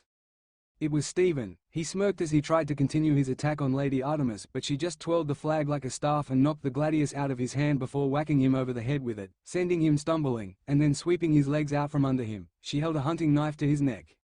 "Dead," she announced, and turned to start heading towards where our flag was when Stephen suddenly grabbed his gladius and tried to stab Artemis through the back. The air suddenly turned extremely cold and most of the Romans started to shiver. Percy was suddenly standing behind Artemis and had caught the gladius. "You have disrespected the rules, son of Mars, and tried to perform a death blow upon an Olympian." His voice sounded cold and almost emotionless, and if I was seeing things right, the sword was starting to gather frost. "Your punishment will be decided after the match by the Olympian Council," he stated, his voice cold and remorseless, but Stephen snarled. "Fuck you, Greekus scum," he said, and tried to pull his gladius back but found he couldn't. Percy said something in some weird language that I couldn't understand, and suddenly chains made of celestial bronze shot up from the ground and wrapped themselves around the Roman's wrists and legs, binding him to the floor. "Lord Mars, appear before me to smite the enemies of New Rome," yelled out Stephen. All the Romans had stopped fighting now and were watching the scene unfold before them as Percy chuckled. "He won't, I'll be damned," he said as Mars appeared in full armor and held a sword in hand. Mars looked around at the situation and then down at his son in chains. "Why have you summoned me, and why are you chained?" the Roman god of war asked, and Stephen snarled. "These Greekus are the enemies of New Rome and have restrained me for being Roman," he lied, and Percy coughed and Mars turned around and saw him, raising an eyebrow as he did. "Why are you here?" he asked. I thought. He was cut off by Percy before he could continue. "Things changed, as I am sure you can ask your aspect about, but I can tell you the real reason why your son is chained. He was eliminated from our game of capture the flag by Lady Artemis, and when she turned to leave he attempted to kill her by impaling her through the back. He is in chains to stop him trying to run, so we may decide his punishment afterwards." Mars scowled and turned to his son. "You tried to attack an opponent dishonorably after you lost a game and dared to call them the enemies of New Rome, after all the help they provided during the last 2 wars. You are no son of mine. You bring shame to my legacy. I, Mars Alta, hereby disown Stephen Mulloy as my son." A red aura formed around Stephen and was then pulled towards Mars as Stephen yelled out, seemingly in pain. Mars then turned to Percy. "Sorry about him and the trouble he has caused for you." His face almost turned sympathetic. "If anyone deserves peace, it's you," showing a surprising soft side to him for once, and Percy just nodded. "It's not your fault for his behavior, same way it is not Apollo's fault for the trouble Octavian caused," he explained, being his usual lenient and joking self once again. I swear he was going to give me emotional whiplash at some point. Percy then held out his hand. Mars smiled and shook it. "Thank you," he trailed off, obviously unsure of how to address Percy at this moment. "Guardian," Percy supplied, and Mars nodded. "Thank you, Guardian, you have made an ally today. I will support you in whatever you do as long as it is right and honorable, or you have a valid reason for doing so," he proclaimed, and Percy nodded. "That sounds fair," he said as Mars smiled and then flashed away. Percy then turned to the remaining 70 or so Romans. "You may continue the game if you want. We will not hold this one person's actions against you," he said. They looked to each other and nodded. One of them stepped forward, who looked slightly like a vampire with red all around his mouth, and took a swig from a hip flask. "We do not wish to continue. The game goes to the hunters of Artemis rightfully. Our flag was taken and one of our team broke the rules. I, Dakota, as centurion of the 5th cohort and acting commander, owe the Roman forces in this game upon absence of Praetor Reina, concede the game." The conch horn sounded and the flag in Artemis' hand turned to a bright silver with an image of the moon on it, but below it was a cliff above the sea. I raised an eyebrow at this, then turned to the Romans. "We should head back to the main camp and explain the situation," I said, and they all nodded and started walking off while talking. I turned to the hunters. "Go and tell all our sisters that were left at our flag the game is over and to head back to camp and to get some rest." They all nodded and started to walk off while I headed towards Percy, Artemis and Dakota. Percy turned to the chained Stephen, who was glaring at him with hatred in his eyes. "You will stand trial for your actions, former son of Mars." He then clicked his fingers and a magic circle appeared below him and the chains then moved upwards, teleporting the demigod away. Dakota continued to look at Percy and seemed confused. "Have we met before? You seem familiar," he asked as Percy turned his head and saw that the remainder of the Legion was leaving. His armor vanished and left him in his normal clothes with the hood U-panned. Dakota's eyes widened at this. You are that mystery person that helped the demigods get to camp." Looper was not happy about that, he said, and Percy chuckled. "Yes, I am, to both camps and the hunters if needed." I am aware that Looper was not pleased with my actions. Who knew a wolf could take a human form that was so accurate with a bow, he said, placing a hand on his left shoulder and rolling it slightly, as if remembering an old wound, but Dakota was still slightly squinting at Percy. "You seem more familiar than that though. Your presence feels old and like I knew you a long time ago," he explained, and Percy sounded surprised. "What do you mean by that?" he asked, seemingly curious, and Dakota shrugged. "As a son of Bacchus I can feel the aura of someone I share a drink, food or party with, and yours seems so familiar and yet so different," he explained, and Percy sounded almost emotionless when he next talked. "Lots has changed since we last met, Dakota," he said as he reached up and pulled down his hood. Dakota looked shocked as he did this. "Percy, is it really you?" he asked in shock, and Percy laughed. "Who else?" he asked, and Dakota smiled. "It's good to see you again," he said, and Percy nodded. "You too, but I would like you to keep my identity a secret for now. I'm sure you heard what happened, or at least some of it, so I hope you understand." Dakota nodded. "Sure, you can trust me, Percy," he said before he then turned and started heading towards camp. Percy pulled his hood up again and turned to Artemis, who had a raised eyebrow at his actions. "He was one of the first people I met at Camp Jupiter and he always stood with us, as did his cohort," he explained. Artemis nodded. "We going to go and see what happens to that ex-son of Mars then?" she asked, and Percy nodded. Then I spoke up. "I'll grab his sword then. Extra evidence, or just give it back to the Legion so it's not wasted," I said as I walked over and was about to pick it up when I noticed something on the blade. "Did Stephen manage to cut you, milady?" I asked, and Artemis frowned, then checked herself over quickly. "No, I am mostly unharmed and he did not manage to touch me." "Why?" she said, and I felt a chill down my spine as I said the next words. "Because there is ichor on the blade," I said, and Percy turned sharply at this. "What?" he said, and I held up the blade for him to look at. He quickly grabbed it and looked closely before turning to Artemis. "Where did he come from?" he asked, and she pointed at a small gap in the trees, and Percy began running in that direction and we immediately followed. When we caught up to him, he had found another small clearing like the type that were dotted about this forest, but this one had a small tent in, likely the Romans' command tent. Percy, however, was kneeling down on the ground next to the tent and was bent over someone. "Percy, who is it?" I asked, and he looked up. His hood was down and there was two clear emotions in his eyes, concern and anger.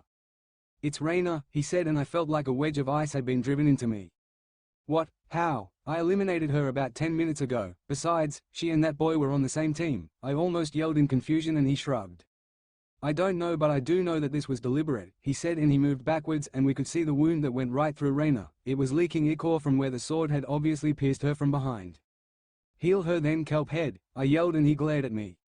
"I tried," he simply stated, then, to demonstrate, placed his hands, which were glowing orange, over the wound, and we watched as the glow suddenly turned black and burst, having made no impact on the wound. "It's a curse. A horrible curse that eats away at the essence of the victim. I'm honestly not even sure how he would have managed to get his hands on such a thing. It isn't something a son of Mars could do or just stumble upon," he stated, and my eyes widened. "Is there any way to save her?" I asked, and he hesitated. The book from before was suddenly in his hands and he was leafing through it.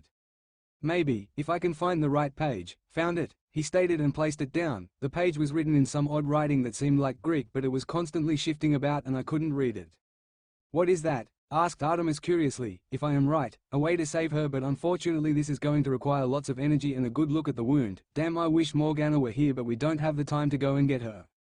"Sorry, Raina," he said, and then clicked his fingers as her armor and shirt vanished before reappearing on the ground beside her, back in pristine condition, leaving her in just a purple bra and trousers, but also allowing us to see the wound better. The wound was leaking ichor like normal, but there were also black lines that were spreading outwards from it and that seemed to be moving upwards towards her heart, and all the skin around the lines was turning grey. Percy scowled at this sight. "Damn, this is worse than I thought. The only reason she has not faded is because she is a fighter. Now I really could use Morgana's help. She is much better at this than I am. Guess I'll just have to make do," he said as he placed his hands over the wound and then closed his eyes. A cold wind started up again and swirled around all of us, but it was nowhere near as severe as before and felt strangely protective. Percy then began to chant. The language was odd and I couldn't understand it, yet it sounded familiar. I realized that it was the same language the council had been chanting to turn us into immortals earlier today. Artemis looked shocked but didn't say anything as a magic circle began to form around Raina and Percy. This magic circle was far more intricate than the ones I had seen him use before. There were many complicated symbols and sigils around the edge of it, and in the center was a giant symbol that I thought I recognized but couldn't remember. The chant continued and the magic circle formed completely around him and glowed a bright silver. Lines started to swirl inwards from the symbols at the edge of the circle, and they began to move up Raina's stomach to encircle the wound. Raina began to spasm as the black lines started to be pushed back into the silver circle that were now surrounding the wound. "Hold her down," Percy said quickly and then continued chanting. I ran and grabbed her shoulders while Artemis held her legs. The black lines were almost gone now and some sort of black energy was forming above where Raina had been stabbed. Once all the black lines had gone, the energy suddenly grew and Percy had to grit his teeth as he continued the chant. Stephen's sword suddenly lifted up off the ground and hovered there, then the energy shot towards it and was absorbed. Percy stopped chanting and fell backwards with a gasp as the circle vanished and the sword fell to the floor. The wound was gone and there was no trace of anything ever having happened. Artemis walked over to Percy quickly and knelt down beside him. "Are you all right, Percy?" she asked, and he nodded as she summoned up some nectar and water before handing it to him. "Thanks, Artie," he said, and I noticed her blush golden and almost laughed. I guess Kelphead really did have some charm, though I still didn't know when they had started dating. I turned to Raina and blushed when I noticed that she was still only in her bra and trousers, which revealed most of her upper body and allowed me to see how athletic she really was. I admired how her stomach was flat and toned but not overly muscular, and her arms were strong but didn't look out of proportion to the rest of her body. Checking Raina out, "Tiles," Percy asked teasingly from behind me. "Don't you know that's a creepy thing to do when they're unconscious?" he said, and I blushed furiously and turned to face him. "I am not checking her out. I swore of romance as a hunter. Remember?" I felt a slight drop at that. Could I be disappointed about that? Percy smirked. "You do know you only swore off men, not women, so technically Raina is not off the menu, at least I think. Also the oath is slightly hypocritical now with the whole me and Artemis situation, so Artemis will probably have to change it slightly when word of us finally reaches the council and the rest of the hunters," he said, and I paused at that. He had a point about the oath, then I saw his smirk widen again, then he turned serious. "All jokes aside, Talia, you need to figure out how you feel about her before you lose your chance. Don't make the mistake I almost did." He smiled sadly at the memory but then snapped his fingers and Raina's shirt appeared back on her, but without any holes or ichor stains. "Talia, you grab Raina and I'll grab the sword," he said, and I nodded and heaved Raina onto my back. She was heavier than she looked. "Artemis, if you wouldn't mind, I think we have someone to punish," he asked, and she nodded, placed her hands on our shoulders and flashed us away. That was chapter 21. I hope you enjoyed it. The chapter had more Talia and Raina shipping in it than I had originally planned, but I am happy with it. I felt that the issue with Stephen had to be dealt with this chapter, as I never intended him to be a long-running antagonist, but I can also change his fate slightly if you guys really want him to stay on. But to have any influence on how the story goes, please review so I know what you guys want. Until next time, Nightshade Guardian. Edit. Came back as part of my rewrites, and honestly, other than some new foreshadowing and character implementation, I didn't add much other than grammar fixes and less wooden dialogue. Suspended sentence A.N. Hello once again. I am so sorry it has been a stupidly long time since I last updated, but I had a serious case of writer's block and couldn't think of how to progress the story, and even now I am not too happy with this chapter, but it was the best I could come up with. To make up for how stupidly long it has been, I managed to write a longer chapter. I promise that the wait between chapters won't be as long this time. You can hold me to that. Hope you enjoy chapter 22 Suspended Sentence, Nightshade Guardian. Percy POV. When we arrived at camp, we had flashed into the Artemis cabin. "Talia, I want you to go and put Raina down on one of the beds so she can rest and regain her strength. We can ask her what happened to her after she wakes up," Artemis said, and Talia nodded. "Okay, milady," she said, and then she went to go and place Raina somewhere. Then Artemis turned to me. "Unless you want to let everyone know your identity, you should probably put your hood up," she said. I had forgotten I had left it down. "Thanks, Artie," I said, and flicked up my hood with a smile at her cute golden blush at the use of her nickname. I then opened the door and started to walk towards the center of camp, Artemis right beside me. When we got there, we could see most of the camp was crowded around the arena where Stephen was chained and Mars was standing there. Mars was scanning the crowd and then saw us as we walked up. "Ah, you arrived then," he commented, and the campers looked confused until I responded. Yay, would you mind calling the rest of the council? I think that they should be the ones to oversee this, I said, and Mars nodded, then clicked his fingers, sending a red spark into the sky. Artemis grabbed my shoulder and flashed us down to the arena, and I leaned against the wall as we waited for the other Olympians to arrive. After a few minutes all the other Olympians had arrived. They all had differing facial reactions to Stephen being chained, but they didn't comment. When everyone had arrived, Zeus spoke up. "Why was this meeting called, and why is there a demigod chained to the floor?" he said. He didn't seem angry but more curious, so I stepped forward from the side of the arena and Zeus raised an eyebrow. "Hello Guardian, has this demigod been causing problems?" he asked, already knowing the answer, and I smirked under my hood. "Yes, and not only for me but for Praetor Reina too," I explained, and Zeus raised an eyebrow again. "So is this Octavian II then?" he said, and Stephen paled as he realized how much trouble he was in. I nodded. "Yes, he is that idiot that I told you about," I said, and Zeus smirked. "Who is his parent? Is it Apollo again?" he asked jokingly, and I burst out laughing, as did Artemis. "Hey," Apollo said indignantly, "that was one time and technically he was my legacy, not my son," he protested, but Artemis managed to stop laughing long enough to look at Apollo. "Twice, which is one more than most other gods, and it doesn't matter. He was still your responsibility," she said, and then she continued to laugh as Apollo huffed. "I'm glad you find it funny, sis," he pouted, but after a minute we calmed down and I spoke up. "No, this time the parent is not Apollo, it's Mars," I said, and the assembled Olympians turned to Mars, slightly surprised. "I will admit, Stephen is my child and numerous times has asked for my assistance in destroying the Greeks or their influence on New Rome, but each time I told him that they were not his enemies and that he should accept them and cooperate with them. He apparently couldn't take my advice to heart," he explained, and Zeus nodded. "What has happened so that the Guardian has restrained him? I would assume there is a reason other than his distrust of the Greeks," he asked, and I nodded, then spoke up. "Yes, as you know, we were having a capture the flag game tonight. However, during the game he disobeyed the rules of the capture the flag game and attempted to impale Artemis after he was eliminated by her. I stopped him, informed him he had just tried to attack an Olympian and restrained him after," I explained, and Zeus raised an eyebrow. "Is that all he is accused of, or is there any more examples of his foolishness?" he asked, and I shook my head. "No, he also stands accused of the attempted murder of Praetor Reina," I announced, and everyone bar Artemis looked shocked. "Do you have any evidence of this crime, since this is another serious accusation? It's not that we don't trust your word, but I think I speak for the council when I say that proof would help us decide what to do and how we should proceed," asked Zeus, and I summoned Stephen's sword, which I had sent off to wherever any of my stuff went when I was not using it. "This sword has the blood of Praetor Reina on it and bears a curse that, as far as I can tell, eats away at the person's very life force who it has wounded. The more severe the wound, the more severe the curse. You can call Hecate if you wish to confirm what I said," I informed them, but Apollo shook his head. "No need for that, Pops. I can sense he is telling the truth, or at least what he believes to be the truth," he said. "Huh? Didn't know that he could detect lies like that." I needed to be careful with what I said around him. Zeus scowled at this. "That raises many questions about both him and this sword. We will take Stephen back to Olympus for now to learn more about this sword. When Praetor Reina wakes up, call Tay Council again and we will discuss matters further with her discretion. Until then, I think it is about time the campers started their training. After all, we have no clue as to how much time we have left," he said, and I nodded. "True, we need to make the most out of every moment from now on," I agreed, and Zeus smiled, then grabbed Stephen, then flashed out. The other gods took this as a sign and flashed away. I received a glance from both Hera and Poseidon, which obviously meant that they expected me to visit them soon. I smiled at how my family had turned out. I turned to the campers and smirked under the hood. They had no idea what sort of training they were getting into. "Right," I yelled, startling some of them. "I understand that it is late and everyone is exhausted after capture the flag, so for now, I want you all to head back to your cabins and get some rest for tonight. Tomorrow I will be starting your training and I will not be taking it easy on you either. Bring with you any of your weapons and magic items you possess. Is this all understood?" I asked, and I heard a chorus of "yes" throughout the crowds. "Good. Get to it then." They all rushed off back towards their cabins for the Greek campers and temporary tents for the Legion, eager to get some rest after the utter defeat they had suffered at the hands of the hunters. Artemis walked over to me from where she had been standing and smiled.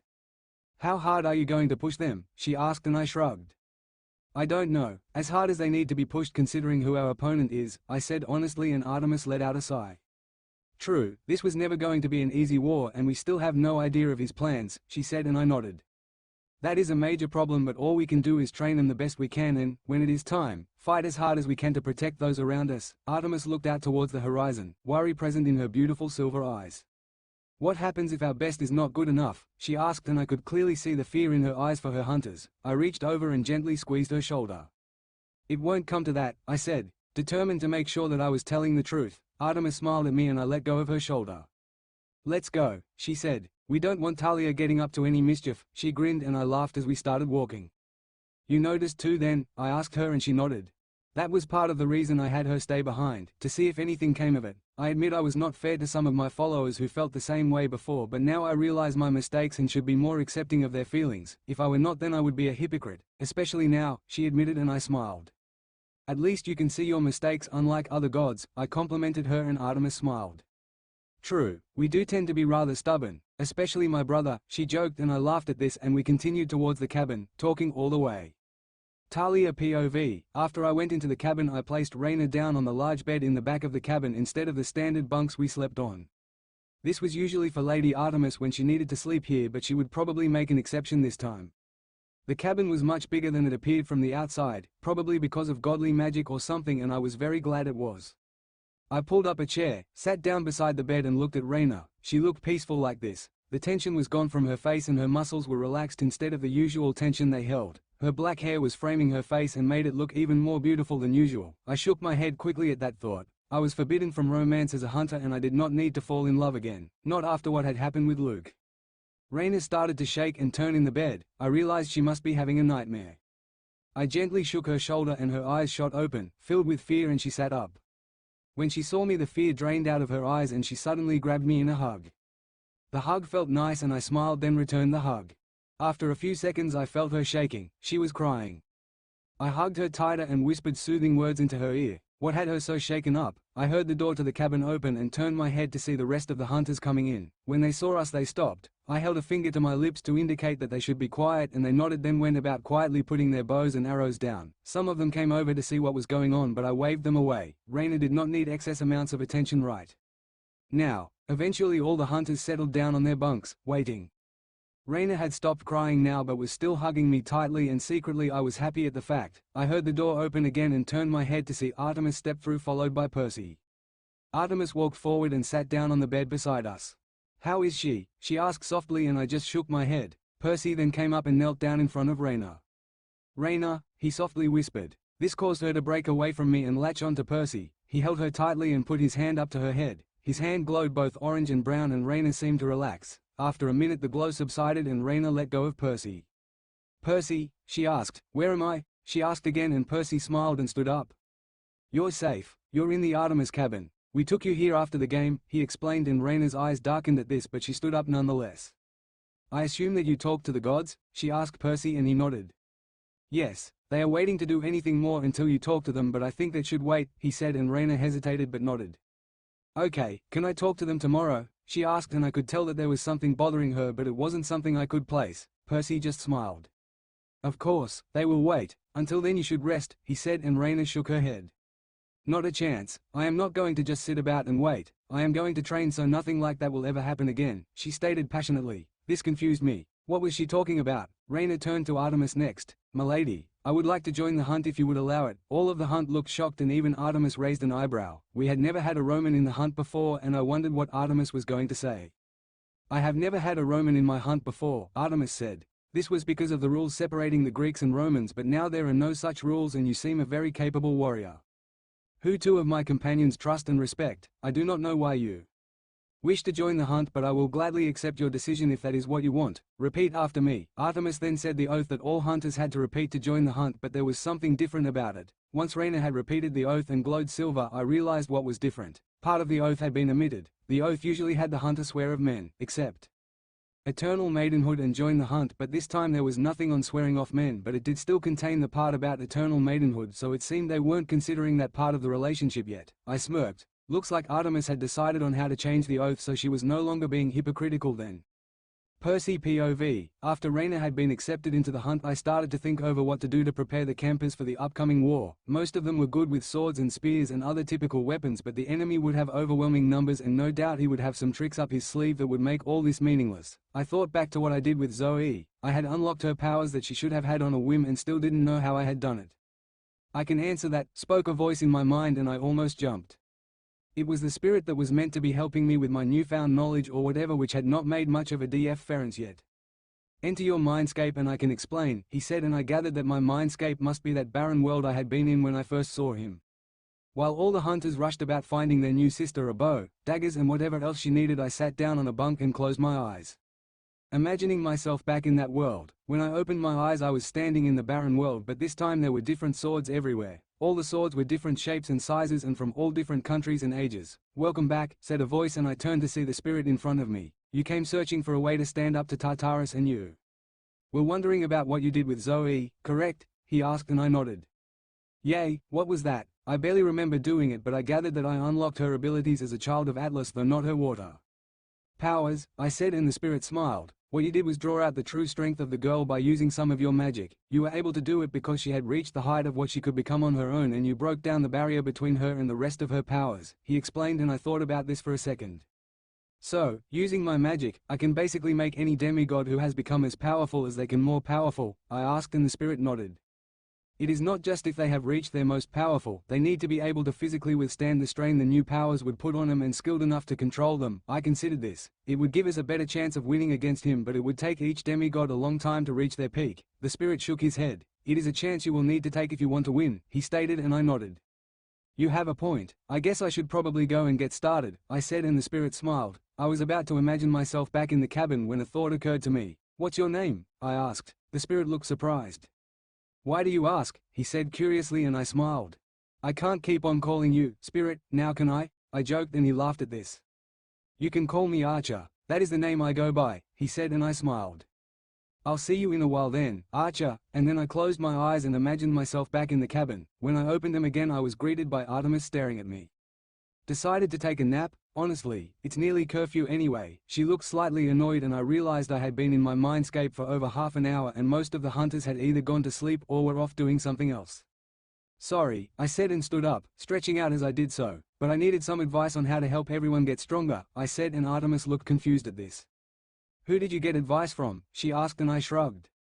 "During the ceremony where Lady Anank came down and gave me some gifts, she also seemed to forge a connection of sorts with what I believe to be some form of heroic spirit, a hero who made their impact on the world, though I have never actually heard or seen of this one before, so," I said, trailing off as I began to think about who Archer could be.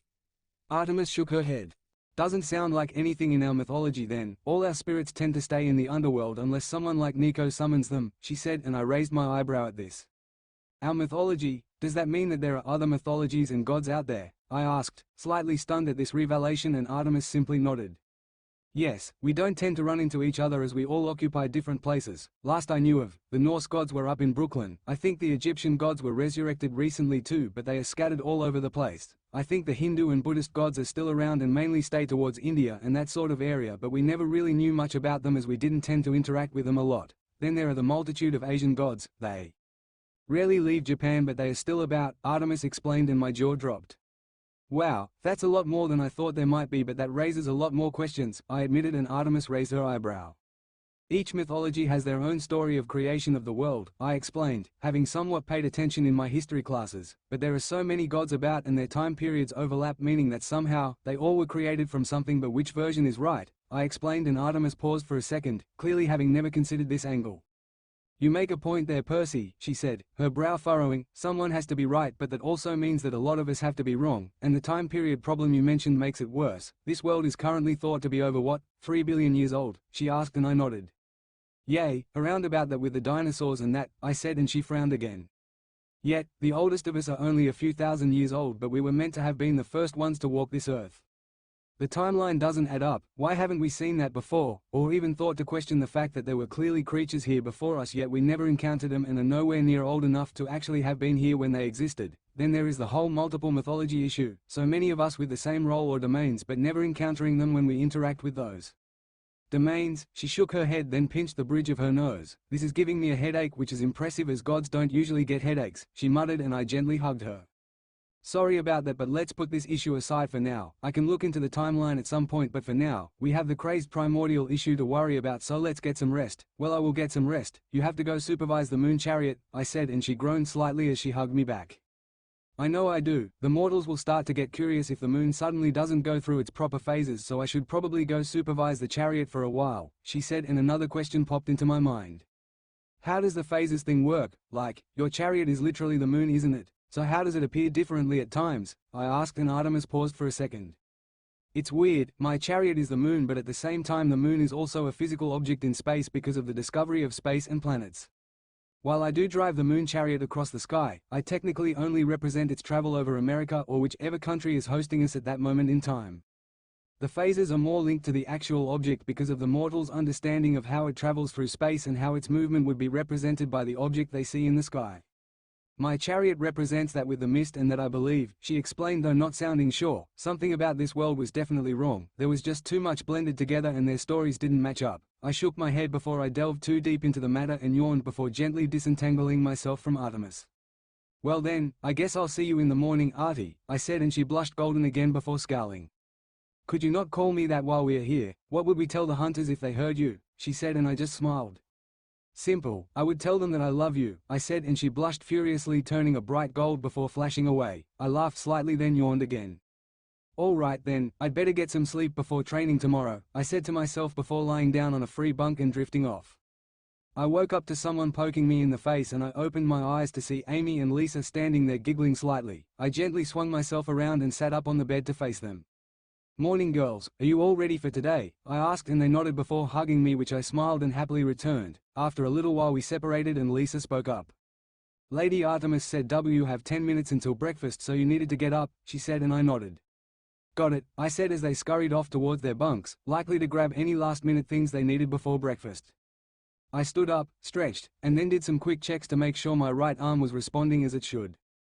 Everything was all good, so I pulled my hood up. I had taken to sleeping in my usual Guardian attire because it was simply easier than trying to get some nightwear that would cover my right arm and hand without it looking very suspicious. I walked out of the cabin and headed up to the dining pavilion where most of the hunters were already waiting while Amy and Lisa ran up behind me. Artemis was sitting at the head of the hunters' table and smiled as she saw us approaching. Glad to see you are awake, Guardian. The hunters have been waiting for their breakfast, she joked, and I smiled under the hood, then turned to the hunters.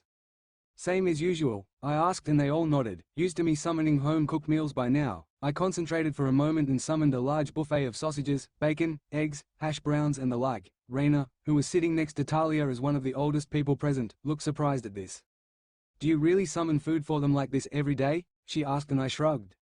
Mainly for breakfast, they tend to hunt for their dinner and lunches. Keeps their skills sharp and stops them from getting lazy, I said as the hunters around us were digging into the food with gusto. Raina just shook her head. Where does the food even come from? She asked, a fair question in my opinion. Well, as Vesta is the goddess of the hearth and home, anything that could be considered a home-cooked meal can be summoned. It also includes any offerings to the hearth as well, very useful especially when you are living in the wilderness with zero cooking skills, I explained, and Raina nodded. That makes sense, she said, and began to dig in, albeit slower than the rest. After they had all been and made their offerings to the gods, after about half an hour, everyone had finished their meals and Chiron stood up from his seat at the head of the pavilion. Campers, as breakfast is now finished, you are to head to the arena and begin the training that is going to be carried out by the guardian of the hunt. You are to follow his orders and work as hard as you can. As has been established, any disrespect or disobedience will be dealt with by Lady Artemis herself. If that is understood, then you are dismissed, he said, and the campers all began to file out and towards the arena. After most of them had left, I stood up and stretched. All right then, let's get going. This includes you hunters, I said, and Talia scowled. Why? She asked, and I turned to face her as I stopped. Because we are going to need to be as strong as possible when the time comes, so you don't get any special treatment even if you are better than the campers, I explained seriously. Talia looked displeased but motioned that the hunters should follow as I walked back towards the arena. When we got there, all of the demigods had gathered in the arena and all of them looked serious and prepared for this. I smirked. I had the perfect idea on how to start with their training. Wait here for a moment, I said to the hunters, and then jumped down into the arena in front of the assembled demigods. All right then, you all look prepared for this training, so let's get it underway, I said. All the demigods were in full armor and had their weapons of choice, plus a few had magical items that I could sense. To start, I am going to assess your combat abilities. As such, I want you all to fight your hardest against the enemy, I explained, and someone raised their hand. What enemy? They asked, nervously looking around, and I smirked under my hood. This one, I said, and clapped my hands. A bunch of ice clones appeared around the arena with a variety of different weapons in their hands. You are all going to fight against these ice warriors I created for 5 minutes. After that I will split you up into different groups depending on your skills. Begin, I yelled, and at this the ice clones began to fight the campers. I jumped back up to where Artemis and the hunters were standing. Once they have finished this part, you will also be split up into groups with the campers, with the exception of Artemis, I said, and Talia still looked annoyed, scowled. Why is Artemis not training then if we all need to be at our strongest? Surely she could use practice as well, she said, and Artemis frowned at his lieutenant's behavior, but I just smiled. True, but Artemis is objectively better than all of the campers and hunters, so it would be a waste of time to allocate her to one of the groups. As such, she will spar with me so we can both practice. I may be training them, but I should also take the chance to train myself as well, I explained. Talia still looked annoyed but didn't protest at this. What had her in such a rotten mood? I turned back to the campers and quietly watched. There was a clear distinction in those who were confident and had experience and those who were not confident and had little experience in actual combat. The first group were the ones managing to keep up with the ice clones with little effort, while the second group mostly consisted of hit and run tactics and general inefficiency. After the 5 minutes were up, I clapped my hands again. And the ice clones vanished. Some of the campers fell to the floor looking exhausted, while others only looked mildly out of breath. I jumped down into the arena again and clapped my hands a few times to get the campers' attention. All right, I am now going to sort you into 4 groups, I said, but before I could, one camper raised their hand. Yes, what is it? I asked, and the crowd shuffled to the side to reveal Annabeth standing there. Why are you dividing us into 4 groups? Why not have the same training for everyone? She asked, and there were murmurs of agreement throughout the crowd. I sighed at this. Because not everyone is at the same skill level, and some would find the training too easy and others too hard, I explained, and Annabeth seemed to think this over for a second, then responded. How are you going to be able to help every group at the same time then? She asked, and I clicked my fingers as 3 other versions of myself appeared beside me. It was disconcerting to do this, especially as I hadn't done it before. It felt like I could sense the clones in the back of my mind, and if I focused on them I could see what they were seeing. Like this, I responded, still slightly unnerved at there being multiple versions of me. Any other questions? I asked, and she shook her head, and I went about splitting them up into the different groups. Once I had finished with this, I turned to the hunters. You girls are next, so get down here, I said, and most of them just jumped down and waited apart from Talia, who floated down. Talia, you, Phoebe, Atlanta, Zoe, Bianca and Raina are going to be joining Group 1 as you are the most experienced and capable in the hunters, excluding Artemis. The rest of you can split yourselves up between Groups 2 and 3 as you see fit, I said, and they all nodded in agreement as another demigod spoke up angrily. How come they get to choose which group they go into and we don't? They asked, and I turned to look at them. It was somebody that I didn't know, but he was dressed in Greek armor. Simply because I trust them to make the right decision, whereas lots of you would probably overestimate your abilities and hold back training. Do you have a problem with that? I answered, and the demigod scowled but shook his head. All right then, please follow the clone that will be in charge of your group to the area where you will be training. I walked over to Group 1 as the other clones walked off in different directions. The arena may have been big, but there was not a lot of space for near 400 demigods to effectively practice. I looked over the group and realized it was comprised of all the new immortals plus the hunters IHD previously mentioned. All of you are here because of the role you all played in the last 2 wars and because your combat ability is much higher than all of the other groups, I stated, and Frank raised his hand. What is it? I asked him. What kind of training are we going to do then if all of us are good fighters? He asked, and I smiled under the hood. A very good question. I am mostly going to be teaching you how to fully utilize your powers when fighting so that you can gain an edge in the upcoming war, as well as teaching you different fighting styles than you might be used to, I explained, and Annabeth spoke up next. We have heard how there is some new big threat, and while Zeus did speak the prophecy, we don't fully understand what is going on, but you obviously do, so why don't you explain it? She said, and I looked around at their faces, and those who knew looked solemn. You wish to know? Do you really think that knowing what is coming will help you? I asked, and the look in her eyes was defiant. I sighed. Fine, Annabeth smiled. Okay then, let's find Rachel then, she started. There is no need, I cut her off. I know the prophecy and most of the meaning behind it, I said, and Annabeth looked shocked. How? No one apart from Kyron and Rachel know anything substantial, and even then they say their knowledge is patchy as the oracle is still weakened, she questioned, and I shrugged. I was there when Apollo spoke the prophecy for the first time. Unusual, but probably due to that annoying snake, I replied nonchalantly, and Annabeth was stunned. The prophecy was spoken by Apollo himself. Isn't it usually spoken by one of his oracles? She asked, and I nodded. Yes, but this time the threat was large enough for it to go through Apollo, as well as the fact the gods may have forgotten about Python, and while its influence isn't as strong right now, it is still interfering with the Oracle of Delphi. I'll remind you of the prophecy now. The oldest threats shall rise and start the war, Olympus and its children shall be made to mourn, but a broken guardian must stand tall. To prevent the gods and the world's fall, the camps and hunts shall stand as one, but in the end the hero is gone. Annabeth seemed to be deep in thought, so I decided to just continue. You can consider this later, but right now we need to continue with your training. Clarice stepped up. What are we going to do then? She asked, and I smiled. You are all going to fight me, I said, and they all looked shocked, and Artemis raised an eyebrow. Are you sure that is a good idea, Guardian? Artemis asked. "We don't want to have any serious injuries," she said, and I smiled under the hood again at her concern. "True, which is why I am going to set us up a special battlefield." As I said this, I took a deep breath and began to concentrate as words began to flow into my mind. "As the guardian of this world's power, I command you, decipher the laws of nature and create a battlefield where an end cannot be reached. Let the flow of time come to a halt and suspend our lives here," I chanted, and a purple glow formed around me before getting brighter and brighter until everyone had to shield their eyes. When they had finished blinking the spots out of their eyes, they looked around and saw that we were all suddenly standing in a barren, rocky plain that stretched as far as the eye could see, and a black sky filled with stars was above us. Everyone looked around and looked very confused at what had just happened. "What is this place?" asked Artemis, and I smiled. "This is a special battlefield that I can create with my magic and time manipulation, a place where no matter what injuries befall you, Thanatos cannot claim your soul," I explained, and they all stared blankly at me. I sighed and half wished Morgana was here, but, even though her magic was still leagues above mine, her combat prowess was not that great, so she had joined the second group. "Looks like you need a demonstration then," I said as I held out my hand, and Photia appeared in a small flash of light inside an imperial gold sheath. I drew Photia and let the sheath vanish back to wherever it was stored when I wasn't using it. "What are you?" This was Talia before I cut her off by drawing on Photia's power and lunging forward at insane speeds and piercing her heart with my sword before anyone could even react. Artemis POV. I had no clue what Percy was talking about with regards to the battlefield until he suddenly stabbed Talia. I stood there shocked and couldn't even react as he removed the imperial gold katana, and Talia just crumpled to the ground in a lifeless heap. Jason was the first to react as he started to spark violently with lightning.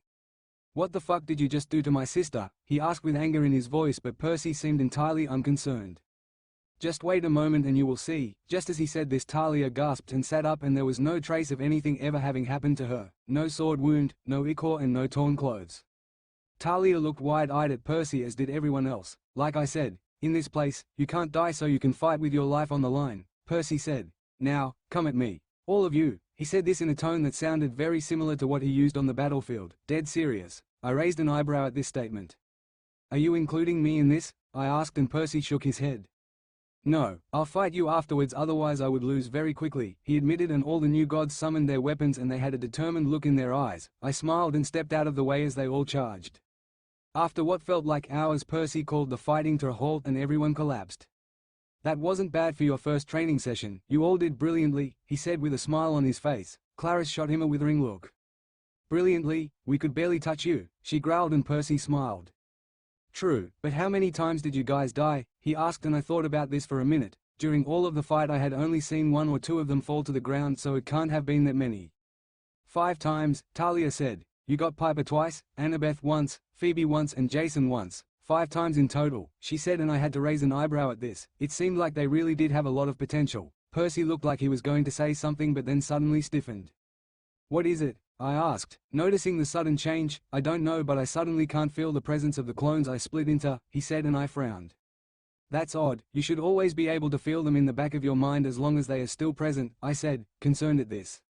"I know," he said. "Which is why I'm worried. They may not have actually been me, but they should still be able to put up a fight," he said before he clicked his fingers and the strange battlefield faded to reveal the familiar scenery of the edge of the woods that bordered Camp Half-Blood. Once the scenery had returned, I looked around but couldn't see anything out of the ordinary. I looked over to see Percy tense.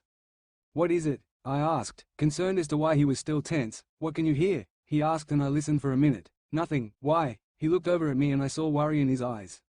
"Exactly. The others should still be training or at least milling about. Why is it so quiet?" I understood immediately what he meant and masked my presence as best I could and turned to the new immortals behind me. "All of you, hide your presence as best as you can. We think that there might be enemies within the camp." They nodded as I turned back to Percy, who had moved forwards out of the woods slightly and was looking towards the dining pavilion. I slowly crept up behind him. "How many?" I asked in a whisper. "At least 100 monsters, a few Laestrygonians and 1 Titan I can see. No giants," he responded. That was a positive at least. A giant could have been a problem. "Which Titan?" I asked, and Percy shook his head. "I don't know, I haven't seen this one before." That concerned me. At this point Percy had fought about half of the main titans that were still around, but if he hadn't met this one then it could be very dangerous. Before I could say anything else I heard a voice bellow. "I know you're here, Guardian, come out before I start killing people." That voice held no trace of deceit or apprehension, and I had no doubt its owner would follow through on the threat. I turned to Percy. "What are you going to do?" I asked. "Give him what he wants. There is no question of whether he would kill them, so I can't risk it," he said, and then stood up and calmly walked out of the woods. Percy POV. As I walked forward I considered my options. It would be foolish to attempt a sneak attack because the demigods were surrounded, so it was impossible to free them all and stop the monsters and Titan at the same time. Freezing them all in time also wasn't an option. It would drain too much energy. The only option was a full-out fight. The Titan saw me as I walked up and laughed. "Looks like you were smart enough not to try a sneak attack at least," he said. This Titan looked very much like the others I had encountered, tall and well-built, but something about this one seemed dangerous. I had been in many dangerous situations before, but something about being near this guy screamed out to me that I should run. I shook my head to clear my thoughts. "Who are you?" I asked, and he laughed. "I'm offended. I am one of your namesakes. How can you not know me?" Damn. The only Titan I could think that could possibly be called my namesake was Percy, Titan of Destruction. This was not going to be easy. Percy settled into an odd fighting stance that I hadn't seen before, and no weapon appeared in his hands. "Come then, little guardian, we shall test your worth." I scowled at his taunt and summoned the katana that had once belonged to Kronos. I charged forward and swung, aiming to take his head in one swipe, but he moved incredibly fast for his size and then grabbed my sword. The next few events happened in what felt like slow motion. What looked like red lighting crackled over his hand and over my sword, and the blade started cracking. The crack spread all over the blade and hilt before it shattered, releasing a shockwave of energy. I stumbled backwards only to be met by a punch to the chest. I felt at least 3 ribs crack from the force alone, and then I felt an agonizing pain in my lungs and I felt myself cough up a bunch of ichor. I collapsed to the ground, struggling to breath as Percy laughed. "How do you like it, Guardian? My power of destruction, which has been augmented by Tartarus, can destroy anything, be it a weapon of power or internal organs. It could even destroy you entirely, but that would be too kind. I have someone else who can carry out your suspended sentence." Suspended sentence? What the hell was he talking about? I could only just form coherent thoughts at this point and couldn't move as I felt a new presence appear that felt oddly familiar. I looked up and saw Mnemosyne standing there with an evil smirk. "Hello there, Percy. I'm sorry, but I'm going to have to break you here, and it is going to be the worst thing you have ever experienced." As she said this, she placed her hand on my head and I was flung into my memories. I was standing on the beach watching the moment when Annabeth kissed the bastard Ryan. I watched as the scene unfolded and continued as if I had never been there, and it twisted into a scene I found myself unable to move away from. Annabeth and Ryan had stripped down and were having sex on the beach. I was unable to turn away as I watched a girl I had once loved give herself to another person. I heard Annabeth moan, "Oh gods, Ryan, I can't believe how good this is." I felt tears and rage build up as the scene faded to black, and then I was back in my mum's old apartment. I was stood in a corner watching as the door was busted open and Dracena slithered in. I watched as Paul tried to fight back in vain and pinned to the wall with a spear through his chest. I watched, sobbing as my mum backed up as Kelly walked towards her. "Percy," she called out, and Kelly laughed. "Percy is standing right there. He is not going to help you." As she said this, my mother turned to me. "Percy, please, help." Tears were streaming from my eyes as I couldn't move and was only able to watch every single agonizing moment as the lifeblood was slowly drained from my mother, and I watched the light leave her eyes. Hestia appeared, but instead of a kind smile it was replaced with a cold sneer. "Why should I save one pathetic demigod who can't even defend his mother? You should kill yourself so no one ever has to deal with the trouble you cause ever again." Hestia vanished and Kelly lunged at me as the scene went black. The next scene to appear as the rage continued to burn in my chest was the underworld. It was the same situation as I had to watch Alcyoneus knock down Nico, who looked directly at me. "Save me, Percy, please," he begged, and again I was left motionless as Nico was impaled by the giant and coughed ichor. I thought you were my friend, Percy." Nico coughed as he crumbled into dust. I screamed in rage and anguish as the scene changed to the pit again, and a scene I couldn't forget. In front of me was Zoe and Bianca and the Titans brutally torturing them. I screamed in rage and anguish again as I had to watch them being tortured again for what felt like an eternity, all the while listening to their pleas to help them, to end their suffering. I let out an even larger scream as the Titans cruelly broke their necks and allowed their bodies to collapse to the floor, and the scene changed again to a hillside with a large stone with engravings. The sobs just kept racking my chest. Why were they making me suffer this? I had suffered enough. I had no need to relive it. I looked up at the stone and this scene pushed me over the edge. It was the same stone that Phoebe had set up with the same engravings all over it. "Here lies the victims of Percy Jackson, dead because of his failings." So many names covered the stones and I couldn't take it. I screamed as hard as possible, pain, anguish and rage filling my voice, and I felt the memory illusion shatter, and I was back on the hill and I felt my power overflowing, radiating from every cell in my immortal body. I looked up at the 2 grinning faces of the Titans that had done this to me. "My turn," I growled and stood up, watching their smug faces suddenly pale as I did.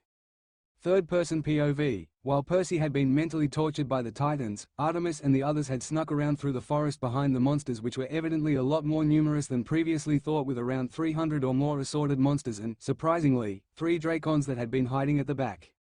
They had all heard the screams but knew they could only wait. They emerged just outside of the forest to see Percy suddenly be engulfed by a massive aura of power and slowly stand up. As he stood up, Percy lunged forward and landed a punch in Percy's chest. Red lightning crackled but served no purpose other than blowing away Percy's coat, revealing his identity to the shocked campers. Annabeth gasped from beside Artemis and put her hand over her mouth. "Percy," she muttered, obviously shocked at who was behind the hood. Percy also looked different than he normally did. His normally black and untamable hair had turned into a startling white, but it was still all over the place. Percy grabbed the moss sign and vanished, but not before yelling one last command to the monsters. "Attack," he had yelled before vanishing. All the monsters surged forwards towards Percy, leaving the captured demigods alone. Percy stretched his now evident bronze arm out and his aura seemed to turn into a whirlpool as it thrashed, twisted and turned around his hand as sparkling fragments of metal were drawn in from all around him. Artemis took this chance and yelled to the others. "Free the campers," she ordered, and Talia looked worried. "What about Percy?" she asked, obviously concerned about her cousin. "He can take care of himself for now. Our priority is freeing the Ampers." As she said this, one of the Dracons that had slithered forwards in an attempt to bite down on Percy was sent skidding backwards into some of the monsters, crushing them and giving everyone another look at Percy. Percy was still glowing, but now he held a new scythe in his hand which was vastly different from his original one. The handle was much better designed to fit his hand and seemed to be made of celestial bronze with imperial gold inlay flowing like sand through it, while the blade was a bright silver color. The aura of power was still extremely prominent around him, but it seemed more restrained than before, as if he had regained some level of control over his emotions. The remaining monsters stood up and charged towards him, aiming to kill him even though it was clear they were at a major disadvantage. Percy leisurely held up the scythe and swung horizontally. All the monsters instantly vanished. I blinked a few times and saw golden dust floating down. He had destroyed all the monsters in a single swing, including the 3 Dracons. Just how powerful had he become?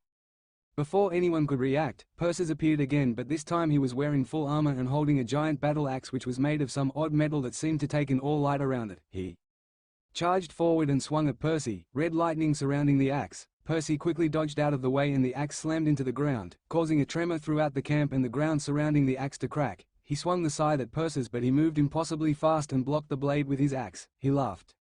"You can't possibly hope to match me, Guardian. You are 10,000 years too early." As he said this, he swung the axe, throwing Percy's scythe out of the way and lunged forward again. Percy's eyes glowed gold for a moment as he became a blur and dodged out of the way. This back and forth went on for a while before Percy suddenly stopped and swung the scythe into the ground, abandoning it, which surprised everyone. Percy just laughed again. "You really think you can beat me without a weapon? You really are a fool." And he lunged forward again, swinging his axe as he did so. Percy POV. As Percy lunged forward again, time seemed to be standing still. "So you noticed then?" Archer spoke in my mind. "Yes, if I had continued using the scythe he would have destroyed it like he did the katana," I replied. "I didn't know what I thought I would achieve without a weapon, but I knew I had to try." "Maybe I can help you out." Archer spoke again and I felt magic course through my system. I recognized this as the same type as when I had created that sword against Ryan. "This is my power, the power to create any blade you have seen out of pure magic, projection," he explained, and I smiled. "Let's test this out then," I said, and Archer chuckled. "Hold an image of the blade you wish to create in your mind and use your magic to create it. Imagine its structure, its history," he said, and I closed my eyes and focused on an old medieval-style sword as it seemed simple to create. I saw it being used by countless knights in hundreds of battles and claiming an unfathomable number of lives. I felt the familiar weight in my hand and looked down to see a celestial bronze longsword sitting in my hand. I grinned and looked up to see the axe nearing my neck. "Let's go," I said, and dashed forward. Artemis POV. Percy had to have gone crazy when he threw the scythe away. He may be powerful, but if he had no weapon, I had no doubt how the fight would turn out. I watched as Percy swung his axe, but just as I was sure the axe was going to decapitate Percy, he was suddenly a blur and swung with what appeared to be a medieval long sword made of celestial bronze, forcing Percy to step back to avoid being hit. "What the hell is this?" Percy exclaimed. "How can you create weapons like that?" He seemed shocked, and I remembered that Percy had done something similar before when he fought Ryan. Percy just smirked and replied with all of the sarcasm that he once had possessed. "Magic," he said, and promptly vanished. Percy was suddenly sent sprawling forward while Percy was standing where he had been moments before. "That speed was faster than even we could follow. It's incredible." Diana spoke up in my mind again, and I had to agree. I knew that some gods could be fast, but this was beyond what most were capable of. "I wonder if he is using the same idea as before," Diana said again. I was confused for a moment, but then remembered when Percy had explained how he was able to catch Phoebe's dagger when they were sparring. Flashback: Percy was finishing up his training for the day by sparring with Talia. All the other hunters were sat around and were watching with interest. They were both matching each other pretty well until Percy suddenly seemed to move impossibly fast and disarmed her with his sword to her throat. "I yield," she said, and he immediately took the sword away. Talia stood there and rubbed her neck. "You never explained just how you did that trick, by the way. It's getting annoying not being able to counter it," she said, and Percy looked surprised at this. "Sorry, I guess I forgot." He looked around and motioned for the hunters to join him. They all stood up, muttering slightly, and walked to join him. "The technique I am using is known as mana burst," Percy said. "It involves releasing your divine energy in a single, short burst. It can easily up your speed or attack power, but if used at the wrong time or not controlled properly could end up causing severe damage to your muscles and body," he explained, and Talia frowned. "You make it sound easy to perform. Somehow I doubt it is," she said, and he smiled. "No, this technique is most certainly not easy, and it is not one I really want to teach you if possible, as I damaged my arms and legs a few times before perfecting it. The only reason that I didn't ruin my muscles was because of the power of the hearth, and even then there is a clear difference between using it in practice and using it in a real fight." He then turned to face me. "It is your call in the end, and I know I did originally say I could teach it them, but I think it is unwise," he said, and I considered this. I could see both sides of the argument. On one hand, it would be good to have another technique up our sleeves, but on the other it was a dangerous technique that could backfire and would require Percy to be around to heal them if something went wrong. "All right then, I'll side with your judgment here. Don't teach the hunters if you feel it poses too much of a risk." Percy nodded but suddenly had a faraway look on his face. "What is it?" I asked, and he looked at me. "This concept works well for demigods, but they tire out quickly because of their limited divine energy. I wonder what would happen if a god were to use this," he explained, and my eyes widened at the thought.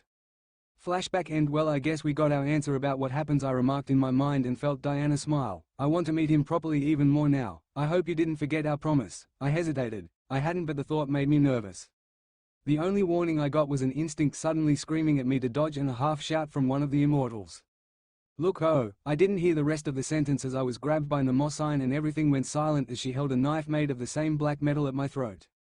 "Stand down, Guardian," she yelled, and both Percy and Percy froze mid-swing and turned to face us. I was painfully aware of the knife at my throat, but I remained calm and simply observed what happened next. "You will surrender and come with us, or I will slit her throat, which will leave her in the clutches of our master. You wouldn't want that to happen to your precious girlfriend, would you?" The whole camp remained deathly silent.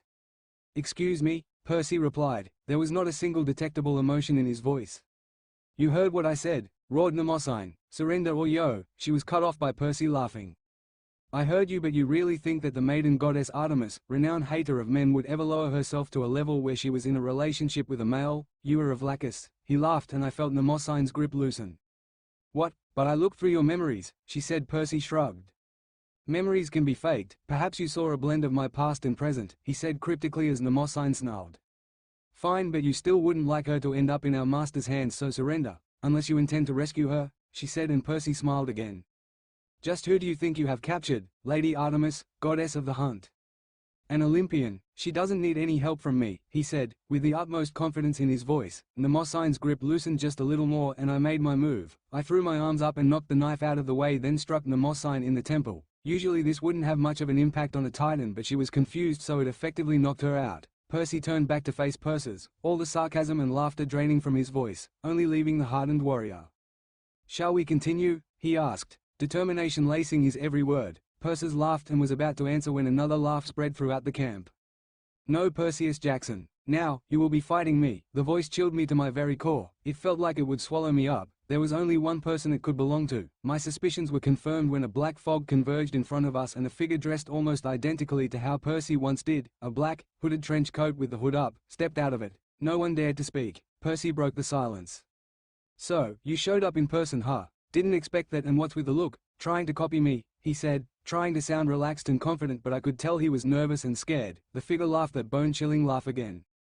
"Nice try, but I can sense your fear. Shall I repeat what I did last time? How are the scars doing?" he said, and Percy's only response was a growl, but I noticed two things. One, that Percy's left hand was trembling, and two, the look on the faces of Percy's friends. They knew who this was. Percy suddenly vanished, and the next moment left a sense of shock running through the camp. Percy had appeared above the figure and swung with his longsword, but a pure black katana materialized in the figure's hand and blocked the swing.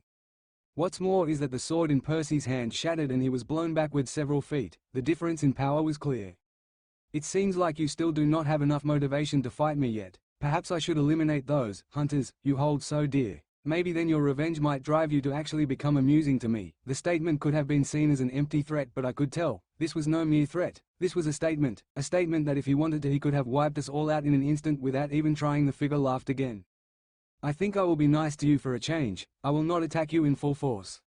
Not until the final fight. Why don't we have it on a nostalgic day for you?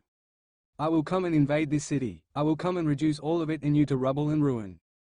The gods, and this world, will fall. I will give you until your next birthday, then we shall see who is stronger. Goodbye, Guardian, when we next meet I will carry out, how did Percy phrase it, your suspended sentence. You attacked and actually managed to wound me last time. For that I will personally rip your essence apart, over and over for all eternity until nothing is left. Goodbye. We will meet again, and with that, they all vanished.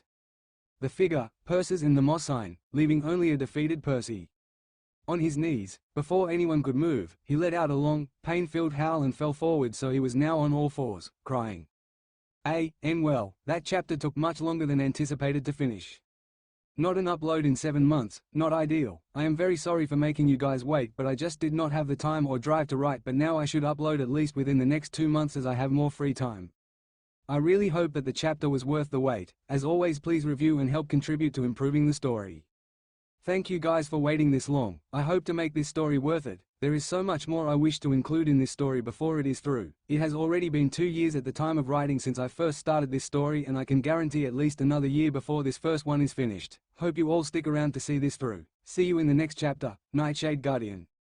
Edit. So I came back and redid this chapter as a part of my ongoing process to make the story better, and this was probably the chapter that took the most work as I had once again messed the timings up and I had to bridge the gap that should have been there. I am however quite proud of what I did come up with and the more subplots I am bringing into the story, so I do hope you enjoy it. Lunar Revelations A.N. Hey guys, hope you all enjoyed the last chapter given how long you had to wait for it. Like I said, there should be an increase in the number of uploads now, but I can't promise anything frequent or consistent, so I guess I will just have to try and create some longer and better chapters for you. Hope you enjoy. Nightshade Guardian. Third-person POV. After Percy had collapsed, Artemis had walked over and whispered something in his ear. He had stopped crying soon after and she had quietly flashed him elsewhere. Predictably, the entire camp was in a shocked silence. They had just watched the mysterious Guardian of the Hunt go toe-to-toe with the Titan of Destruction and the Titan of Memory and seemingly hold his own. Another big shock was when his coat was blown away, revealing him to be Percy Jackson. The campers had never forgotten what had happened with Percy, and most had never got over their guilt. They always held out hope that one day he might come back to his home, come back to where he had been betrayed so that they might apologize for their actions. Annabeth was the first one to break the silence by walking over to Talia, who was still checking on the hunt to make sure no one was injured, with a mix of anger and disbelief. Percy is the Guardian of the Hunt, she asked. Her voice was a mix between anger and confusion. Why didn't you tell us anything? Why not tell us he was back? Tears were starting to run down her face. Now Talia looked back at her with no signs of any emotion in her eyes. It was up to him as to whether or not he revealed who he was or told you that he was no longer running away, she replied, the choice of words confusing Annabeth slightly, but she shook her head. I'm going to go see that damn seaweed brain now. We will finish this talk later, she said angrily, and she started to walk towards the Artemis cabin, assuming that was where Percy had been flashed, before she was stopped by a silver arrow embedding itself at her feet. She looked up to find that it had come from the most unexpected source, Phoebe. You will not be going anywhere near our guardian, girl. The sneer was all but blatant in her voice. Annabeth was surprised to say the least at the hunter's actions.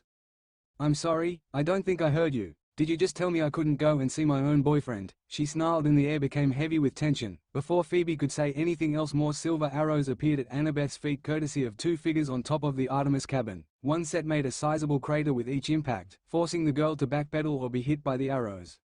Do not presume to call our guardian your boyfriend after what you did, girl. I would be surprised if he ever developed an interest in relationships again. The voice was cold and there was a thinly veiled layer of hatred in it. Annabeth looked up at 2 figures stood with bows at the ready on top of the Artemis cabin.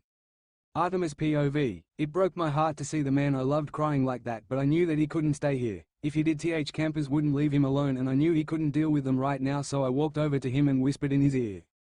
Please, Percy, be strong just for now. Please. Don't fall now. Stand strong for me. I hope that I didn't sound harsh with my words, but I couldn't think of any way else to phrase it, but they seemed to have the intended effect as he stopped crying but still looked defeated. Come on, let's get you out of here, I whispered and flashed us into my cabin. I felt that as soon as we were in the cabin he had passed out. I smiled sadly and picked him up, grunting slightly at how heavy he was, then placed him on the big bed in the back of the cabin where I would usually rest when not in the moon chariot. I sat there and watched him for a while. He seemed so much more at peace when sleeping, as all the tension that was usually around his eyes and shoulders was gone, allowing him to look more like the young adult he was than the battle-hardened warrior he always presented himself as being. It was easy to forget that with all that had happened he was only about 23. The fates really had played with his life so much. I was thinking so much I didn't notice Zoe flash into the cabin. "How is he, milady?" she asked, causing me to jump slightly. "Zoe, please don't make me jump like that," I said as I turned to face her and saw the grin on her face. "In response to your question, I don't know. He must have used a lot of energy fighting Percy, and I don't know how he is going to feel after that exchange with him," I said honestly, and Zoe came forward and embraced me in a light hug which I gratefully returned. "It will be okay, milady. He is the strongest person I know and he will make it through this. He has you waiting for him after all," she said, and I smiled at her words. As she said this, I could hear a commotion outside the cabin and frowned. "Let's go have a look at what is going on then, shall we?" I asked as Zoe released me, and she nodded as I flashed us both to the roof of the cabin. The first thing we heard was Annabeth.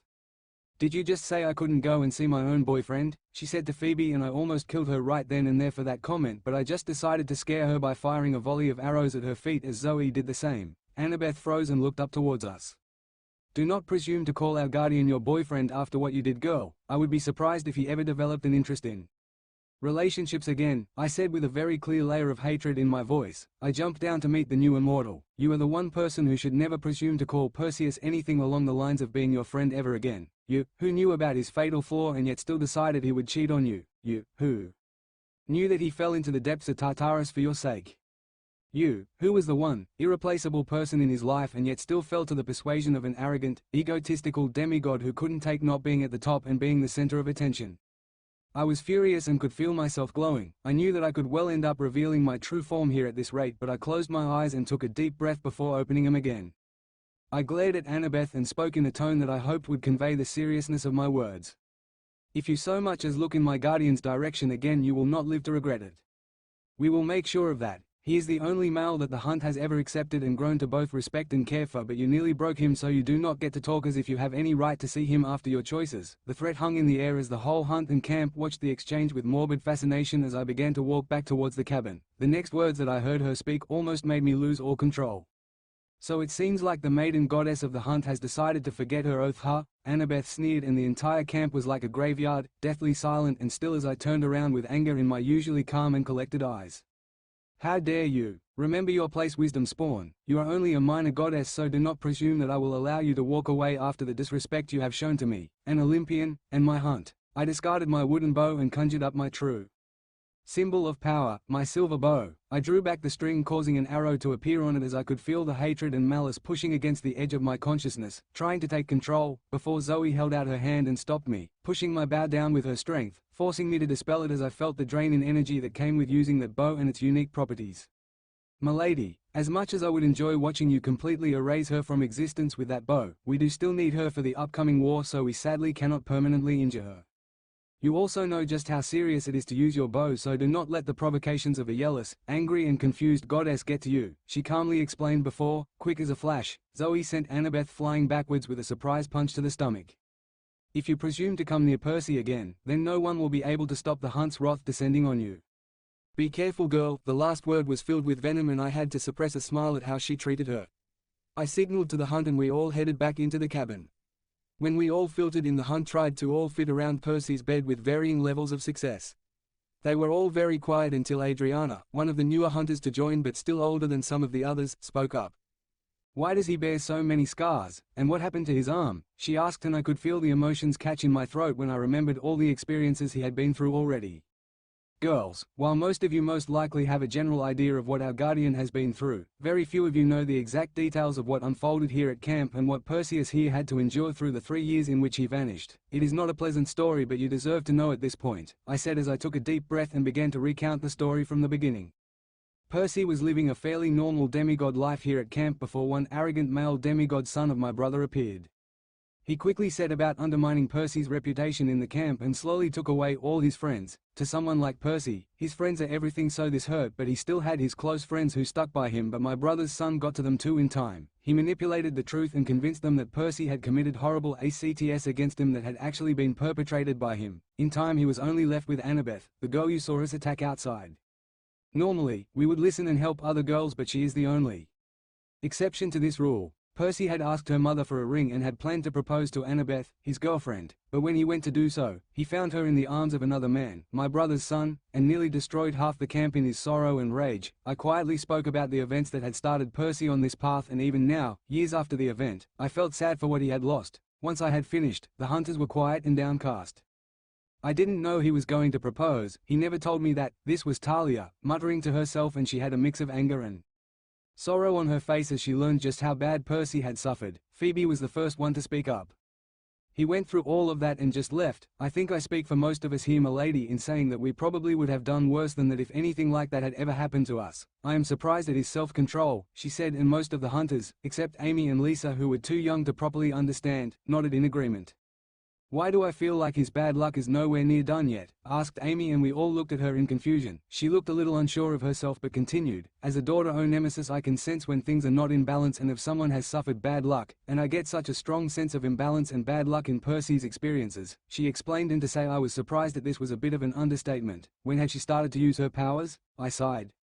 Unfortunately, Amy is right, I said. His bad luck is only just beginning. He left the camp, looking to calm down and get advice from the one person who had always brought out the best in him, who had always been there to comfort him when he needed it and was the one person he needed the most, his mother. As I explained this, I saw smiles on the hunters' faces as they likely reminisced about their own mothers and families, though I was aware that some did not have the best relationships with theirs. But it seems that the fates held a particular disdain for Percy Jackson that day, because when he arrived, he found his stepfather dead, impaled against the wall with a spear through his chest and a sword in his hand. He had died trying to protect his family because there, on the floor, was his mother, being drained by an Percy. She taunted him, saying that because he had managed to work with the rest of the seven to defeat Gaia and force her back into a millennia-long slumber, she had ordered them to seek out and kill his family as well as the families of the rest of the seven. I don't fully know what happened next, but it was brutal. I finished talking and looked over the hunters, and most of them had tears in their eyes as they finally learned how truly broken Percy was. Percy was just unlucky enough to have been one of the targets of Gaia's revenge, which led me to wondering what had happened to the families of the other heroes of the seven, or at least, those who still had family left.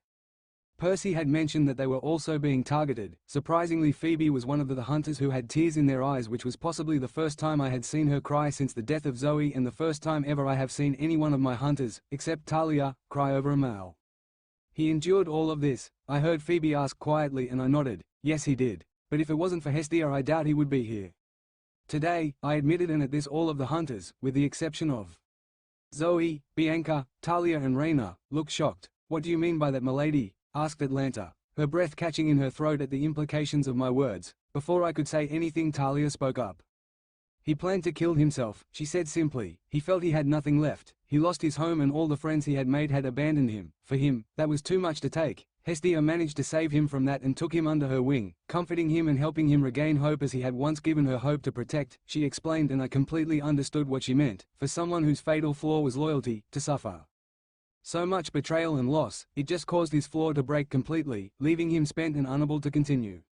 What do you mean he gave Lady Hestia hope to protect? Atalanta asked Talia. The hunters had been in the Battle of Manhattan but hadn't interacted much with Camp Half-Blood, so it made sense she didn't know what she meant.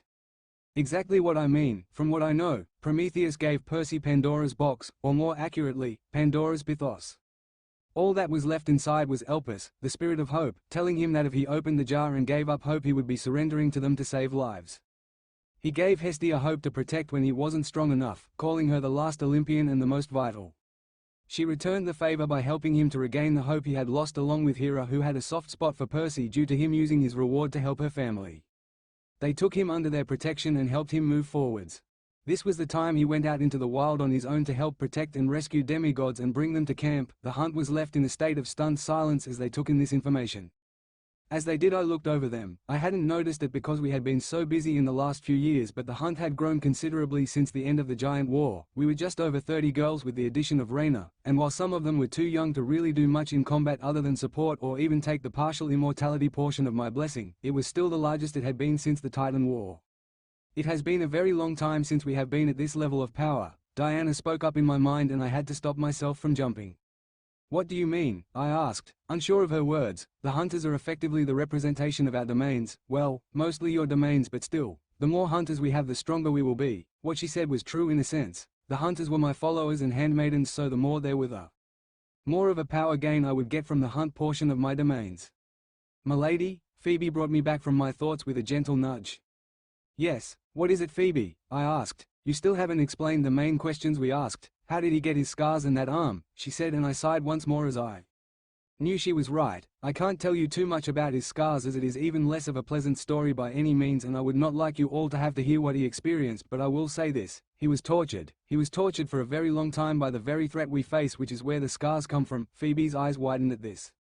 He was tortured down there. Her face looked almost comically pale, as did some of the other hunters as they realized the implication of those words. God save him. I can see why he was referred to as a broken guardian in the prophecy. Is that also where the arm came from? She asked, and I shook my head. No, the arm is much more recent. He lost his arm protecting us. He lost it to Gratian, I said, and if it was possible the hunters' eyes widened even more, and some just broke down crying at the most recent revelation of Percy's past. Why did he never tell us? Asked Leah, a daughter of Demeter, and Zoe answered for me. Because he probably felt that if we knew that we would feel like we would owe him some sort of debt, and he would not want that. That is just what Percy is like, loyal beyond loyal, and so utterly dedicated to those he cares for that he would put any and all of their needs before his very life, so he hid all of this from you so as not to burden us with it. He didn't want us to treat him differently, she explained, and all of the hunters were very silent for a while before Talia spoke up again. Right, girls, I don't know about all of you, but I don't think that our guardian here would want us to mope about just because he is like this. I say we get back to our training and show these campers how it's done. She immediately inspired the hunters out of their melancholy, looking and sounding every bit the lieutenant I had made her those years ago after Zoe's death at Mount Orphreys. At this, the solemn looks of the hunters were all replaced by determination and grins.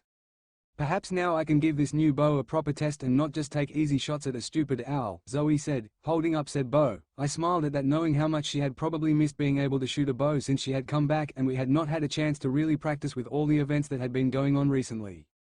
I should probably go and inform the council about what happened here today. They will be able to plan ahead then, but for now you girls have free rein to practice or whatever. Just make sure you don't do anything too permanent, I said, and they all laughed at this and started to head out to the archery range. Once they had all left, I gave Percy a soft kiss. I'll see you later, okay? I hadn't realized until now just how much seeing Percy like this worried me. I flashed away to Olympus before I got too caught up in my emotions. Percy POV. The last thing I remembered was falling asleep in Artemis' arms, but when I opened my eyes I was in the barren world filled with swords once again. I looked around to see Archer sat on a mound with Kenshao and Bakuya in his hands.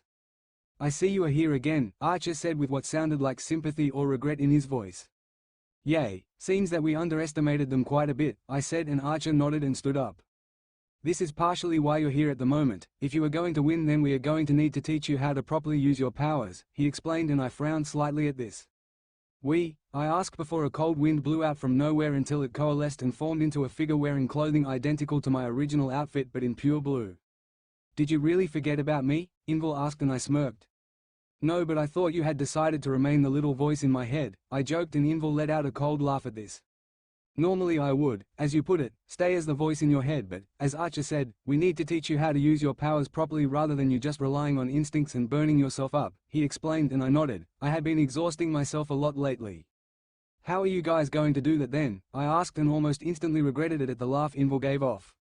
Simple, Archer replied as he stood up. We are going to effectively pound the techniques into your very essence, making using them second nature to you, he said, twirling the twin swords in his hands. Simply put, we will push you into using the powers properly in a combat situation until it becomes second nature to you. Hope you are ready for this, Invil added before forming two ice swords, and I sighed. Well, no time like the present, I remarked, and settled into a stance. Ready when you are, I said, and they both wasted no time in charging me. I rapidly jumped to the side to avoid Invil's wild slashes, but was forced to duck as a sword pierced the air where my head had just been. Not bad, at least you can dodge, Archer said before he raised an arm and held it out towards me as Invil resumed his chaotic attack. A variety of swords formed in the air before each launching towards us. Invil rolled to the side, but I couldn't avoid the attack as some of the swords managed to catch me, opening slashes along my arms and legs. Come on, Percy, you can do better than that, Invil taunted before he sent a massive blast of ice at me, forcing me to roll away, but suddenly Archer was above me, slashing down with a thin, blue and gold sword aimed straight at my neck. Time seemed to slow to a crawl even though I wasn't doing anything. I simply looked at the sword as it descended closer and closer towards my neck, imagining what it was and where it came from. It felt like something clicked in my mind and I almost seemed to scan the sword. I could see what it was made of, who had made it and when. I could see all of its history and fame laid out before my eyes in that single moment and instantly knew how to reproduce it. Magic surged through me and focused into my hand, forming the same sword that was now mere inches from my neck. I swung up as fast as I could and managed to parry the blow, forcing Archer to back off for a moment. "Not bad," Archer said as the sword in his hand vanished. "It seems you learn best when pushed into a corner," he remarked, and I couldn't respond as Invul had taken this chance to launch a barrage ice spears at me which I either shattered or melted. I tried sending my own attacks at each of them, blasts of ice and sword swings, but they were either blocked or melted. This was getting me nowhere. I had basically only scratched the surface of these powers and I was fully aware of that. "What's wrong, Percy? Giving up?" This taunt came from Invul, who threw an enormous blast of ice towards me. I could have dodged it, but I had an instinct to take the hit instead. The ice washed over me, instantly chilling me to the bone and almost turning me into a block of ice. As I felt my temperature dropping and my thoughts becoming slower and dropping off, I almost felt like I was ice at that moment, that I had become an ice statue. I understood in that moment what cryomancy was. It wasn't just using ice but understanding it and becoming it. I thought I could hear the two voices, but they were so far away. All that was left was the ice. I reached out and willed the ice to shatter and melt, and in an instant I was unfrozen and the two figures jumped back in surprise. I could feel the chill of the ice down to my very core and I knew that I could now control it with ease. Well then, I didn't expect him to do that. But then again, he is always full of surprises, Archer mused, and Invul just laughed. "You've got to be insane to try that, Percy, but let's see if your insanity paid off," he yelled, and almost instantly I could feel the entire area beginning to freeze, so I focused on Invul and froze him in ice for a second, effectively halting his control for a second before he broke free. "Well then, looks like we really should get serious," he said, any joking tone gone. "Hey Archer, let's do this together. We can't afford to hold back anymore," he said, and Archer sighed. "All right then, let's see if you can counter us both at the same time," he said as he raised his hand above his head and began to crackle with magic. "I am the bone of my sword," he started, and I knew that they were not playing around anymore. I readied myself for a difficult fight. Third-person POV. Artemis flashed into the throne room on Olympus expecting it to be empty, but was surprised to see Hera sat on her throne. "Hello Hera, I didn't know you were here," she said, and Hera looked up. "I don't have many other places to go, you know. My domains do not require constant attention, nor do I have many demigods to keep track of, excluding Percy, and he is usually with you and the hunt, so I know he is in capable hands," she said, and Artemis nodded at this. "I suppose I hadn't thought about it like that. Explains why I don't see you anywhere while traveling through the mortal world though," she said, and Hera smiled. "As much as I am enjoying our small talk, Artemis, I doubt that was the reason you came here," she said, and Artemis shook her head. "No, I came to call a council meeting." "Speaking of," Artemis said, and her bow appeared in her hand and she shot an arrow into the sky which exploded into a shower of silver sparks, and then she walked over, growing to her godly height, and sat upon her throne to wait. All the other gods began to flash in after a few minutes. Apollo appeared in a flash of golden sunlight. Flashy as always, thought Artemis. Zeus appeared in a large bolt of lighting along with Hermes and Demeter, who flashed in without any special entrance. Aphrodite came in accompanied by Ares and a sickly rose smell. No prizes for guessing what they were doing then, she thought again with a mild amount of distaste. Dionysus was next along with Athena, both just flashing in onto their thrones without the theatrics. Hephaestus and Poseidon were the last two to arrive, appearing in a flash of flames and water respectively. "Now that everyone is here, would you please explain why you called this meeting, Artemis?" asked Zeus once everyone had settled into their thrones. "I called this meeting as there was an attack on camp earlier today by Perseus and the Mnemosyne." The council was understandably worried at this and all started rapid-fire questioning Artemis until Zeus spoke up. "Enough. I'm sure that Artemis will explain the whole situation once we all quiet down and listen," he said, and everyone looked a little ashamed of their behavior and quieted down and waited for Artemis to continue. "As I was saying, Perseus and the Mnemosyne attacked the camp and took all the campers hostage. They are all unharmed. Their only motive was to challenge Perseus, it seems." Zeus frowned at this and Poseidon looked understandably worried. "They specifically targeted Percy. This is worrying," Poseidon remarked. "You said Mnemosyne was there? That seems odd considering she was never much of a fighter," he asked, and Artemis nodded. "Yes, while she may not be a fighter, she could do omething. I don't know what she did, but I have no delusions that it was pleasant." Poseidoon shifted about restlessly while Artemis continued. "All the campers had been captured and Perseus specifically called out for the guardian of the hunt to face him, otherwise the hostages would die. He, of course, went up to face Perseus alone, while I and the new immortals that he was training crept through the woods to rescue the hostages." The council nodded at this, recognizing it as a good tactic, especially since they had not come up against Perseus before. The first indication of a problem was when Perseus began screaming. "I don't know what happened, all I saw was the aftermath. If you wish to know, you can ask Perseus when he wakes up," I said, and the council looked grim, but Poseidon spoke up next. You said you witnessed the aftermath of Percy's screaming. What do you mean? He asked, and Artemis took a deep breath. When we exited the forest to rescue the hostages, Percy stood up glowing with power and formed a new weapon, a scythe of multiple metals, similar to what Kronos' scythe had looked like, and swung, eliminating around 100 monsters including 3 Dracons in just that one swing. His hair had also turned white, Artemis explained, and every single member of the council sat there in shock. 100 monsters was not a considerably large figure all things considered, but to do it with one swing was a surprise. One swing, you said? Asked Zeus. I knew he would be strong after being turned into an immortal. He would have to be strong to fight him, but this is beyond what I expected. He seemed to be deep in thought for a while, then spoke up again. What happened to Percy? Did he pass out again? Artemis nodded at this. Yes, which is what I have been finding odd. Even if he is expending lots of energy, he should still retain consciousness. I can only guess that he is subconsciously limiting himself and is breaking these limits in extreme situations. He has not fully accepted his role as an immortal guardian yet. No one caught the slight emotion in Artemis' voice while saying it. No one but a small goddess tending to the hearth who smiled. Zeus turned to Athena, as if looking for an explanation. Could what Artemis is suggesting be possible? Could Percy limit himself like that? He asked, and Athena seemed to consider this for a while. Yes, he could. If he does not consider himself as a worthy person for this prophecy or not strong enough to stand up to the threat, then it could effectively stop himself exhibiting his full potential. There is not really anything we can do to change his mindset on this. Just try to convince him that he is the right person and he might be able to remove those self-imposed chains. It's all up to him at this point, Athena admitted. The rest of the meeting continued as a normal one. Since Artemis had called a meeting, it would be a waste to not discuss other events and happenings at the same time. Artemis did not pay full attention to all of it since most of it was trivial and didn't concern her, while the other Olympians showed varying degrees of alertness throughout different parts of the meeting. The last part of the meeting was where Artemis paid the most attention, as it was about the Roman demigod, Stephen Mulloy, who had tried to impale her after she eliminated him from the Capture the Flag game. After having Hypnos search his memories, we found that Stephen seemed to have no connections to the threat or anyone else. The sword was enchanted by a son of Trivia that did not know what he planned to do with it, as he had simply requested it as a way to try and keep monsters from reforming for longer. The attack against Artemis was made due to his rage and pride refusing to accept his defeat. Furthermore, it is confirmed that he was the one that impaled Rhaena when she was talking to him in the forest, claiming that they could not win the game. His punishment will be decided after talking to Rhaena and with your agreement, Artemis. This was spoken by Mars, as Ares had shifted aspect to talk about the Roman affairs, so I took a deep breath then spoke. This is acceptable. I am sure that an agreement can be made between us, Artemis said, and most of the council. Dionysus had fallen asleep, shivered. Artemis was one goddess not many would want to make an agreement with. If no one else has anything to add, Zeus addressed the council and received no response. Meeting dismissed. Please take vigilance. While he has said he will not attack for another 10 months, he might still send scouting parties or spies. Be vigilant. With that last bit of advice, most of the gods flashed out, excluding Hera, who just stepped off her throne and started to walk towards her palace.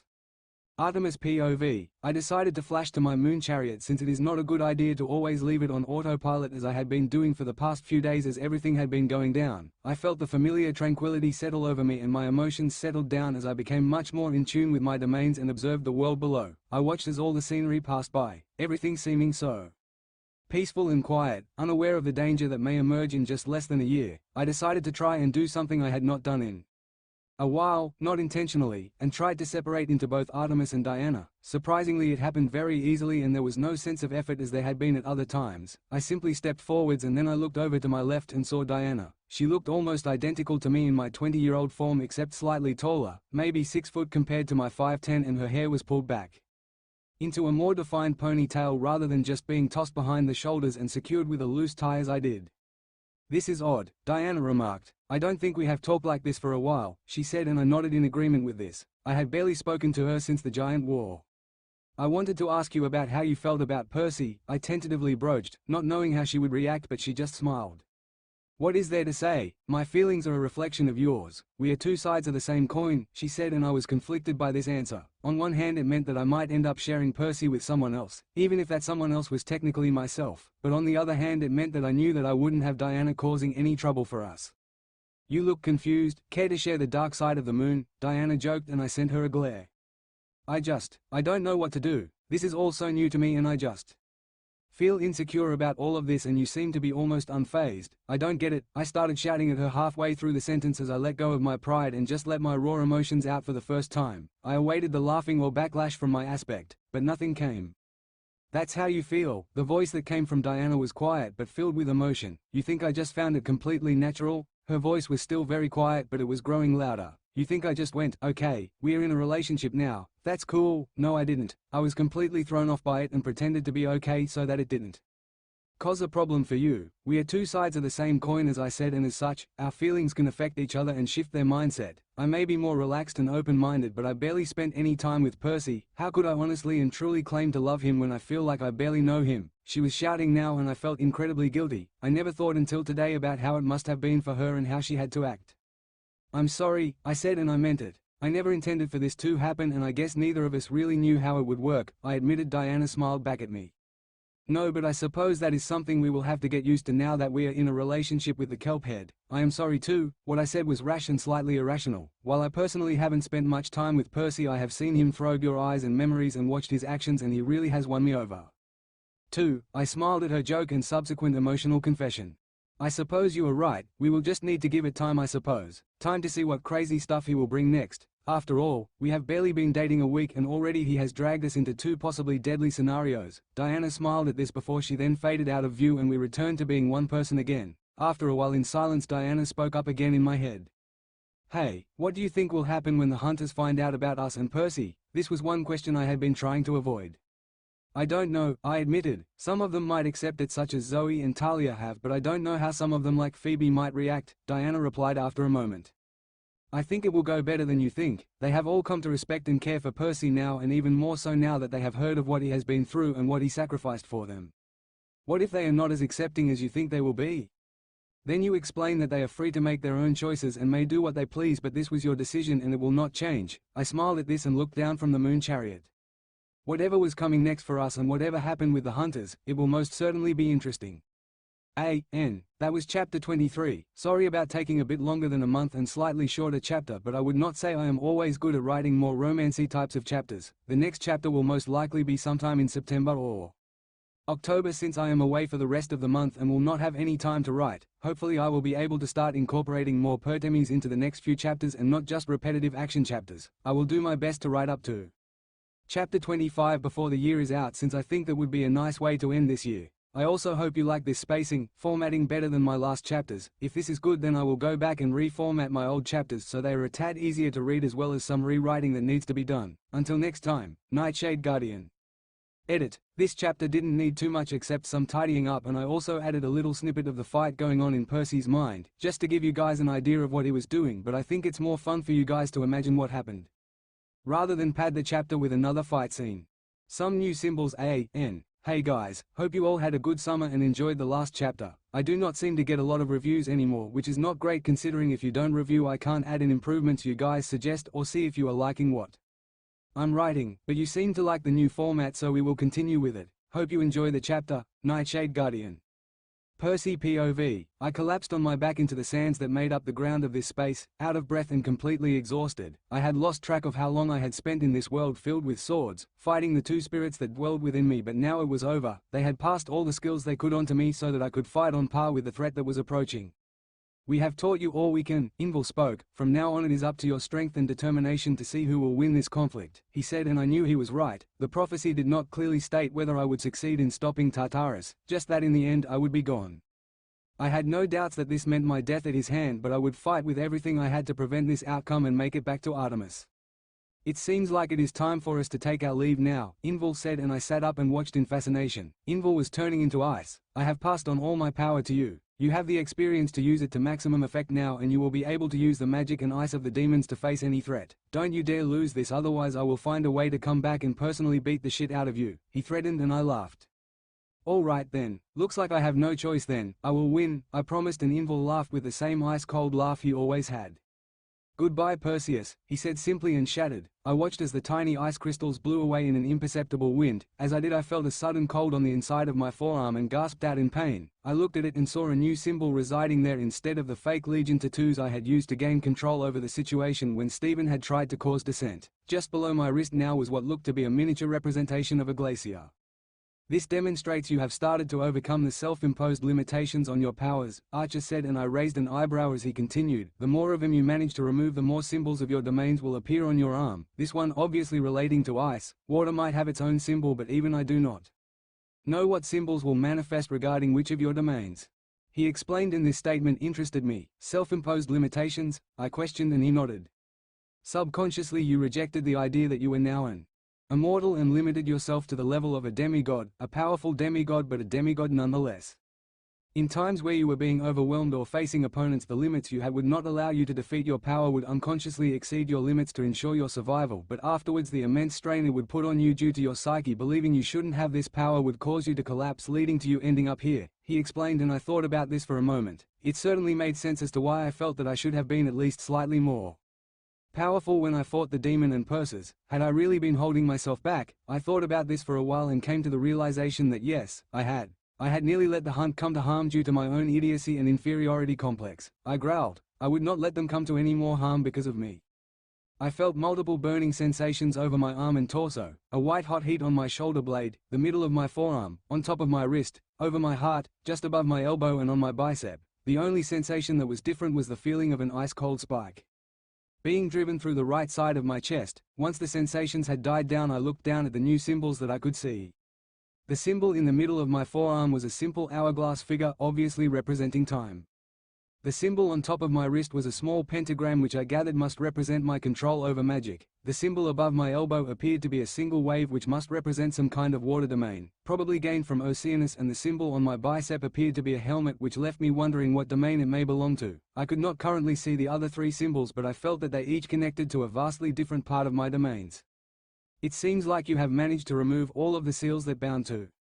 Congratulations, even I did not expect you to remove them all so soon, but a word of advice, do not become overconfident just because you have achieved your full strength. There are still many opponents out there that we do not know about and could be much more powerful or cunning than you expect, Archer said, and I nodded, knowing that he was entirely right. If I became overconfident it could easily lead to me ending up dead or imprisoned. Thanks for the warning, hopefully I won't have to see you again anytime soon, I said, and he smiled. I hope so too, Guardian of Heroes, he said with a smile as he sat back down on a mound and the world began to fade around me as I felt myself waking up.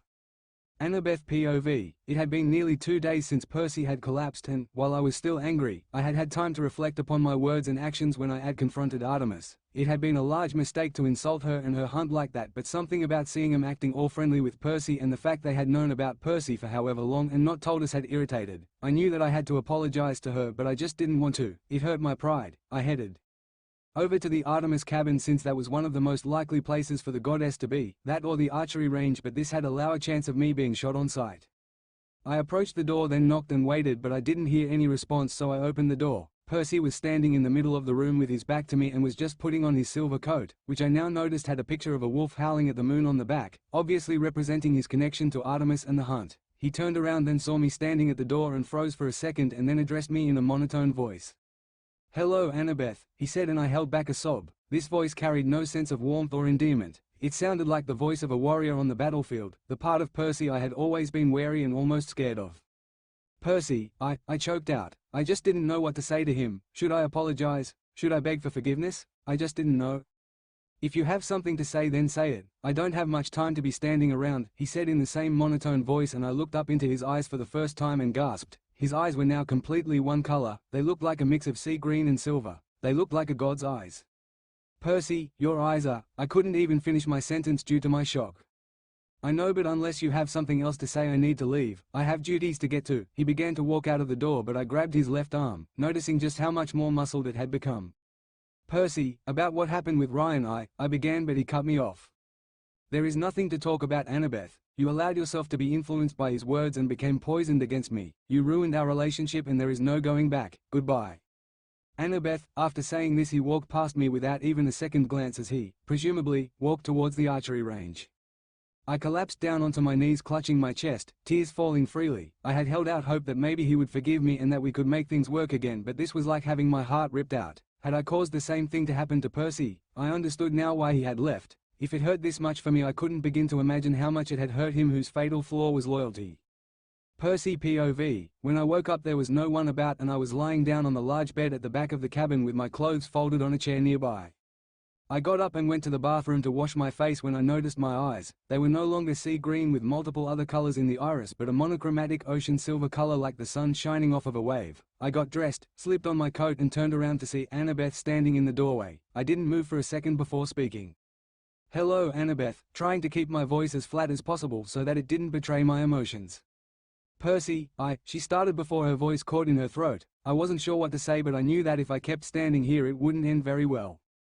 If you have something to say, then say it. I don't have much time to be standing around. I disliked how harsh that sounded, but I knew I couldn't allow myself to show emotion. Those scars had not yet healed. Annabeth looked up and gasped, Percy, your eyes are… I didn't want her to finish that, so I interrupted. Yes, I know, but unless you have something else to say, I need to leave. I have duties to get to, I said, feeling all those emotions I had locked away all those years ago on the beach rising up again, threatening to reopen the old scars. I began to walk out of the door, but she grabbed my left arm and it took all my self-control to not wrench myself free from her grasp. Percy, about what happened with Ryan, she began, but I clenched my teeth at this and cut her off. There is nothing to talk about, Annabeth. You allowed yourself to be influenced by his words and became poisoned against me. You ruined our relationship and there is no going back. Goodbye. Annabeth, I said with finality. After saying this, I wrenched myself free from her hand and walked straight past her without looking back, and held back my anger as I walked towards the archery range where I assumed the hunters would be.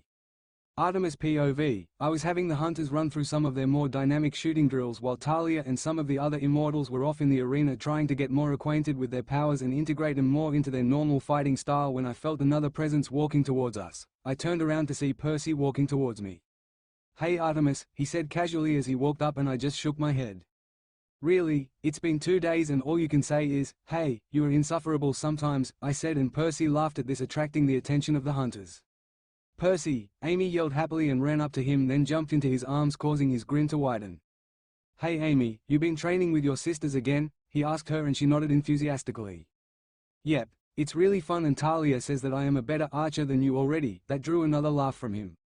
She is probably right, I am not the best of archers to say the least. I couldn't help but laugh at this, causing him to give me a sideways glance.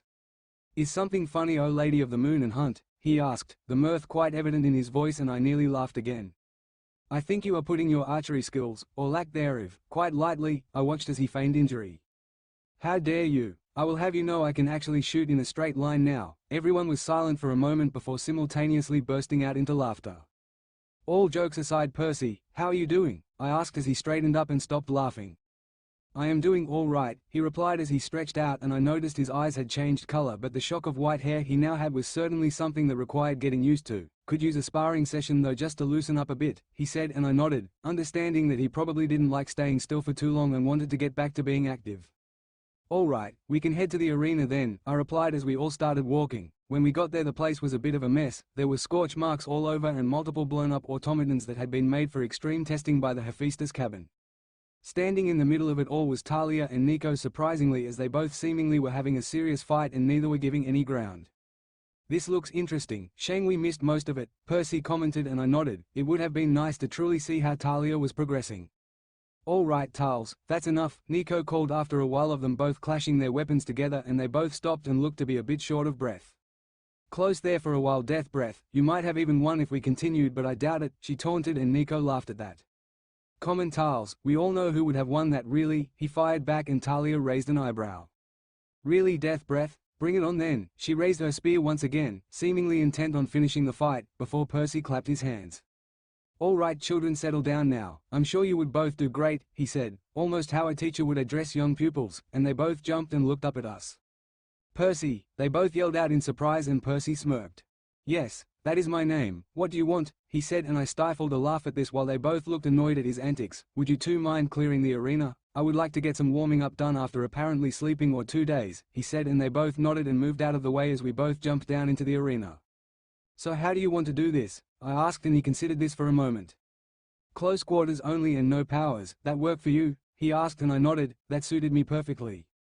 Yep, seems fine. Ready when you are, I said, and summoned 2 silver hunting knives and settled into a basic stance. Ready, he said, but didn't seem to settle into any stance, but deciding to ignore it, I jumped forward and slashed downwards at him, only to have him almost drift out of the way of my daggers with no effort. I frowned at this.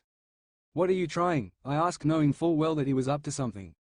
Something new, was the sarcastic reply that I received, which just spurred me on to push faster and strike harder in an attempt to hit him, but he kept up with the weird, gliding movement, and if one of my knives got too close he would just push it to the side with the back of his fist, which continued to irk me and make me speed up. All right then, I suppose I should actually attack if I want to have a chance of winning, he replied as I kept getting faster, and after he said this his movements changed. Still odd but more connected and almost had a rhythm to them. I suddenly found myself being pushed backwards and was completely on the defensive. The entire style seemed to be based around unpredictability and using mobility to overwhelm the opponent. It reminded me of flowing water like a river, and I grinned. This would be much more fun than I expected. Time to get just a bit more serious, I said, and sped up even further. Third-person POV. While the sparring exercise might not have seemed all that impressive to the two combatants, all the spectators were awestruck. The two fought back and forth at impressive speeds, all the while not even glancing a blow of the other. No one had seen this new fighting style of Percy's before, or even anything like it, and to see it hold even against Artemis was a surprise, even to Talia, who knew just how much stronger Percy had become in the last 5 years. "How is he managing to keep up with her speed?" asked Frank in awe. He had not seen Percy get serious since he left camp, and as such he was surprised at just how much he had changed from the demigod he once knew. It was Zoe who spoke up to answer his question. "I don't even think he is being that serious at the moment, honestly. Then again, neither is Lady Artemis, so I guess that's why they're about even right now," she said, which gained a few reproachful looks from the rest of the immortals who had gathered to train and spectate. "What do you mean, Zoe? Surely if he is fighting Lady Artemis he would have to be serious, otherwise he would get beaten very quickly. She is very skilled in combat from what we have seen," Jason said, and he looked very confused at her comment, but she simply shrugged. "He has not even drawn a single weapon yet, so I doubt it," she stated, simply making everyone there do a double take and realize that she was right. All Percy was using at the moment were his bare hands. "Does that mean that if he really tried he could be faster than Lady Artemis?" pondered Talia, while everyone else excluding Zoe looked shocked at even the thought of it. "Possibly. Percy always had the potential to reach the highest levels of combat prowess given time, but he never really did have the time, what with fighting in both wars and being the center of 2 great prophecies in a row," Zoe said, and Talia looked surprised but then grew a wicked smile on her face. "I didn't know you kept such a close eye on Percy," she teased, only to receive a death glare from the demi-titan. "I had nothing else to do in the sky, and I wanted to see how he was doing after he helped me and if he would still be worthy to wield Anaklusmos. I watched him during the Titan War and how he fared, and saw how much regret he held over the death of his friends and knew he was still worthy. I then watched his progression throughout the giant war up until he fell into Tartarus. I could not watch what happened there, and the only ones who will ever know will be him and Annabeth. It was slightly after he returned to camp that I stopped watching him, as I figured there would be peace for a while, plus I had to deal with a different annoying son of Poseidon," she said, obviously talking about Orion, and Talia held up her hands in surrender. Okay, sorry," she said, and they turned their attention back to the fight just as Artemis sped up. Percy POV. When Artemis sped up I once again had to switch into defending, as I had to parry each strike carefully to avoid the knives getting close. "I should really summon a weapon or something, otherwise I really will lose," I thought. I was always impressed at how well Artemis could fight despite being a hunter rather than being someone who had a war domain or even a demigod who had ascended to become a god. A small smile spread across my face. For once in my life I was enjoying the fight. Nothing was on the line and whoever lost it wouldn't matter. "All right then, suppose I should get serious too," I said before jumping backwards and drawing Riptide from my pocket before waiting for Artemis to approach. I was not disappointed. Artemis wasted no time in sprinting at me with knives aiming for my neck. I took a deep breath and stepped forward and swung with the same style I had been using before. It was based on Asian martial arts, part of the blessing of Ares I suppose, and was designed to use maneuverability to undermine your opponent and deal a finishing blow. As expected of Artemis, she was able to counter it with ease, but it kept her slightly off balance as she didn't know where the next attack would come from. The exchange went on for what felt like an age before I saw a chance to end it. I faked going for a side swipe, and when she went to block it I rotated my wrist and swiped backwards, effectively disarming her of one of her knives. She growled, and before I could react she sent a kick into my arm. Since it was now celestial bronze it didn't hurt, but the momentum sent Riptide flying before she followed through with the kick and held her other knife to my throat. "I believe I win again," she said with a smile on her face, and I sighed. "I suppose you do, but at least that got rid of the stiffness from being stuck in bed for a few days," I said, and then I heard cheering from the side of the arena and looked up to see Talia, Zoe and the others standing there clapping and cheering. "Nice one, Percy. You even looked like you might have stood a chance there for a moment." This comment came from Talia, who had a grin on her face.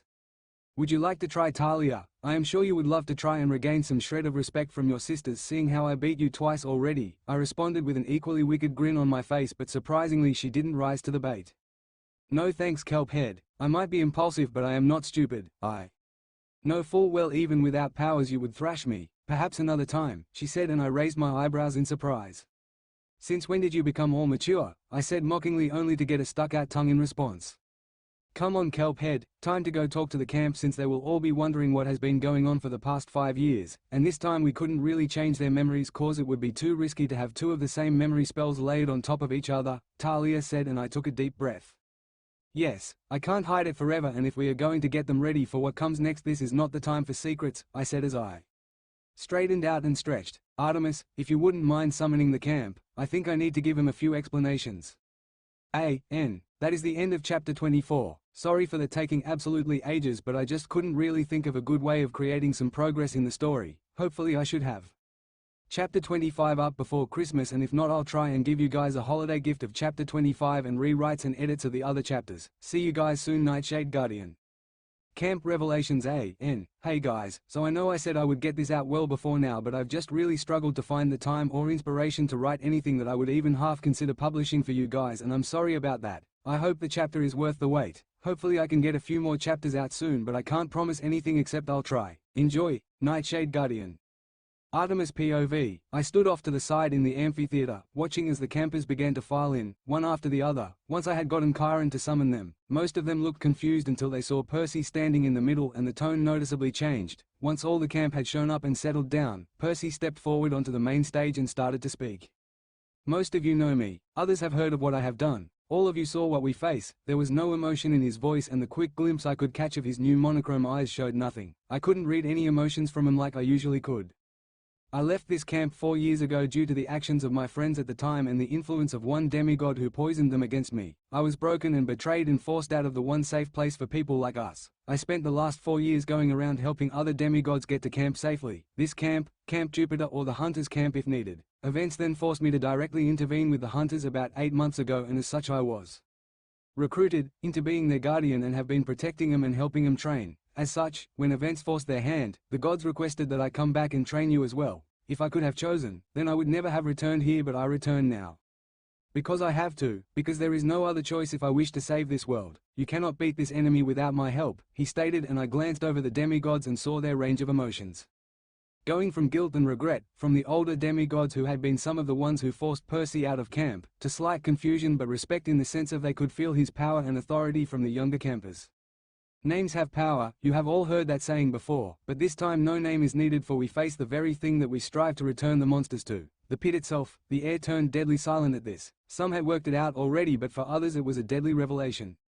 How the hell are we meant to defeat something like that? There is no way we can beat a primordial. This was from one of the newer campers who, by the looks of it, was from the Demeter cabin. Percy just turned to look at them. We have done so before and we will do it again. They might be powerful, but they are not invulnerable. Gaia proved that when the Seven of the Prophecy managed to beat her and lull her back into slumber, albeit not without cost. So we will prevail once more. We will stand up against this threat and show them that we are strong enough to stand together against any threat. The tone he used was authoritative and left no room for questioning from anyone. I am sure that most of you would consider this a pointless quest, but I assure you that it is not. When we all stand together as one, Greek, Roman, Hunter, nothing is impossible, and I will prove that. I will personally lead you all through this war. His tone conveyed a lot of things. Power, authority, certainty, and yet, there was still something beneath it all I just couldn't place. For the next 10 months I will be pushing all of you to your very limits and beyond, so you are prepared for what comes next. For now, you can take today off to rest and consider what I have told you. We resume training tomorrow, and with that Percy just walked out of the amphitheater and vanished from sight. Talia POV. After Percy had done his vanishing act, the amphitheater erupted into chatter and conversations ranging from disbelief about what they had just been told to discussions on training and strategy for what was to come. Artemis walked over to me and the rest of the hunters. I want you all to go back to the arena and continue with your training for the day. I'll go and check on Percy to see how he is doing. We will be back by tomorrow morning at the latest. You girls know how to deal with anything that may happen, she said, and I nodded at this, knowing that she probably had the best chance of getting her secret boyfriend to come back. Will do, m'lady. Hopefully he is okay, I said, and the rest of the hunt nodded in agreement. We had all grown to care about the kelp head a lot over the past 6 months, and recent events had made even the most jaded hunters such as Phoebe come around to him. Artemis smiled at the care that was evident among her hunters for their guardian and then flashed away as I turned to the hunt.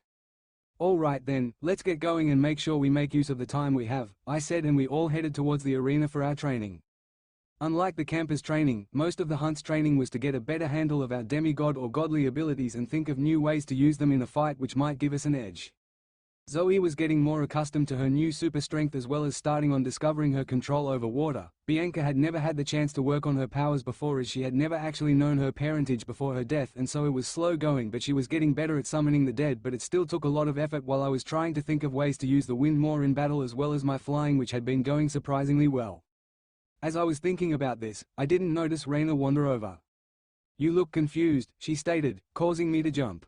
"Geez, hey Raina," I breathed. "I was just trying to think," I said, and she smirked at this.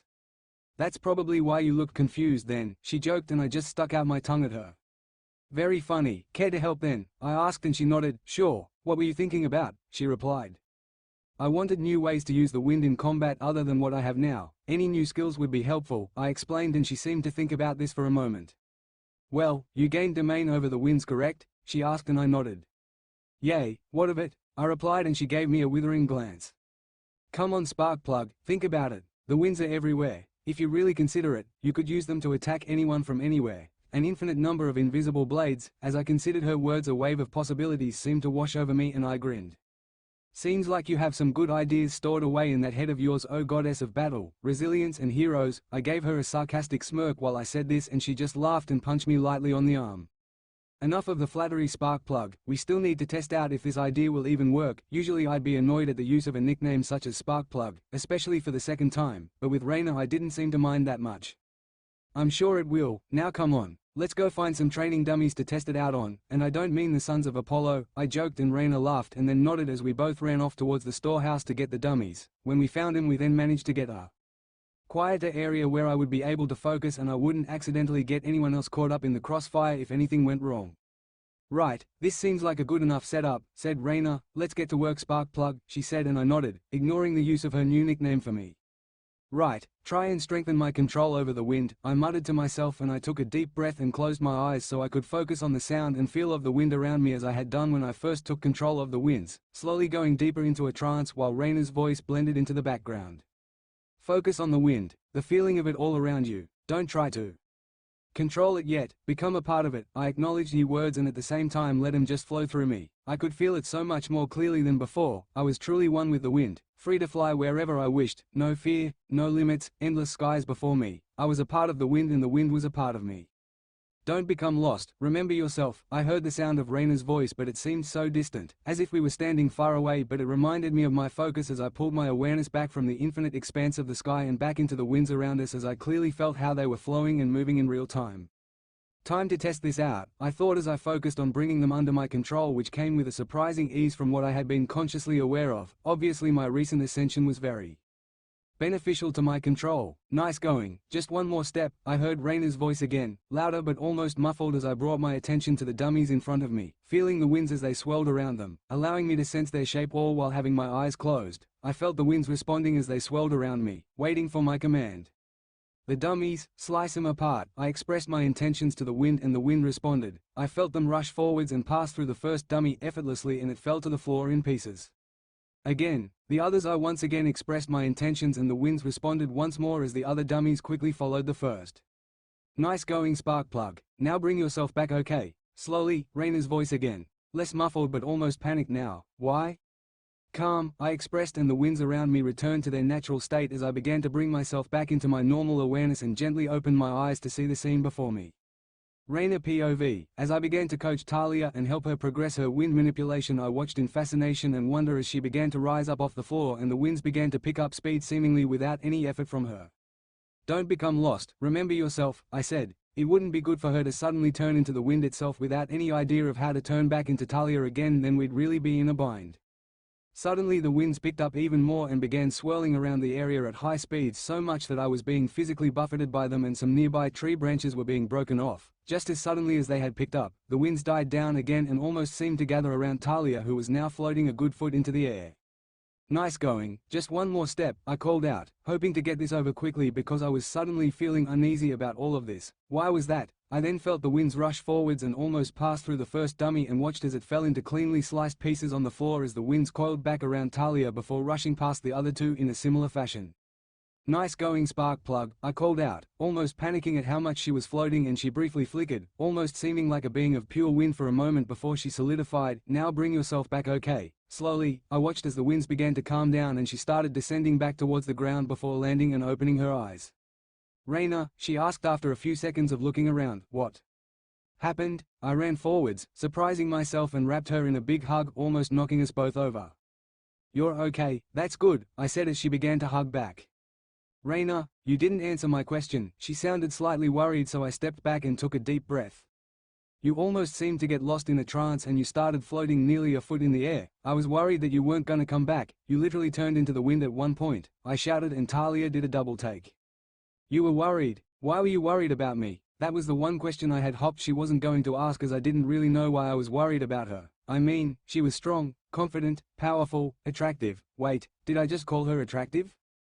"Raina," her voice broke me out of my self-pondering, and I realized she was right in my face, and I felt myself blush hard. Nothing," I stammered and did the only thing I could think of and ran back to the cabin. Talia POV. To say I was surprised at Raina's reaction was an understatement. I hadn't been expecting to see the area so messed up like it was, but for Raina to suddenly just turn gold and run away was weird in of itself. Did I do something wrong? That thought made me feel awful. And I groaned. What was going on? Ever since I'd kissed her in the capture the flag game, I'd been feeling weird around her for no reason. The kiss. Was it to do with that? Was I feeling something for Raina? I groaned again. Why did everything have to be so complicated? First it was Luke, who I thought I had liked before he went all Kronos, then it was Percy, who Annabeth had always had a thing for him even if she didn't want to admit it, and now there was Raina. Did she even feel the same? How would Artemis and the rest of the hunt take it if she did? I groaned again. I could sit here and think about this for ages without getting anywhere, but there was only one way to find out. I had to go and talk to Raina about all of this sooner or later if either of us wanted to go back to having any sort of normal interaction anytime soon. By the time I had reached this conclusion and thought about the multitude of ways it could go horrendously wrong, it had gotten dark and the moon was clearly in the sky, so I took a deep breath and stood up. No point in delaying this any further, I said to myself, and started to walk back towards the cabin to confront whatever was going on between us and hope to all the gods that I'd get something positive out of whatever was about to happen. Percy POV. As soon as I had finished speaking, I felt the familiar emotions begin to rise. I had managed to keep them under wraps during the speech, but I knew it wouldn't last, so I just walked out and, surprising myself, I flashed out to the first place that crossed my mind, my sacred grove. As soon as I set foot there, I could feel the calming effect of the sea and the nature around me. All the emotions that had begun to rise were once again swept away and replaced by a familiar calm and tranquility that came with this place. I thought about all the events that had happened over the past year. I had joined up with the hunters after deciding to follow Hestia's advice of no longer trying to run from my past, and while it had led to many happy memories in my relationship with Artemis, it had also led to many unhappy memories and experiences. I had been physically beaten and injured. Too many times to count from Phoebe's little gifts. I had fought giants and hordes of monsters to protect the hunt and received many injuries along the way and new scars to add to my collection. I had even lost my right arm when fighting Gratian. I had lost so much and gained comparatively little, but was I happy with that? Was I happy with where I was? I was so caught up in my thoughts and feelings I didn't notice a familiar presence flash in until a pair of arms gently wrapped around me from behind. "Percy, you've been gone for hours. What's wrong?" a voice said, and I knew it was Artemis, no doubt come to check on me after my vanishing act. "Nothing's wrong," I replied, placing a hand on top of hers, trying to just enjoy the moment. "Percy, please, we both know that's a lie. Something is bothering you, and it has been since we came back to camp. Please just let me help," she said with care evident in her voice. I took a long breath before exhaling slowly. "It's just all this responsibility and pressure," I said, knowing that if I didn't talk now I wouldn't talk at all. I would just keep bottling everything up until I broke inside.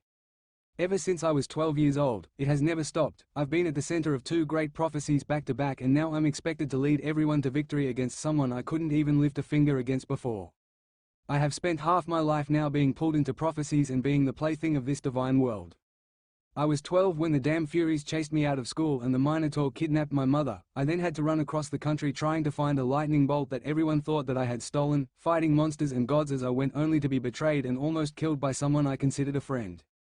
Then came the wonderful time in the sea of monsters, racing against time to try and find the fleece so that Talia's pine didn't die from the poison that same friend had used on it. I nearly got eaten by its gatekeepers, and then I got turned into a damn guinea pig by Circe, barely escaping to Polyphemus Island and running for dear life after that. The only good thing that happened there was Talia being brought back.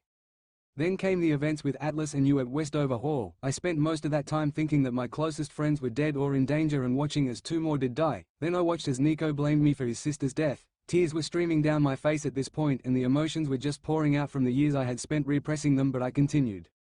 Then I had to delve into the labyrinth with barely any knowledge and facing death at every corner just to find out that the whole point of the quest we had been on was all for nothing, as Daylartus had already given Luke a way to navigate the labyrinth. We had to fight all the way back to camp, witnessing the death of the Lord of the Wild, and thrust straight into a losing battle which we narrowly won thanks to Briars. Finally we have the whole deal with Kronos, the invasion of Manhattan, the death of a friend that was my fault because our mission went bad, and the loss of so many lives because we had to fight and I had to be thrust into a prophecy. At least after that I thought I could catch a break, but no.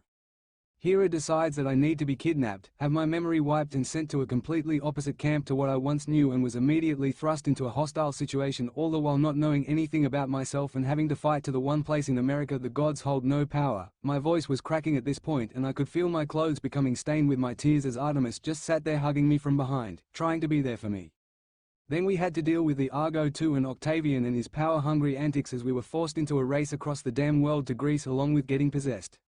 Which fucking sucked, by the way, and then finding out that one of my best friends was dying and we had to rescue him too, as well as being entered by the damn Mark and falling into Tartarus. I shooted at this as I remembered the horrors of what we had experienced. I may not have been tortured physically, but it was harrowing nonetheless, and I had not gotten over what I had seen and what we had sacrificed to escape. I promised myself that I would rip both Bob and Damison free from Tartarus if it was the last thing I did. Next up, Gaia and all that happened in Greece. We pushed her back, but it was close. And finally, after getting through 2 great prophecies, I thought I would be able to relax and enjoy my life without a curveball, but no. Ryan shows up and ruins my life within a few short weeks, and I leave to find that Gaia had murdered my parents too. I had nothing left and only Hestia and Hera convinced me to go on, but even then, you know what happened next. In case you forgot, I'm still technically only about 23 years old. Barely an adult, and all I know is conflict and war and prophecies. I'm tired, Artemis, tired of watching my friends die.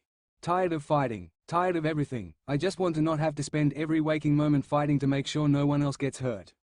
I just want to spend some time with you, like a normal boyfriend would. I want to take you out for a nice dinner or watch a movie, but I know I can't because of this stupid prophecy.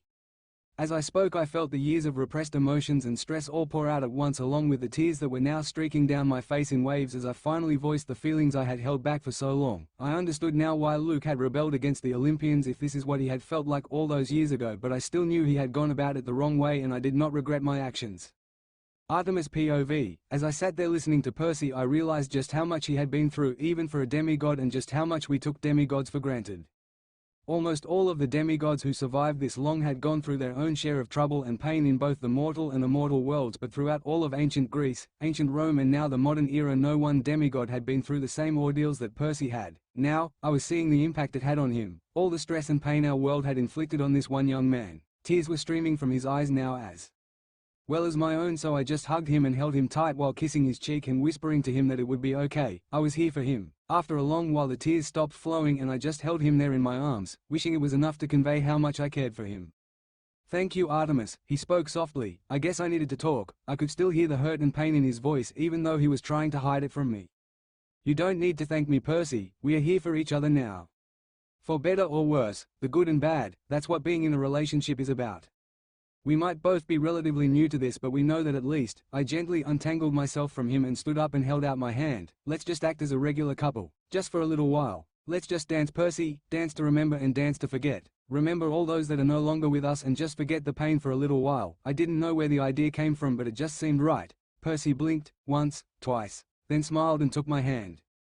All right, but you're leading. I don't really know many dances, though. I may know just the song if you want, he said, and I pulled him up, grunting slightly at the effort it took. Dancing is always easier with music, I said, and his eyes flared slightly with a purple energy as a slow and sombre tune began to fill the air around us. I started to lead the dance in an almost waltz-type fashion, and then he started singing. This song is a slight variation on Jenny of the Old Stones from Florence and the Machine, which I recommend you listen to while reading to set the atmosphere. High in the halls of the kings who are gone, we would dance with our ghosts. The ones we had lost and the ones we had found and the ones who had loved us the most. The ones who'd been gone for so very long, we couldn't remember their names. They spun us around on the damp old stones, spun away all our sorrow and pain. And we never wanted to leave, never wanted to leave, never wanted to leave, never wanted to leave. We danced through the day and into the night, through the snow that swept through the halls. From winter to summer and winter again, till the walls did crumble and fall. And we never wanted to leave, never wanted to leave, never wanted to leave, never wanted to leave, and we never wanted to leave, never wanted to leave, never wanted to leave, never wanted to leave. High in the halls of the kings who are gone, we would dance with our ghosts. The ones we had lost and the ones we had found, and the ones who had loved us the most. As the song went on, I could feel myself getting lost in my own memories. Into the faces of old hunters who had long since died, into old times when I was still young, with Apollo being less annoying, before any wars had broken out and we had all been changed for the worse by our petty grudges and flaws. I felt a pair of lips softly brush mine and I looked up into the smiling face of Percy. I could tell he had been equally as lost from the fresh tear stains down his cheeks, but I could also see in his eyes kind of new hope, that maybe the future didn't have to mirror the past. However foolish this hope might be, I found myself sharing it. I looked around and noticed that at some point during the dance Percy had moved us up to the edge of the cliff, and before I could say anything he stepped backwards, taking us both off the edge where a pillar of water rose to meet us. It had grown dark as we had sat and listened, so as we were lowered down to the surface of the strangely still ocean and continued the dance, with the song repeating in the air around us, as flashes of silver, dancing upon the surface of the ocean. Hey guys. Once again I'm bad at uploads, but oh well. I hope you enjoyed the chapter nonetheless, even though it's pretty much just filler and fluff. Chapter the 26th of maybe out before Christmas? I am not sure, but I'll try my best, so don't worry. I am continuing. It's just been busy lately and lazy, so sorry about that XD. Until next time, Nightshade_Guardian. As a bonus to you guys, I have gone back and edited all of the previous chapters into better formatting and some minor tweaks for what would improve the story. Hope you guys enjoy. Last day at camp. Hey guys, hope that you are all doing well and that you enjoyed the last chapter. Sorry for taking so long again, but to be honest, I had the chapter half written for a while and just got stuck on how to continue it in a way that felt right and that I was happy to give to you guys. Anyways, enjoy the chapter, Nightshade Guardian. Percy POV. When I woke up I was immediately aware of two things. 1. It was nearing 6 o'clock in the morning, and 2. There was a distinctly familiar weight on my chest which, upon looking down, I confirmed it was Artemis as I had suspected, as I lay there and watched her. Shallow breathing, I let my mind wander back to last night and how, for once, we had been able to just act as just another normal couple who were able to just enjoy each other's company, talk about their feelings and dance the night away before falling asleep looking at the stars. Well, semi-normal at least, I thought as I remembered the whole dancing on the water affair, which I was very glad had actually worked, otherwise I would have had one very wet and very annoyed goddess girlfriend on my hands who would have most likely have imposed even more intensive archery lessons as a penalty or find some other way to mock me. As I was finishing up my thoughts, Artemis slowly sat up, yawned, and stretched out. "Morning, Artie. Sleep well?" I asked, gaining a small glare from the huntress accompanied by a smile. "For having such a dense pillow, I slept quite well," she responded with a slight jab towards me in typical Artemis fashion. "Well, I'm glad you did, but as it's now about 6 in the morning, we should probably get back to camp or the hunters might start asking questions about where we were, what we're doing and why we are together, and that might be a little awkward," I teased slightly before receiving a wicked grin in return. "Oh, don't worry about that. I can just say that we were doing your archery practice, which I haven't forgotten about, by the way. I refuse to be seen with someone who cannot use a bow properly." I just groaned at this. "Fine, I suppose the last time wasn't too bad even if I barely shot towards the target." Artemis continued to grin. "I'm not even sure you were shooting straight. Now come on, we do need to get back." She stood up, brushed her outfit down, and looked at me expectantly as I got up. "Ready?" she asked, and I nodded as she took my hand and flashed us both back to camp. Talia POV. When I got back to the cabin I realized that it was a lot later than I had thought, and as such all the hunters, including Raina, were all asleep and had locked the door to the cabin, leaving me stuck outside for the foreseeable future unless Artemis or the seaweed brain happened to come back. I sat down on the deck outside of the cabin, leaned back against the wall and looked up at the sky to see it clear and full of stars but no moon. It was the new moon, so Artemis still had another day or two before she had to return to her chariot. As I sat there looking at the constellations I smiled at the thought that they each contained a piece of our history, even if it was sometimes misinterpreted, and that someday perhaps more stories of us and what we did and the heroes that lived would make their way up into the stars, so that when everyone else was gone, they could still be remembered through the stars for centuries to come. Before I realized it, I had fallen asleep against the wall and was only woken up when I heard voices talking just in front of me. "Wouldn't that be rather cruel, Percy?" This sounded like Artemis, so she and Percy were back then from wherever she had found him. "Perhaps, but she has done similar things to me before, so I feel it's justified, and besides, I can dry her off right after." I realized what he meant just a second too late as I felt cold water crash over me, and I opened my eyes with a small yelp to see a grinning Percy and Artemis seemingly exasperated yet with a small smile on her face. "Morning, pinecone face. Sleep well?" Percy asked with that same grin on his face as I pulled my wet hair from my face and stuck my tongue out him. Very funny seaweed brain, would you kindly dry me off without anything getting singed either? Also, hello milady, glad to see you found the seaweed brain. Percy simply waved a hand and all the water from my hair and clothes evaporated and Artemis nodded. Yes, now why are you out here rather than in the cabin with the rest of the hunters? She asked and I realized I had forgotten that fact. I got back to the cabin later than expected and the door was locked and everyone seemingly asleep, I said truthfully, neglecting to mention why I was so late. Alright, then why did you get back so late? And usually the door isn't locked until everyone is in, so what happened? This was Artemis, looking skeptical of my story.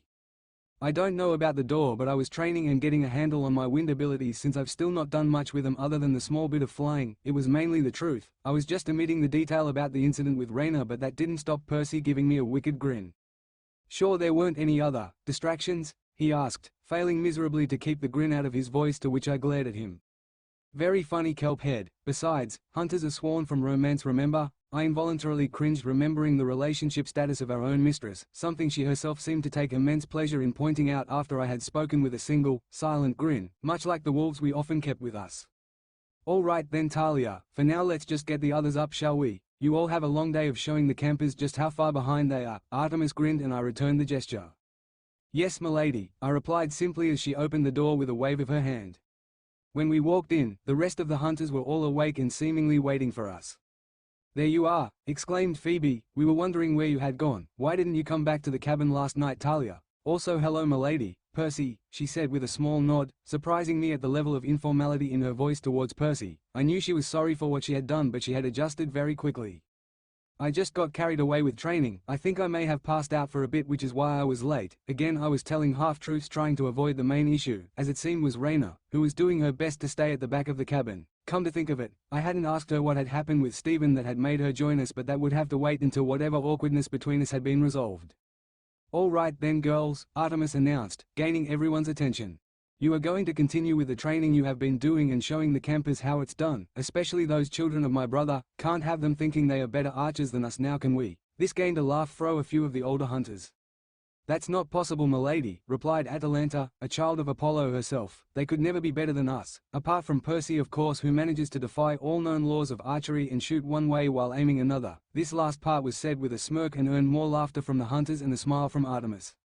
That is why I am personally overseeing his archery lessons. If even I, the goddess of archery, cannot make him into a decent archer, then I will leave it as a lost cause, but I am confident in my own ability. Percy sighed dramatically, gaining a giggle from the youngest hunters.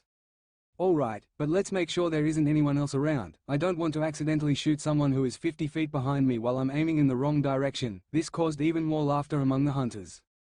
Come on seaweed brain, you have some demigods to train, said Artemis, and we all started to walk out of the cabin for breakfast and training. Percy POV. Breakfast was fairly uneventful, with all the hunters seemingly happy to enjoy the food I summoned, but predictably there were still some mutterings from the campers about me and what I'd told them. It was to be expected after what I had told them about the coming war, but it meant that it would be more work on my part to keep them motivated and make sure they all were prepared. I sat back in my chair slightly and sighed. Some of them would still have many questions for me, but I suppose I could pass those off to my clones or whatever when we were training, but I could already imagine the headache it would cause after they were done. I still didn't really understand how all this divine stuff worked, especially in regards to aspects and clones and all that. I let out another sigh as I remembered that I still hadn't really met Diana yet, and that would most likely be interesting when it happened. Pushing that to the side, I considered what would be the best option moving forwards. I knew that not all of the Roman demigods were present at Camp Half-Blood, as there was simply not enough space for them. At best I would wager about 200 of them at most, and there was probably another 300 or so back at Camp Jupiter that would mostly be comprised of older demigods retired from the Legion and the senators and other important members of their government. As it seemed, they still didn't fully trust the Greeks yet. I was brought out of my musings when I felt a tap on my shoulder, and I turned to see the beautiful face of Artemis looking at me. You've been staring into space for the last 20 minutes, everything okay? I took a deep breath and nodded. Yay, I was just thinking, I said, and she grinned. That explains why it took so long then. I simply gave her a half-hearted glare, causing her to laugh slightly and gain the attention of some of the hunters. Why are you laughing, milady? Asked Zoe. She is engaging in one of her favorite pastimes, bullying males, specifically me, I responded, causing laughter throughout the hunters. Well, you are an easy target, you know. Besides, you don't mind it really, Artemis said, and I simply sighed, causing another roar of laughter from the hunters, who by this point had all been paying attention to our conversation. Excuse me, Lady Artemis. We both turned to see Raina standing at the side of our chairs. What is it, Raina? Did you have something you needed to say? This was Artemis, seemingly curious about what the Roman hunter had to say, while I had a sneaking suspicion it would be about the same issue I had been considering previously, which meant that I needed to have a talk with Chiron, and now it's about New Rome. Now that both me and Frank have ascended to the ranks of the gods, the Legion is left without any praetors or leadership, and unfortunately this can't be left to the Feast of Fortuna, as they technically do not know we have abdicated our positions, and it is an unusual circumstance where we have both vacated, meaning that the Senate needs to be consulted with the utmost importance on the subject of the replacement praetors and leaders of the Legion. All of this means that, as much as I would rather not return, we need to go to New Rome, she explained, and Artemis listened as Raina went on, and when she finished, she nodded with a sigh. You are right, Raina. I haven't been to Rome in a long time due to my disagreements with the politics. How the empire was run and how I and some other gods, such as Minerva, were sidelined, but as you are now a huntress of mine, I suppose I do have a duty to carry out, she said, and then turned to me. Perseus, I need you to go and discuss with Chiron about the demigods. It would be the best idea to take him with us to New Rome, but we would need to confer with him first as they are his charges, she explained, and I simply nodded. I had already considered the possibility of this happening when I proposed this to Zeus. I had thought that he would have taken care of it with the Romans, but it seems he forgot. I will talk to Chiron immediately while you figure out the best way to proceed, I said, gaining a small eyebrow raise from Artemis as I stood up out of my chair and, with a half bow towards Artemis, much to her annoyance if her eyes were to be believed, headed into the big house. Artemis POV, I watched as Percy walked into the big house and then turned to the rest of my huntresses and the campus present. All right then, as my errant guardian has other issues to attend to, I shall be handling the training for now. All of you to the arena in your separate groups other than the first group. Stay here. I snapped my fingers and, similarly to what had happened with Percy, 3 more versions of me appeared and headed off to the arena to teach the demigods while I addressed the new gods in front of me. Right, most of you are probably around my level in close quarters combat right now, so there is no point in me trying to teach you that. I can leave it to Percy, who has a lot more experience and is most likely better than me. What I can teach you, however, is how to control and use your new divine power in ways that can benefit you. Zoe, you will most likely be the easiest to demonstrate with, so if you don't mind, I'd like to use you as an example. I addressed my newly resurrected and ascended hunter, and she slowly nodded. What would you have me do, milady? She asked. As you are a daughter of Atlas, you gain the benefits of both greatly enhanced strength and endurance, meaning you will have an immense amount of stamina and probably have strength equivalent to someone like Heracles if you put your mind to it, I said, and everyone seemed shocked at this revelation. You really believe she could compete with Heracles, milady? This was Phoebe, who seemed to be grinning. Yes, but don't go getting any ideas, okay? I cautioned as she tried to look as innocent as possible. Then I turned to Zoe and summoned a hunting knife. I want you to try and break the knife with your strength. She looked puzzled for a second, then took the knife. As you wish, milady, she said, and tried to break the knife, and as I expected, she couldn't do it. She looked surprised, then tried again and almost effortlessly snapped the blade in two. Thank you, Zoe, that demonstration worked perfectly, I said as I took the 2 knife fragments and made them vanish. Then I turned to the rest of the group. This was to demonstrate how your powers work. As you saw, at first Zoe couldn't break the knife at first, as she wasn't using her power, so all she had was her normal strength, but when she tried the second time she was able to snap the blade with ease. This is because she has only been instinctively using her divine power. I am going to be teaching you how to draw on your power when you need to and how you want to. Is everyone clear on this? I asked, and they nodded. Good. First of all, Zoe, I need you to work on being able to call upon all your strength at will, as that's the first step for you. Talia, you need to continue with controlling the winds and flying, as that is still exhausting and challenging for you. The rest of you, I'm sure you know what your gifts are better than I do, so I want you to work on them by yourself. A tip for this is to clearly visualize what you want to happen. For example, when I transform into an animal, I picture the desired animal in my mind, but as I've had much more practice, I am able to do so much quicker than all of you will be able to at the moment. Keep practicing and I will give you more instructions as we go on, I explained to the present immortals. After I said all this, we headed away from the dining pavilion to an area just outside of the woods that had a good amount of open space for training. After we arrived, they all split off and started working on their own individual training, ranging from Zoe attempting to punch rocks to break them, with varying degrees of success, to Piper seemingly working on charm speak with Jason, though I had my doubts as to how effective that would be in combat. As I watched their efforts, I wondered what ideas Percy was talking to Chiron about and what we would be doing about the lack of praetors in New Rome. I would imagine that we will be sent to the city to talk with the Senate, which is always fun due to how stubborn they are, but because we will be going to New Rome, I'll be the dominant aspect for a while, meaning that we need to talk to Percy about that, no doubt causing him to act like even more of a kelp head than usual. This was Diana speaking up in my mind and bringing up a valid point.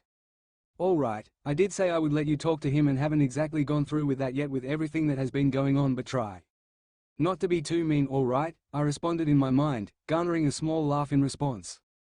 All right, I'll make sure we behave while in New Rome. Also, we should get back to the moon chariot more often as we have slightly neglected that. I have been looking after it a bit, but due to not exactly being that prevalent for a while, it's rather draining to maintain a physical form, even on the moon chariot, while we are separated. Diana explained, and I silently agreed with this and thankful that she had been looking after the chariot. I had been a tad worried about not returning to the chariot for such an extended period of time, but nothing had seemed to have gone awry, so I had left the issue in the back of my mind. But I did need to start manually piloting the chariot again soon, otherwise the mortal world might start to wonder what was going on with the moon. I turned my attention back to the training as I waited for Percy to come back. Percy POV. After I left the dining hall area, I walked into the big house to find Kyron, and, predictably, he was in the back room playing cards with Dionysus. Ah, Percy, what brings you in here? I thought you would be training the campers at this point, Kyron asked after he noticed me standing in the doorway. Actually, I need to talk to you both. Due to there not being any praetors left in New Rome, we need to go and resolve this with the Senate, but knowing how stubborn the Senate can be, I would imagine that we will be there quite a while they deliberate and discuss, so I wanted to talk to you both about taking the campers to New Rome along with the hunters so that we can work on their training while we deal with the politics. Kyron seemed to consider this for a while, but Dionysus spoke up first. And why do you need me to be here for this? Surely you could deal directly with the centaur. His tone was dry and bored as usual. You are technically the camp director as much as you dislike it, and I need your permission to take him anywhere, I replied, and he simply sighed at this. All right, you have my permission to take the brats to the Roman camp then. Gets them out of my hair for a while, he said, and I nodded at him and turned to Kyron. What about you, Kyron? I need both of you to agree, I said, and he just nodded. If you think that taking them all to the Roman camp is the best idea, then I will go with your decision. However, know that there is still a portion of the Romans that disagree with the peace that has been fostered with us and may try to stir something up. I silently wondered if this may have been one of the reasons Rhaena had been so eager to leave and join the hunters. I would have to ask her about all of this so I had an idea of how the Senate was being run. All right, thank you for your time, both of you. I will talk to Artemis about how we are going to take him with us. I gave a small nod to each of them and turned to leave. Perseus, called Dionysus, and I turned back around, surprised to hear him call my actual name even if it was the formal version, to see his face take on a more sympathetic look. I can guess at what happened with Mnemosyne, and make no mistake, you do not get out of something like that unfazed. It may only be a minor domain, but I still have the domain of madness, and I can clearly sense a madness within you, so I'm going to give you a warning as a thanks for the favor you once did for me in protecting my son. If you do nothing about this madness, then it will cause problems for you in the near future, but if you learned how to channel and accept the madness within you, then it could become another asset at your disposal. Remember that, Perseus. With that somber warning, I nodded my thanks to the god of wine, turned around again and left, headed back towards where Artemis was. After a short walk, I arrived to see a strange sight of them all engaging in weird activities, from punching rocks to, hilariously, failing to fly and face planting into the floor. You trying to plant yourself into a tree again, Tiles? I don't think that's how it works, I called out after chuckling for a second. After she had brushed the dirt out of her hair, Talia gave me a murderous glare. Shut it, kelp head. This is a lot harder to learn than throwing lightning about was. A lot more painful too. The last part was muttered, but I could still hear it. Well, wind was never your speciality, Tiles, so why not focus more on your strength to make it even stronger? You can manipulate them a little already, and you don't necessarily need to fly to be a strong presence on the battlefield. Why not try making your lightning even stronger instead of trying to refine your wind control? Doesn't that suit you better anyway? She seemed to consider this for a moment. For once, you've demonstrated your head isn't always full of kelp, she teased. Where did you get that idea from? She asked, and I simply shrugged. Probably something to do with either my hero's domain or maybe the blessing of Athena, perhaps both. It seems to enhance my understanding of how demi-godly abilities work and what suits people best. Still not entirely sure how it all works, as I'm really only proficient in some of my new powers, which is part of why I'm training you guys, so that I can understand how it all interacts. I noticed that everyone had taken a break from their training to listen to this, and Artemis spoke up. So, even as an immortal, you are still a seaweed brain, she teased, and I sent her a subtle glare as I felt the familiar pain run through me with that nickname, but it felt less intense than it had been before. Perhaps I was starting to deal with my past? Anyways, what did Kyron say about taking the campers to New Rome? She asked. I would assume he gave you permission, or was the drunk being a pain again? Actually, he was fairly helpful for once. I assume you are all training to improve your abilities, and that right? I asked the group and they nodded. Perfect. Mind if I join in? I need a training partner, but it should help us both. Zoe stepped up pretty quickly. I'll help you. Should help me work on my endurance rather than just my strength. I nodded and took off my coat. All right then, let's get started then. Third person POV.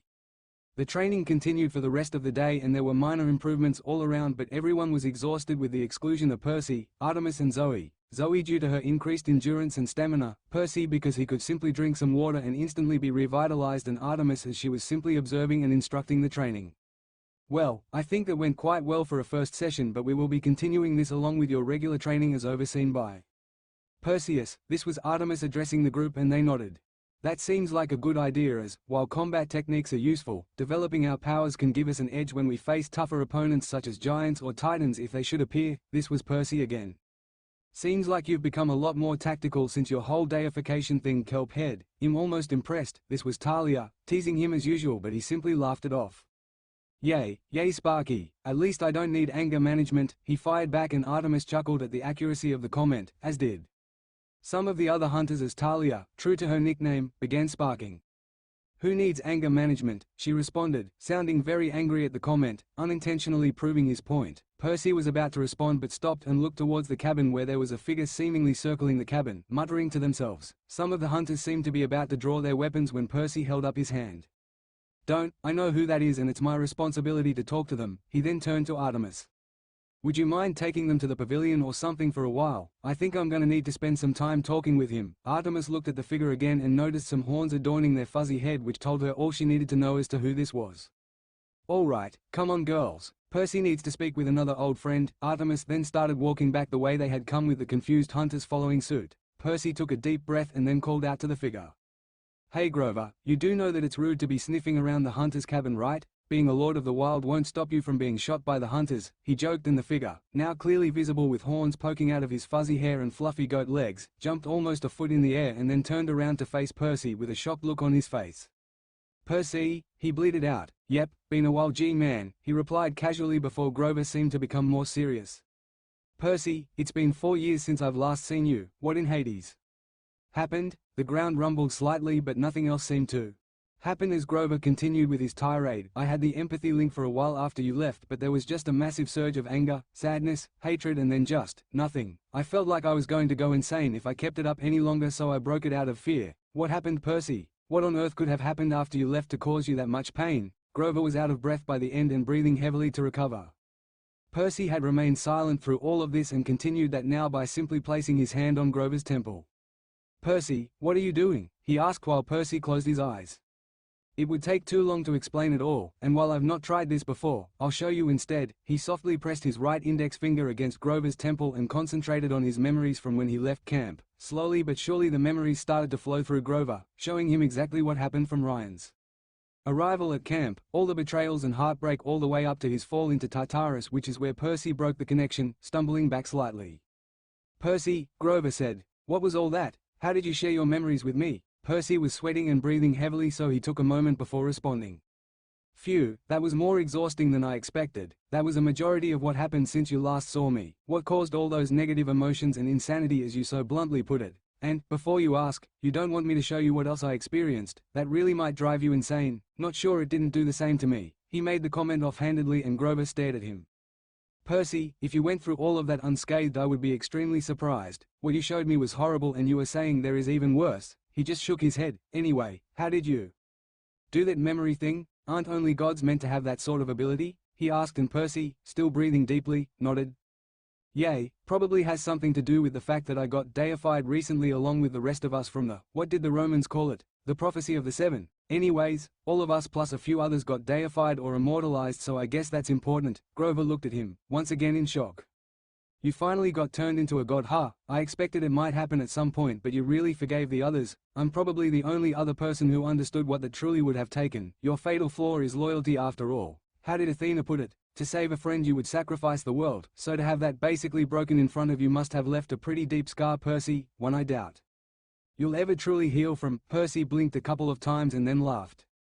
For someone who cut the empathy link, you read my feelings remarkably well, G-man. You're right, I probably won't ever truly heal from that, but I've moved on. I'm somewhere that I'm happy, even if it is a bit of a headache sometimes dealing with the hunters. I'm happy that I can be with them. I feel like I'm with a family again. Percy let a rare smile spread across his face and Grover responded with a grin. Yay, I bet. How did you end up with them anyway? Is that part of the rest you aren't showing me? He asked, and Percy nodded. Yay, you know when all those demigods started showing up to camp talking about how some guy helped them out? That was me, as I had nothing better to do, plus it felt like a good thing to do. After a while I was sort of coerced into appearing in front of the council and got basically told to hang around and help out the hunters as they were in more danger than usual. I basically got hired on as a guardian of sorts, not that they really wanted me there at first. He summarized his experiences while Grover looked at him with a raised eyebrow. So you're with the hunters, huh? He asked before getting a dreamy look in his eyes. I wonder what it's like to be around Artemis all the time. His voice trailed off slightly and Percy laughed. Nowhere near as dreamy as you're making out, Mr. Lord of the Wild. It's more like getting ordered around or getting whacked with a bow for not having the correct archery stance, which hurts quite a bit. Besides, you'd probably be shot within 5 minutes for accidentally annoying her. Percy laughed and Grover sheepishly rubbed the back of his head. You are probably right. How do you avoid that? I doubt it's just cause she likes you after all. Grover shot back, causing Percy's laugh to turn into a cough at the accidental accuracy of Grover's statement.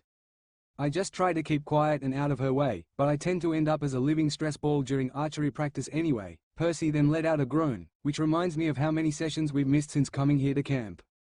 No doubt that sadist of a goddess will enjoy torturing me during the sessions. We will have to make up for that. This last part was said a bit louder and with a sarcastic tone which, after a few seconds, was responded to with a blunt arrow sailing through the air and hitting Percy in the shoulder, causing both him and Grover to start laughing. Really, Percy, seems like you and Artemis are on much better terms than you let on, he teased, and Percy just shook his head. Not really, it's just that once I managed to get past the whole, I hate men because they are vile and horrible, and my brother is a self-obsessed idiot, part she is a nice person who is quite fun to be around. Anyway, G-man, why were you sniffing around the hunter's cabin, huh? Don't you know that's a good way to get shot? Grover started shuffling his hooves at this and looked slightly embarrassed. I admit part of it was Artemis, he said, and a dreamy look returned to his eyes for a second before he returned to normal, but mainly it was because I could detect your scent in camp for the first time in years, and it led back to the Artemis cabin, which is why I was sniffing around, he explained, and Percy nodded. Alright, I guess I can let you off this time, but next time, just send me an iris message, okay? It's much simpler. Grover sent him a quick glare, albeit one that wasn't filled with any animosity. You do remember that you blocked pretty much everyone through iris messages, right? We tried multiple times but always got the same response from iris, that the recipient you have tried to reach has currently blocked you from contacting them. Please try again at another time. You might need to fix that. Percy rubbed his head sheepishly. Whoops, I may have forgotten about that. Sorry, G-man. Slipped my mind that I could even do that. Anyways, where is Juniper? You guys are still together, right? Grover suddenly started showing a large interest in the ground, and Percy could almost swear he was blushing. She is probably looking after Rowan, he muttered, and Percy raised an eyebrow. He knew that satyrs and dryads could have children together and that the child could be either, but judging by the name it was most likely a dryad. So, when did you two find the time to grow a little sprout? Percy chuckled at the joke and Grover scowled. Well, I was rather preoccupied with searching and worrying over you, and Juniper took it upon herself to distract me, which kind of ended up with a surprise in the form of Rowan. Grover smiled warmly, but she really is the best surprise we could have asked for. Percy just laughed. Well, I'm glad you think that, so why don't you go back and show her just how much you care and not how much you're obsessed with Artemis? Percy turned stern towards the end. I am the guardian of the hunt after all. Can't let you off easily cause you're my friend, think. I'll tell Juniper where you have been lurking if I catch you here again. He was back to his usual, joking tone as he waved Grover away. Percy POV. After Grover had left, I walked into the cabin before closing the door, sitting down on a bunk and taking several deep breaths. Damn, didn't realize just how much effort it would take to talk to him again. Just reminded me of all of the memories us three shared. Pathetic. I sat up straight at the last word. It felt like someone else had said the words through my mouth, and now a headache was forming. It didn't sound like either Inval or Archer, who were the only other two I knew that may even be able to do such a thing. Forget it, I shook my head. It'll all be fine. I'll take the hunters and the other demigods to New Rome tomorrow, and we can properly start whipping everyone into shape, ready for the war. I hated the fact I knew what was coming, and the only thing I could do was try and limit the number of people who would die. Tartarus would most likely try and completely crush me and the gods to taunt me, and show me how superior he was to us. We'll show him. The same voice, similar to mine but not. The headache again. Dionysus' words echoed in my mind. I can clearly sense a madness within you. He wasn't wrong. I had sensed it for a while. My duality between combat and normality, the ice-cold warrior and the seemingly light-hearted hero. Two sides of the same coin, a slumbering madness that had been festering for a long time, years perhaps. Only now, with multiple mental stresses and divine ascension, it seemed to be manifesting in a unique way. I was brought out of my musings by a knock on the door. Yo, kelp head. You scared off the scary goat man or what? Talia being as sarcastic as always. Yay, Sparky. Mock me all you want, just hurry up and get in and go to sleep. We are moving tomorrow and we are all going to need some rest. Talia looked at me quizzically. Tomorrow? Are we all moving to New Rome already? I quietly cursed myself. My bad, must have forgotten to mention it earlier. Yes, we are moving the hunt along with all of the demigods present here over to the Roman camp tomorrow. There are a few reasons for doing so, but it mainly boils down to space and politics. I can feel the headache forming already. I just hope whoever is in charge there now is not as bad as Octavian was. A lot of the hunters and Artemis grimaced at the mention of his name. Never had the misfortune to meet my brother's descendant, but I hear he was rather disagreeable, and with how I saw him acting with the little I could glimpse of the outside world, I would have to believe that is an understatement. This was Artemis. I remembered hearing something from Leo and the others about how Artemis and Apollo were basically stuck on Delos to retain their sanity during the conflict. Yay, he was rather obsessed with gaining power and respect and saw a war with the evil Greeks as the best way to gain them. Almost ironic that's what ended up destroying him and all his ambitions. The tone I used was surprisingly bitter and almost hateful, obviously surprising some of the hunters, especially the younger ones who hadn't seen me like this much. Percy, this was Talia, you sound almost like you hate him, or at least, you hate what he did. I gritted my teeth as I felt the same, cold, familiar madness and hatred start to well up from within me. Am I not allowed to Tales? Because of him I nearly lost so many more of my friends. I had to fight in some stupid prophecy while he nearly destroyed the only real home I have had since I was 12. I could hear my voice getting louder now and desperately tried to control my anger to limited success. Because of him, I had to spend every night on the ship wondering whether or not I would have a home to come back to, if I would ever see any of my friends alive again, if anything I would do or have done would have been worth it. Yes, Talia, I do hate him. I hate him and what he did to all of us. All he brought was chaos, strife and war to our doorstep. Am I not allowed to hate that? I was nearly shouting at this point and could almost feel the cold madness pulsing through my head along with the pain of the headache it brought with it. All of this was met with a silent hut as all the hunters looked at me with a mix of concern and fear. I couldn't blame them. Percy, are you? This was Artemis, but I just waved my hand and cut her off. I'll be fine, I responded curtly. I just need to go work some things out. I'll be back by the morning and all the girls will be fine. I'll see you later. With that I stood up and walked out the door, flashing out as soon as I had, ending up back at what I assumed to be my sacred grove. It was quiet and peaceful, just what I needed. Can you hear me? I know you aren't just a voice. I don't know what I was basing this on, but given the situation I had a hunch this was more than stress. A cold laugh echoed in my head. Ha ha ha ha, interesting. You finally decided to talk to me. Congratulations, oh mighty guardian of the hunt. What took you so long? The voice was cold yet full of what felt like dark humor. Who or what are you? It was a simple question, one I had a sneaking suspicion that I already knew the answer to. After all, I was now technically a divine entity, and while I wasn't a god, I still shared similar properties, and with how much stress and everything I had gone through I would have normally developed some form of psychological disorder, so developing something like whatever this thing was wasn't as surprising as it should have been. The cold laughter echoed in my head again, bringing with it the same headache as earlier. Why, I think you already know. I am you. I am a part of you as you are a part of me. In simple terms, you could call me an aspect of the divine entity known as Percy Jackson, the guardian of heroes. If you want to know more, then come and talk to me more. I'm sure there is something in that book of yours that would help with that. If you decide to face me and all your problems, then perhaps you might actually be able to protect some of them. Your choice, Guardian. The voice was mocking as before, but it also seemed to hold strength and confidence, as if it knew something I didn't about myself. I took a deep breath.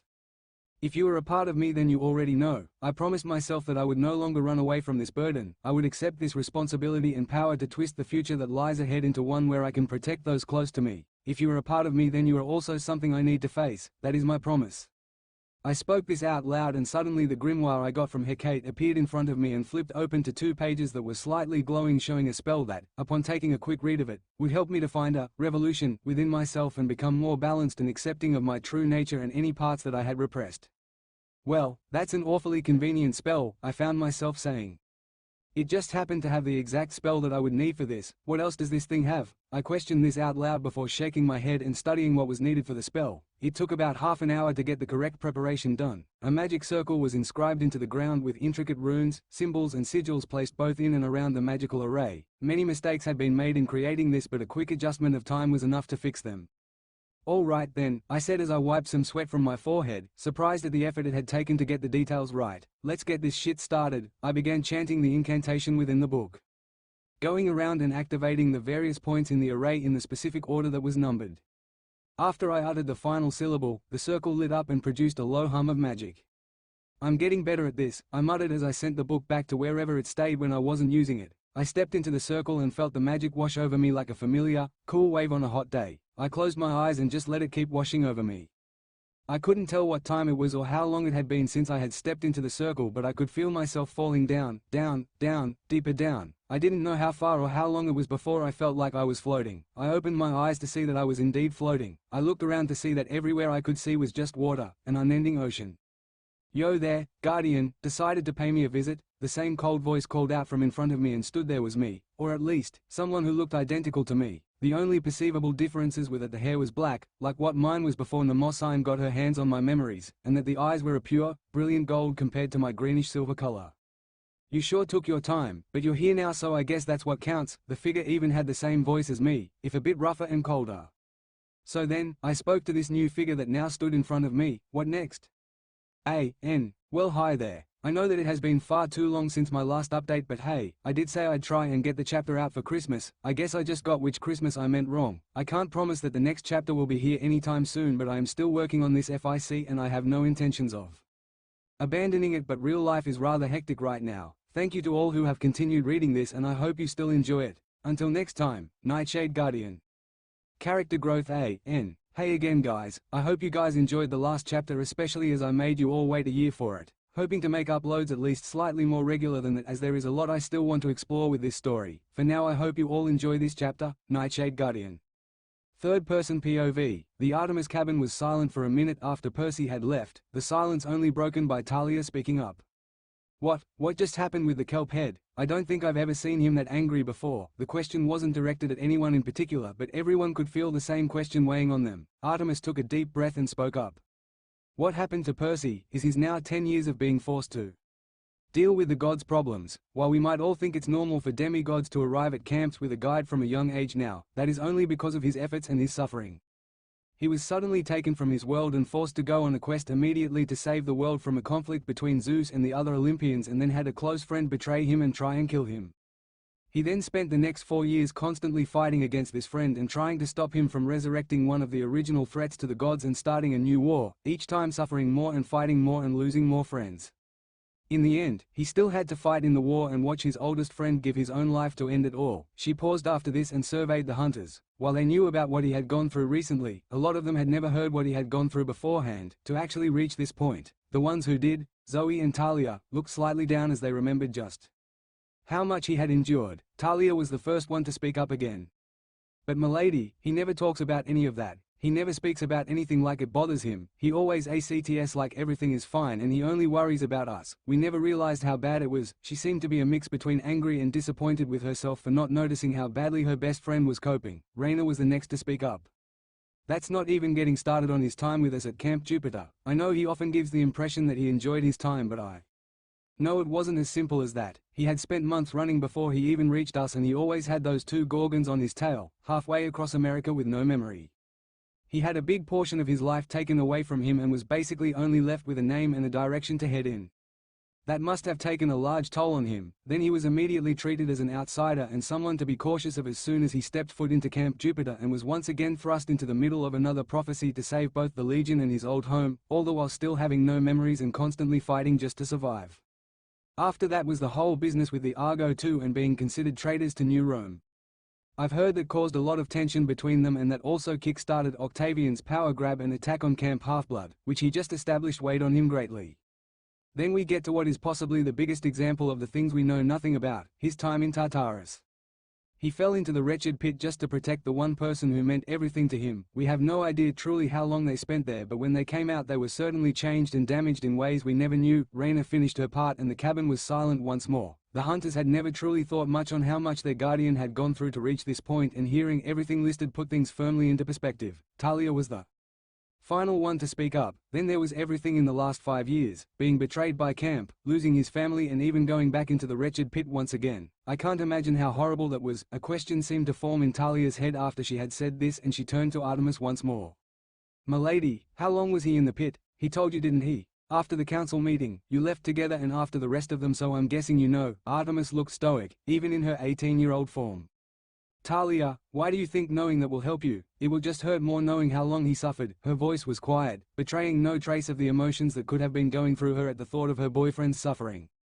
It would help because I'd know just how much pain he has endured, to know just how much he has been iding from us, how much he lost and how far he had to fall before we could even start to help him stand up again. Talia was nearly shouting at this point and tears could be seen on the faces of all the hunters, but Artemis was as stoic as ever as she addressed them all. Do you really want to know? Would knowing how long he was there really help you all to understand him and his pain? Would it help you all to know just how broken he really is? Because I know it didn't help me. Her voice cracked slightly towards the end of her sentence as a single golden tear ran down her cheek from her silver eyes, finally showing a little of what she was desperately trying not to show to her followers. Zoe slowly stepped forwards and gently held Artemis' hand.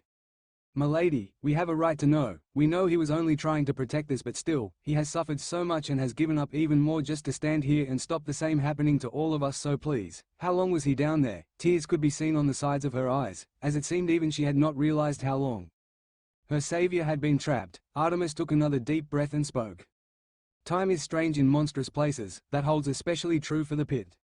It is one of the many reasons we try not to go there if at all possible. But, Percy said that going by the powers of time he obtained while in there, he was captured and tortured for around a century. 100 years he was trapped in there, being beaten, cut, burned and suffering many other horrible things that we may never know about. But take away from all of this one thing: he chose to come back, he chose to stay with us and help keep us safe and stop anything like that ever happening to us, because that is who Percy Jackson is.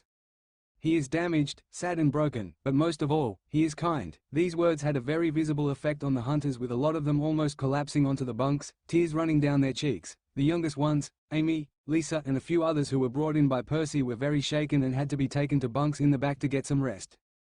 After a short while, only Zoe, Artemis and Talia were left awake, still in the main area of the cabin, with the rest of the hunters going to bed so they could digest what they had just heard.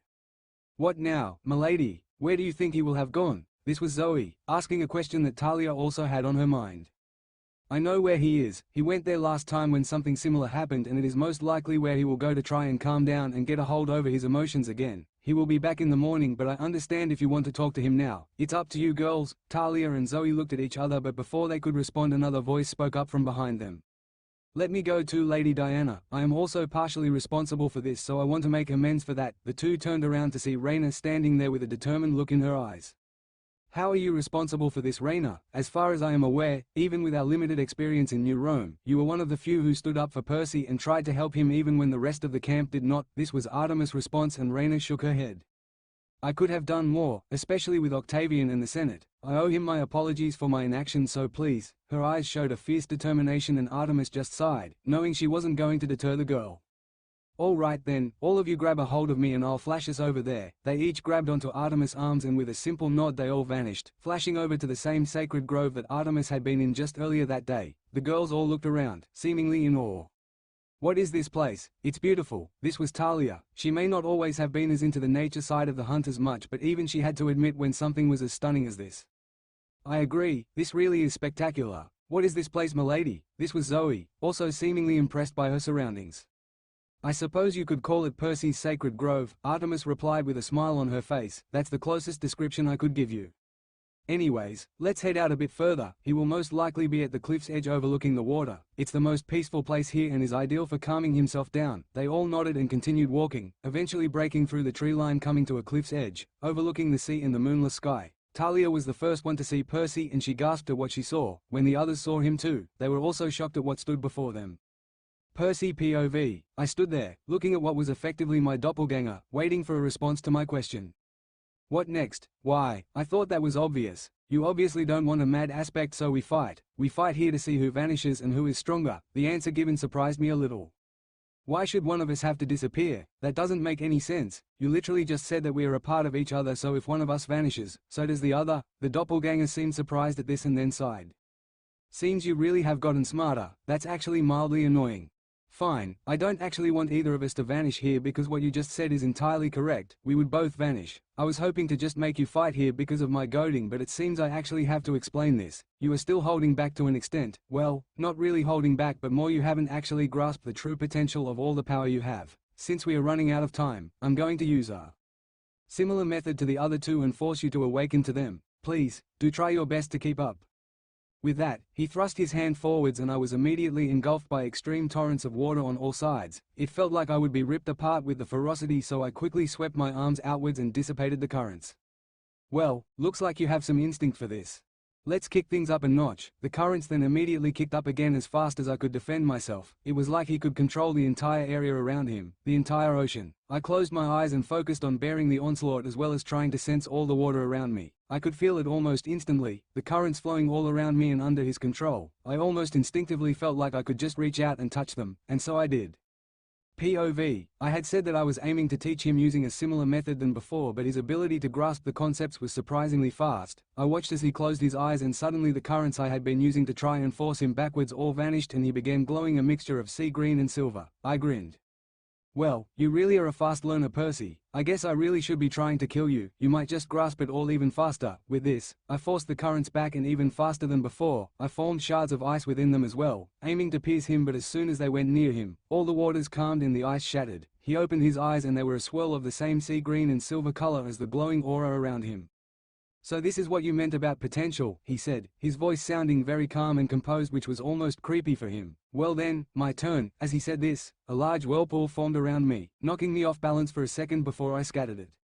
All right then, you seem to have a good grasp of that, so let's change it up. I snapped my fingers, causing a bright flash of light which stunned him for a second as I immediately covered the distance between us with a single step and swung toward him, aiming to crunch my fist into his face. However, I found myself frozen in a block of ice before shattering it, sending ice shards speeding through the water, harmlessly melting before they even got close to him. Anything else? He taunted, causing me to grin again. Obviously, I responded before causing a pillar of flame to erupt, engulfing him briefly as I backed up and called one of our weapons to my hands. You should really learn to use these weapons properly, Yano. They are effectively your weapons of power. As I said this, I swung down with Photia, causing an enormous torrent of white-hot flames to spring forward and engulf him once again. As I had expected, the flames were very quickly scattered and then condensed into a single, white-hot point being held by a now glowing and orange-gold Percy. Well fuck, I eloquently put as a single, concentrated beam of light and heat was fired towards me, scorching my side as I barely dogged the full impact. Little fucker, you really are surprising me. I didn't expect you would grasp them all so quickly. I suppose that's a good sign. Let's see how you deal with this though. I summoned up the sword formerly known as Backbiter, that had been given to us by Kronos and then reconstituted into this new form, and leisurely swung. Percy POV. I didn't entirely understand why I was dodging to the side. My doppelganger was nearly 10 feet away and couldn't possibly reach me with the swing, but nonetheless, my instincts were screaming at me to avoid it. I created a small foothold of ice and pushed off using my mana burst as fast as I could, shooting off to the side. Not a bad instinct there, Percy. Shame it didn't work. I was confused about what the doppelganger had said before looking down and seeing a long, thin gash across my chest. How? I hadn't even felt the blow connect and he was too far away. I was sure I had dodged in time. It then clicked in my head as I looked at what weapon he was using. That's pretty clever yourself, using the aspect of time to create an unavoidable attack. I also noticed that the scorching from the beam of light I had fired was gone too, as if it had never happened.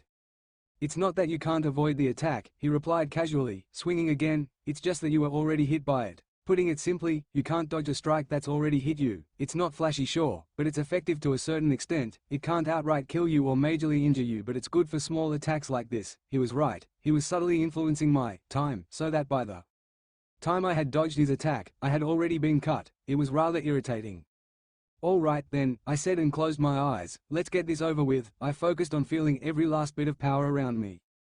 We were in my inner world, so realistically, this wasn't really water but a representation of my power and I could feel it all. The tattoos on my body began to glow and then burn, not painfully but I could feel them radiating power and all that power being drawn into me from everywhere at once. I felt connected to everything. I opened my eyes and held my right hand up towards the doppelganger who was smirking and mirroring my stance. Fire, fire, we both called out at the same time as many bullets of fire, light, water, ice and many other elements and powers, all colliding and cancelling each other out. I flew forward once again, through all the smoke and debris, charging straight for my doppelganger, bursting through to see him ready and waiting, both of us swinging our fists forwards, colliding together and a bright flash of light engulfed us both. I opened my eyes again and both of us were standing, somewhere, an infinite expanse of black nothingness, a void. Well, this was unexpected, my doppelganger commented. Don't particularly know what happened or where we are but you grasped everything with surprising ease so I guess you pass. I looked at him confused. Well yay, I guess I did pick up what you meant about potential pretty quickly but you mean you didn't mean to bring me here. I found that pretty hard to believe considering he was the one who wanted me to come and learn about my potential or whatever. Anyway, since you're a part of me, I assume that would make you Perseus, right? I asked and the doppelganger gave me a wolfish grin. You could call me that. I suppose that it is fitting. Realistically, I am simply a product of your trauma and madness causing you to develop a different personality to cope with it all. Your divinity caused it to manifest into me, sort of like an aspect, so calling me Perseus seems accurate, a part of you that you don't particularly like but is still there. So, Percy, it's nice to meet you. Finally, he was laughing at this and stuck his hand out, so I chuckled. I guess it is, Perseus. I reached out and shook his hand. At the same time, it felt like my power went through the roof as both of us were clad in an aura resembling a starry night sky and the space around us bent and folded. Behind us, the space warped upwards, almost as if a giant eye was opening ever so slightly to watch us. As suddenly as this had begun, it ended and I found myself back in my sacred grove, staring at a group of 3 stunned hunters and an equally stunned Artemis. I didn't really know how to deal with this situation, so I simply said the first thing that came into my head. Hey girls, nice night. Talia POV. I was almost transfixed when I saw the kelp head. He was floating, cross-legged, in the middle of what must have been a magic circle. No wings, no water, nothing. Then he began to glow. He began to glow in that same, green-silver shade as his eyes had become recently, and I could feel the winds in the grove start to pick up and swirl all around us all. I couldn't turn my head away from the scene to see the others, but I instinctively knew that they were just as transfixed as me. The glow surrounding him grew even brighter and rain began to fall on the area and waves began crashing up against the side of the cliff, spray flying up and over the edge. Flowers and other plants began to bloom around his feet and small orbs of light began to form and circle about. What on Olympus is happening, milady? I almost shouted towards Artemis and I received an equally loud reply.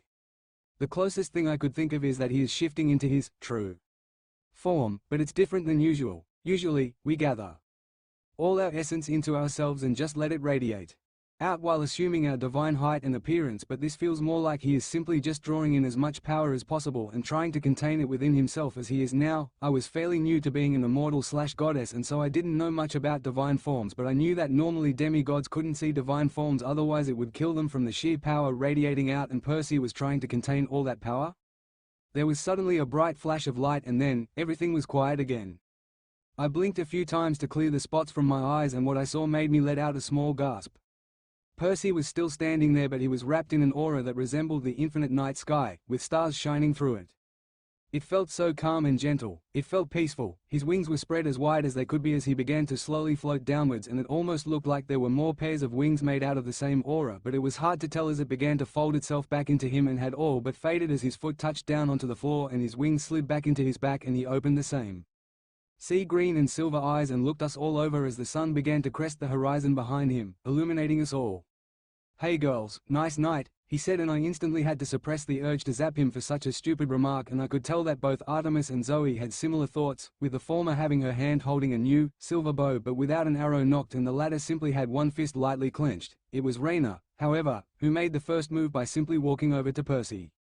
Please tell me we aren't going to repeat the same scene as before, Percy jokingly asked her, and she responded by just wrapping him in a hug. It was the perfect answer to everything without a single question being asked, a simple act of kindness to show just how much we all cared. He simply smiled and hugged her back. Before we knew it, all of us had walked up and joined the hug, just enjoying being able to show our support for him and all he had been through. It must have been a few minutes before Percy spoke up. So, how much has Artemis told you all? There wasn't any hint of anger or disbelief that Artemis had told us anything, just calm acceptance. It sounded so much more like the awkward, stupid teenager I had met all those years ago than anything I had heard from him recently as we all stepped back from the hug. It was more of a group thing, Artemis responded. Talia and I went through what happened from when you were first plunged into this world of gods and monsters, then Raina enlightened us a bit more to what happened in New Rome and your journey up until then.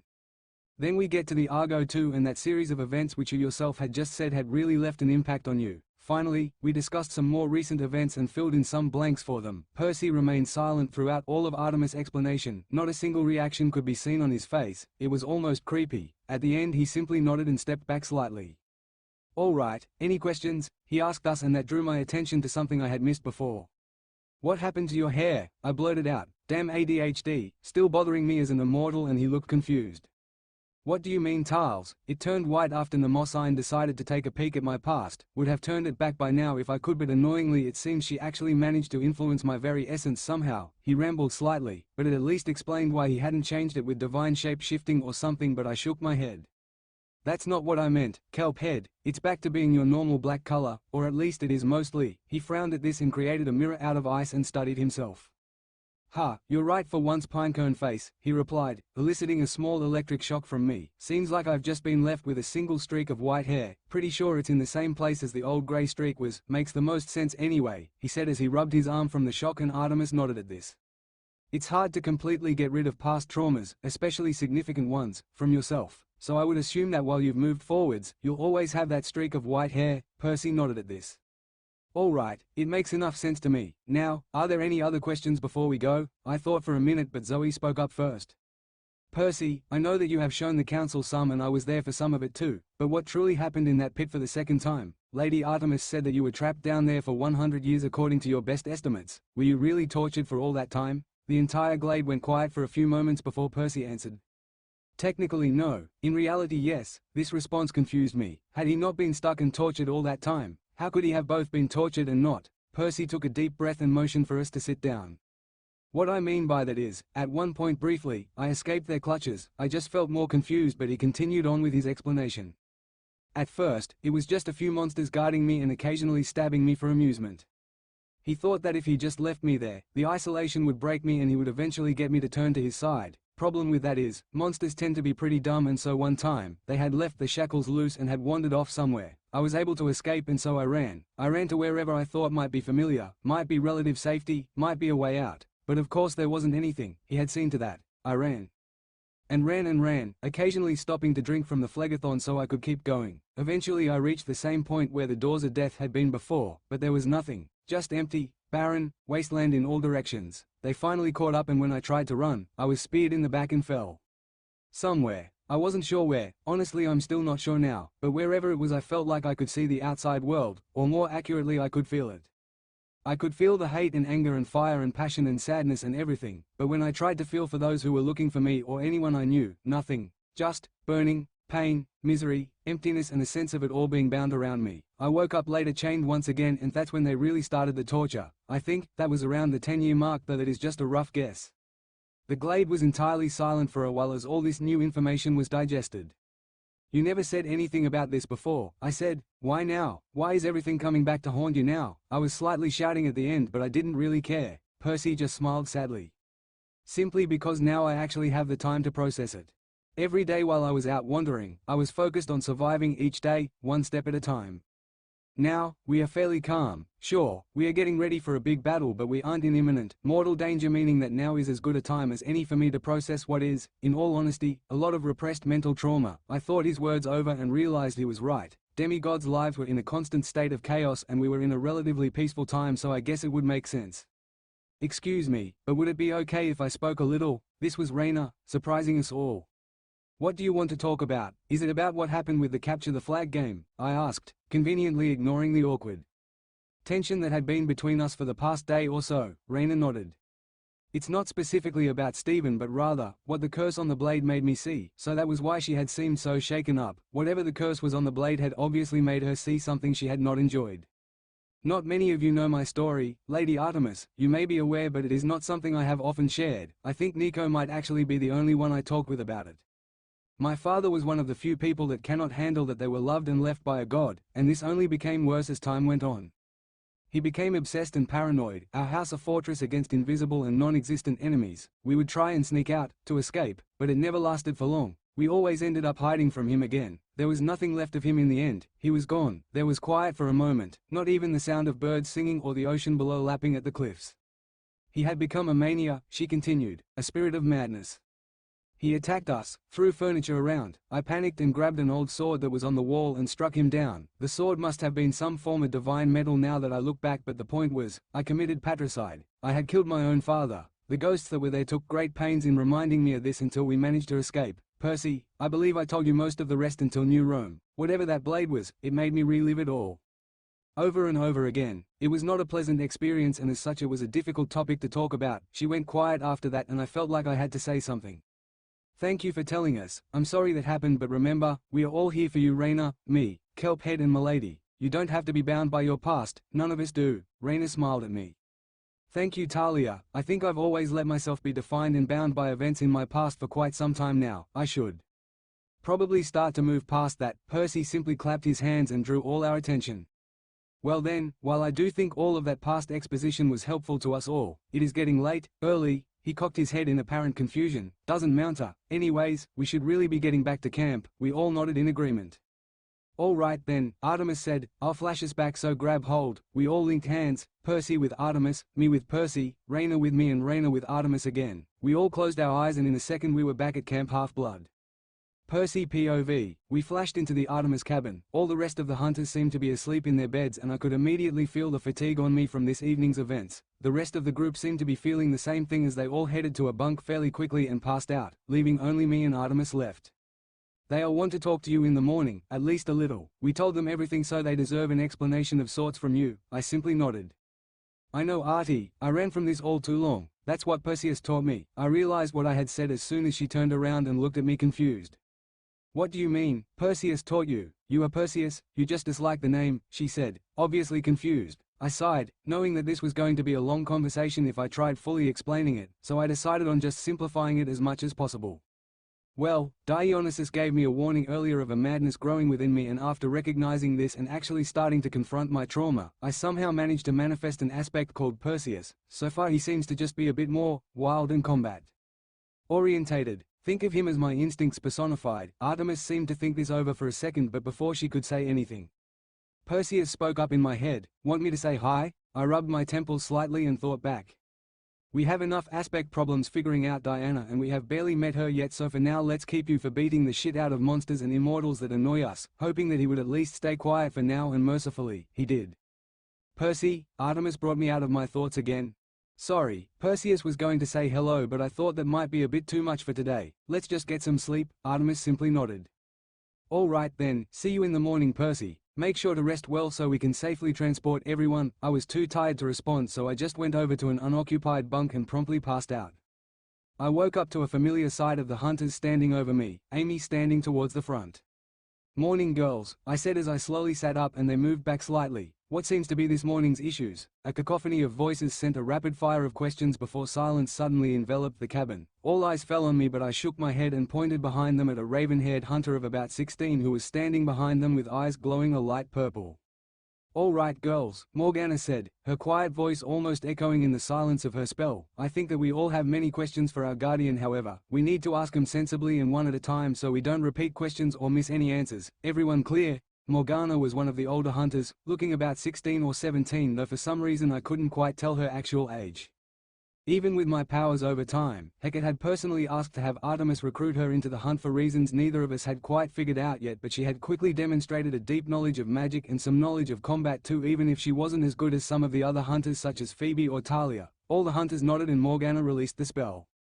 Percy, are you all right? This came from Amy, the first to speak up, and I just smiled.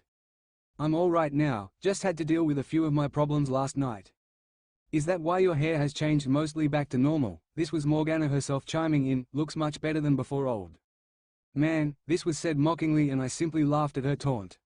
When did you develop a sense of humor? Morgana had mainly been silent or stoic throughout her stay at the hunt, excluding her limited conversations with either Artemis, myself or Talia. About the time you started to not suck at archery, she retorted, causing a small laugh to echo through the hunters. Anyways, does anyone else have questions? I know Artemis told you about my experiences and yes, it is all true, but it's in the past.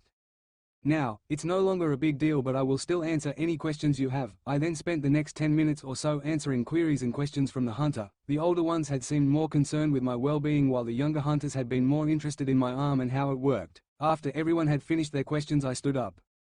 All right, it's just about time for breakfast. Let's all get going and then I'll get the transport to Camp Jupiter ready. A quick glance over the faces showed that almost all of the hunters seemed excited at the prospect of visiting this new camp, but one in particular almost looked repulsed by the thought. Percy, just how are you going to transport all of the demigods over there? We can't exactly flash them over, especially as I'm not even sure I have seen you flash anywhere. This was Artemis raising a valid concern. That's because I haven't really flashed anywhere. I don't actually know how, to be honest. I tend to use my magic, which is exactly what I'll be doing here. Morgana, I'll need your help again. It'll be basically the same as the one we did back at camp, but I'll be setting the coordinates. Morgana simply nodded at me. Sounds fair, she replied, and Artemis looked at me confused. Wait, you had Morgana help you when you sent us all to Olympus? I thought you did that yourself? I thought back and realized I had never fully specified what I had done with the teleport when we were attacked. Well, I wasn't that good with my magic at that point, and I'm still just about getting the hang of it and how it manipulates the mist and stuff, so I asked Morgana to help me because she is arguably the best person I have seen at using magic, second only to her mother I would say, and far better than me. It was the honest truth. I may have been far more powerful than her, but she was leagues ahead with her control over magic. I'm not that good, but thanks for the compliment. She simply nodded at me, and her and the other hunters began to walk out and head to breakfast. Breakfast went by with only the usual chatter, and soon enough, all the campers were assembled in the amphitheater stands while me and Morgana were working on the transportation circle on the main stage.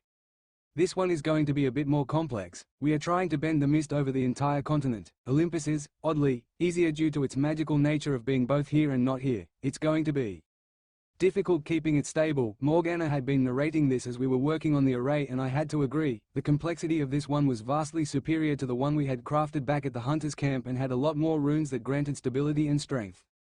It took us over half an hour to get it to a standard with which Morgana was happy with, which just further cemented both my respect for her skill in magecraft and my curiosity about her past.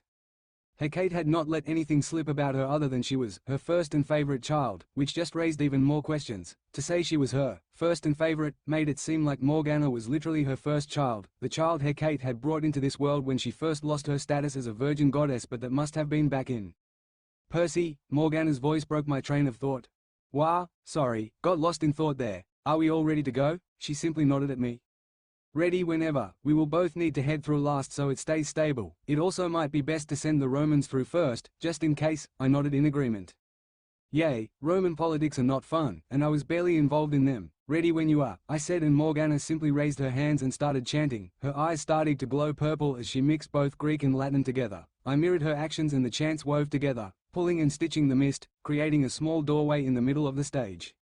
All right, if those of us who hail from the Roman camp wouldn't mind going through first, then we will have the Greeks follow with the hunters and myself closing the ranks. Is this clear with everyone? There was a chorus of eyes from the crowd as I called this out.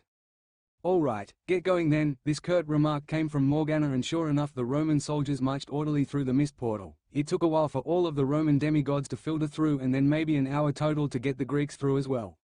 Finally, the hunters stepped through and Artemis glowed a bright silver, changing aspects, before the glow subsided and there stood a figure almost identical to Artemis except maybe an inch or two taller, and her normally swept-back auburn hair was held in a tight ponytail. Obviously this was Diana. Good to meet you, Lady Diana, I said, giving a small mock bow only to receive a withering glare. You know I disapprove of those actions, Percy, and it is just Diana, thank you very much. Now, let us get going to Camp Jupiter. I simply nodded and waited until she walked through the portal before me and Morgana darted in after her, the door closing behind us. Third-person POV. After Percy and Morgana had stepped through the portal, it wavered and then faded out of existence, leaving around 400 or so demigods plus some minor divinities standing on the field of Mars. All right, is that everyone here? Percy asked, but before any of the assembled demigods could answer, a different voice rang out. I do hope so. After all, I can't have the Legion prosecute you all if you aren't here. The assembled demigods turned to see a figure backed by maybe another 100 or so legionnaires. Who are you? This came from Jason, who had stepped forwards. Ah, Grace, a traitor to the Legion 1C. You wouldn't remember me. I was just a lowly legionnaire in the first cohort, but as there has been an extended leave of absence by all the current praetors, the Senate has sought fit to promote me to centurion and given me the title of interim praetor until such time as our elected praetors had returned. However, you have all arrived with the Greeks. I have no choice but to brand you all traitors to the Legion who have allied with. He didn't even get to finish his sentence before he and all the legionnaires behind him suddenly collapsed onto one knee, clutching at their throats as if they couldn't breathe. This is the third time this is happening. Percy's voice coldly cut across the fields, and I for one am no longer going to hear any of this shit. He slowly but purposefully strode across the fields and stood in front of the assembled cohort, his very presence seemingly bringing them to their knees. How dare! The unnamed interim praetor tried to speak before he was seemingly pushed into the ground by some unseen force. You will listen and listen well. Percy's cold voice carried over all of the field of Mars, and almost every demigod and immortal shivered at its sound. I am Percy Jackson, son of Neptune, champion of both Vesta and Juno, guardian of the hunt and heroes. I possess the authority to act within my discretion with regards to my charges, which includes all of you. These soldiers were sent to help out your sister camp when they were attacked. You are all demigods, and yet you cannot get over your petty hatred over a grudge that should have been healed at the end of the second Gigantomachia. You have let your ambitions and politics pollute the spirit of New Rome. I, as the guardian of heroes, could punish your transgressions here and now, and not a single voice would oppose me." As he said this, his wings spread out from his back, his armor manifested, and a blazing fire erupted in his feet and surrounded the entire group of legionnaires in front of him. If anyone was looking down on this from the sky, the fire would form a blazing omega symbol. The same symbol could also be seen in his right eye. Know this, I possess the authority of Olympus itself as long as I and my charges reside here along with the Lady Diana. Now, you will take us all through the city of New Rome to the houses of the Senate. As we are guests here, we will of course follow all of the guidelines and rules of New Rome and surrender any weapons we possess to Terminus upon our entry, as we need to talk to the Senate. Any opposition will be treated as opposition to the will of Olympus itself and dealt with accordingly. Is this clear?" As he said this, his wings retracted, the armor vanished, and the flames sputtered out before the grass returned to an unburnt stage. It took a minute of coughing and spluttering before there was a meek response from the now heavily humbled legionnaire.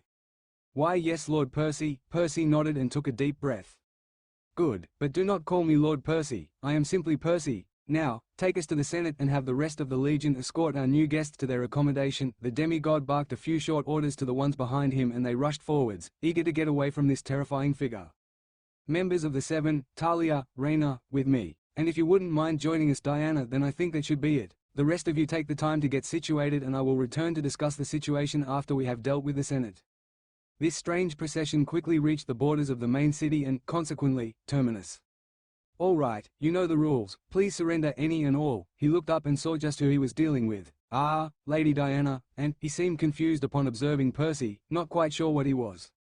"It's me, Terminus, just a bit more," Percy said softly, but it took Terminus a second to comprehend this, and a second more to reply. "I see, I'm sorry then. I take it you are still going to give up your weapons, and that then, just going to need to make sure Julia is very careful with them." Percy simply nodded and gestured for all the present members to hand over their arms before concentrating for a second as multiple divine armaments appeared around him. A golden spear, a simple wooden staff, a Stygian iron sword of some sort, anaklusmos, a thick leather-bound book, and the silver longsword with imperial gold flowing through the hilt. "That's all of them. Where is Julia, by the way?" Percy asked before a voice came out from behind the statue. "I'm here, sorry." Terminus went to the wrong statue. The previously little girl had grown up a bit since Percy had last visited New Rome and was now probably about 15 years old and was taller, and her hair was a bit longer too. She wore a simple knee-length blue dress and some trainers. Julia stood hunched over for a few seconds, catching her breath before looking up at the gathered crowd. "Right, please hand over any and all weapons so that they may be stored away safely for your duration of stay in the city. Olympians and equivalent figures need not abide by this unless otherwise stated or agreed upon," the girl said with a smile, and everyone present surrendered their weapons according to policy, excluding Diana. "All right then, all weapons are present and accounted for, including but not limited to, an alarming amount of hunting knives, several divine-level weapons, and some bows. Seriously, you'd think that you were gearing up to take on an army all by yourselves," she commented, and Percy just chuckled at this. "Honestly, not too far off there. Anyways, we've got an appointment to get to with the Senate. We will be back shortly." And so the nameless praetor stand-in led them to the Senate Hall, and upon entering they were faced with a Senate Hall filled with rather disgruntled senators. "Why has this emergency meeting been called?" This was one of the senators calling out to this group, but before anyone could say anything, Percy stepped out into the middle of the floor. "Avenue, Senate. My name is Percy Jackson, and I will be taking the floor here in regards to my official domain and responsibilities over heroes and matters concerning them." Before any of the Senate could voice any displeasure, Percy once again spread his wings and began to softly glow. A soft whoosh sound could be heard in the chamber, and suddenly no one could make any noise. Glancing at Percy, his left eye now had a clearly visible alpha symbol in it, and the same symbol was also now glowing on the floor while slowly shifting colors. "All of you will heed my words as I speak, and they become binding." These words held power behind them, and all the senators present could feel the pressure of the words pressing on them. "You have sat back and allowed tensions and grudges within your ranks to sit and fester even after agreements to help build trust and cooperation with the Greek camp. As such, I am enforcing new rules and overseers to the Senate and the Legion to make sure these situations do not occur again. The newly deified gods and goddesses of heroes will be appointed overseeing roles, effectively equivalent to praetor, to watch over and help guide the Legion, but leaving leadership and management to you and the praetors. That's also another point. You need to elect some new praetors, as all your previous ones have been deified and can no longer serve as praetors of the Legion. Any objections?" His voice was calm and quiet, but still echoed through the silent chamber. The oppressive silence seemed to lift, but none of the assembled senators raised an objection. Good, now I'm not going to tell you who to elect as praetors, but please, do try and pick someone reasonable and who will listen to the Greeks as well as lead you guys into a new age of prosperity and cooperation. At that, I do believe I just need you all to vote and make it an official thing, and then I can finally leave the Roman politics behind. This was said with a conviction that suggested he wanted to stay as far away from politics as he could. The vote was quickly taken and passed, and the new gods were fully enshrined within the legion and their roles officiated. The group began to walk back towards the main gathering of demigods as the Senate went over the new logistics that Percy had imposed. All right, time to go explain to the rest of the group, get them all situated and then deal with some other loose ends Jupiter asked me to look into, Percy commented, and Diana tilted her head quizzically at this. Loose ends? When did he mention this? She asked, and Percy looked slightly irritated with himself at this question. Thought I had forgotten something. It was a little while ago when we first discussed the two camps. He asked me, us actually, to see to something while we were in the area, he explained, and Diana nodded slowly. All right, that makes sense, but what are we looking into? Diana asked, and Percy just sighed. Family matters, unfortunately, he said, and Diana raised her eyebrows. You don't mean? She asked, and Percy just nodded. Yep, Jupiter wants us to negotiate with him, keep him out of the war basically. He was surprisingly lenient with the terms he wanted to set out, but that can be discussed if they are even there, he explained, and Diana just nodded at his explanation. All right, is it just going to be us two? She asked, and Percy nodded. Yay, we are able to deal with things should they not go well, and others might not, just safest this way. Diana seemed to consider this for a while but then nodded her approval. All right, I take it that happens after we get the rest of the demigods situated then, she questioned, and Percy nodded. Yay, but this time we aren't flashing or anything. Teleporting that many people across the continent, even with Morgana's help, was draining, he stated, and Diana just looked at him curiously. Then how are we getting to Mount Othrys? She asked as he shrugged. I can think of two ways, depends on how mad the first option is. Diana was even more puzzled at this comment, and Percy just shook his head as they approached the border where Terminus was. Tell you later, he said before addressing Terminus. Hey Terminus, our business here is all done for now, would you mind giving us our weapons back? Terminus simply nodded. Julia, please return the weapons to our guests. Julia walked out from beside the statue with a silver tray holding most of the bows, daggers and swords from the new gods of heroes. Julia then ducked back behind the statue before carefully carrying out Percy's weapons of power. Thank you, Julia, as dedicated as ever I see. Julia looked at him confused. You seem really familiar, do I know you? She asked, and Percy broke out into a grin. Really, I can't believe you forgot about me. You did say you wanted to be me when you grew up, he teased, and Julia's eyes widened. Percy, wow, what happened to you? You look so different. She had a wide smile on her face at being reunited with someone who could be considered a hero to her. A lot happened, but in the end, I made some new friends and gained a few new powers. What hasn't changed is the fact I'm willing to fight to protect everything and everyone I care about, just like I did before, he said with a smile. Julia smiled back at him, and, after giving him all his weapons back, she shyly smiled at him. Would it be too much to ask for a hug? She seemed very embarrassed about the request, but Percy just smiled. Of course not, he simply held out his arms and Julia happily hugged him, and he gently hugged her back. Thank you, Percy, hopefully we see you again soon. Julia seemed very happy, and Terminus had a smile on his statue face. Well, Jackson, it was good to see you again, even if there aren't any more giants to kill. Percy simply laughed. Unfortunately not, though it was very fun to smash in Polybot's head with your help. Until next time, Terminus. The group set off back towards the main group, but Talia spoke up. Let me get this right, you smashed in the head of Polybots, your father's bane, using a statue? She asked, and Raina chuckled at this. I remember that. The Legion made you praetor after that, didn't they? She said, and Percy just nodded. Yep, that was a tough fight, but killing a giant with a statue was definitely a highlight of that damn war. He laughed, but Talia just shook her head. Honestly, Kelphead, I feel like we still haven't heard much about what you did here, she said, and Percy shrugged.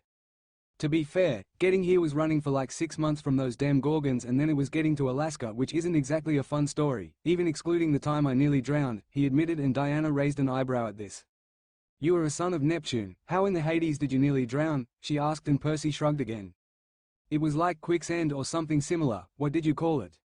Frank obviously seemed uncomfortable with the question, still not quite used to the group and the hunters within it, but still responded after a moment. Ah, you mean the muskeg? He said, and Percy nodded.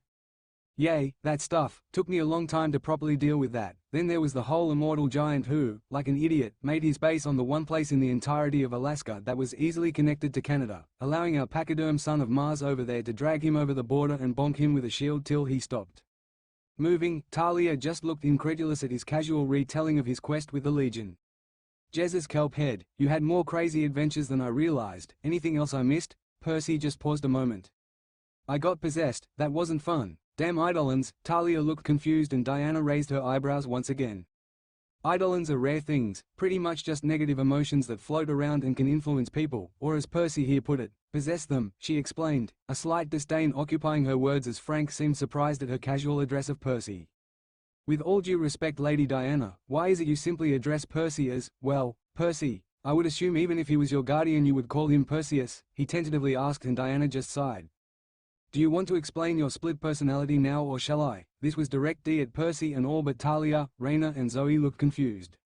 Split personality? Frank was confused for a moment but Percy simply stopped and turned to face them. Well, some things happened, he said before his grin widened. He seemed to grow ever so slightly muscular but his eyes were the most notable change. The silver green faded and darkened until it was an all-black sclera with bright golden iris, similar to how Kronos had once looked. And I decided to show up and say hi. His voice was different to Percy's too, slightly, it seemed almost darker if it were possible, more primal. Nice to meet you all, such a shame I didn't get to leave any lasting impressions on those idiots in the Senate. That would have been fun, the figure before them said in a tone which made everyone take a step back, but before anything could be done, his eyes started to shift back into the normal silver green of Percy once again. That was Perseus, hence why Lady Diana refers to me as Percy, because it's just easier to differentiate between us. Even those who knew about Perseus seemed disconcerted by his behavior. Sorry if that was a little uncomfortable for you guys. He is pretty much an aspect of me that is instinct personified mixed in with a healthy dose of mental stress and trauma. Pretty much zero social skills. His right eye flashed gold for a second but nothing else happened. Oh okay then, second question, when did you develop an aspect? This was still Frank but the others looked as confused and worried as he did. Percy just gave a slight chuckle. Properly, last night. Realistically, years ago. I always was more cold and ruthless in battle but along with a healthy dose of trauma and deification, this resulted in the entity known as Perseus. He isn't bad really, just extremely ADHD from what I can tell, which causes him to just want to fight so he has something to do, hence the lasting impression comment, he explained and Frank and the rest nodded at this. Alright, well I'm sure that was enlightening but as we have reached the others now, we need to get everyone situated. This was Diana. And everyone nodded. Okay, me and Percy will take the hunters and borrow one of the praetorial residences. You still technically have one, don't you? Raina, Diana asked mischievously and Raina simply sighed and nodded. It should be large enough to accommodate the hunters' numbers for now. Not sure about the food situation but I'm sure someone can fix that, she said and Diana simply nodded. Alright, the rest of you, take the demigods and get him accommodation wherever there is space. At these orders the rest of the seven nodded and hurried off to do exactly as the goddess said. Right then, let's round up the hunters and get going, she said and that was exactly what they did. It took them maybe an hour to get everyone into the house and what Raina had said was correct. It was quite a large residence and so there was a good amount of room for the 30 or so girls currently in the hunt. Once everyone had gotten settled in, it was getting towards midday as due to the time difference between the two camps, the group had arrived pretty early in the morning. Okay girls, me and Percy have another errand to run while we are here so we need to leave. We should hopefully be back by the end of the day if not tomorrow morning. Talia and Raina, I expect the both of you to take responsibility and keep the rest of the group out of trouble as both lieutenant and former praetor of the Legion. Both of the girls nodded but Phoebe spoke up. Where are you two headed, milady? She asked and Diana gave a heavy sigh. Unfortunately, Jupiter asked us to make sure that the other side doesn't gain any more allies. While understandable, this means we have been asked to negotiate with the Titans, or at least those that remain, while we are here. At this, Zoe pulled a face. You don't need me to come with you, right? She asked and Diana shook her head. No, it might have been your home at one point but we want to be safe and so only me and our guardian here are going, as if something goes wrong in the negotiations then we can handle ourselves, she explained and Zoe breathed a sigh of relief. Thank you, milady. I'm not sure I'm quite ready to see them all again, even if one of them is still under the sky, she said, obviously talking about her father and the rest of her estranged family. Alright, anything else before we leave? Percy asked and Talia quickly spoke up. Actually yay, may sound weird but would you mind playing your guitar for us again? Percy raised an eyebrow at this but Raina looked confused. You can play the guitar? Asked Raina and Percy nodded. Yeah I can, haven't really had the chance to do so in a while but why do you want me to play tiles? He seemed genuinely curious as she slightly shrugged. Well, mainly cause I think that we are still a bit uncomfortable and tense being in the Roman camp and having you play your guitar would be a good way to help us settle in a bit more. She looked slightly embarrassed at this as Percy addressed the hunters. You guys agree with Sparky then, you'd like me to play something for you? There were a fair number of them who nodded or voiced their agreement, especially the younger hunters like Amy. All right, I should have time for one song, give me a second, Percy said before vanishing. Raina POV. To say I was surprised at hearing Percy could play the guitar was an understatement, but the rest of the hunters looked fairly excited at the prospect. When did he last play for you guys? I asked the hunters. It was at Camp Half-Blood. He played a song about loss and personal growth. It was actually surprising the kelp head had it in him. Talia was the one who responded and I frowned. Must have been on guard duty or something then to miss that, I remarked, and the other girl grinned. That's what you get for being such an uptight Roman, she teased, and I just shot her a glare back, causing her grin to widen. Very funny spark plug, I said, causing a small spark to travel through her sky blue eyes and her grin to turn into a small frown. Didn't I tell you not to call me that? The rest of the hunters were chuckling at this, but before I could respond, Percy reappeared with a guitar in hand. All right then, let's see. He pulled up a chair, sat down and began to test the strings to check they were still in tune. Any particular song you want, Tiles, or anyone for that matter? The hunt was silent for a moment before, surprisingly, Lady Diana spoke up. What about that one you sang to me, or rather to Artemis? I thought that one was quite moving, she asked. A few of the hunters raised their eyebrows at this. Milady, when did Percy sing to you? As far as we were aware, the only time he sang for us was at camp, Atalanta asked, and Diana looked almost panicked for a second before Percy stepped in. She showed me my sacred grove a while back and it just felt like a nice place to sing, so I did. It was more I sang for myself and Artemis was tagging along as a taxi service for lazy guardians, Percy said, garnering a laugh out of most of the hunt at the self-mocking joke. They had put down all their gear by now and were sitting on the floor waiting. I got the feeling that there was definitely something more to this than the pair were letting on. All right then, let's see if I can do this as well as last time, he remarked, and his eyes turned purple for a second and the quiet music began to play as he softly strummed his guitar and began to sing. High in the halls of the kings who are gone, we would dance with our ghosts. The ones we had lost and the ones we had found, and the ones who had loved us the most.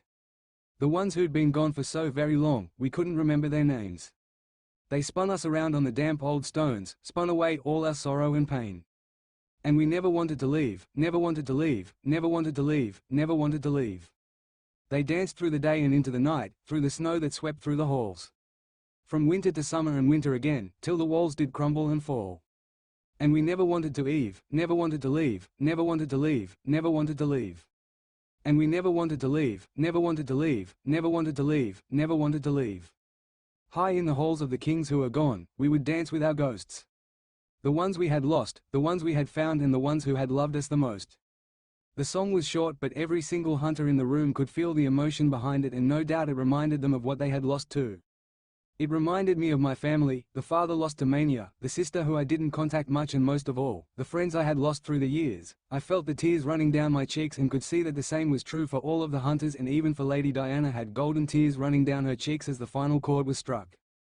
Everyone was silent for a moment before Amy got up and ran over to Percy and grabbed him in a hug. Before long, all the younger hunters had done the same. I found myself grabbing Talia's hand, surprising myself, but she simply squeezed my hand, both of us finding comfort in each other at that moment. The silence continued for a few minutes before Lady Diana wiped her eyes and stepped forwards. All right, we should get going. You all know how to take care of yourselves. We will be back as soon as we can. Percy, she addressed our guardian with her last remark, and he nodded, gently disentangling himself from the young girls.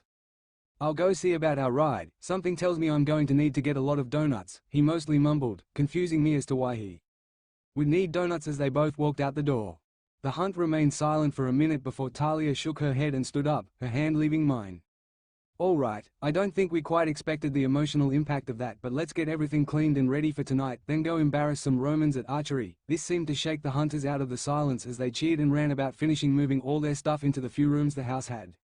I made my way to what was my room and, after dumping the few belongings I had brought with me, collapsed face first onto the bed. It had been exhausting seeing the Senate again. Even if Percy had done all the work by intimidating them all into having new overseers in the form of the Seven, I wondered if he was going to do something similar with Camp Half-Blood. It wouldn't be a bad idea in my opinion. It could help keep the two camps' relationship on good terms and make sure that they didn't fall back into old hostilities. I was brought out of my musings when I caught the smell of ozone beginning to form in the room. Talia, if you hit me with lightning I am going to stab you, I spoke from my pillow, not even looking up as the other girl swore and the smell dissipated. How did you even know? She demanded as I slowly rolled over onto my back, seeing her leaning against the doorway. I could smell the ozone when you went to shock me. Not the most subtle of things, you know, Sparkplug. She pouted slightly at the use of her nickname, which made her look cute. I shook my head slightly at this thought. "Stop calling me that," she said, and I chuckled, and missed this reaction. "Not a chance," I replied, and she continued pouting. "You're as bad as the kelp head," she grumbled, and I laughed. "No one is that bad, Sparky, you are just an easy target for our mockery." Her pouting continued, which just caused me to laugh more. "I am the lieutenant of the hunt, you know, so shouldn't you be more respectful towards me? I thought Romans were all about honor, respect, tradition etc," she grumbled.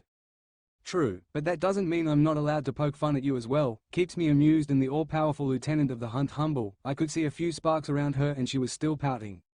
"Are you going to stop pouting anytime soon and tell me why you wanted to see me?" I asked, and she just shook her head. "We are heading out to go train, and considering you're fairly new to the hunt, want to make sure you can actually shoot a bow better than the kelp head." Made sense, but I decided to throw one last joke out. "That's not exactly hard, you know." Talia cracked a smile at this. Yay, now get up your preator Ness." She actively winced at this and I sat up and laughed. "Really, Sparkplug, that's the best one you could come up with. Might want to work on that," I teased before standing up and stretching. Talia POV. After a prolonged period of teasing from Raina, she finally stood up and stretched, allowing me another glance at her well-muscled abdomen. Paired with the rest of her natural muscles and serious obsidian eyes, she really was very beautiful. I quickly shook my head at this thought and fought the golden blush that was creeping onto my face. Ever since we had tumbled onto each other during that sparring combat, I hadn't been able to get her out of my mind. Her beautiful features, deep obsidian eyes and well-muscled body were a recurring thought at this point, no matter how much I tried to ignore it. "Are we going then?" she asked, shaking out of my thoughts, and I nodded. "Yep, got a bow and arrows?" I asked, and she nodded, picking them up from the chair where she had slung them. Praetors had certain privileges in New Rome, and one of those was the allowance of some weapons in their residence. "Right here, though I will warn you, while nowhere near as bad as Percy, I am not exactly the best archer. The Romans tend to look at archers as almost cowardly unless you were children of Apollo as well. That couldn't be helped, as such I only really have the very basics of knowledge of archery, so it might take a while for me to get the hang of it," she admitted, and I laughed slightly. "Don't worry about it," I said. "You're the daughter of a Roman war god, right?" I asked, and she nodded. "Yay, Bellona. Why?" she asked, seemingly confused about this irrelevant detail, and I smiled. "If your demigod abilities are anything like the ones on our side, such as Ares, you'll pick up anything combat-related pretty quickly. This goes doubly so because a part of the Hunter's Oath gives you the blessing of Artemis, increased speed and agility, increased energy under moonlight and, of course, increased skill with archery," I explained, and Raina raised an eyebrow. "So, just for becoming a hunter, I gain a boost to my physical abilities and archery. Wonder why she doesn't just give it to Percy at this point. Surely that would speed up his archery lessons," she commented, and I paused for a second. She had a point. If Artemis gave Percy her blessing, then his archery skills would rapidly improve. Probably due to her not wanting to give her blessing to anyone who isn't a hunter, and while Percy is accepted by the hunt, he isn't technically a hunter and is still male. Probably out of principle, I would guess, I explained after a moment's pause, though I had a feeling that part of it was an excuse on Artemis' part to spend time with Percy. "That makes sense, I guess," Raina admitted, and I nodded. "Yay, well, let's get going, otherwise we are gonna be late," I said, and she nodded, so we both headed downstairs to where the rest of the hunters were waiting. "Took you long enough?" Phoebe huffed. "What took you so long? Started fooling around or something?" she asked, and I blushed gold at the implications of these words. "Why no," I stuttered, causing laughter from the rest of the hunt and a smile from Phoebe.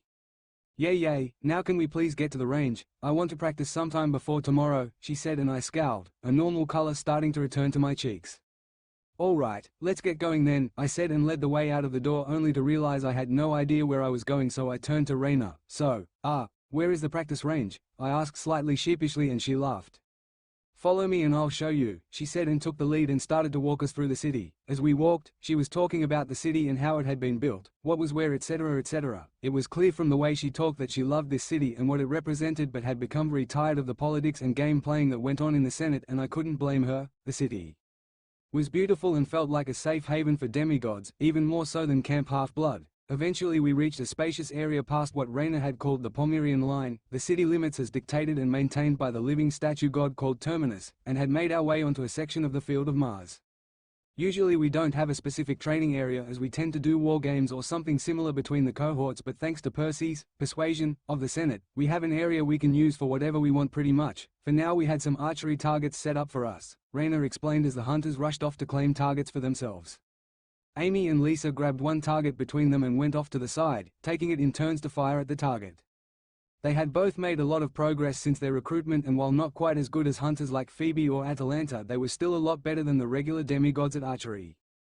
As they were still fairly young, Artemis had refrained from giving them partial immortality and instead allowed them to continue aging until they were at a point they felt happy staying at that age.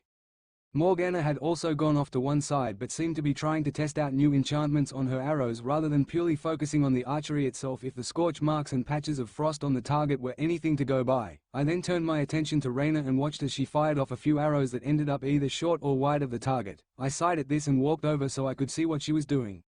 "Doesn't seem to be going too well, Ray," I said, not entirely sure why I had shortened her name, and she just let loose another arrow which fell short once again. "Really? I hadn't noticed," she responded, her words heavy with sarcasm, and I chuckled.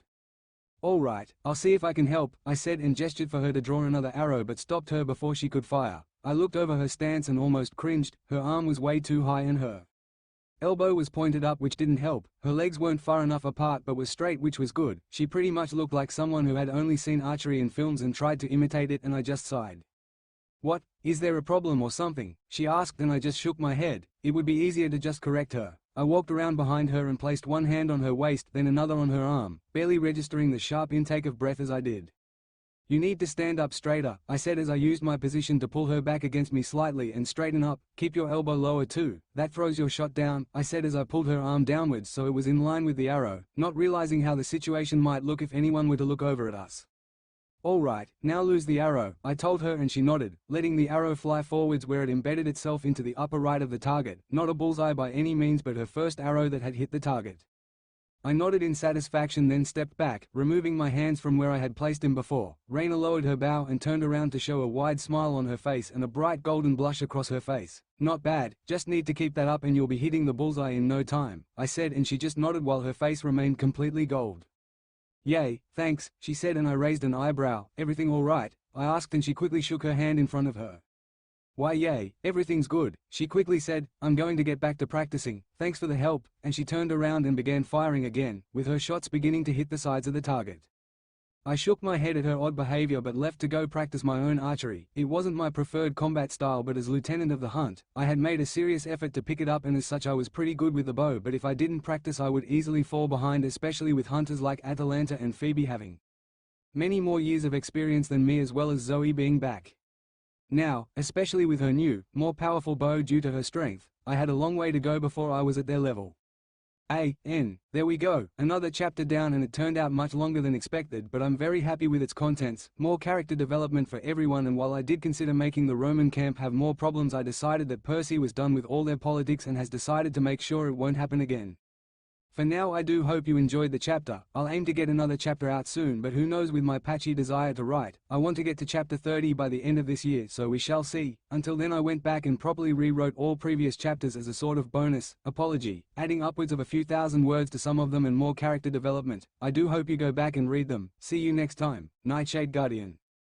Donuts and negotiations. Hey guys, glad to see a positive response to my last chapter, especially after I had been gone for a while. Like I said, wanting to get to chapter 30 before the end of the year, so let's keep that momentum going with chapter 28. Enjoy. Nightshade Guardian.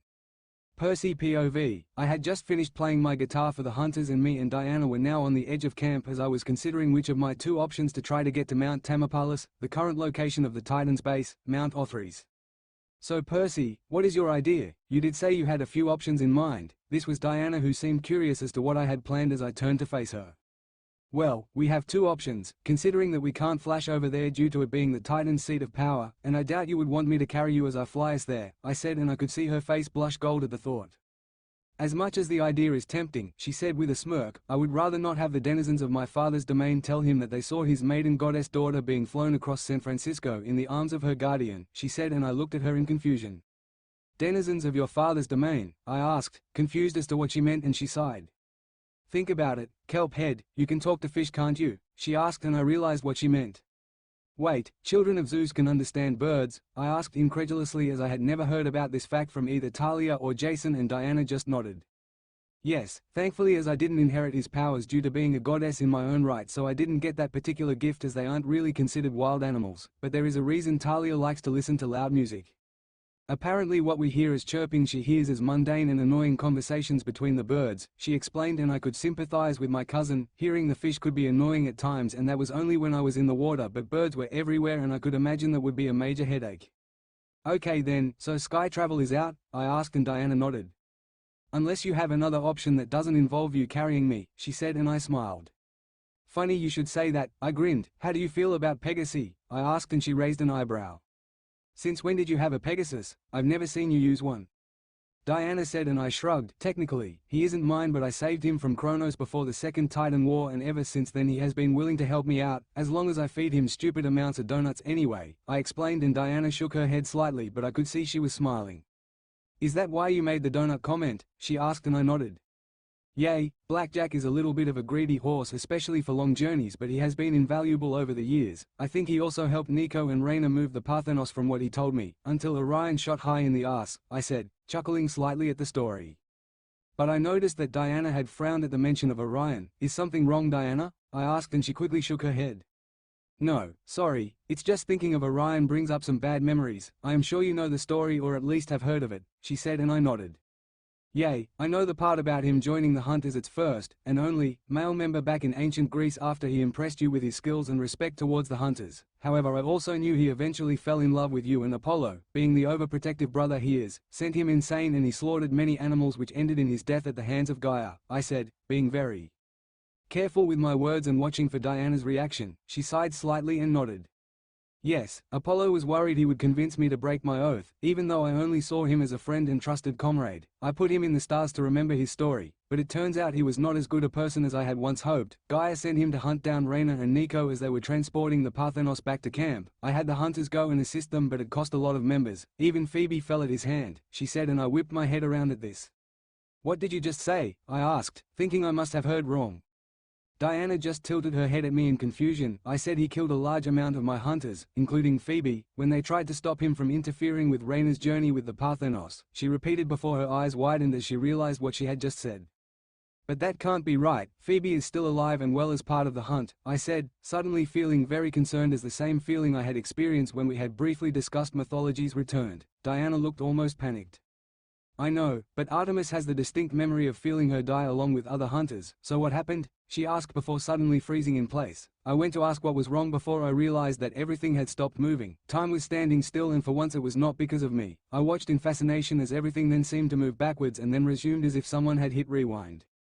Since when did you have a Pegasus? I've never seen you use one, Diana said and I stood there shocked. Someone or something had managed to undo the entire conversation that had just happened. I wasn't sure that even I could do that. Percy? Diana asked and I shook my head, deciding to look into all of this later.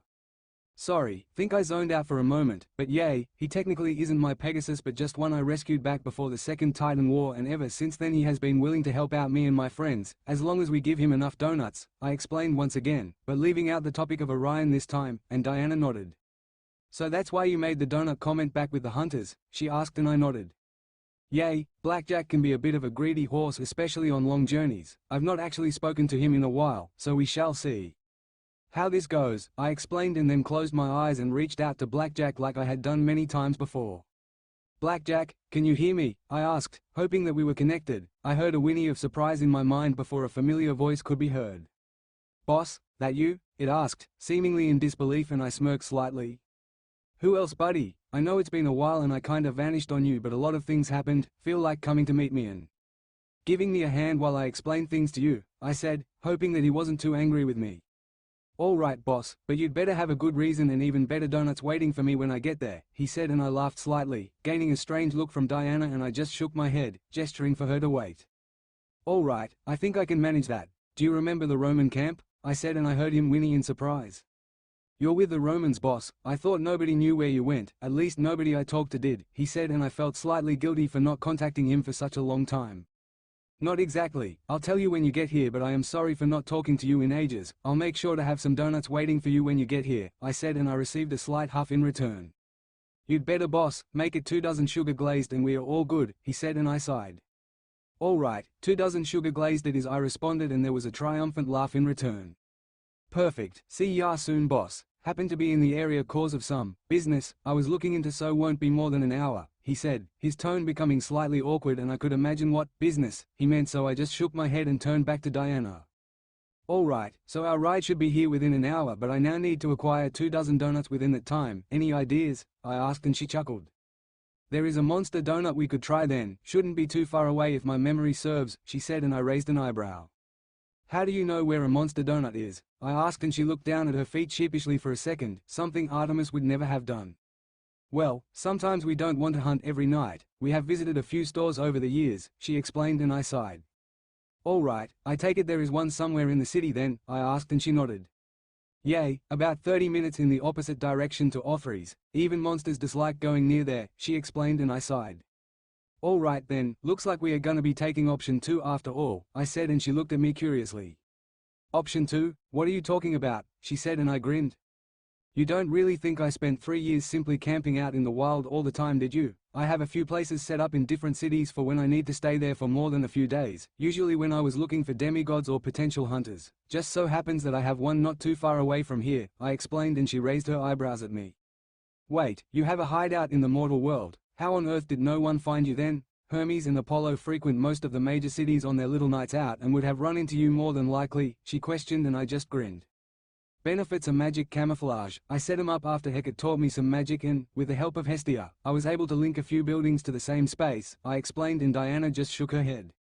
You are craftier than we gave you credit for, Percy, she said with a smile, and I just grinned. Admit it, you're impressed, I joked, and received a glare from my goddess girlfriend along with a smile. Anyways, if we are going to go into the city, you might want to change outfits, you stand out a little in a silver toga, I explained, and Diana nodded. Fair point, one moment, she said, and then flashed away elsewhere. A minute or two passed and she came back wearing some jeans, a silver t-shirt and a silver parka on top. Better? She asked, a slight golden blush on her face, and I just smiled at her. You look beautiful, I said, and I meant it. She blushed a bright gold at this, then smiled back at me. And what about you? She asked. A bright silver trench coat isn't exactly subtle, you know, she teased, and I just smirked at her. I know, that's why magic exists, I responded before activating one of the enchantments I had discovered when I was examining my new clothes a while ago, and they began to shift and change. My vest morphed into a plain black t-shirt and my coat changed into a silver jacket while my trousers remained the same, albeit without all the straps and weapon sheaths. I looked pretty much like any regular guy, if rather tall and well built. Shall we go then? I asked Diana, holding out my arm to her, causing her to blush again but smile and take it. Let's, she said happily, and we started walking arm in arm down into the main city through the warm afternoon. I was nervous about W.L. King with Diana, especially as we had not actually met before other than that one time with the kiss, but she seemed happy like this and it brought a smile to my face as we traversed the streets. She noticed this and smiled back at me. What is it, Percy? She asked, and I just continued to smile at her. Nothing, just thinking that this was a nice way to get to know you better, I said, and she laughed. You already know me through Artemis Kelp Head, she said, and I shook my head. No, I know Artemis. While you are both technically the same goddess, you have your own thoughts, your own feelings and your own personalities, so I want to get to know you both so I can love you both the same, I said honestly, causing the goddess to turn a bright gold and hide her face in my arm, which I thought was incredibly cute but decided against saying that as it might end up with an arrow or two being shot at me. Eventually Diana removed her face from my arm with a slight scowl. When did you become such a smooth talker, Kelp Head? She asked, and I chuckled slightly. Sorry, I just said what I felt, I admitted, and she just smiled before giving me a soft kiss. It was warm and I could taste cinnamon on my lips after we separated. That was a compliment, learn to accept them. Now how far away are we? She said, and I just smiled and shook my head as we rounded a corner. We are here actually, I said as we approached a side door that seemed to be connected to some sort of garage building, and Diana narrowed her eyes. This is your hideout? She asked, seemingly underwhelmed, and I just smirked as I pulled a set of keys from my pocket. Just wait, I told her as I unlocked the door and stepped through. Diana POV. I didn't know what I was expecting when I stepped through the door, perhaps a small room with a mattress and a fridge, maybe something similar to his tent. What I was not expecting was to walk into what could be considered a penthouse apartment complete with a balcony, kitchen, living room and swimming pool, with another room leading off that I presumed was connected to his bedroom. Percy, what in the? I asked, stunned at what I was seeing, and he smirked. I did tell you that I set this up with the help of Hestia, right? Well, if you look out the balcony you might recognize where we are, he said, and I immediately went over and stepped out onto the balcony and realized that it was now evening and the entire city below me was covered in twilight. I looked over to the right and realized that I was looking at the Empire State Building. We were in New York City. I turned back to Percy and saw a wide grin on his face. Like it? He said, and I just smiled and shook my head. How on earth did you afford this? Do you even have normal money? I asked, and his smile dropped slightly. Well, turns out both Mum and Paul had a rather significant life insurance policy taken out and I was the sole beneficiary, combined with the fact that I received the royalties from all of her book sales and I actually have a rather large amount of money stashed away even with this place, plus I still have a backup option after that, he explained, and I gave him a sympathetic look. Sorry about bringing that up, I said, and he shook his head. It's fine, you didn't know, and besides, it helps me remember them and know that even now they are supporting me, he said with a sad smile, and I gave him a soft hug. It was weird to do this of my own volition and not just remember it through Artemis, but it was nice. How much do you actually have then? I asked, and he shrugged. Last I checked, my account has something around 1 million in it, he said, and I gaped. What, that much? I asked, and he nodded. Yay, the life insurance policies totaled to about $1 million between the both of them, and I received a large lump sum for the royalties as a sort of down payment and then get about $100,000 every few months after that. Got quite a lot more in the year her death was released. Death of an author apparently skyrockets popularity, he said with a sad smile. Mum was quite a successful novelist. She had a lot more than she let on, but she was happy with what they had, he explained, and I just smiled at the clear love he held for his parents even now they resided in Elysium. As much as this is lovely, I don't think you just wanted to bring me home, I said, and he suddenly blushed gold at this and coughed. Ah, no, not at all, he said, and I just narrowed my eyes. Something wrong, Percy? I asked, and he tried to avoid my eyes. Ah, nothing. Anyways, this way, he said as he opened a door to some stairs that led down. Where does this go? I asked, and he smiled as we started walking down. To option 2, I did tell you that I had a backup plan if blackjack turned out to be a problem, he said as we continued to descend the stairs. Curious, I followed him down into a large garage. When he flicked the lights on, my eyes went wide at what was sitting there. In the middle of the garage was a black and silver motorbike. It was a sleek design and from the looks of it would be pretty powerful and expensive. When did you get that? I asked. As far as I was aware, he didn't know how to drive and he just grinned. Back in my second year of going around helping demigods, when I first started setting this place up, I wanted to have a normal method of getting around rather than anything divine as that might give me away. As such, I decided to learn how to ride, and it was actually a lot of fun. After I passed a few tests, I went and ordered this, he explained, and I just raised an eyebrow. I assume that this isn't one you could find in a regular store? I asked, and he shook his head.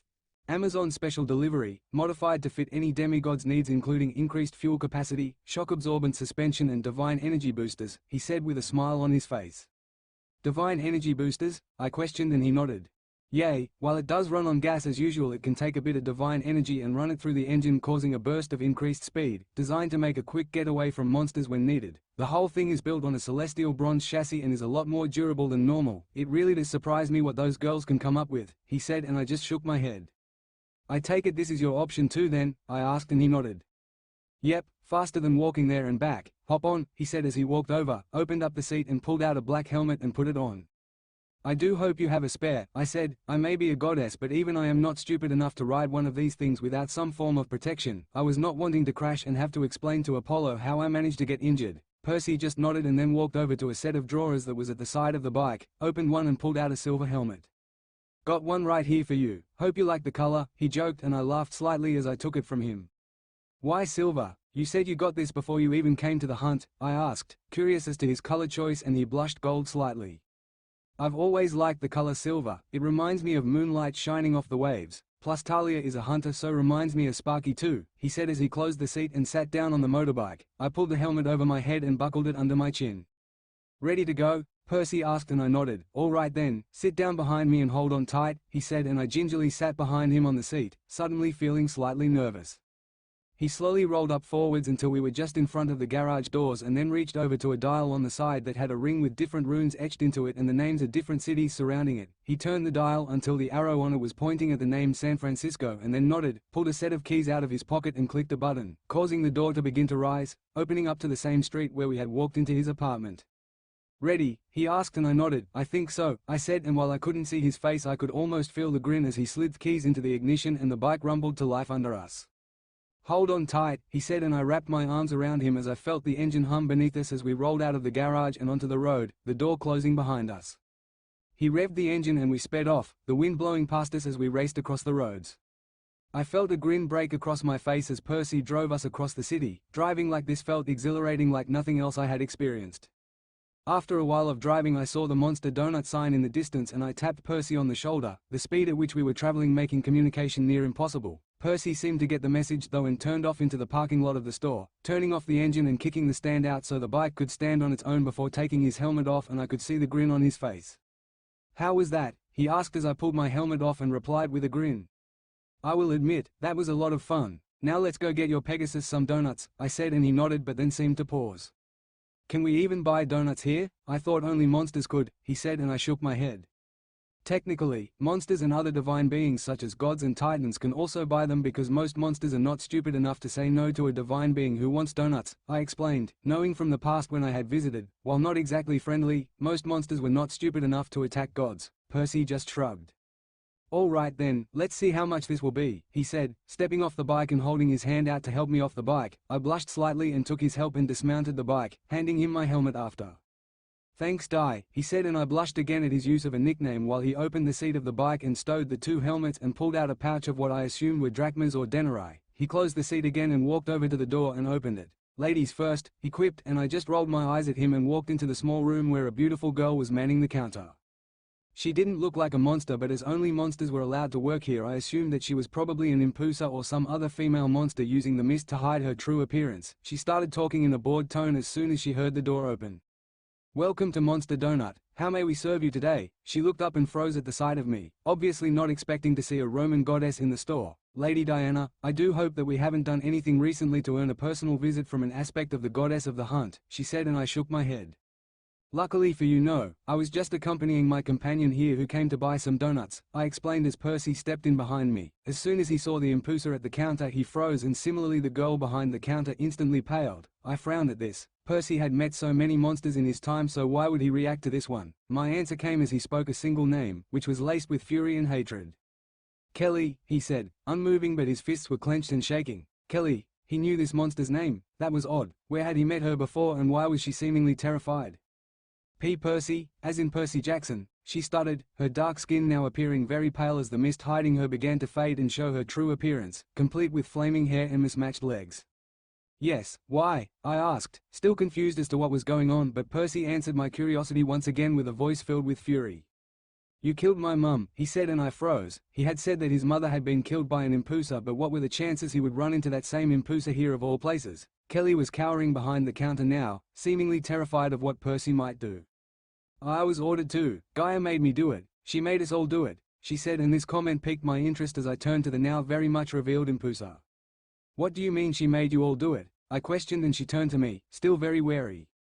"She sent a bunch of us after each of the families of the 7, any of those that still had family left anyway, but after me, none of them even got close, because he was there to stop them," she explained, shakily pointing at Percy, who I now noticed was glowing slightly and one eye had turned black with a golden iris, as if Perseus was taking control.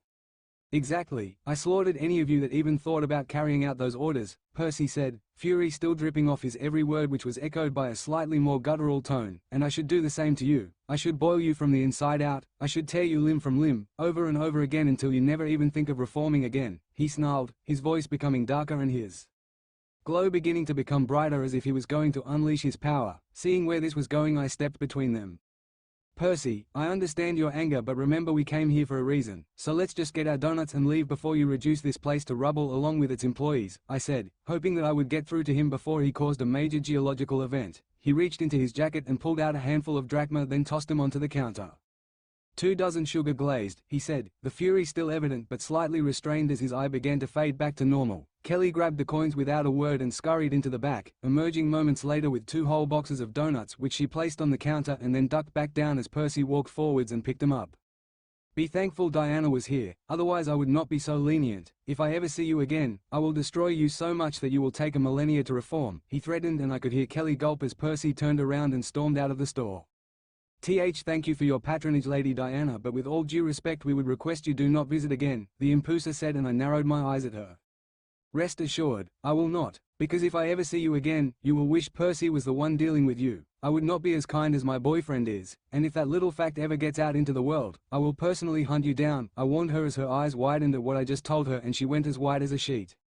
"You understood, Lady Diana." She cowered and I walked out of the door to see Percy sitting against the motorbike shaking. I gently walked over and wrapped him in a hug from behind, trying to calm him down while whispering comforting words into his ear. After a few minutes I felt him stop shaking and I gently let go and walked around in front of him to see he had tear marks down his face.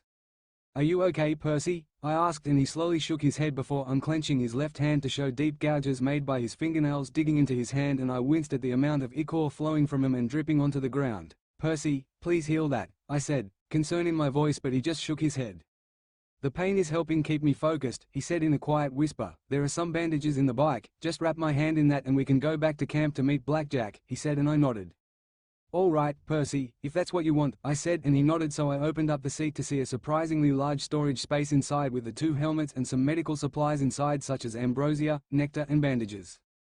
I grabbed a roll of bandages and gently began wrapping his hand. I wasn't a goddess of medicine, but I had learned my fair share of bandages and wound treatments in all my years hunting and when I could tolerate Apollo long enough for him to give me medical advice. When I was finished, his entire hand was wrapped in a few layers of bandages and then they wrapped around his wrist to keep him secured. I noticed that the ichor was beginning to stain the lower layers of bandages and hoped that it would begin to heal soon. "All DNE, are we taking the bike back?" I asked, and he shook his head. "Not like this. Would you flash us back to camp?" he asked, and I nodded. "What about the bike?" I asked, and he stood up and turned to the bike. "Home," he said, magic lacing the word, and the bike just dissolved into mist. "Another little enchantment," I added, he said, a small smile on his face. "It's back in the garage." I just gave him a small hug and flashed us back to where we had been standing just half an hour earlier. "Now we just need to wait for your Pegasus, right?" I asked, and Percy nodded. "Yay, he should be here soon. Actually, there he is now," he said, pointing at a black shape that was rapidly approaching from the sky, and I gasped. True to his name, Blackjack was entirely black and was fairly large for a Pegasus, looking to be about 16 hands as he landed in front of me and Percy and whinnied some form of greeting at the son of Poseidon. Third-person POV. After Blackjack had touched his hooves to the ground and come to a stop, he greeted the son of Poseidon. "Heya boss, been a while," he said, and Percy cracked a small grin at the flying horse's antics. "Yay, sorry about that, Black, but I did bring an apology gift," he said as he opened up one of the boxes of donuts and held it out for the Pegasus, who happily began to devour them. After he had eaten the first box, he burped, gaining a distasteful glance from the goddess watching him, and glanced hungrily at the second box. "So boss, am I getting the box before or after your explanation as to why you up and vanished for years?" he asked, and Percy sighed. "You get him now. I'm gonna give you the condensed version anyway, as you'd likely just get bored halfway through," he said, and the Pegasus laughed. "Sounds like you still know your flying horses, boss. So what happened?" he asked as Percy opened up the second box and he began to eat him, but slower than the first batch. "Long story short, stuff happened at camp and things didn't work out there anymore, so I left, aiming to stay with my mum for a while and think about where to go, but that didn't work out either. I found her dead. Monsters had killed both her and Paul," he explained, and Blackjack reared up in shock and flapped his wings, causing the 2 immortals to step back slightly. "What, monsters got your parents, boss?" he asked, and Percy nodded. "Yay, understandably I wasn't in the best place after that, but thanks to the intervention of some kind immortal family members I managed to keep going. I went wandering for a bit, helping people out and dealing with stuff which turned into going missing for around 3 years, he explained, and by this point Blackjack had eaten all the donuts Percy had brought with him. "Geez boss, sorry to hear about all that. You said that was about 3 years, right? You were still missing a year out, boss, so what happened there?" the Pegasus asked, and Percy took a deep breath. "That's when I ran into a few little hiccups which ended up with me getting a new job keeping the hunters safe. That kept me busy for another 6 months or so before more stuff ended up going wrong and we were forced into returning to camp. That pretty much covers all the important bits," he said, and the Pegasus looked at him in the eyes. "Right, and what about the part where you became an immortal, boss, or who the goddess with you is?" Blackjack asked, and Percy raised an eyebrow. "I didn't know you could tell that sort of thing, Black, but yay, I got turned into an immortal just before being sent to camp again, and the goddess next to me is Diana, goddess of the hunt and pretty much my boss," he joked, and the horse made a sound which suspiciously sounded like a laugh. "Boss has a boss, never thought that would happen," he joked before lowering his head towards the goddess in what could be considered a bow, and she nodded her head back at him. "Has he been caught up with everything now, Percy?" Diana asked, and he nodded. "Yay, everything important anyway, thought I simplified it for him," he said, and Diana nodded. "All right then, is he willing to give us a lift then? We don't exactly have that much time left," she said, gesturing towards the sky which was beginning to turn a light orange as the sun was beginning to set, which meant there was only an hour or so before their window to get into the garden of the Hesperides would close. "Where are you and your boss needing a lift to, boss?" asked Blackjack, and Percy turned back to him. "You able to get us to Mount Tamalpay, Black? Shouldn't be too far from here," he said, and the horse seemingly scoffed. "Easy boss, I can have you there in 20 minutes, plus that gives me time to get back to business afterwards," he said, causing Percy to pull a face. "What did he say?" asked Diana, and Percy just shook his head. You don't want to know, but he will give us a ride, so let's go, he replied before placing a hand on Blackjack's side, ready to help Diana up, but the Pegasus was suddenly covered in a silver-green glow before it died down. The two immortals looked at the Pegasus, and their eyes went wide. He was taller than he was before, nearly 18 hands at a guess, and both his wings and hooves seemed to be made of some form of shining black metal. Did you just get shorter, boss, or did I get taller? Blackjack asked, and Percy shook his head.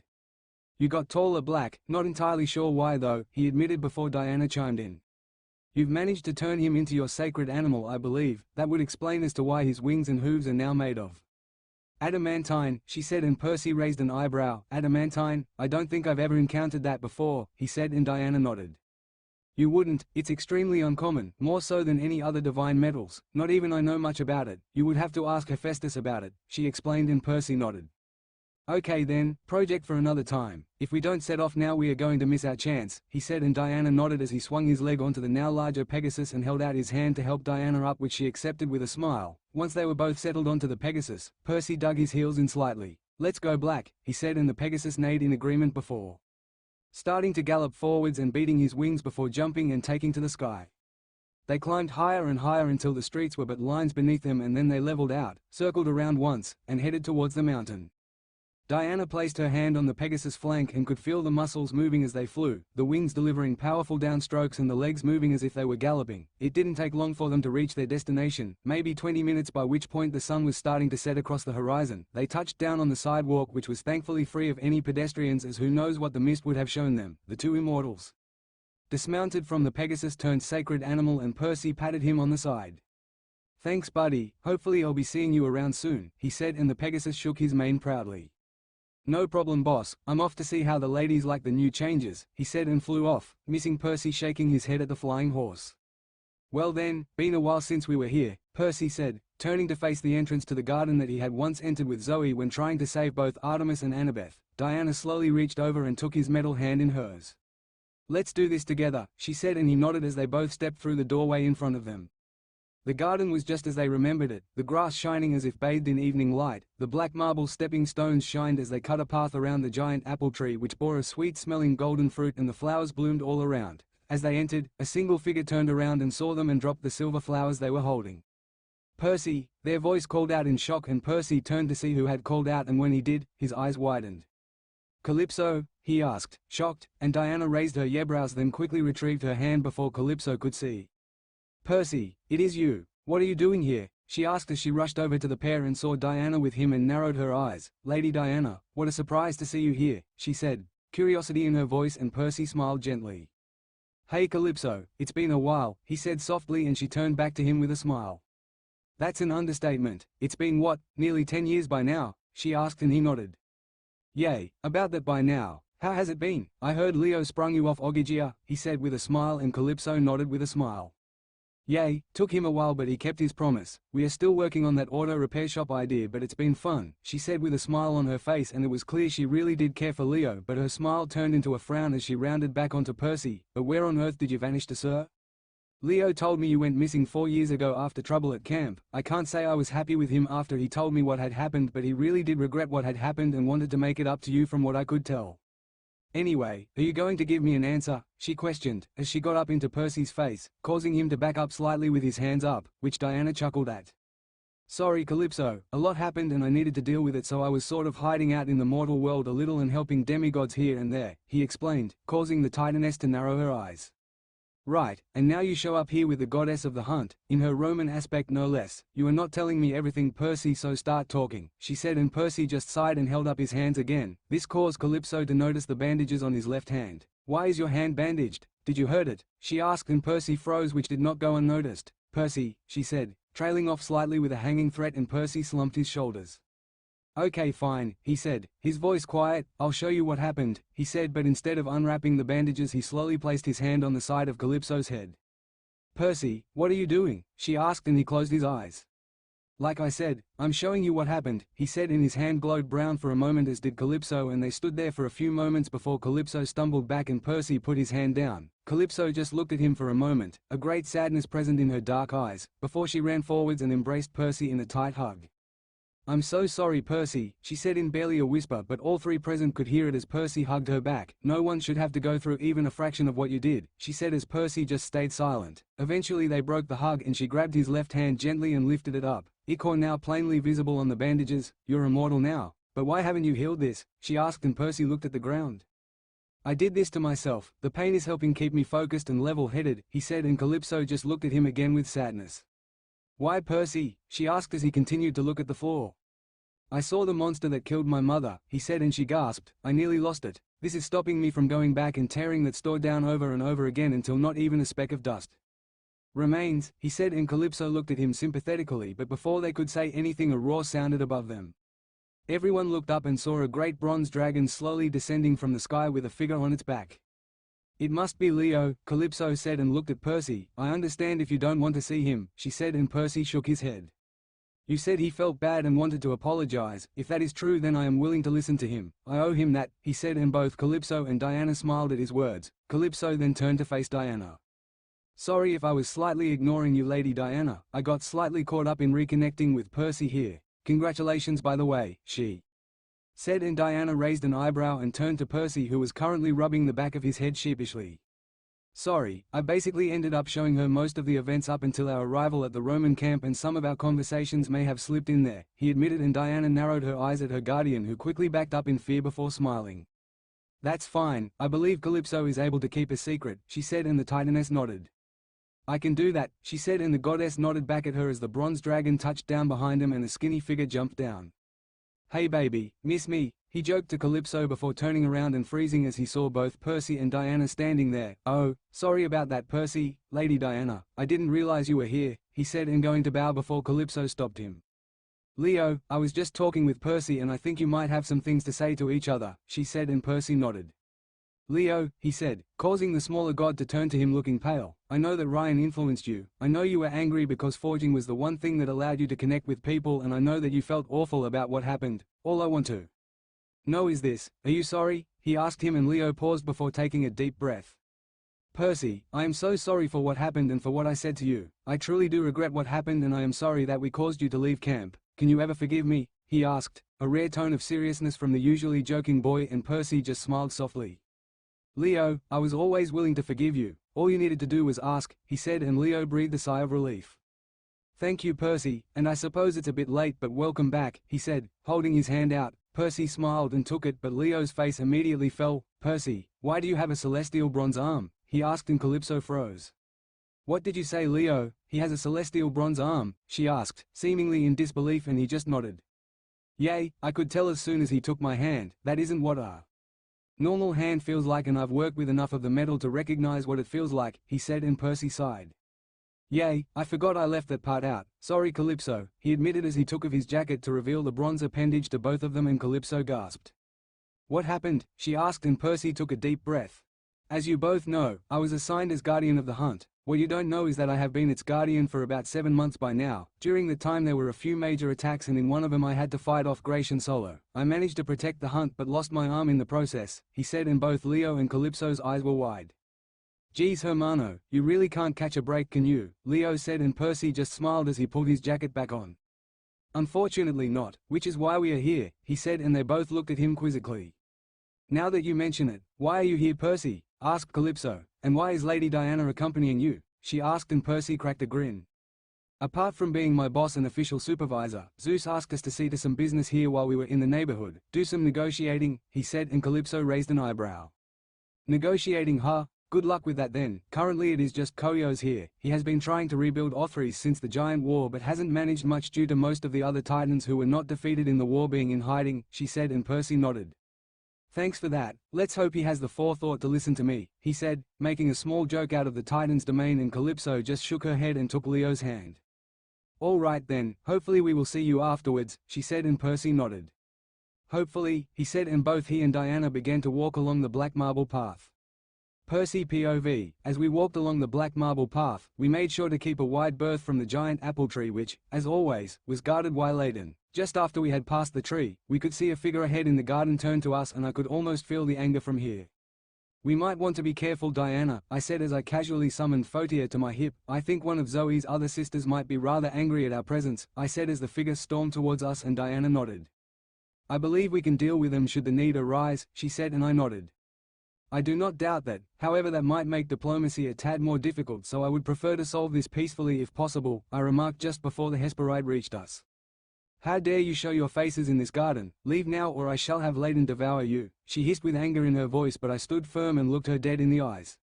"We are here to open diplomatic relations between the remaining Titans and Olympus on official order from Zeus. I understand you may dislike us, but we have a reason for being here," I calmly stated, but this just seemed to infuriate her more. "Then let this be our official response, she began, but I simply froze her in time.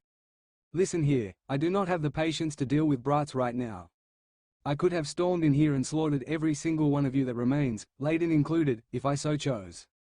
But I actually quite like not having to fight all the time, so instead I have come with a proposition that will benefit both parties and am uniquely situated to do so because of who I am," I stated, my eyes turning solid gold at this point. "I am Percy Jackson, Lord of Time, Light and the Tides. A surprising majority of my essence is composed of Titan power and as such have a right to walk these grounds, and no daughter of Atlas short of Zoe herself is going to stop me. She says hi, by the way, resurrected recently and still didn't want to hang out with you. Wonder what that says," I said, my serious tone turning joking at the end before I just walked past the now immobilized Hesperide and Diana walked with me. After we had left the daughter of Atlas behind us, I let go of my time control and my eyes returned to normal. "Well, at least you didn't end up killing her," Diana remarked, and I nodded. "Yay, wasn't exactly peaceful, but I think I got my point across," I remarked as I couldn't hear Layden being woken up to eat us, and Diana nodded. "One more obstacle left then," she remarked as we reached the bottom of the steps that lead up to what remained of the black marble palace, with the mist still hanging heavy like a veil over most of it. I took a deep breath and began walking up, with Diana following just behind, having summoned a bow to her hand and a quiver full of arrows on her back. Oddly enough, I noticed that she was just using a regular bow and not her true symbol of power. Make that another thing to add to my growing list of side projects and investigations. It took us a good 10 minutes of silent walking to reach the top of the stairs, and we could finally see what remained of the once fearsome and intimidating Black Palace of the Titans. All but one of the pillars that stood in the main room were broken and destroyed, and the black throne that had once stood there was gone. What could be seen though was the figure of Atlas, still stuck holding the sky, which caused Diana to grin and walk over.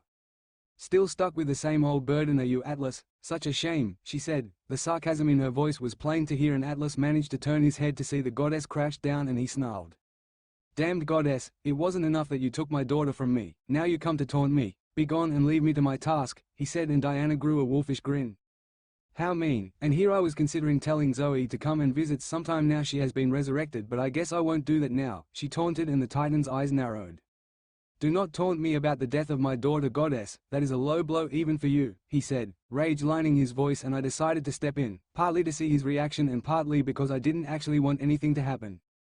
"Fortunately for you, Atlas, she speaks the truth," I said as Diana shot me a look that seemed to be something along the lines of killjoy as she stood up and walked back a little, and I crouched down in front of the Titan. He narrowed his eyes upon seeing me. I know you don't. You seem different, but I am sure I fought you," he said, and I cracked a grin. "Not exactly fought, more like you kicked my ass until I could free Diana over there from the sky so she could fight you," I said, having no delusions that if I had actually fought with Atlas then he would have easily beaten me. This seemed to spark recognition in his eyes, and he snarled, "Percy Jackson, so has the slayer of my brothers come to gloat to me too?" he asked, and I shook my head. "Actually, I have come with an offer for you and the remaining Titans. I know Koios is here, but I don't know about the others. You have any ideas?" I asked, and he seemed suspicious but apparently couldn't sense any lies in my statement as he raised an eyebrow. "You actually have an offer for us? That is a new one, but what would a demigod have to offer us?" he asked, and I grinned. "Who said I was a demigod? I'm here as a representative of Olympus as a gesture of good faith towards Othries and its remaining occupants who did not directly oppose us in the Second Titan War," I said, and his eyes widened for a moment. "Interesting. Zeus has actually changed if he is truly sending you to make a deal with us, no matter how unfair it may be. I am willing to listen to you, however, he may not be," he said, managing a small movement of his head behind us as I whirled around to see a 10-feet-tall figure standing there with a sword the size of a surfboard which radiated more cold than the Hubbard Glacier. I almost cracked a smile at how similar this was to our previous encounter. Third-person POV. Percy locked eyes with Koios for a long moment before speaking as he stood up. "Greetings, Lord Koios, Titan Lord of the North and Farsight. We have come on behalf of Olympus to extend you a deal," he said, and Koios just scowled, his icy blue eyes never leaving Percy.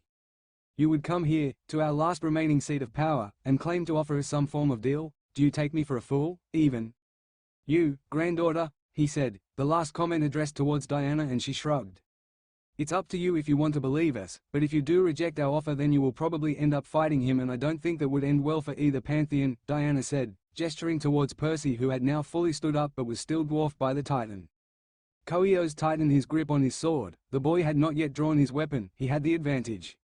All he needed was one strike and he could eliminate him here, but why did he hesitate? Why did he feel afraid of this boy? What would happen if he attacked Perseus Jackson? Koios suddenly leaped forwards, swinging his sword with all the speed and might he could muster, but his sword had been cut in half and the boy was no longer standing there. He was falling forwards now, and he realized that he had been cut in half from hip to shoulder and that Perseus Jackson was standing behind him, sheathing his golden sword. Koios blinked and he realized he had not yet moved, his Stygian iron armor still unblemished and his sword still intact, ready to strike as Percy Jackson stood ready. He slowly lowered his sword and let it vanish.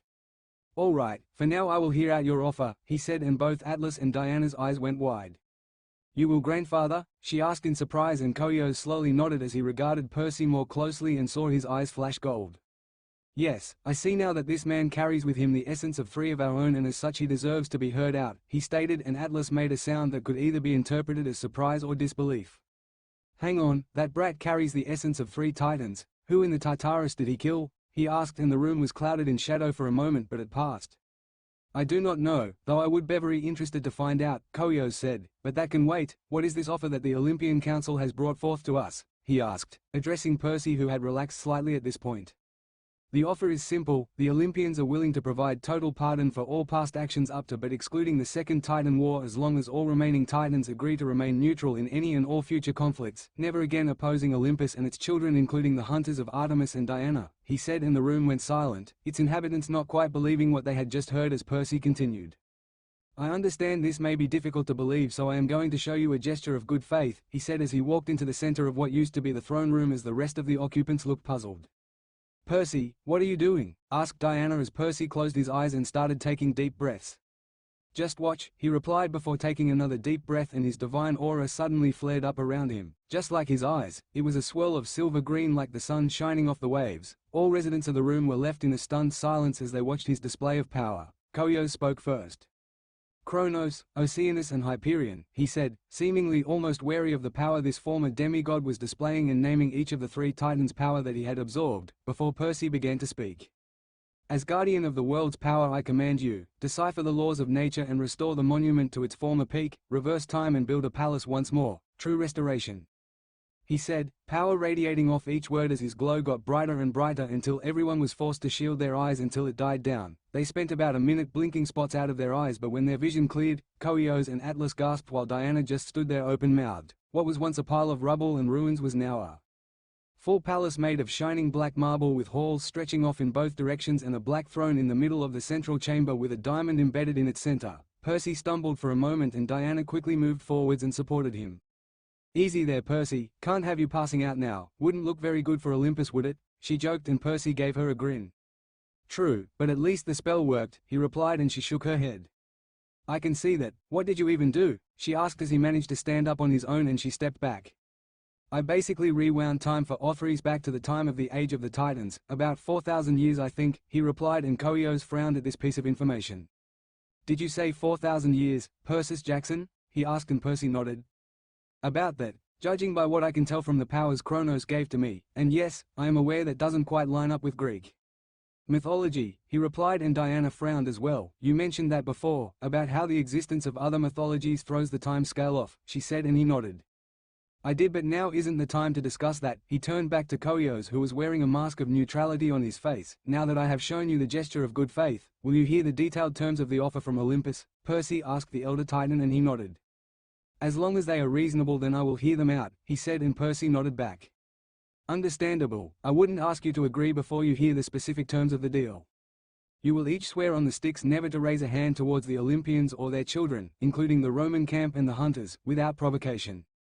You are to form a council rather than being ruled by a single king as before, is to foster more communication and understanding between both Titans and Olympus. You are to send reports to the Olympians on events every 6 months at the summer and winter solstice, and should any of you choose to have children with the mortals, you are to limit the number of demi-Titan children you have to a reasonable number.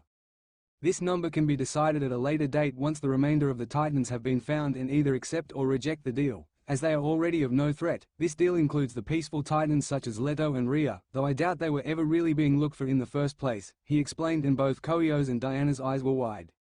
That is a very generous offer, son of Poseidon. Why has this deal been offered now? It would not be without some major debate to extend an olive branch to enemies as old as us, Koyos asked, and Percy nodded. You are right. While Zeus has begun to change recently, outside events have forced him and the council into action more rapidly than otherwise would have happened, he explained, and Koyos looked deep in thought. Outside events, you say? The only thing I could think of would be a war brewing, but there are not enough of the Titans left to oppose the gods without major preparation, and the giants have only just been dealt with, he spoke, seemingly thinking out loud, and Percy nodded again. You are correct, Lord Koios. A war is brewing and it will erupt in just under 10 months at this point. This war transcends Greek or Roman and even gods or Titans. The one who has declared a war on Olympus and then the world was none other than the manifestation of the pit itself, he explained, and both Koios and Atlas let out a surprised gasp. You mean to say that the primordial himself has assumed a physical form? Atlas asked, seemingly in disbelief, and Percy nodded. Unfortunately, I saw him myself during my brief stint down there during the last war, but at the time he was uninterested in the gods. Due to the actions of the gods and their children in bringing down Gaia, he changed his mind and decided he simply wanted to erase everything from what he told me. Zeus has decided he would rather not have more enemies at this point and so wanted to make a peace with the remainder of the Titans. He does not expect you to fight against Tartarus with us, but rather just to stay out of it, as he felt this was a reasonable request of what were once long-term enemies, he explained to the two Titans, and the room fell into silence. Atlas knelt under the sky and seemed to be absorbing the information while Koios was deep in thought. Diana just stood there, looking between her boyfriend and her grandfather, watching for any sort of reaction. Eventually, Koios broke the silence. All right then, son of Poseidon, I Koios, Titan of farsight, intellect and knowledge and Lord of the North, do hereby swear on the sticks to agree to the terms set out in the agreement proposed by the Olympian Council and will work to ensure the terms are met, he said, and a loud rumble of thunder was heard, signifying that the oath was binding. Percy nodded in respect while Diana let out a sigh of relief. I am glad that you agreed, grandfather. Hopefully this will bring forth a new age of cooperation between us, she said, and Koios nodded. It is certainly the best path forwards now. If we opposed Olympus now, I am sure that we would be wiped out, and that is a fate I would prefer to avoid, he replied, and she nodded. Atlas then spoke up. What about me? The terms as you have described them implied that you would pardon all of us, but I am still stuck under the sky. How do you intend to fix that? He asked, and Percy smirked. I have a few ideas about that, but unfortunately for now there is nothing I can do about your burden for the time being. However, if the opportunity arises, I promise that I will see what I can do, he said, causing the goddess beside him to raise an eyebrow. You would seriously release Atlas from his burden? She asked, and Percy nodded.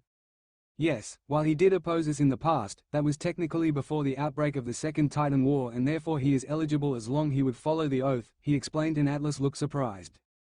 And here I thought the goddess over there would prefer to see me stuck under here for eternity after what I did to her huntress and my author, he said, and Diana turned to face him. You thought right. I would prefer to see you stuck holding the sky for eternity for what you did to Zoe, but I cannot oppose the council alone, and if they are willing to allow you your freedom, then I can tolerate it as long as I do not have to engage with you often, she said in response, and Atlas grinned. I see, perhaps even the gods can change, he mocked, and Diana looked furious for a second before shaking her head. Perhaps, but whether you Titans can is up for debate, so if you ever want the chance to see your daughter again, I would try to be on your best behavior, she fired back, and he frowned.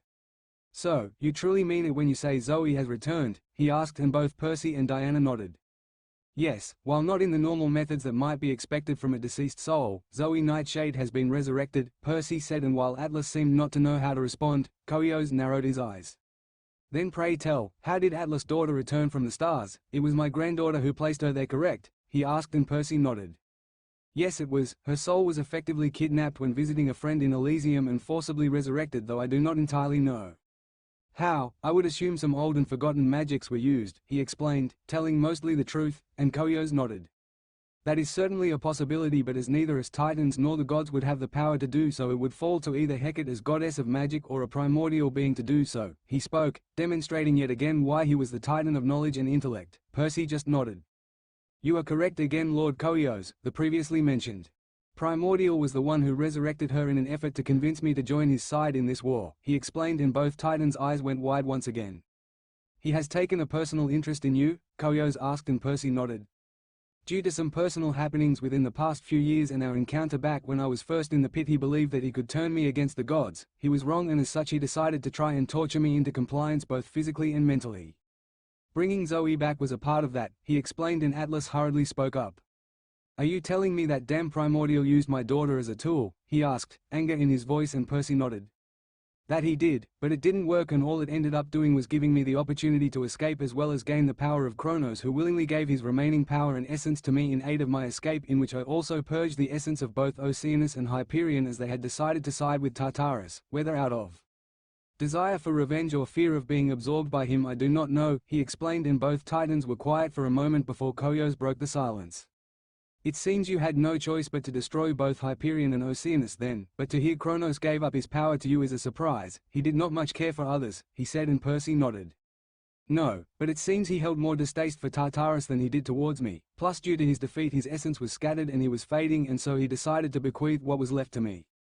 Percy explained, and Koyos nodded. I understand, son of Poseidon, you never wanted to claim these powers for your own like many other demigods would, but instead circumstances have forced you into this role. As a representative of Othries, I would formally invite you to take the throne that was left vacant by our previous leader and sit as an equal upon this new Titan Council, he said with a small bow which left both Percy and Diana speechless for a moment. You would invite someone who has been a consistent enemy and slain many of your own to take a place among you, grandfather?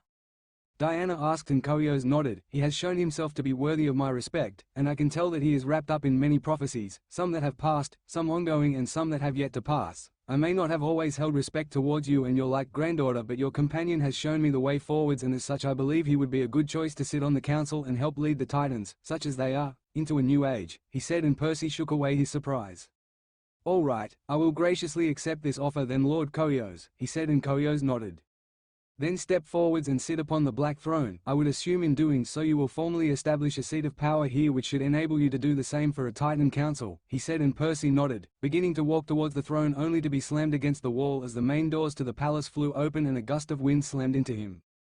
How dare you, father, a voice called out, and everyone turned to see a large man with 12 bronze wings behind him hovering in front of the door. He and his kind have killed so many of us, and you would give him a seat in our home. How far you have fallen, he said, anger clear in his voice as Percy stood up from the wall where he had crashed and brushed himself off. Lelantos, that is enough, Koyos warned, but a tornado swelled into life in the middle of the room and the winds were pushing everyone back. Enough. This is nowhere near enough. For all the humiliation and pain we have suffered they deserve 100-fold. He yelled this at the top of the lungs, but suddenly the tornado vanished as Percy stood there with a hand outstretched and his eyes cold. I take it you are Lelantos, Titan of the air and the hunt. What is your grudge with me? He asked calmly, no emotion in his voice, and Lelantos just laughed. My grudge? Your very existence is my grudge, Perseus Jackson. You and the other demigods have consistently slain my kin, and now you wish to take a seat in governing us? Not while I draw breath, he declared, and Percy just watched as he touched down in the middle of the room, his wings tucking in behind him as he stood taller than Percy yet smaller than his father. He greatly resembled Apollo, which made sense as he was technically his uncle, but was more bronze than golden, and his eyes held a lot more cruelty than his nephew. Then I take it you wish to invoke the ancient laws of challenge. Then, Percy asked, and the eyes of all Titans present went wide. Lelantos then broke into a grin and laughed. All right then, I'll take your bait. I, Lelantos, Titan of the air and the hunt, formally challenge Perseus Jackson to single combat with the title of Titan Lord on the line, he declared as he flared his wings once again as he summoned a bronze spear to his hand. It more typically resembled a hunting spear than Percy's did, but it was equally as sharp.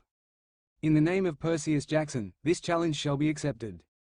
May the ancient laws bind this fight and the victor claim their right, Percy responded, and a circle of golden runes appeared surrounding the two, forming an infinity symbol on the floor around the two of them before the space warped and changed, creating a large open space for them to fight in as Diana and Koyos stood to the side. Atlas, however, was absent from this space due to having to hold the sky, but he could still see the events. Bring it on, Lelantos yelled and raised his spear, but Percy just smirked. Oh, you aren't fighting me, he said, causing some confusion on the faces of the two Titans but a smirk of recognition on the face of Diana. What, you just accepted my challenge? Lelantos bellowed, and Percy just grinned. I said that in the name of Perseus Jackson the challenge was accepted, meaning you aren't fighting me, you are fighting Perseus, he explained, and Lelantos tightened his grip on his spear. Do not mess with me, boy, I will gut you where you stand, he yelled, flying forward as Percy closed his eyes. And so it is I am forced to play this dangerous game, Percy said, and his physique shifted slightly. He grew slightly taller and his muscles swelled slightly, most noticeably, the white streak in his hair. darkened until it was once again pure black. His eyes snapped open as he caught the tip of the spear in his right hand, and both Lelantos and Koyos were shocked as his eyes were now pitch black with a bright golden iris and a grin across his face. "Nice to meet you, my name's Perseus and I'm gonna be the one beating the shit out of you today," he quipped, but before he could do anything, he was sent flying backwards with a yell from Lelantos as a wall of force slammed into him.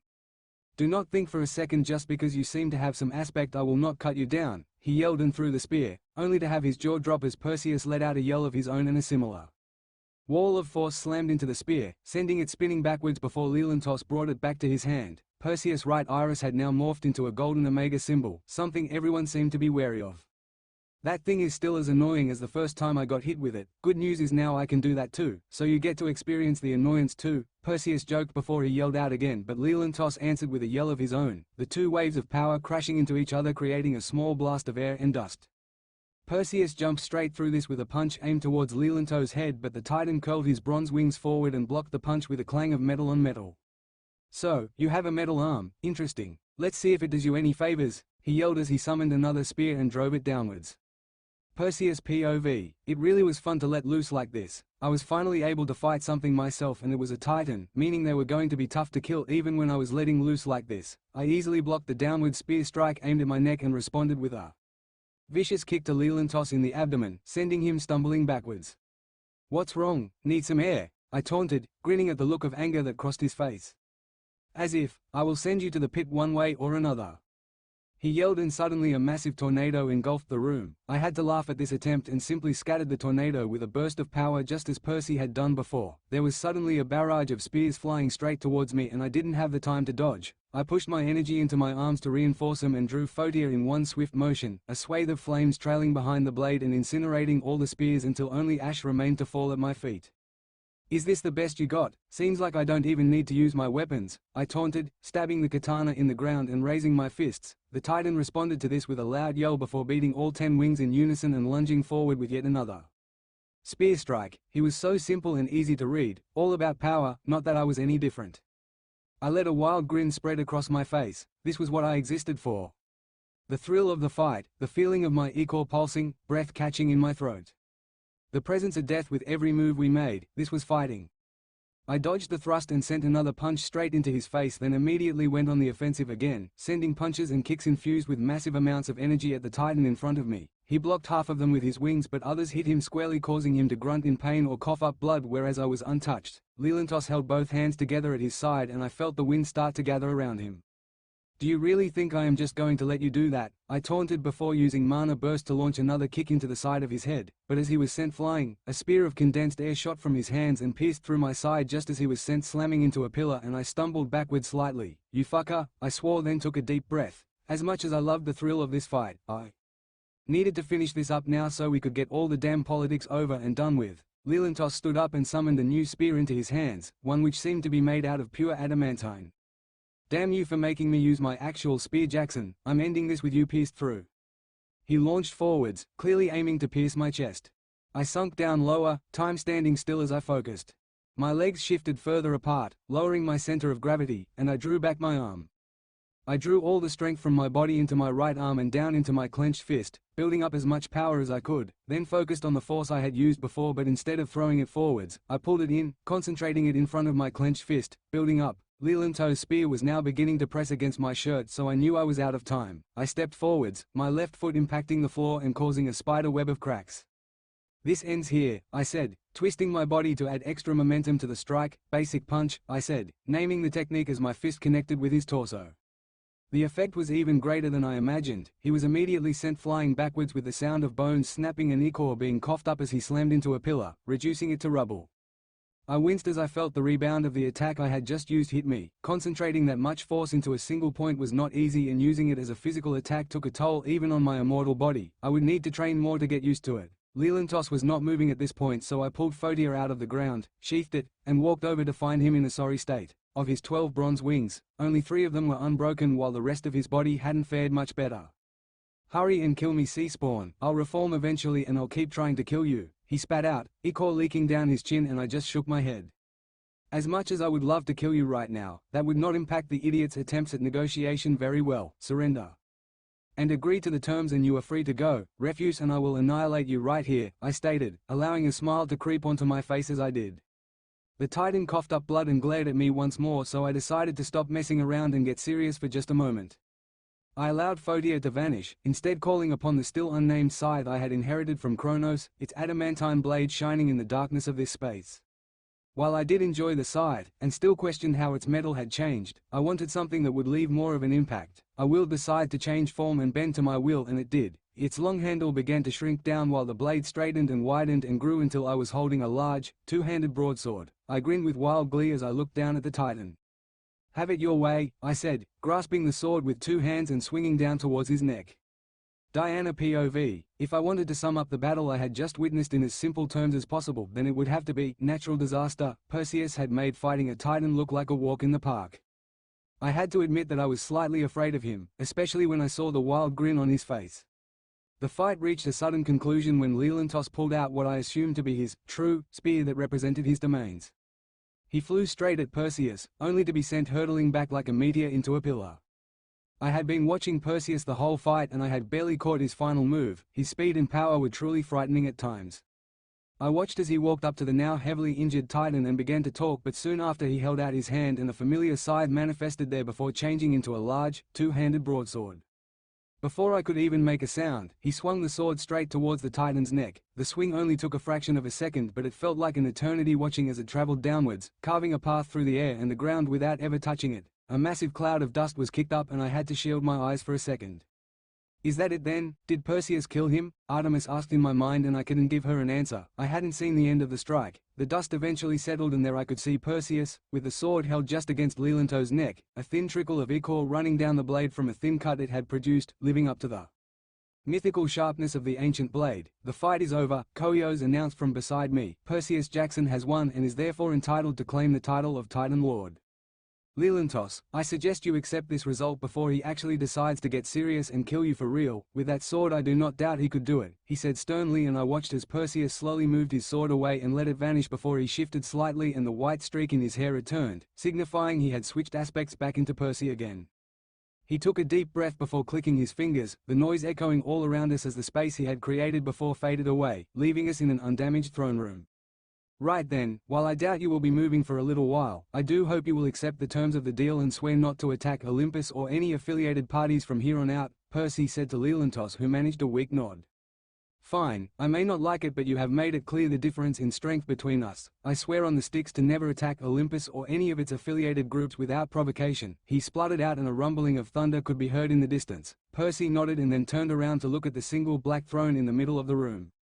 "Well then, I suppose I should take my seat then," he said before slowly walking forwards toward the single black throne set in the center of the room.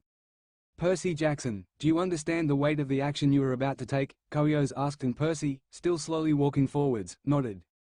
"Yay, I know. This isn't something I can take lightly. This is a commitment, a binding oath. Once I touch that throne, it becomes mine and I become bound to it as a seat of power. It's an act entirely representative of divinity, so if I'm not careful, I could end up losing my humanity, right?" he said calmly, and my eyes widened. Lose his humanity? What did he mean by that?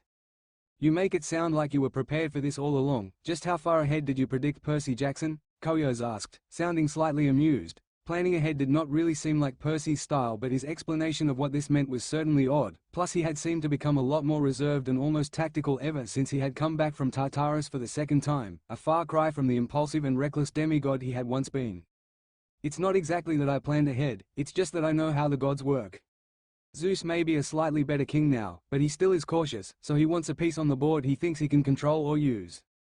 Plus, it was unlikely you guys were ever going to just let me walk in here and accept all my terms instantly. I had a feeling I would end up fighting someone to convince you. The information about the throne, I'm not actually sure where it came from honestly, I just sort of knew it. Wonder if that was part of what Ananke gave me." The last part was almost a question to himself, but none of us had the answer. "Whatever, it doesn't matter. I know what I'm getting myself into, so just trust that I'll be fine." He had reached the throne by this point and turned back for just a moment and smiled at me. "Be right back," he said, some of his old attitude returning just for a moment, before reaching out and touching the throne. Percy POV. As soon as I touched the throne, I was engulfed in a stream of golden light and I felt myself falling once again. It was oddly familiar by now as I felt myself falling deeper and deeper before stopping. I opened my eyes and once again, I was floating in the endless ocean that represented me. Unlike last time however, there were a bunch of shining orbs floating alongside me in various colors and I got the feeling that each one roughly corresponded to one of my different domains. I felt another presence behind me and turned to see Perseus standing there. "Well then, looks like you've formed a proper connection to all your domains now. Congrats," he said sarcastically, but I just laughed. Yay, that's the reason I'm here then?" I asked and he just shrugged. "How should I know? I'm just an aspect of you, so I don't exactly know more than you do," he said, and I sighed. He did have a point. "Yay, that makes sense," I admitted, before I felt a sort of tremble and turned back to the shining orbs. A golden stream of energy was shooting down from above before striking all of the orbs, making them glow a bright gold, and I had to shield my eyes as the glow washed over me and I could feel the raw power contained in the light. "Don't let it swallow you, Percy, that won't end well," Perseus commented, and he was right. If I lost my humanity now, it wouldn't do well for me sticking around the hunt and Artemis as well as working with the other demigods. I could feel the sheer force of the combined divinity washing over me, trying to take control and return to what they once were, but I wasn't going to let that happen. I took a deep breath and focused on the memories and emotions that made me human. The laughter with the hunt when they did something stupid, or I got into an argument with Talia, when Artemis was scolding Chloe and Lisa for their childish behavior, the secret smiles we would share, the love, the joy, the happiness, but as well, the painful emotions that made me who I was today, the hurt and heartache at losing my parents, the hatred and wrath towards those who had once been my friends, the loss I felt at being alone, and the sadness at knowing what was waiting at the end. All of these emotions were what made me human, what grounded me and connected me to the world. I felt the power settle down again and slowly saw that all the light from the jewels in front of me had merged into what looked like a sea of stars reflected below me. Interestingly though, there seemed to be some weird shape half formed in the middle of the sea of stars, but I couldn't make out what. It felt different to what my power was like before. Well, that's certainly odd," Perseus commented, and I nodded in agreement. "Hey, I had an idea. Try focusing on drawing out all the power of one of your domains," he said, and I looked at him quizzically, wondering why this idea had seemingly come out of nowhere. "This place is basically just a manifestation of your power, soul ECT, so I want to see how it changes when you draw on all the strength available to you in a certain domain, such as time or something. Plus I've had a feeling that something like that might be possible for a while," he explained, and I just shrugged. "Can't hurt, I guess," I replied and closed my eyes, focusing on the flow of time around me and slowly pulling on it. I felt the same tugging sensation pulling on my gut, but I kept at it as I could feel the power growing and building before I felt a burning sensation on my arm and my power skyrocketed and my eyes shot open. I somehow knew they were glowing gold and everything seemed to be standing still. I could clearly see the flow of time around everything and sense how much time I had stored up. This confused me for a second until I realized that I had been stealing the time from things when I rewound them, so with all the time from Othries I had about 4,100 years of time. I wasn't quite sure what I could do with it all, but I got the feeling that once I was more accustomed to this power I would understand. I let this new power fade and everything returned to normal, a golden light flowing back into the strange, out-of-focus shape in the middle of what I guess would be the floor of this place. What was with that strange shape anyway? It was very out of place compared with everything else here, plus it just felt weird, as if it held something inherently different than the rest of my power. Well, that was interesting. Wonder if we have something similar for either of our different domains, I pondered aloud, and Perseus just grinned. Sounds like another thing to add to our to-do list, he smirked, and I nodded. One last thing though, he added, and I raised my eyebrow at him. You remember how to access that weird power where symbols appeared in your eyes? He asked, and I paused. I vaguely remembered the feeling of using that power. It was a lot different to how I usually use my powers, so it had stuck with me. I took another deep breath and remembered the feeling of power welling up from deep within my soul. There was no tugging on my gut. Instead, it felt like my entire body was warm, not uncomfortably hot but warm, as if I was wrapped in a blanket. Has that worked? I asked, and Perseus nodded. Just as I suspected, you possess the Alpha, he remarked, but before I could ask what he meant, his own power exploded outwards, feeling like a violent storm as an Omega symbol manifested in his right eye. I possess the Omega, the end, because I embody destruction and violence. That is what I was born from anyway. But you possess the Alpha, the beginning, because you have nurtured and created so much in this world, even if you don't realize it. If we can learn to use these characteristics, then I bet we will give that pit bastard a good run for his drachma. Perseus grinned. I didn't understand all of what he had said, but I did understand that somehow, we still had some things to learn about ourselves. But for now, we have a camp to get back to, I said, knowing full well that we had left the hunters with no direct supervision for the entire day and that could have some very disastrous consequences for the Romans.